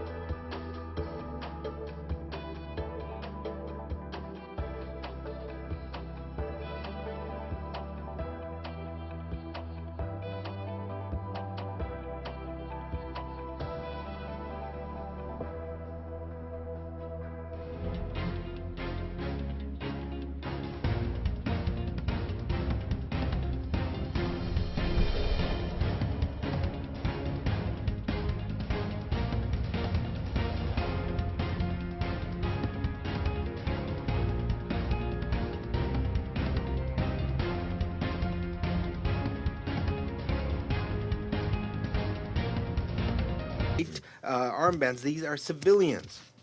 И то, что трупы на видео никак не похожи на те, которые пролежали на улице 3-4 дня. А по сенсационным и абсолютно антинаучным данным Нью-Йорк Таймс вообще с 20 марта. Повестись на этот фейк могут либо абсолютные дилетанты, либо наши западные партнеры, которые ничего не хотят слушать и давно уже называют черно-белым наоборот. К сожалению, этим странам на саму Украину плевать. Она для них была и есть всего лишь пешка в геополитической игре против России, которой они легко пожертвуют. Но пока постараются продлить этот конфликт, поставляя туда побольше оружия и боеприпасов. Но самое главное, повторю еще раз, как мы докатились до той жестокости, которую проявляют националисты, например, из Азова. А вы, в данном случае обращаюсь к президенту Украины, в интервью американским СМИ стыдливо защищаете, говоря, что они такие, как есть. Хочу, чтобы вы задумались, и очень надеюсь, что вы найдете решение этой ситуации, потому что оно зависит только от вас. Потому что мы пришли к вам не из-за украинских земель. Мы пришли, чтобы принести долгожданный мир на истекавшую кровью Донбасс. Не перемирие, а именно настоящий прочный мир. А для этого надо искоренить ту жестокость, которую говорю, вырезать ту нацистскую раковую опухоль, которая пожирает Украину, со временем начала бы пожирать Россию. И мы добьемся этой цели, надеюсь, скорее, чем позже. Другого выхода быть не может. Мы не бьем по гражданским объектам, чтобы сберечь как можно больше мирных жителей. Потому и продвигаемся не так быстро, как многие ожидали. Мы не действуем так, как американцы и их союзники действовали в Ираке и Сирии, стиравшие с лица земли целые города. Им их было не жалко. А нам жалко, потому что это близкие нам люди. Вот радикалам, правда, нечего терять. Им наплевать на мирных жителей. Они готовы тянуть за свою могилу хоть все население Украины, как это четко показала провокация Бучи. Не дайте Западу реализовать свои планы, Владимир Александрович.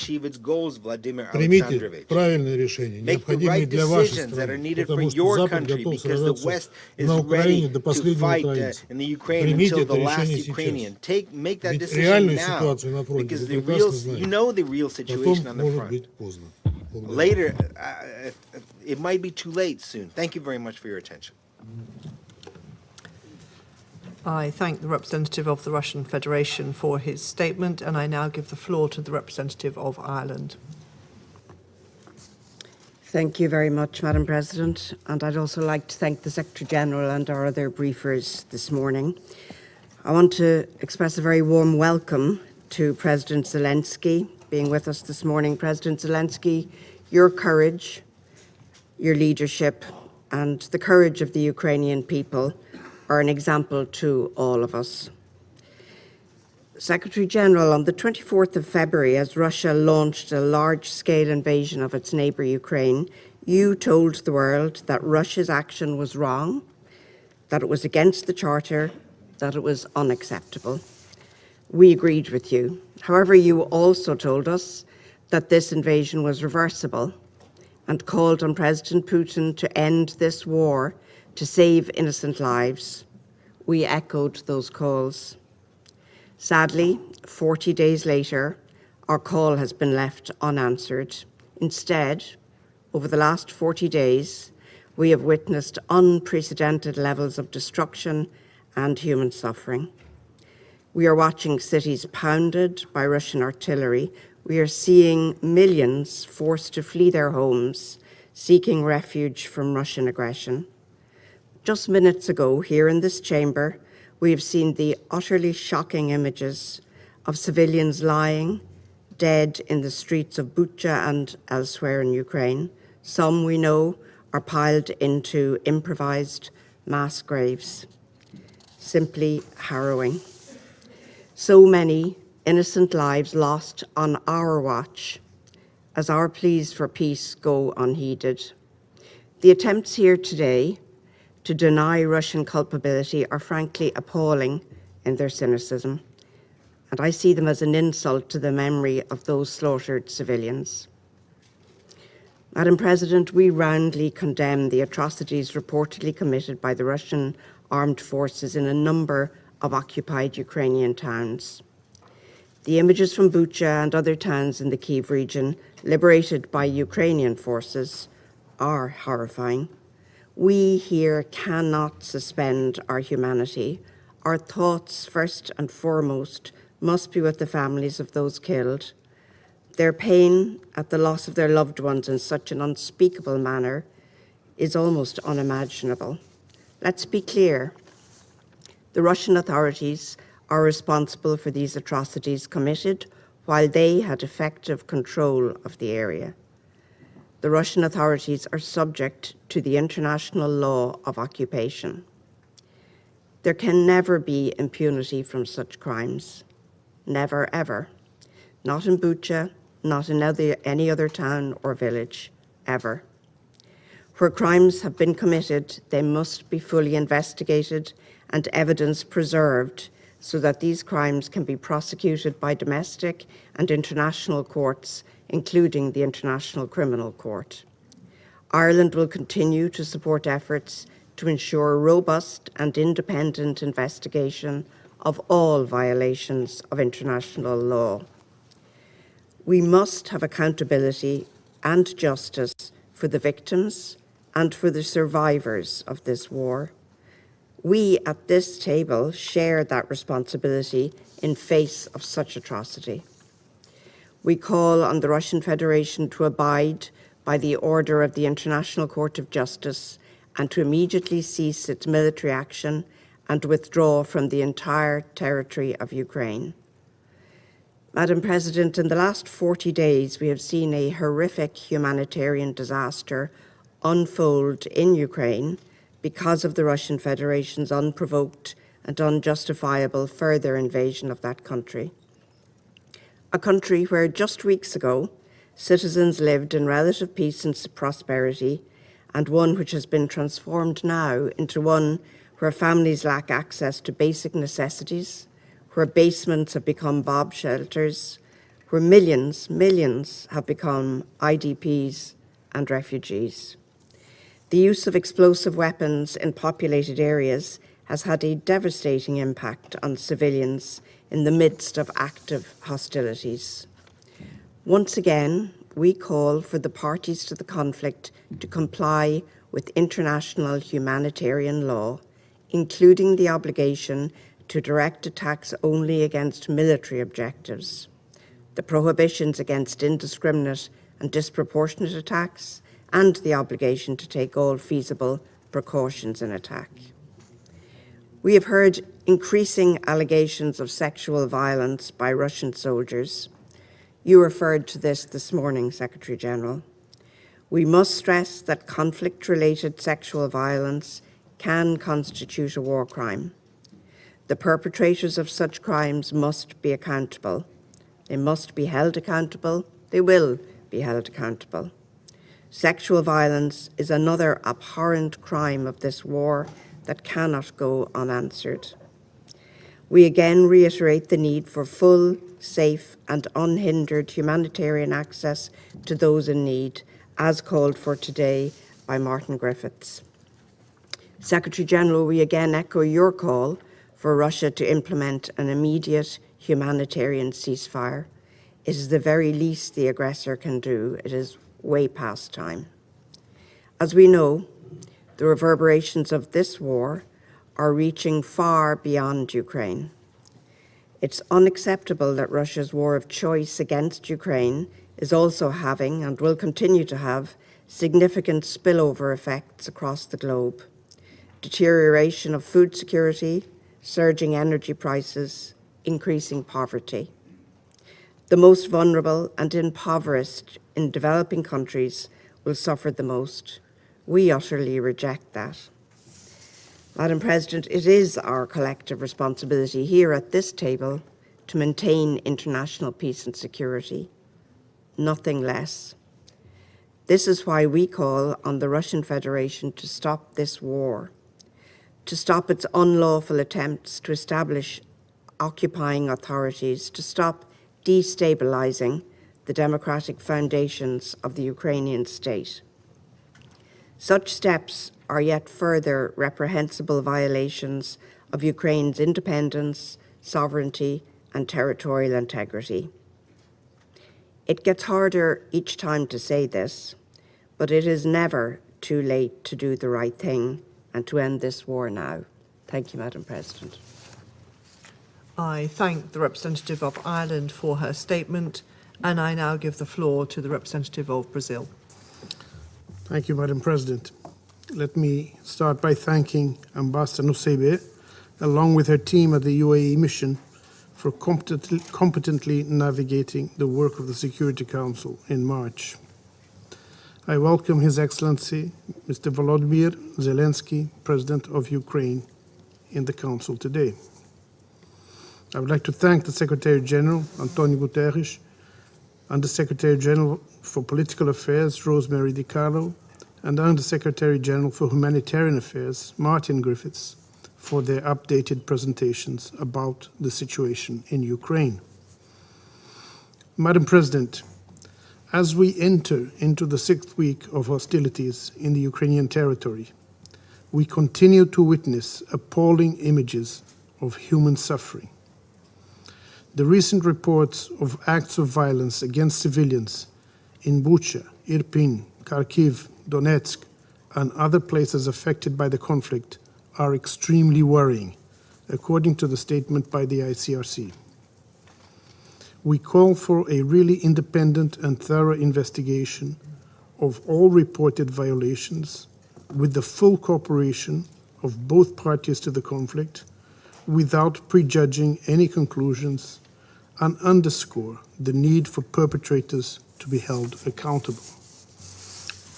The international community is witnessing for too long appalling scenes of destruction of once peaceful cities, with shocking images from the conflict and the desperation of thousands of civilians trapped in the battlefield, with no food, no water, and no electricity. Once again, we renew our pleas for a broad, effective, and immediate cessation of hostilities in Ukraine. Only after the silence of the guns and the withdrawal of troops are achieved will it be possible to halt the immense costs of human suffering this conflict has brought. Madam President, the General Assembly has recently adopted a resolution on the humanitarian situation in Ukraine. As we said on that occasion, the General Assembly could not become a bystander of the shocking consequences of the conflict. And, as we added last week in this chamber, neither can the Security Council. As the main UN organ with primary responsibility for the maintenance of international peace and security, the Security Council has the mandate and the responsibility to address this situation in an effective manner. Nevertheless, our assessment is that the Security Council is failing in its role to help in supporting efforts to foster a constructive dialogue between the parties, with the aim of brokering an effective peace settlement to this conflict. We deeply regret that the Security Council has not been able to speak with one voice throughout the crisis. Promoting compliance with international humanitarian law, protecting civilians, calling for peace. These are objectives that should unite rather than divide us. We should strive to create the conditions for, on the one hand, invigorating the political negotiations, and, on the other, reaching an understanding on practical measures to minimize human suffering in Ukraine. Civilians wishing to flee the hostilities must be able to do so in safety, and those who decide to stay cannot become targets of attacks. In the same vein, parties must grant safe passage to relief consignments to those in need. Once again, Brazil reiterates the call for all parties to fully respect and ensure respect for international humanitarian law. The causes of conflict, whatever they are, do not undermine the obligations of all parties have to guarantee that civilians should be protected, that the wounded receive medical care, that humanitarian assistance reach those in need, and that detainees be treated humanely in all circumstances. There must be no politicization of humanitarian actions, nor selective application of international humanitarian law. Also, geopolitical objectives must not supersede the endeavor for peace, nor prolong the human suffering caused by war. Madam President, this conflict and its associated sanctions, apart from the enormous human suffering and devastation caused in Ukraine, is having spillover effects in the entire world, especially through increased prices of oil, gas, grains, and fertilizers, among others. Food insecurity has become an even greater threat to the world's poorest people, above all in developing countries.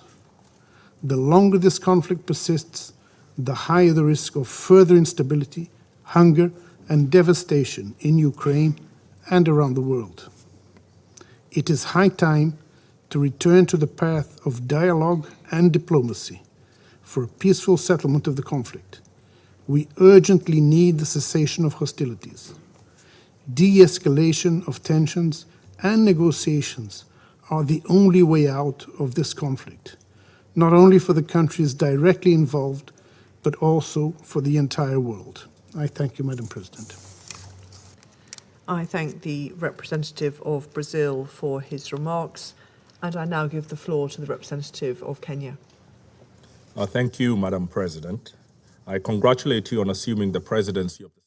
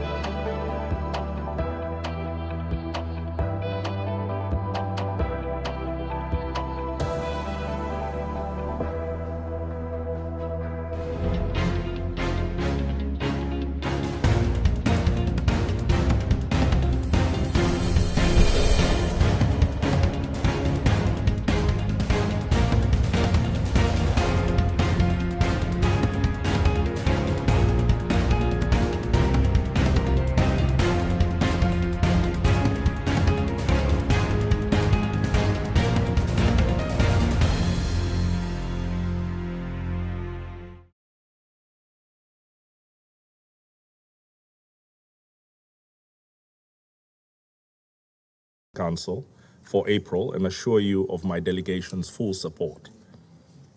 I listened closely to the remarks by the Secretary General and his Undersecretaries General, Rosemary DiCarlo and Martin Griffiths, hoping to hear that our fears that the war in Ukraine has entered a new, more dangerous phase were exaggerated. Sadly, they offered no such comfort. Instead, we are left with the words of His Excellency Volodymyr Zelensky, the President of Ukraine, who has described the horrifying suffering of civilians in Bucha and other towns and neighborhoods in Ukraine. His account of the atrocities is in stark contrast to that of our colleague in the Security Council, the representative of the Russian Federation. But the fact that the truth in Bucha is contested is the surest sign that we stand on the precipice of more widespread abuses of human rights. In April 1994, even as genocide engulfed Rwanda, there were members of the Security Council contesting the horrifying truth that 1 million people were being murdered. We should stand warned that the inability of the Council to establish the facts and accordingly attribute responsibility may enable the risk of escalation into far worse crimes. Beyond the city of Bucha, Madam President, we're extremely worried about the safety of civilians who are trapped in other besieged cities and villages, such as Mariupol and Kherson. Our actions today should seek to prevent what we have witnessed happen in Bucha take place in Mariupol and Kherson. While we debate who is responsible for the horrors of Bucha, it is incontestable that what started as a special military operation is now a war, and that what began with reassurances of limited aims, not targeted at civilians, has led to thousands of dead civilians and millions of refugees and internally displaced. No one can doubt that there are flagrant violations of international law, international humanitarian law, and the UN Charter underway in Ukraine. Kenya condemns the abuses undertaken in the past few weeks and those in the eastern provinces of the country during the years that the conflict has raged. Madam President, the war in Ukraine is today's most dangerous threat to the maintenance of international peace and security. It is the latest assault by the most powerful states against the multilateral order. Their continued abuse of the Charter created growing cracks over the years in the global security order. Now the bottom has fallen out. Ukraine may now become a model for a new generation of disastrous wars on multiple continents. Millions of refugees are being created, and there will be many more as the economic effects of the war produce and intensify conflicts elsewhere. Accelerating food and energy prices are plunging millions into worse forms of poverty. The UN, as a forum for solutions to humanity's most pressing problems, is losing prestige and its historical standing. President Zelensky has left us with ideas for Security Council reform that we need to consider seriously. Things have fallen apart, and the center cannot hold under these assaults on our United Nations. We must reform. There are no easy solutions. Even a negotiation that is not properly structured to protect the people and sovereignty of Ukraine could be the prelude to a wider war. For now, we urge the following urgent steps, understanding their limits due to the continued inability of the Security Council to act decisively. We call for an impartial and prompt United Nations investigation into the atrocities against the civilians in Bucha and other towns in Ukraine. This calls for an immediate end of all hostilities to guarantee unfettered access by the investigating teams.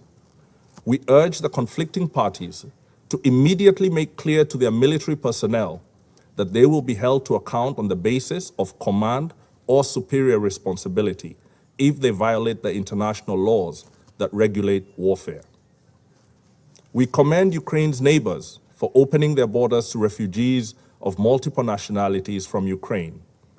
We continue to urge them to ensure that the thousands of affected Africans be treated in accordance with international humanitarian law and basic dignity. We commend OCHA and many other organizations and individuals who have come to the aid of the deserving people of Ukraine.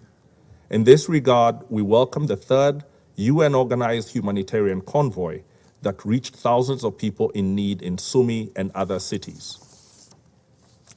We call for the urgent activation of safe passages with no restrictions and call for unimpeded humanitarian access to the many in need, particularly those in Mariupol, Kherson, and other besieged cities. We also urge the Security Council to reassure the world of its relevance by approaching the other conflicts with renewed vigor. The humanitarian crisis caused by conflict in Afghanistan, in Haiti, the Horn of Africa, the unfolding situation in the Korean Peninsula, Lebanon, Libya, Myanmar, Palestine and Israel, Syria, Yemen, and the Sahel deserve our urgent attention. We look forward to the Secretary General rallying the international community to deploy resources to cushion the most vulnerable from the effects of the conflict in Ukraine. We reiterate our call for the cessation of hostilities to allow humanitarian operations under clearly defined contact lines and humanitarian passages.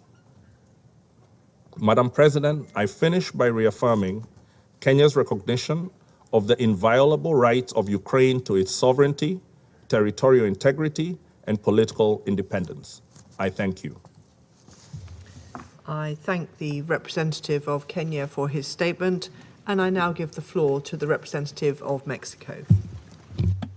Señora Presidenta, le deseamos éxito durante su presidencia este mes y reconocemos el trabajo de Emiratos Árabes Unidos en la conducción del Consejo de Seguridad el mes pasado. Agradecemos las presentaciones del secretario general y de los subsecretarios Carlo y Griffith, y reconocemos la participación del presidente Volodymyr Zelensky en esta sesión del Consejo de Seguridad. Le hemos escuchado con la mayor atención y con el respeto que nos merece su investidura. También hemos visto con horror las imágenes que nos ha compartido. Son el mural de Guernica, recreado una vez más con víctimas civiles. Desde hace 6 semanas, el mundo sigue con consternación las consecuencias devastadoras de la invasión de Rusia sobre Ucrania. A través de 2 resoluciones de la Asamblea General, la comunidad internacional se ha pronunciado de manera contundente, deplorando dicha invasión, exigiendo el cese inmediato de las hostilidades y de cualquier ataque contra la población civil o la infraestructura de carácter civil, y ha señalado la urgencia de que llegue la asistencia humanitaria de forma expedita, segura e irrestricta. La Corte Internacional de Justicia exigió también la suspensión inmediata de las operaciones militares en territorio de Ucrania. Toca a las Naciones Unidas actuar como garante del cumplimiento de las decisiones de la Corte. Todos los mecanismos de solución pacífica de las controversias que establece el derecho internacional deben canalizarse hacia ese objetivo común. Lamentablemente, las hostilidades continúan y las afectaciones civiles aumentan, y junto con ellas aumentan las necesidades humanitarias de la población, incluidas cada vez con mayor urgencia la de los refugiados y los desplazados internos. Las imágenes de las calles en Bucha y en otras ciudades que han circulado profusamente en los últimos días han conmocionado al mundo. Condenamos de manera enérgica las atrocidades que en ellas se reflejan. No hay absolutamente nada que las justifique. Proteger a la población civil es una responsabilidad irrenunciable de la comunidad internacional. Como lo ha señalado la alta comisionada para los derechos humanos, las graves violaciones al derecho internacional humanitario y al derecho internacional de los derechos humanos obligan a mantener la posibilidad de que efectivamente se haya incurrido en crímenes de guerra. México respalda cabalmente la declaración del secretario general para que se realicen a la brevedad investigaciones imparciales que permitan identificar responsables y una eficaz rendición de cuentas. Igualmente, seguimos con atención el trabajo de la Corte Penal Internacional y apoyamos al fiscal que se encuentra en proceso de investigar supuestos crímenes internacionales cometidos en Ucrania, así como a la Comisión de Investigación Independiente creado con esos mismos propósitos por el Consejo de Derechos Humanos de la ONU. Sus informes serán determinantes. Las consecuencias de esta guerra han sido terribles. Su impacto dramático tendrá también efectos graves en el mediano y el largo plazo, no solo en la región, sino en todo el resto del mundo. Como lo ha dicho con claridad el director ejecutivo del Programa Mundial de Alimentos, millones de personas pagarán en carne propia el precio de este conflicto. Habrá escasez de alimentos básicos en muchas regiones que ya de por sí eran inseguras y frágiles. Con todas las dificultades que implican y la urgencia que conllevan, los esfuerzos de la comunidad internacional para hacer frente al drama humanitario son solamente temporales. La solución de fondo es, como aquí se ha dicho, un cese inmediato de las hostilidades y un acuerdo político que restaure la negociación por la vía diplomática. Apoyamos decididamente las gestiones del subsecretario Griffiths para acordar pausas humanitarias que permitan crear las condiciones en el terreno para que llegue con mayor fluidez la asistencia humanitaria. México reconoce y encomia el trabajo de todos los actores humanitarios involucrados en Ucrania, así como la solidaridad de los países vecinos que han recibido a millones de refugiados y los esfuerzos de mediación de distintos países y diferentes actores. Esperamos que este Consejo, con apego estricto al derecho internacional humanitario y al derecho internacional de los derechos humanos, cumpla con su responsabilidad y contribuya efectivamente a poner fin a la guerra y a restaurar la paz. Gracias, Presidenta. I thank the representative of Mexico for his statement, and I now give the floor to the representative of India.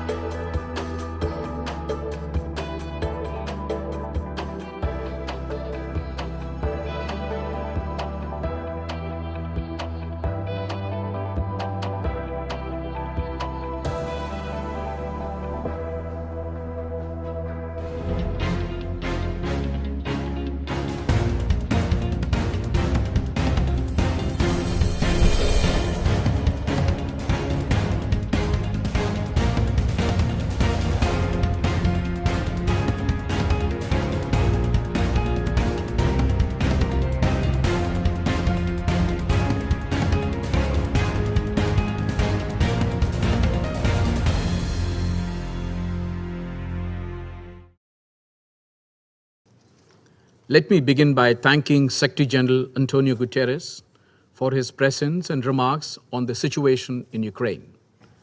I also thank USG Rosemary DiCarlo and USD Martin Griffiths for their respective briefings on the security and humanitarian situation. We thank the participation of His Excellency, the President of Ukraine, at today's meeting. I also take this opportunity to thank the United Arab Emirates and Ambassador Lana Nusaibah for their excellent presidency. Madam President, the situation in Ukraine has not shown any significant improvement since the Council last discussed the issue. The security situation has only deteriorated, as well as its humanitarian consequences. Recent reports of civilian killings in Bushehr are deeply disturbing. We unequivocally condemn these killings and support the call for an independent investigation. We hope the international community will continue to respond positively to the humanitarian needs. We support calls urging for guarantees of safe passage to deliver essential humanitarian and medical supplies. Keeping in view the dire humanitarian situation in Ukraine, India has been sending humanitarian supplies to Ukraine and its neighbors, which include medicines and other essential relief material. We stand ready to provide more medical supplies to Ukraine in the coming days. India continues to remain deeply concerned at the worsening situation and reiterates its call for immediate cessation of violence and end to hostilities. We have emphasized right from the beginning of the conflict the need to pursue the path of diplomacy and dialogue. When innocent human lives are at stake, diplomacy must prevail as the only viable option. In this context, we take note of the ongoing efforts, including the meetings held recently between the parties. The impact of the crisis is being felt beyond the region, with increasing food and energy costs, especially for many developing countries. It is in our collective interest to work constructively, both inside the United Nations and outside, towards seeking an early resolution to the conflict. Allow me to reiterate the importance of UN guiding principles of humanitarian assistance once again. Humanitarian action must always be guided by the principles of humanitarian assistance, which is humanity, neutrality, impartiality, and independence. These measures should never be politicized. We continue to emphasize to all member states of the UN that the global order is anchored on international law, UN Charter, and respect for territorial integrity and sovereignty of states. I thank you, Madam President. I thank the representative of India for his statement, and I now give the floor to the representative of China. Thank you, Madam President. Madam President, I first of all would like to congratulate you upon assuming the presidency of the Council for this month. At the same time, I would also like to thank Ambassador Nusaibah as well as the UAE team for their outstanding work when UAE was the president of the Council during the month of March. Madam President, de-escalating tension in Ukraine and putting an early end to the fighting is the urgent expectation of the international community and the strong desire of China. We have many times emphasized that dialogue and negotiation is the only way out for opening the door of peace. Russia and Ukraine have already had many rounds of negotiations. We welcome the two sides to stick to the general direction of peace negotiations, overcome difficulties and differences, and continue to build conditions for a comprehensive settlement of the crisis. The international community should create favorable conditions and environment for negotiations between the two sides, open up space for political settlement, and should not set up roadblocks to increase resistance for peace, let alone add fuel to the fire to aggravate confrontations.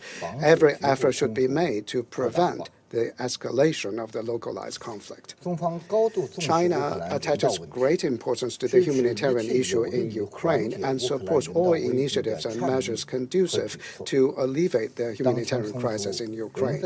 As the current conflict continues, we call on the parties to abide by international humanitarian law, protect the safety of civilians and civilian facilities, minimize civilian casualties, and ensure safe and smooth evacuation and access of humanitarian corridors, as well as guarantee the basic rights of women, children, and wounded fighters. Humanitarian issues should not be politicized. The humanitarian needs of Ukraine and its neighboring countries are enormous. International humanitarian agencies should maintain neutral and impartial should maintain neutrality and impartiality, actively mobilize and coordinate more resources, and make unremitting efforts to save lives and protect civilians. China has provided and will continue to provide humanitarian assistance to Ukraine and its neighboring countries. Under international law, civilians should be spared of any forms of violence in armed conflict, and attacks against civilians are unacceptable and should not occur. The reports and images of civilian deaths in Bucha are very disturbing, and the relevant circumstances and specific causes of the incident must be verified and established. Any and all accusations should be based on facts. Before conclusions are drawn, parties should exercise restraint and avoid unfounded accusations. Madam President, as pointed out by Secretary General Guterres, the spillover effects of the Ukrainian crisis is having a major impact on the world and the developing countries in particular. This requires our great attention and our strengthened management. Sanctions are not an effective means to solve the problem, but will instead accelerate the spillover of the crisis and bring new and complex problems. Today, with the deep development of globalization and the closely linked community of mankind, the implementation of all-dimensional and indiscriminate sanctions is tantamount to politicizing, instrumentalizing, and weaponizing the world economy, triggering serious crises in the fields of global economy and trade, finance, energy, food, industrial chain, and supply chain, and endangering decades of development gains of the international community and making people of all countries pay a hefty price. The vast number of developing countries are not parties to the conflict and should not be involved in this confrontation, let alone be forced to bear the consequences of geopolitical conflicts and great power competition. The world's major economies should be responsible for managing the risk of crisis spillover and maintaining the stability of global markets and the momentum of the global economic recovery. Madam President, more than 30 years after the end of the Cold War, such a geopolitical tragedy taking place in Europe now deserves our profound reflection. The sovereignty and territorial integrity of all countries should be respected, and small and medium-sized countries should not be pushed to the forefront of confrontation between and among great powers. All countries have the right to decide their foreign policy independently and should not be forced to take sides. The security of all countries is inseparable, and the security of one country cannot be achieved at the expense of the security of others. We call upon the United States, Nato, and the European Union to engage in comprehensive dialogues with Russia, to face head-on their differences accumulated over the years, find solutions to the problem, and promote the building of a balanced, effective, and sustainable regional security framework. On the issue of Ukraine, China does not seek geopolitical self-interest. It is not our mindset to watch the situation indifferently from the sideline, let alone do anything to add fuel to the fire. There's only one goal we sincerely look forward to, and that is peace. China will continue to promote peace talks and play a constructive and responsible role in helping resolve the crisis in Ukraine. I thank you, Madam President. I thank the representative of China for his statement, and I now give the floor to the representative of France. Madame la Présidente, je salue la participation du président Zelensky à cette réunion et à travers lui le courage et l'esprit de résistance du peuple ukrainien. La France se tient à vos côtés. Je remercie le secrétaire général, la secrétaire générale adjointe aux affaires politiques et le secrétaire général adjoint aux affaires humanitaires de leurs interventions.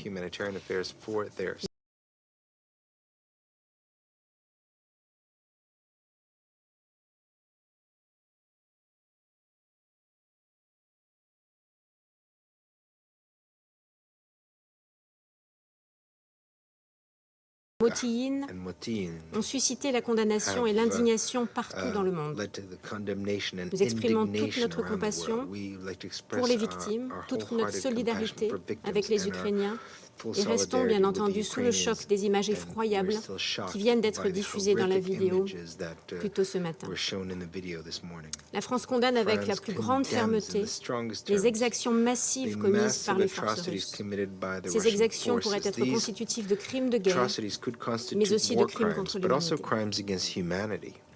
Les manœuvres de désinformation utilisées par la Russie pour dissimuler ces crimes ne surprennent malheureusement personne. Une fois encore, Moscou ajoute à l'indignité du meurtre de civils et du massacre d'enfants, celle du mensonge, du cynisme et du négationnisme.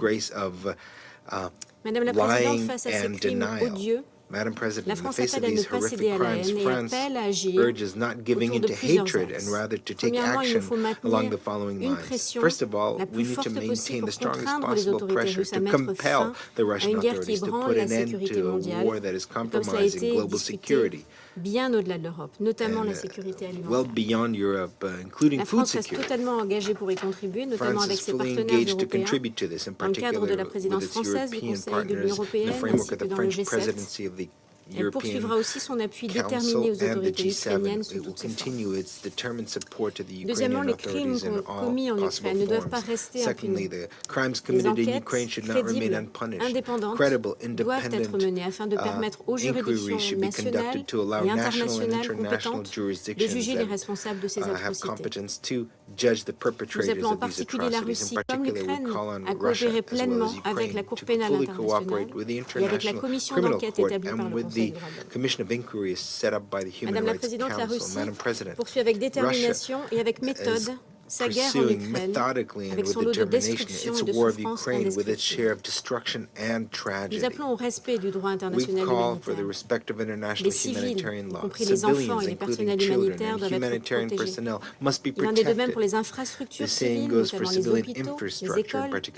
Nous saluons la mobilisation des pays frontaliers de l'Ukraine, qui jouent un rôle absolument majeur dans l'accueil des réfugiés. L'hospitalité dont ils font preuve, c'est honneur à leur. L'Union européenne a notamment mobilisé un paquet de plus de 500 millions d'euros de soutien d'urgence à l'Ukraine. Et le Conseil européen des 24 et 25 mars dernier a également prévu la mise en place d'un fonds fiduciaire de solidarité avec l'Ukraine. La France prend également sa part avec 100 millions d'euros d'aide humanitaire. Nous soutenons les efforts du secrétaire général et de Martin Griffiths pour obtenir un cessez-le-feu humanitaire pour permettre l'évacuation des civils de toutes les villes assiégées et l'accès de l'aide. Tous les efforts doivent être faits en vue de parvenir à la cessation des hostilités. C'est une première étape indispensable vers un règlement durable du conflit. C'est un signal nécessaire à la crédibilité de l'engagement russe dans toute négociation. La France est déterminée à continuer à contribuer aux efforts de paix, notamment en soutenant les autorités ukrainiennes dans la recherche d'un règlement politique une fois qu'un cessez-le-feu aura été mis en place, ainsi bien sûr que par le maintien de canaux de dialogue avec la Russie. Madame la Présidente, comme l'a appelé le 3 avril Rappelez le 3 avril le ministre français de l'Europe et des Affaires étrangères, M. Le Drian, la France reste totalement engagée pour mettre fin à cette guerre d'agression dont le coût humain, dont l'impact humanitaire sont chaque jour plus graves. Face à l'horreur et face à la dévastation de l'agression russe, la France réaffirme sa solidarité et son soutien à l'Ukraine et aux Ukrainiens. Et nous appelons le peuple russe, qui est également victime dans cette guerre, We also call on the Russian people who are also victims in this war to son continue to opposition à find ce ways of conflit, expressing their en opposition dépit to de this la conflict, répression. in spite of the C'est repression. nécessaire pour rompre avec This la is logique de necessary haine to break the dans logic laquelle of Vladimir hatred Poutine veut in enfermer which les Vladimir Ukrainiens Putin et wants les to Russes. imprison both Je vous Ukrainians and remercie. Russians. Thank you very much. I thank the representative of France for her statement, and I now give the floor to the representative of Norway. Thank you, President.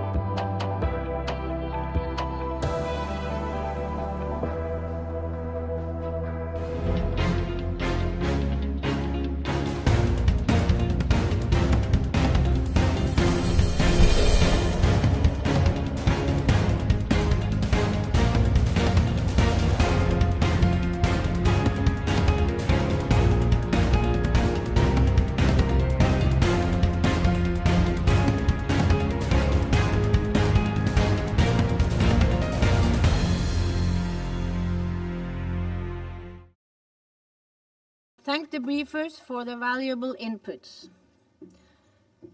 Norway also expressed its utmost support to you, Secretary General, to make full use of your good offices in search for a peaceful solution.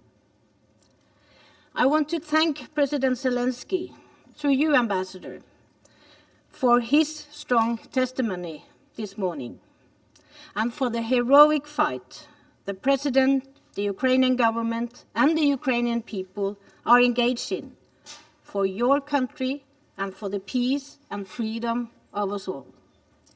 We are with you and we support you. As we heard from President Zelensky and have seen this weekend, the need for peace could not be more urgent. For more than 40 days and nights, attacks from Russia have continued to batter the Ukrainian people and their cities, causing death and destruction. And the suffering is escalating. We too are appalled by the reports coming out of the areas around Kyiv and other regions. We are deeply shocked by the atrocities committed against civilians in places that has been held by the Russian forces, including Bucha.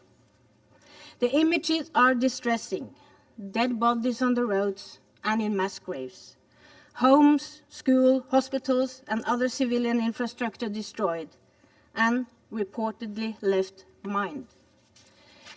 President, Russia is desperate to hide the truth about the war, but atrocities must be investigated and those responsible must be brought to justice.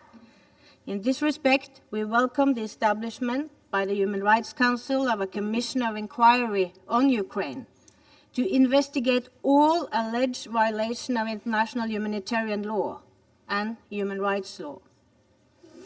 And we also welcome that the ICC has opened an investigation into the situation in Ukraine. We urge Russia and everyone holding evidence to fully cooperate with these investigations. We cannot allow there to be impunity for war crimes being committed in Ukraine. The world is watching. President, Russia's unprovoked and illegal war against Ukraine, a free and sovereign country, is also an attack on democratic values and on freedom. It is a blatant violation of international law and the very principles of the UN Charter. And, as the Secretary General underlined this morning, this Council has a responsibility. We must do everything in our power to end the war and to mitigate its impact. Let me repeat the message by the Norwegian Prime Minister Støre gave to President Putin when they spoke on Thursday. He urged him to cease the hostilities and emphasized that Russia must ensure rapid, safe, and unimpeded humanitarian access to the civilian population, particularly in Mariupol. He stressed also the need to find a negotiated solution to end the war. President, the suffering is widespread. Russia's war is causing the largest humanitarian crisis in Europe since the Second World War. A quarter of the Ukrainian population has now been displaced. And cluster munition will continue to maim and kill long after the conflict has ended. The reconstruction, when it comes, will take years. Ukraine has been set back decades in its economic development, and the consequences of this war will be felt by generations of Ukrainians. Russia's war is also being felt globally, exacerbating other humanitarian crises and causing a serious negative effect on the agricultural sector with a global rise in food insecurity and increased prices of fuel and fertilizers. President, before concluding, let me be very clear. Russia must abide by international law. It must comply with the order of the International Court of Justice to immediately suspend this military operation and to withdraw its troops from Ukraine. The killing and destruction must end. Russia must stop its illegal war. Thank you. The representative of Norway for her statement, and I now give the floor to the representative of Ghana. Thank you very much, Madam President. I congratulate the UAE for its successful presidency in the preceding month and wish you and the UK delegation the very best for this month. Let me begin by thanking the Secretary General for his statement to the Council and welcoming the briefings of USG Rosemary DiCarlo and USG and Emergency Relief Coordinator Martin Griffiths on the prevailing situation in Ukraine and the coordinated humanitarian response of the United Nations agencies in the face of difficult operational challenges on the ground. I also welcome the virtual participation in this meeting of the President of Ukraine, His Excellency, Mr. Volodymyr Zelensky. My delegation has taken careful note of the Ukrainian President's remarks, noted his country's steadfast commitment to peace, and encouraged the path of dialogue and diplomacy in finding a settlement of this needless war. Madam President, the prolongation of the war in Ukraine continues to be a situation of deep concern for Ghana. We are particularly disturbed by the increasing humanitarian cost arising from the unjustified aggression by the Russian Federation against Ukraine. We have observed with pain the unbridled bombardment of civilian populated areas as well as civilian and other critical infrastructure without regard to the customary norms of international law and the principles of international humanitarian law relating to armed conflict. Ghana is gravely concerned by the reports of alleged gross violations of international humanitarian law and international criminal law since the onset of the invasion, including emerging reports and images of human rights violations and the killings of civilians in Mariupol, Chernihiv, Kharkiv, and areas on the outskirts of Kyiv, such as Bucha. We support the call by the Secretary General for an independent, impartial, and thorough investigations to establish the facts, gather the evidence, and to hold all perpetrators of such atrocious crimes accountable for their actions. The killing of children, the aged, medical personnel, humanitarian workers, and journalists are deplorable, and we condemn all such acts unreservedly. We urge restraint on all sides and re-emphasize the urgency of an unconditional cessation of hostilities nationwide to enable the evacuation and safe passage of civilians and facilitate the delivery of life-saving aid to the people in the cities that remain under siege. Humanitarian agencies require unobstructed access to reach people in need of food, water, and medicine and other critical supplies, and all parties must guarantee such access. The ravages of both the global COVID-19 pandemic and the situation in Ukraine demonstrates the interconnectedness and interdependence of states and reinforce the need for a unified international response in support of the path of dialogue and diplomacy. Madam President, we have followed closely the direct negotiations between the conflicting parties and note the progress made in the fourth round of consultations which took place in Istanbul on 29th of March 2022. To sustain the negotiations, we urge a restraint in the ongoing hostilities and a follow-through of the express commitments to resolve the security concerns of the parties. In furtherance of the efforts of the parties, the Council must at this time focus attention on supporting confidence-building measures that facilitate a negotiated settlement of the immediate conflict and the wider question of European security on the basis of international law and other internationally agreed frameworks. The convergence of the parties and the international community on these matters would be the only way to end the tensions, bridge the differences between the parties, and forge a unified position on the situation in Ukraine. I thank you for your kind attention. I thank the representative of Ghana for his statement, and I now give the floor to the representative of the United Arab Emirates. Thank you, Madam President, and I'd like to join others in congratulating you and your team for assuming the presidency and wishing you a productive month. I'd also like to thank the Secretary General, the Under-Secretary General for Political and Peacebuilding Affairs, and the Under-Secretary General for Humanitarian Affairs and the Emergency Relief Coordinator for their helpful briefings. We also thank President Zelensky for his address to this Council.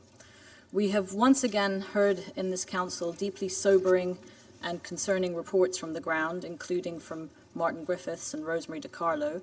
And with every meeting, the Council is reminded of the rapidly deteriorating humanitarian situation on the ground in Ukraine. 1/4 of the country's population have fled their homes. And the rising death toll and the destruction of critical civilian infrastructure are a grim reflection of the tragic human cost of war. The images coming out of Bucha and other towns and cities are shocking. The alleged crimes they entail are of the utmost gravity. And first and foremost, as others have said, we must establish what has happened here with the cooperation of all parties. It is imperative that we do not get caught up in a war of narratives, in addition to the conflict that is ongoing. Indeed, we need to allow for the existing mechanisms to investigate the facts on the ground impartially so that justice for all victims can be served, and we acknowledge the Secretary General's call for that independent investigation, as well as last week's appointment of the members of the Human Rights Council's Independent International Commission of Inquiry on Ukraine. As we enter the 6th week of conflict, we believe that an immediate cessation of hostilities throughout Ukraine is imperative to move towards a peaceful solution to the war in Ukraine. And we take note of efforts to reach a diplomatic resolution to the conflict, and we see the ongoing negotiations and the several rounds of negotiations between Russia and Ukraine as a very positive development. We remain hopeful that these efforts at the negotiating table can urgently translate into de-escalation on the ground, and we urge others to support these efforts. We also welcome the readout from Mr. Griffiths on his meetings with senior Russian officials, as well as his upcoming meetings with Ukrainian officials. Establishing a viable humanitarian ceasefire could be a stepping stone for broader negotiations and eventually a sustainable peace. However, until a cessation of hostilities is achieved, the priority must be to work towards protecting and alleviating the suffering of civilians. And in addition to the points we made during the last Council meeting on Ukraine on 29th March, I want to focus here on 4 additional points for the Council's consideration. First, as others have done, we all need to continue to reaffirm the need for all parties to abide by their obligations under international humanitarian law, in particular the protection of civilians and the respect for the principles of distinction and proportionality that are paramount in conflict. Second, the difficulties in providing relief and humanitarian access need to be addressed immediately and can be addressed quickly. It's critical to find either local or broad-based agreements for security guarantees to allow for the safe provision of humanitarian assistance and for civilians to voluntarily evacuate safely. And these are initial confidence-building measures that can be developed down the line and should also be encouraged, including the proposals left by Mr. Griffiths with the government in Moscow. Third, as the ICRC has noted, false narratives and disinformation has the potential to cause real harm for humanitarian organizations on the ground. The use of digital technologies that amplify the spread of harmful information, including misinformation, disinformation, and hate speech, is a true challenge in conflict zones. And these phenomena are not new, but technology has greatly increased the scale and speed at which harmful information reaches target audiences online. And this is particularly concerning in crisis settings where information can influence the dynamics and behavior on the ground and can put communities and humanitarian responders at risk. Fourth, at a time of conflict, protecting civilians, of course, must be our top priority. However, we should not forget the impact that war has on a nation's cultural heritage and identity. We're concerned by UNESCO's recent reports on the dozens of cultural sites that have been damaged in Ukraine since the conflict began. We know from our experience in the Middle East that protection of cultural sites is critical to rebuilding peace. And in moments of violence and turmoil, cultural sites are essential cornerstones for collective memory and a foundation for future reconciliation. We therefore call on all parties to refrain from the unlawful destruction of cultural heritage and to think about what comes next after the war concludes for the people living there and how they go about building peace. Before I end, allow me to take a moment to reflect on what others have commented on, including the Secretary General, and that is the devastating impact of the conflict on food security worldwide. And we're alarmed by these figures shared by the Secretary General just now on how the war is affecting some of the most vulnerable communities around the world. 1.2 billion people in 47 developing countries are at risk due to rising food prices. And food shortages are aggravating situations already on this Council's agenda, and these shortages are felt in other settings where high prices of basic commodities can lead to further unrest and instability, not just in this part of the world, but around the globe. So we look forward to seeing the UN Global Crisis Response Group on Food, Energy and Finance address these issues and offer it our full support. And let us not forget that the effects of this war are hitting communities that are still reeling from the global COVID-19 pandemic. And these vulnerabilities are further exacerbated by reduced domestic food production due to the rising costs and scarcity of chemical fertilizers and pesticides. And the knock-on effects, including global conflicts, will be grave, and the Council must stay focused on all of them. Unless we do something to end this conflict now, it will continue to drive suffering and instability worldwide in the coming months and years, and the world simply cannot afford this, and the Security Council should do its part to stop this conflict and to help parties come and reach a peaceful solution. Thank you. I thank the representative of the United Arab Emirates for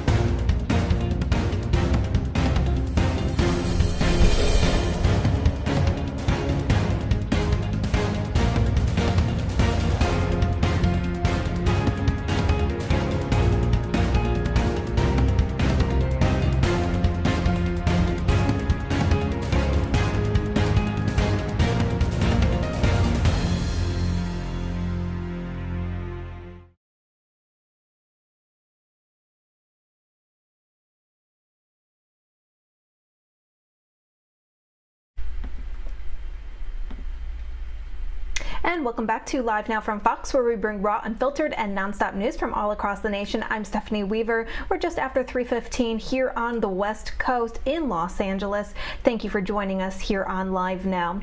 An experiment is underway in the U.S. and a few other countries testing this, the 4-day work week. And Fox Los Angeles spoke with the CEO to learn more about this experiment. Let's take a look.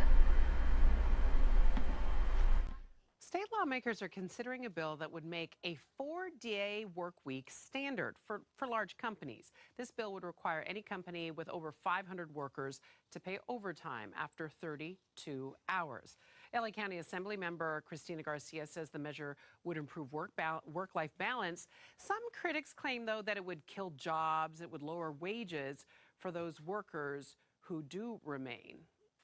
You know, you guys, I'm loving this idea, but I don't know how practical it is. What do you think? 4-day work week? I think it depends on the business. Sure. You know, I mean, I don't know how well it would work in our business, for instance. Well, for us, yeah. Yeah, but I think for a lot of other businesses, I think it probably would be fairly practical. And I would bet, and I don't know, because I know we're going to be talking to an expert, I would bet that productivity actually goes up.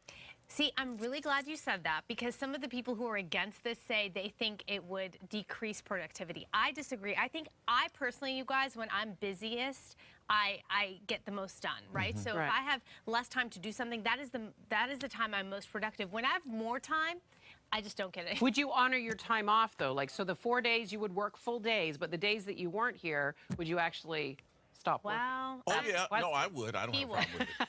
Well, as you said, let's talk to the expert.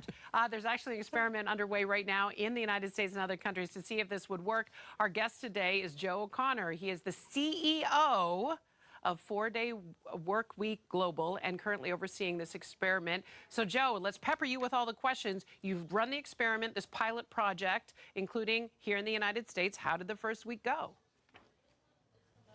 Good morning, Michaela. Great to join you. So yeah, your colleagues are absolutely right. When we originally founded our organization in 2019, our founder, Andrew Barnes, actually introduced this in his own business, Perpetual Guardian in New Zealand. And his motivation was productivity. You know, he's an entrepreneur, he's a business leader. And he was reading research that suggested that people were only truly productive for 2.5 to 3 hours per day. And he asked himself the question that if you shift the focus away from hours worked, away from the length of time people are at the office, at the desk, or on the clock, and onto output, and onto actually what are we getting done, what are we achieving, could he deliver better business performance? The experience that he had in New Zealand was very much that it did. It improved their productivity, it improved their engagement, it improved their employees' well-being. And since then, we've been working with companies all over the world in different industries to support them in transitioning to this, what we call reduced hour productivity focused model, which is based on the concept of 100, 80, 100. 100% of the pay, 80% of the time, but in return for a commitment to delivering 100% of the productivity. Joe, do you think more companies and businesses will test out this model this year? Only because with what happened with the pandemic, right? So many people did this hybrid model. Some people figured out, hey, I don't have to go back to the office. What do you see happening this year here in the States, for example?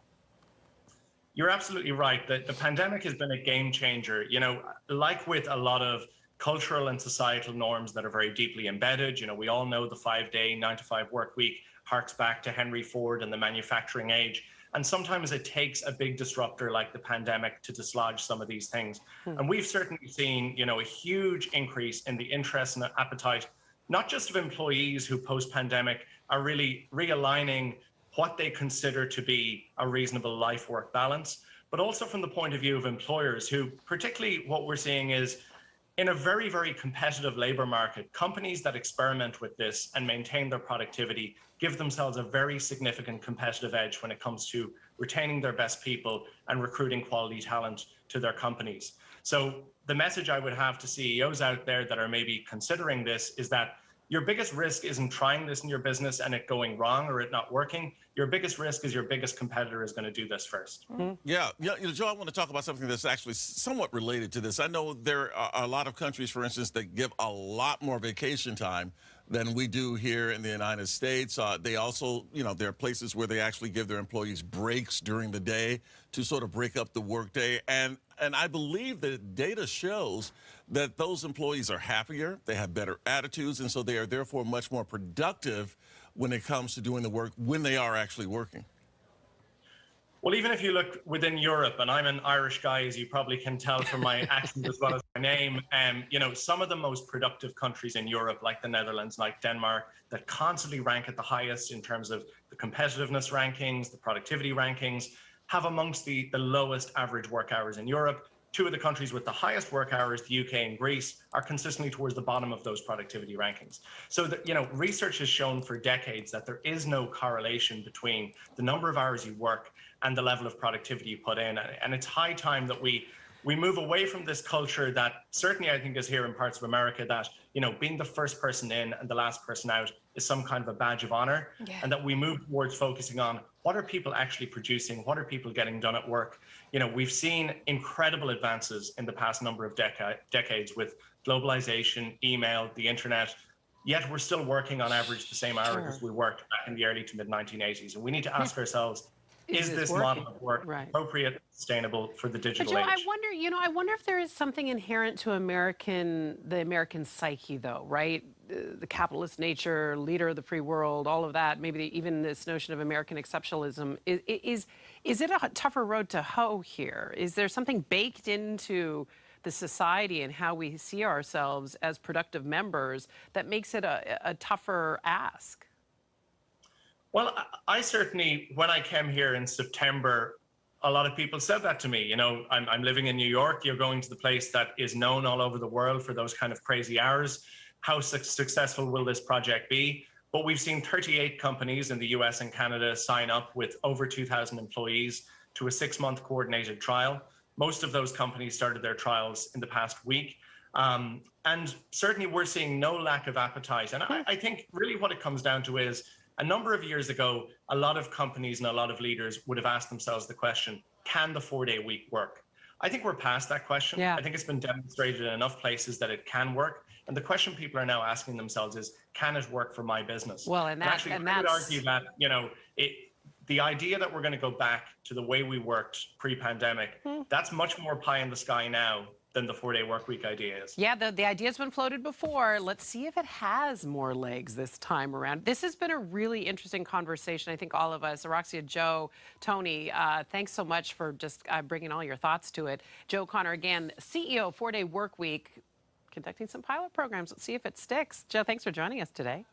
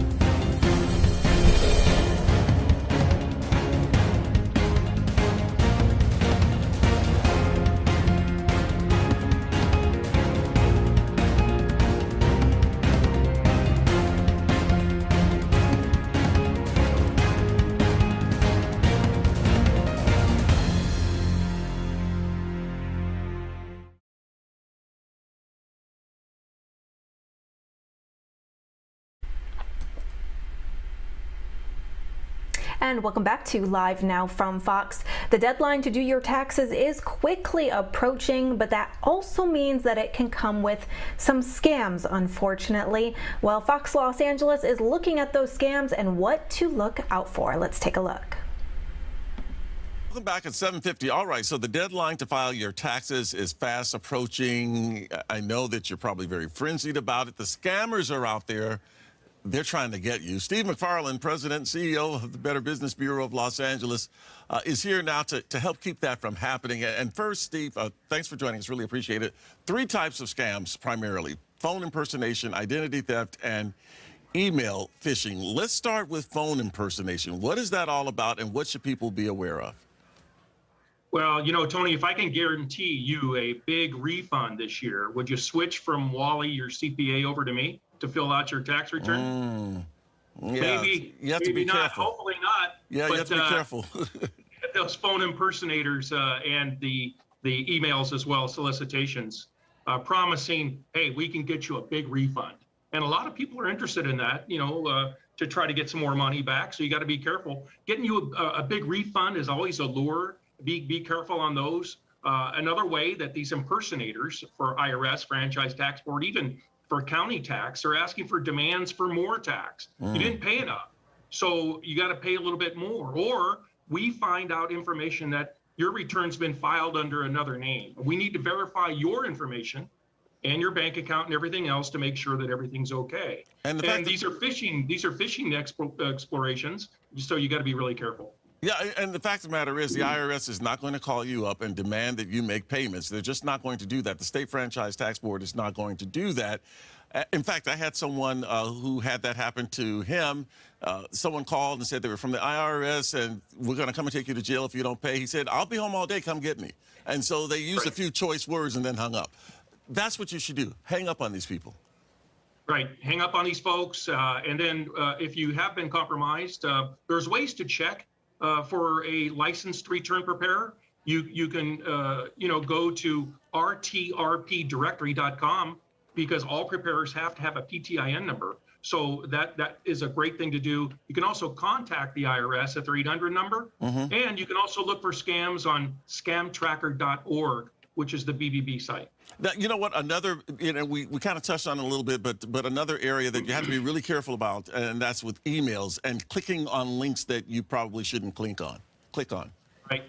Yeah, there's a lot of requests for additional forms that you see in emails. There's fake IRS messages claiming that you're owed a larger return. Well, that catches a lot of people's eyes, and they see this in emails and social and also in text as well. There's offer and compromise scams. And you know what? One other thing, Tony, to watch out for: if anybody asks you to pay for their services or more additional tax and demand tax payments in crypto, cash cards, or gift cards, run. Yeah. Identity theft, Steve, that's a big one, and that's a tough one. Well, not only are some of these ghost tax preparers not going to file your return for you, but now you've given up your information, and it's your social, your bank account number, birth date, and maybe even Medicare information. So you've given them prize information that they want. And not only are you not going to get your return filed, but you're going to get fleeced later on if you're not careful. How useful is it to actually create an account with the IRS? Well, it's critical because the PTIN system identifies you with the IRS, and unless you give that number to somebody else, they can't get it. So it's a great way for you to be able to identify yourself, to verify your information. Again, like you mentioned, the IRS is not going to call you. They're not going to email you. They're not going to text you demanding more information. They send you a letter, and you can respond to that. Have somebody qualified maybe help you if you're disabled or whatever. There are programs for you, and be able to verify the person asking for more information or that you owe more tax. You can always contact the IRS as well. You say you should also go to a qualified tax preparer. How do you know who it is you're going to have your taxes prepared? What are some tips you can give us to make sure that we go to the right person and not to someone who's going to scam you? Yeah, there are a lot of ghost tax preparers out there that want to take your money and information both. The IRS requires tax preparers, as well does the state of California. They require tax preparers to have a PTIN number. You've got to have a tax preparer identification number, and that you can request from the preparer, and then you can verify that by going to the state or to the IRS websites to be able to verify that number. You can also look for references as well to verify that number. That is at rtrpdirectory.com for the IRS. And you can also go to bbb.org to check out the credibility of that particular preparer. And the state has, the accountancy board has also a lookup system of California has the accounting board. You can look up online there as well, but you need to be suspicious. All right, Steve McFarland, thank you so much. Great information to have. Tax deadline is right around the corner, April 18th. So this is certainly important information we can use. Appreciate you joining us this morning. All right, thank you so much.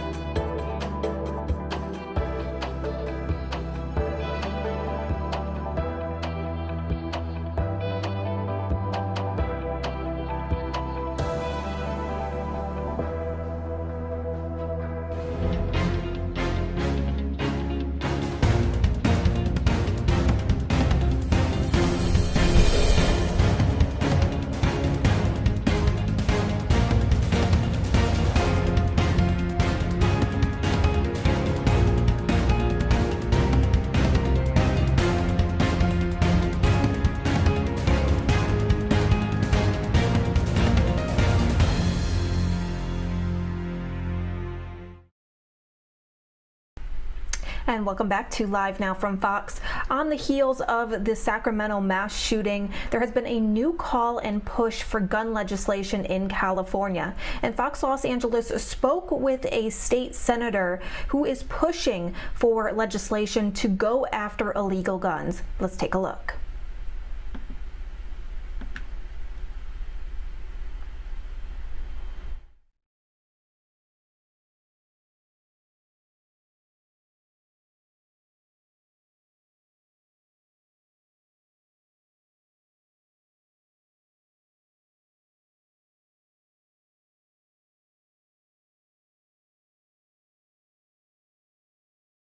Now, state lawmakers are taking renewed action, they say, to end gun violence. Phil Shumaney's live for us at a gun shop in Burbank with more on this. Phil. Well, it's well known that California already has some of the most restrictive gun laws in the nation designed to keep us safe. But legislators today say more is needed. Is what they're talking about. Would it have stopped what happened on Sunday in Sacramento or other mass shootings? Well, that depends on who you ask. Inside Burbank Ammo and Guns, Eric Fletcher, senior sales associate, has a message for state legislators looking to add additional gun control laws to the more than 100 California already has on the books. There does need to be some rules. Obviously, we don't want bad guys having guns, but bad guys aren't going to obey any of these new rules. They only affect the law-abiding. But Sunday's mass shooting in Sacramento has prompted a group of politicians to come forward today. This is a united effort to make a difference in people's lives. Pasadena area State Senator Anthony Portantino, one of those talking about a number of new bills.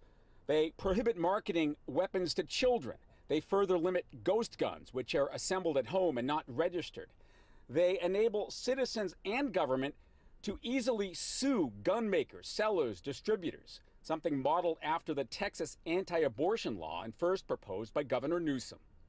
We are here today not because we want to be. Let me say that again. We're here today not because we want to be. We are here because we have to be. If these ultimately pass, would it make a difference in the kinds of events we saw Sunday, where reportedly a weapon illegally converted to automatic fire was used? Steve Moore, who's in law enforcement and runs his own security company, says, like Eric Fletcher at Burbank Ammo and Guns, the emphasis should be on prevention, enforcement, not more legislation. We have enough laws. It's akin to writing the same instruction manual for something that we already have 10 instruction manuals for. It doesn't need any more fine-tuning.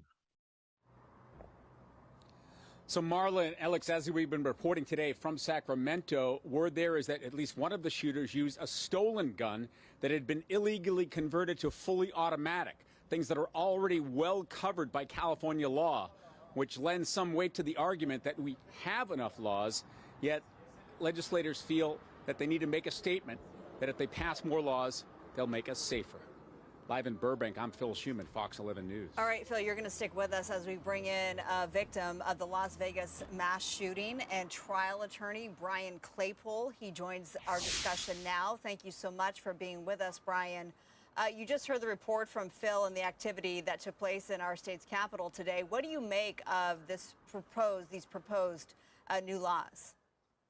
Well, I think one of those proposed new laws is great, and that is allowing people to sue manufacturers of guns, right, and devices, because there haven't been any consequences for manufacturers in most states across the country. And if we have that now, that might limit the distribution of guns. In other words, if they get in the hands of a bad person and the bad person does something with that gun, then manufacturers should be liable. So I think that was helpful. But Marla, at the end of the day, you've got to take a close look at each mass shooting. And in this Sacramento mass shooting, the problem here was our criminal justice system, not really the guns. I mean, these two individuals, if they are responsible for the shooting, neither of them should have been on the street if our state parole boards were working properly. They shouldn't have been paroled.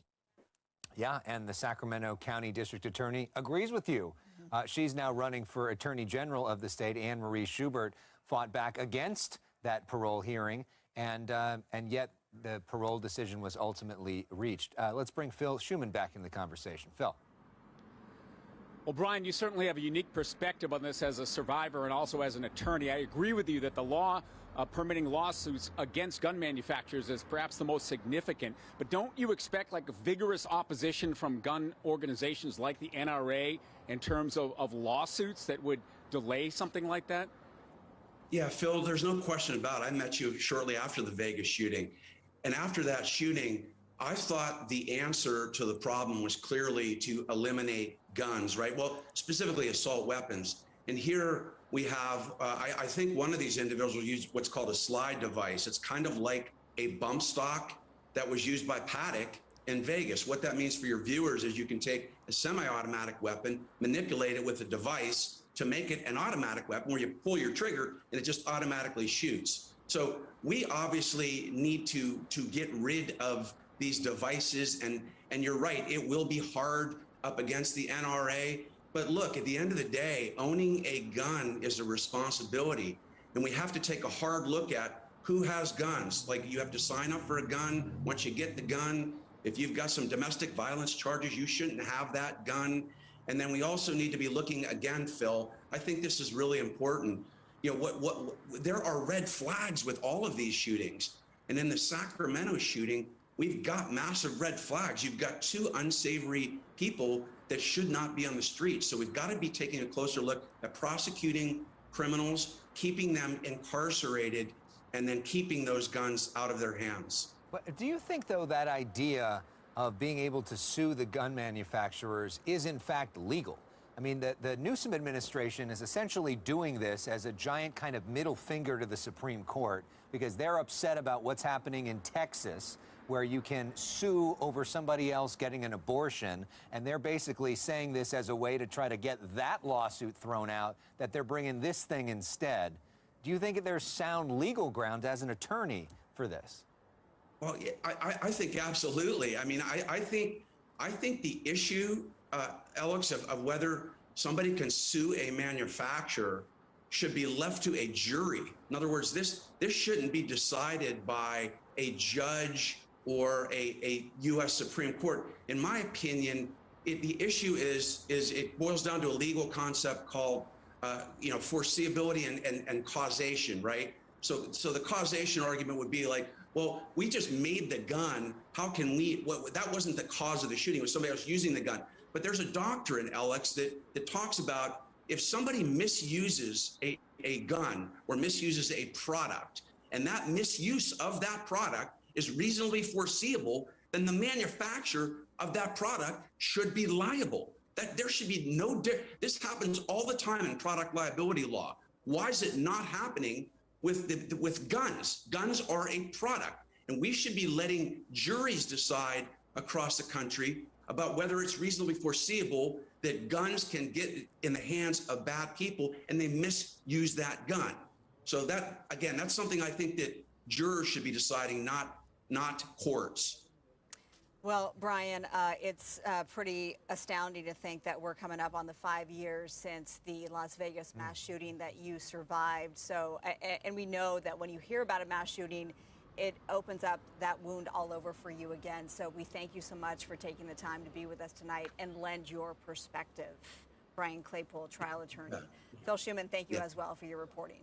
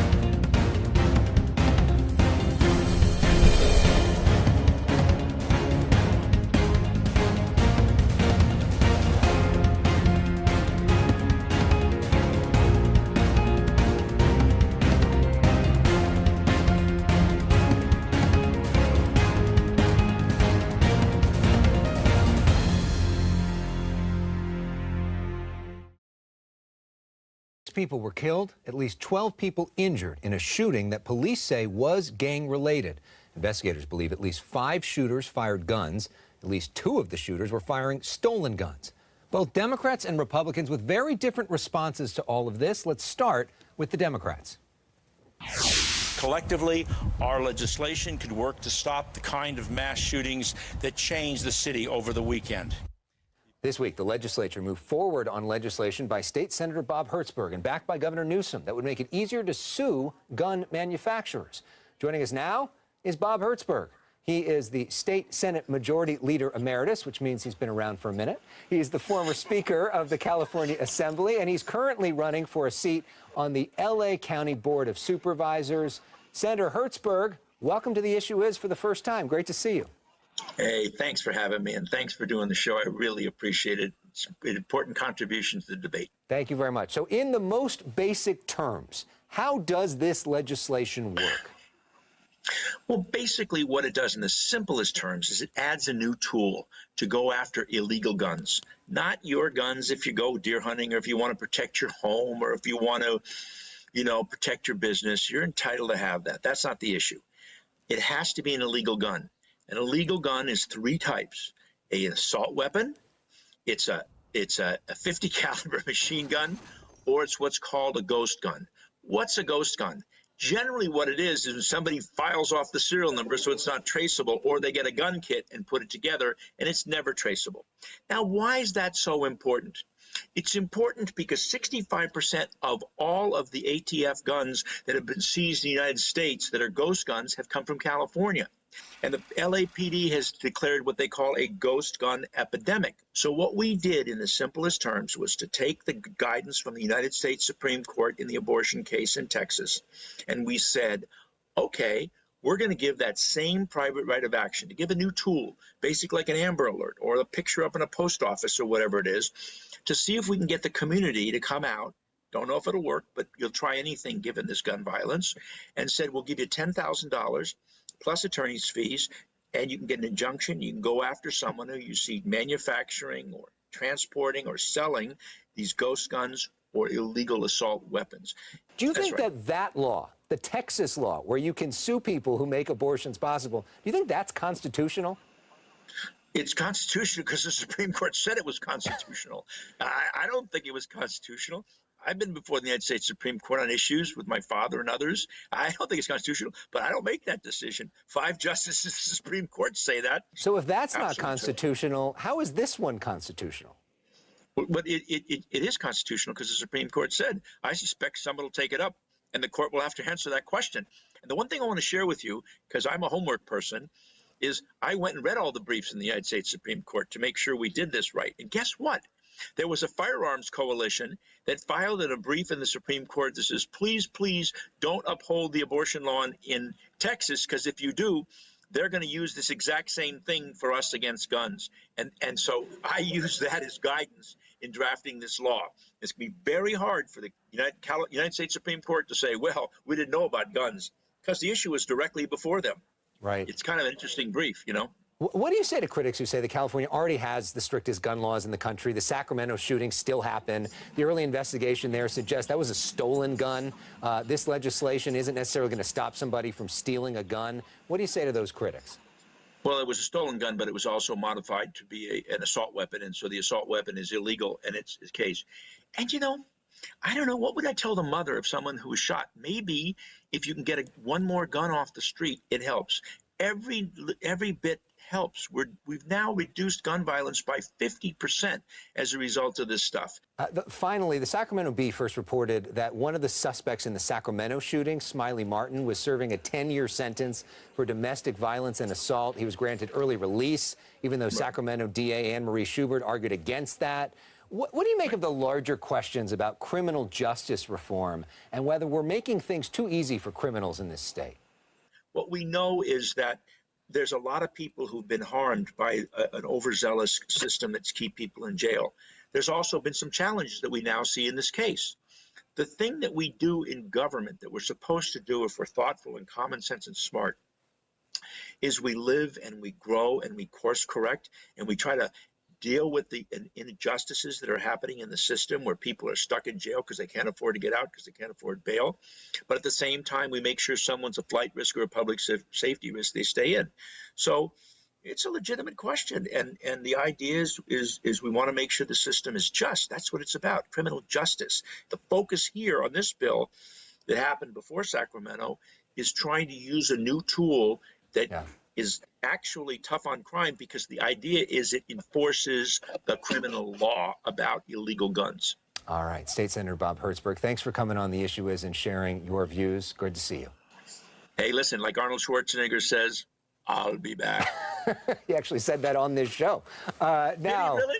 for another perspective. I love it. We're going to have a different view now from Republican Assembly Leader James Gallagher. We'll see if he does Schwarzenegger impressions or not. He represents the Western Sacramento Valley, including Chico. He graduated top of his class from UC Davis Law School and is a father of 5. I feel like we could do an entire show on what it's like to raise 5 kids. But Assemblyman, welcome to The Issue Is for the very first time. We definitely could, Alex, and it's a pleasure. You just heard from Senator Hertzberg. A lot to unpack in what he said, but let's start with the gun proposal itself. Should residents be able to sue makers of illegal guns for a $10,000 reward? Well, I mean, the problem with the good senator's proposal there, and you kind of honed in on it, is that it doesn't get at the heart of the issue here. You know, what is the problem? Overwhelmingly, these incidents of gun violence, and they happen in every city. You know, the most recent was this terrible incident in Sacramento, but they happen in every city in California, and it's the same MO. It's unrehabilitated felons, dangerous persons who are not supposed to have guns in the first place, who have modified or stolen weapons, and they're using them to victimize and kill people on our streets. And so we as Republicans say, let's address that issue, that exact issue that is the cause of this gun violence, head on. And so we've proposed what I think are very reasonable reforms, which is, 1, stop this early release program at the state prisons that's going on right now, that's releasing people without any proven rehabilitation, releasing people back out onto the street. Second, let's have penalties and enhancements for those who are using guns in the commission of a crime. This legislature took that away 2 years ago. So, you know, I think most people would agree, if you're using weapons to commit crimes against people, there should be a penalty for that. And so we should bring that back. And then third, go ahead, Alex. Just to be clear, so would you vote against the Hertzberg proposal? Yes, because I don't think it gets at the problem. I mean, you know, going and suing a manufacturer, let's say you succeed, that doesn't stop these guns from being in the hands of dangerous people on these streets. Yeah. You know, it's nothing to stop that. And so, look, to me, I think we need to focus on the problem. And that takes me to my third point, which is we have an APPS program. This is a program that is designed to go after prohibited persons, felons, others who are not supposed to have guns, and disarm them. 3 successive attorneys general in this state have failed to go out and clear the backlog of these felons. There's tens of thousands of them. There was 1,000 added last week to this list. It still has not been cleared. Why aren't we doing this? Why aren't we going out there and disarming the criminals who are the ones who are committing these crimes and are causing devastation in every city in California? That has to be the focus. And, you know, to me, you know, we need to address the issue head on. Well, let's dig in a little bit more on some of the criminal justice issues at play here, specifically the news that one of the suspects in this shooting was part of that early release program. Here's a quote from you from this week. I'm going to read it right now. Quote, "This was a violent felon with a long rap sheet who should have been in prison. If he was, this tragedy might have been avoided. If this violence a few blocks from the Capitol doesn't serve as a wake-up call to the policymakers in this building, I don't know what will." Do you think it is serving as a wake-up call? And what's the most important change you want to see on criminal justice? I really hope so. And look, we don't know all the facts yet. I mean, things are still coming out. But it's pretty clear this was an incident of gang violence. And one of the suspects here was someone who was released early. He was supposed to be doing a 10-year sentence. He only did 4 years. What he went in for was beating his girlfriend very badly. And he's had a history of possessing firearms that he's not supposed to have. And we have a system right now that's been implemented by emergency regulations at the state prison system, CDCR, that gives people like this automatic credits that help them to get out earlier without proving that they've gone through any kind of programming to be rehabilitated. And this is just one incident of many where folks are getting out early without showing that rehabilitation. And so to me, that's a big part of this. We have to end that program. The governor can do it. And that's why we're actually circulating a letter among legislators right now, asking everyone to sign on stop this emergency regulation program, which, by the way, they're proposing to make permanent, Alex. On April 14th, there's a hearing at CDCR to make this permanent. We have to stop this madness. We believe in rehabilitation. You know, there are things that I think can be really helpful in getting people to, you know, re-enter, to do things to get back on a productive life. But this program is not doing it, and we have dangerous people out on the streets as a result. You know, the challenge for you, of course, is that Democrats have supermajorities in the Senate and the Assembly. How do you get what you want when essentially they could completely ignore you and roll you on every issue? Well, I think they can't ignore this issue anymore. I mean, this was a block away from where we, you know, debate, where we have, you know, our assembly floor sessions. This really hit home. And really, you know what? I think this is going to be bipartisan. We're asking our colleagues on both sides of the aisle, stop this early release program, and let's put some reasonable reforms in place that help ensure that dangerous people aren't getting back out on the streets, that there's penalties for crime. I mean, you have to have accountability. Certainly you can have rehabilitation and you can have programs that help, you know, get folks back on the right track, get them training and education, you know, all those things, but there has to be accountability for crime. And certainly we've seen that throughout California, that when you have no accountability, we have, you know, this rise in thefts in our stores from our small businesses. We've seen our murder rate increase 30% in 2020. It's time to have reasonable laws and accountability for these dangerous crimes. And I think that we can get Democrats to agree with us on this issue. I hope so.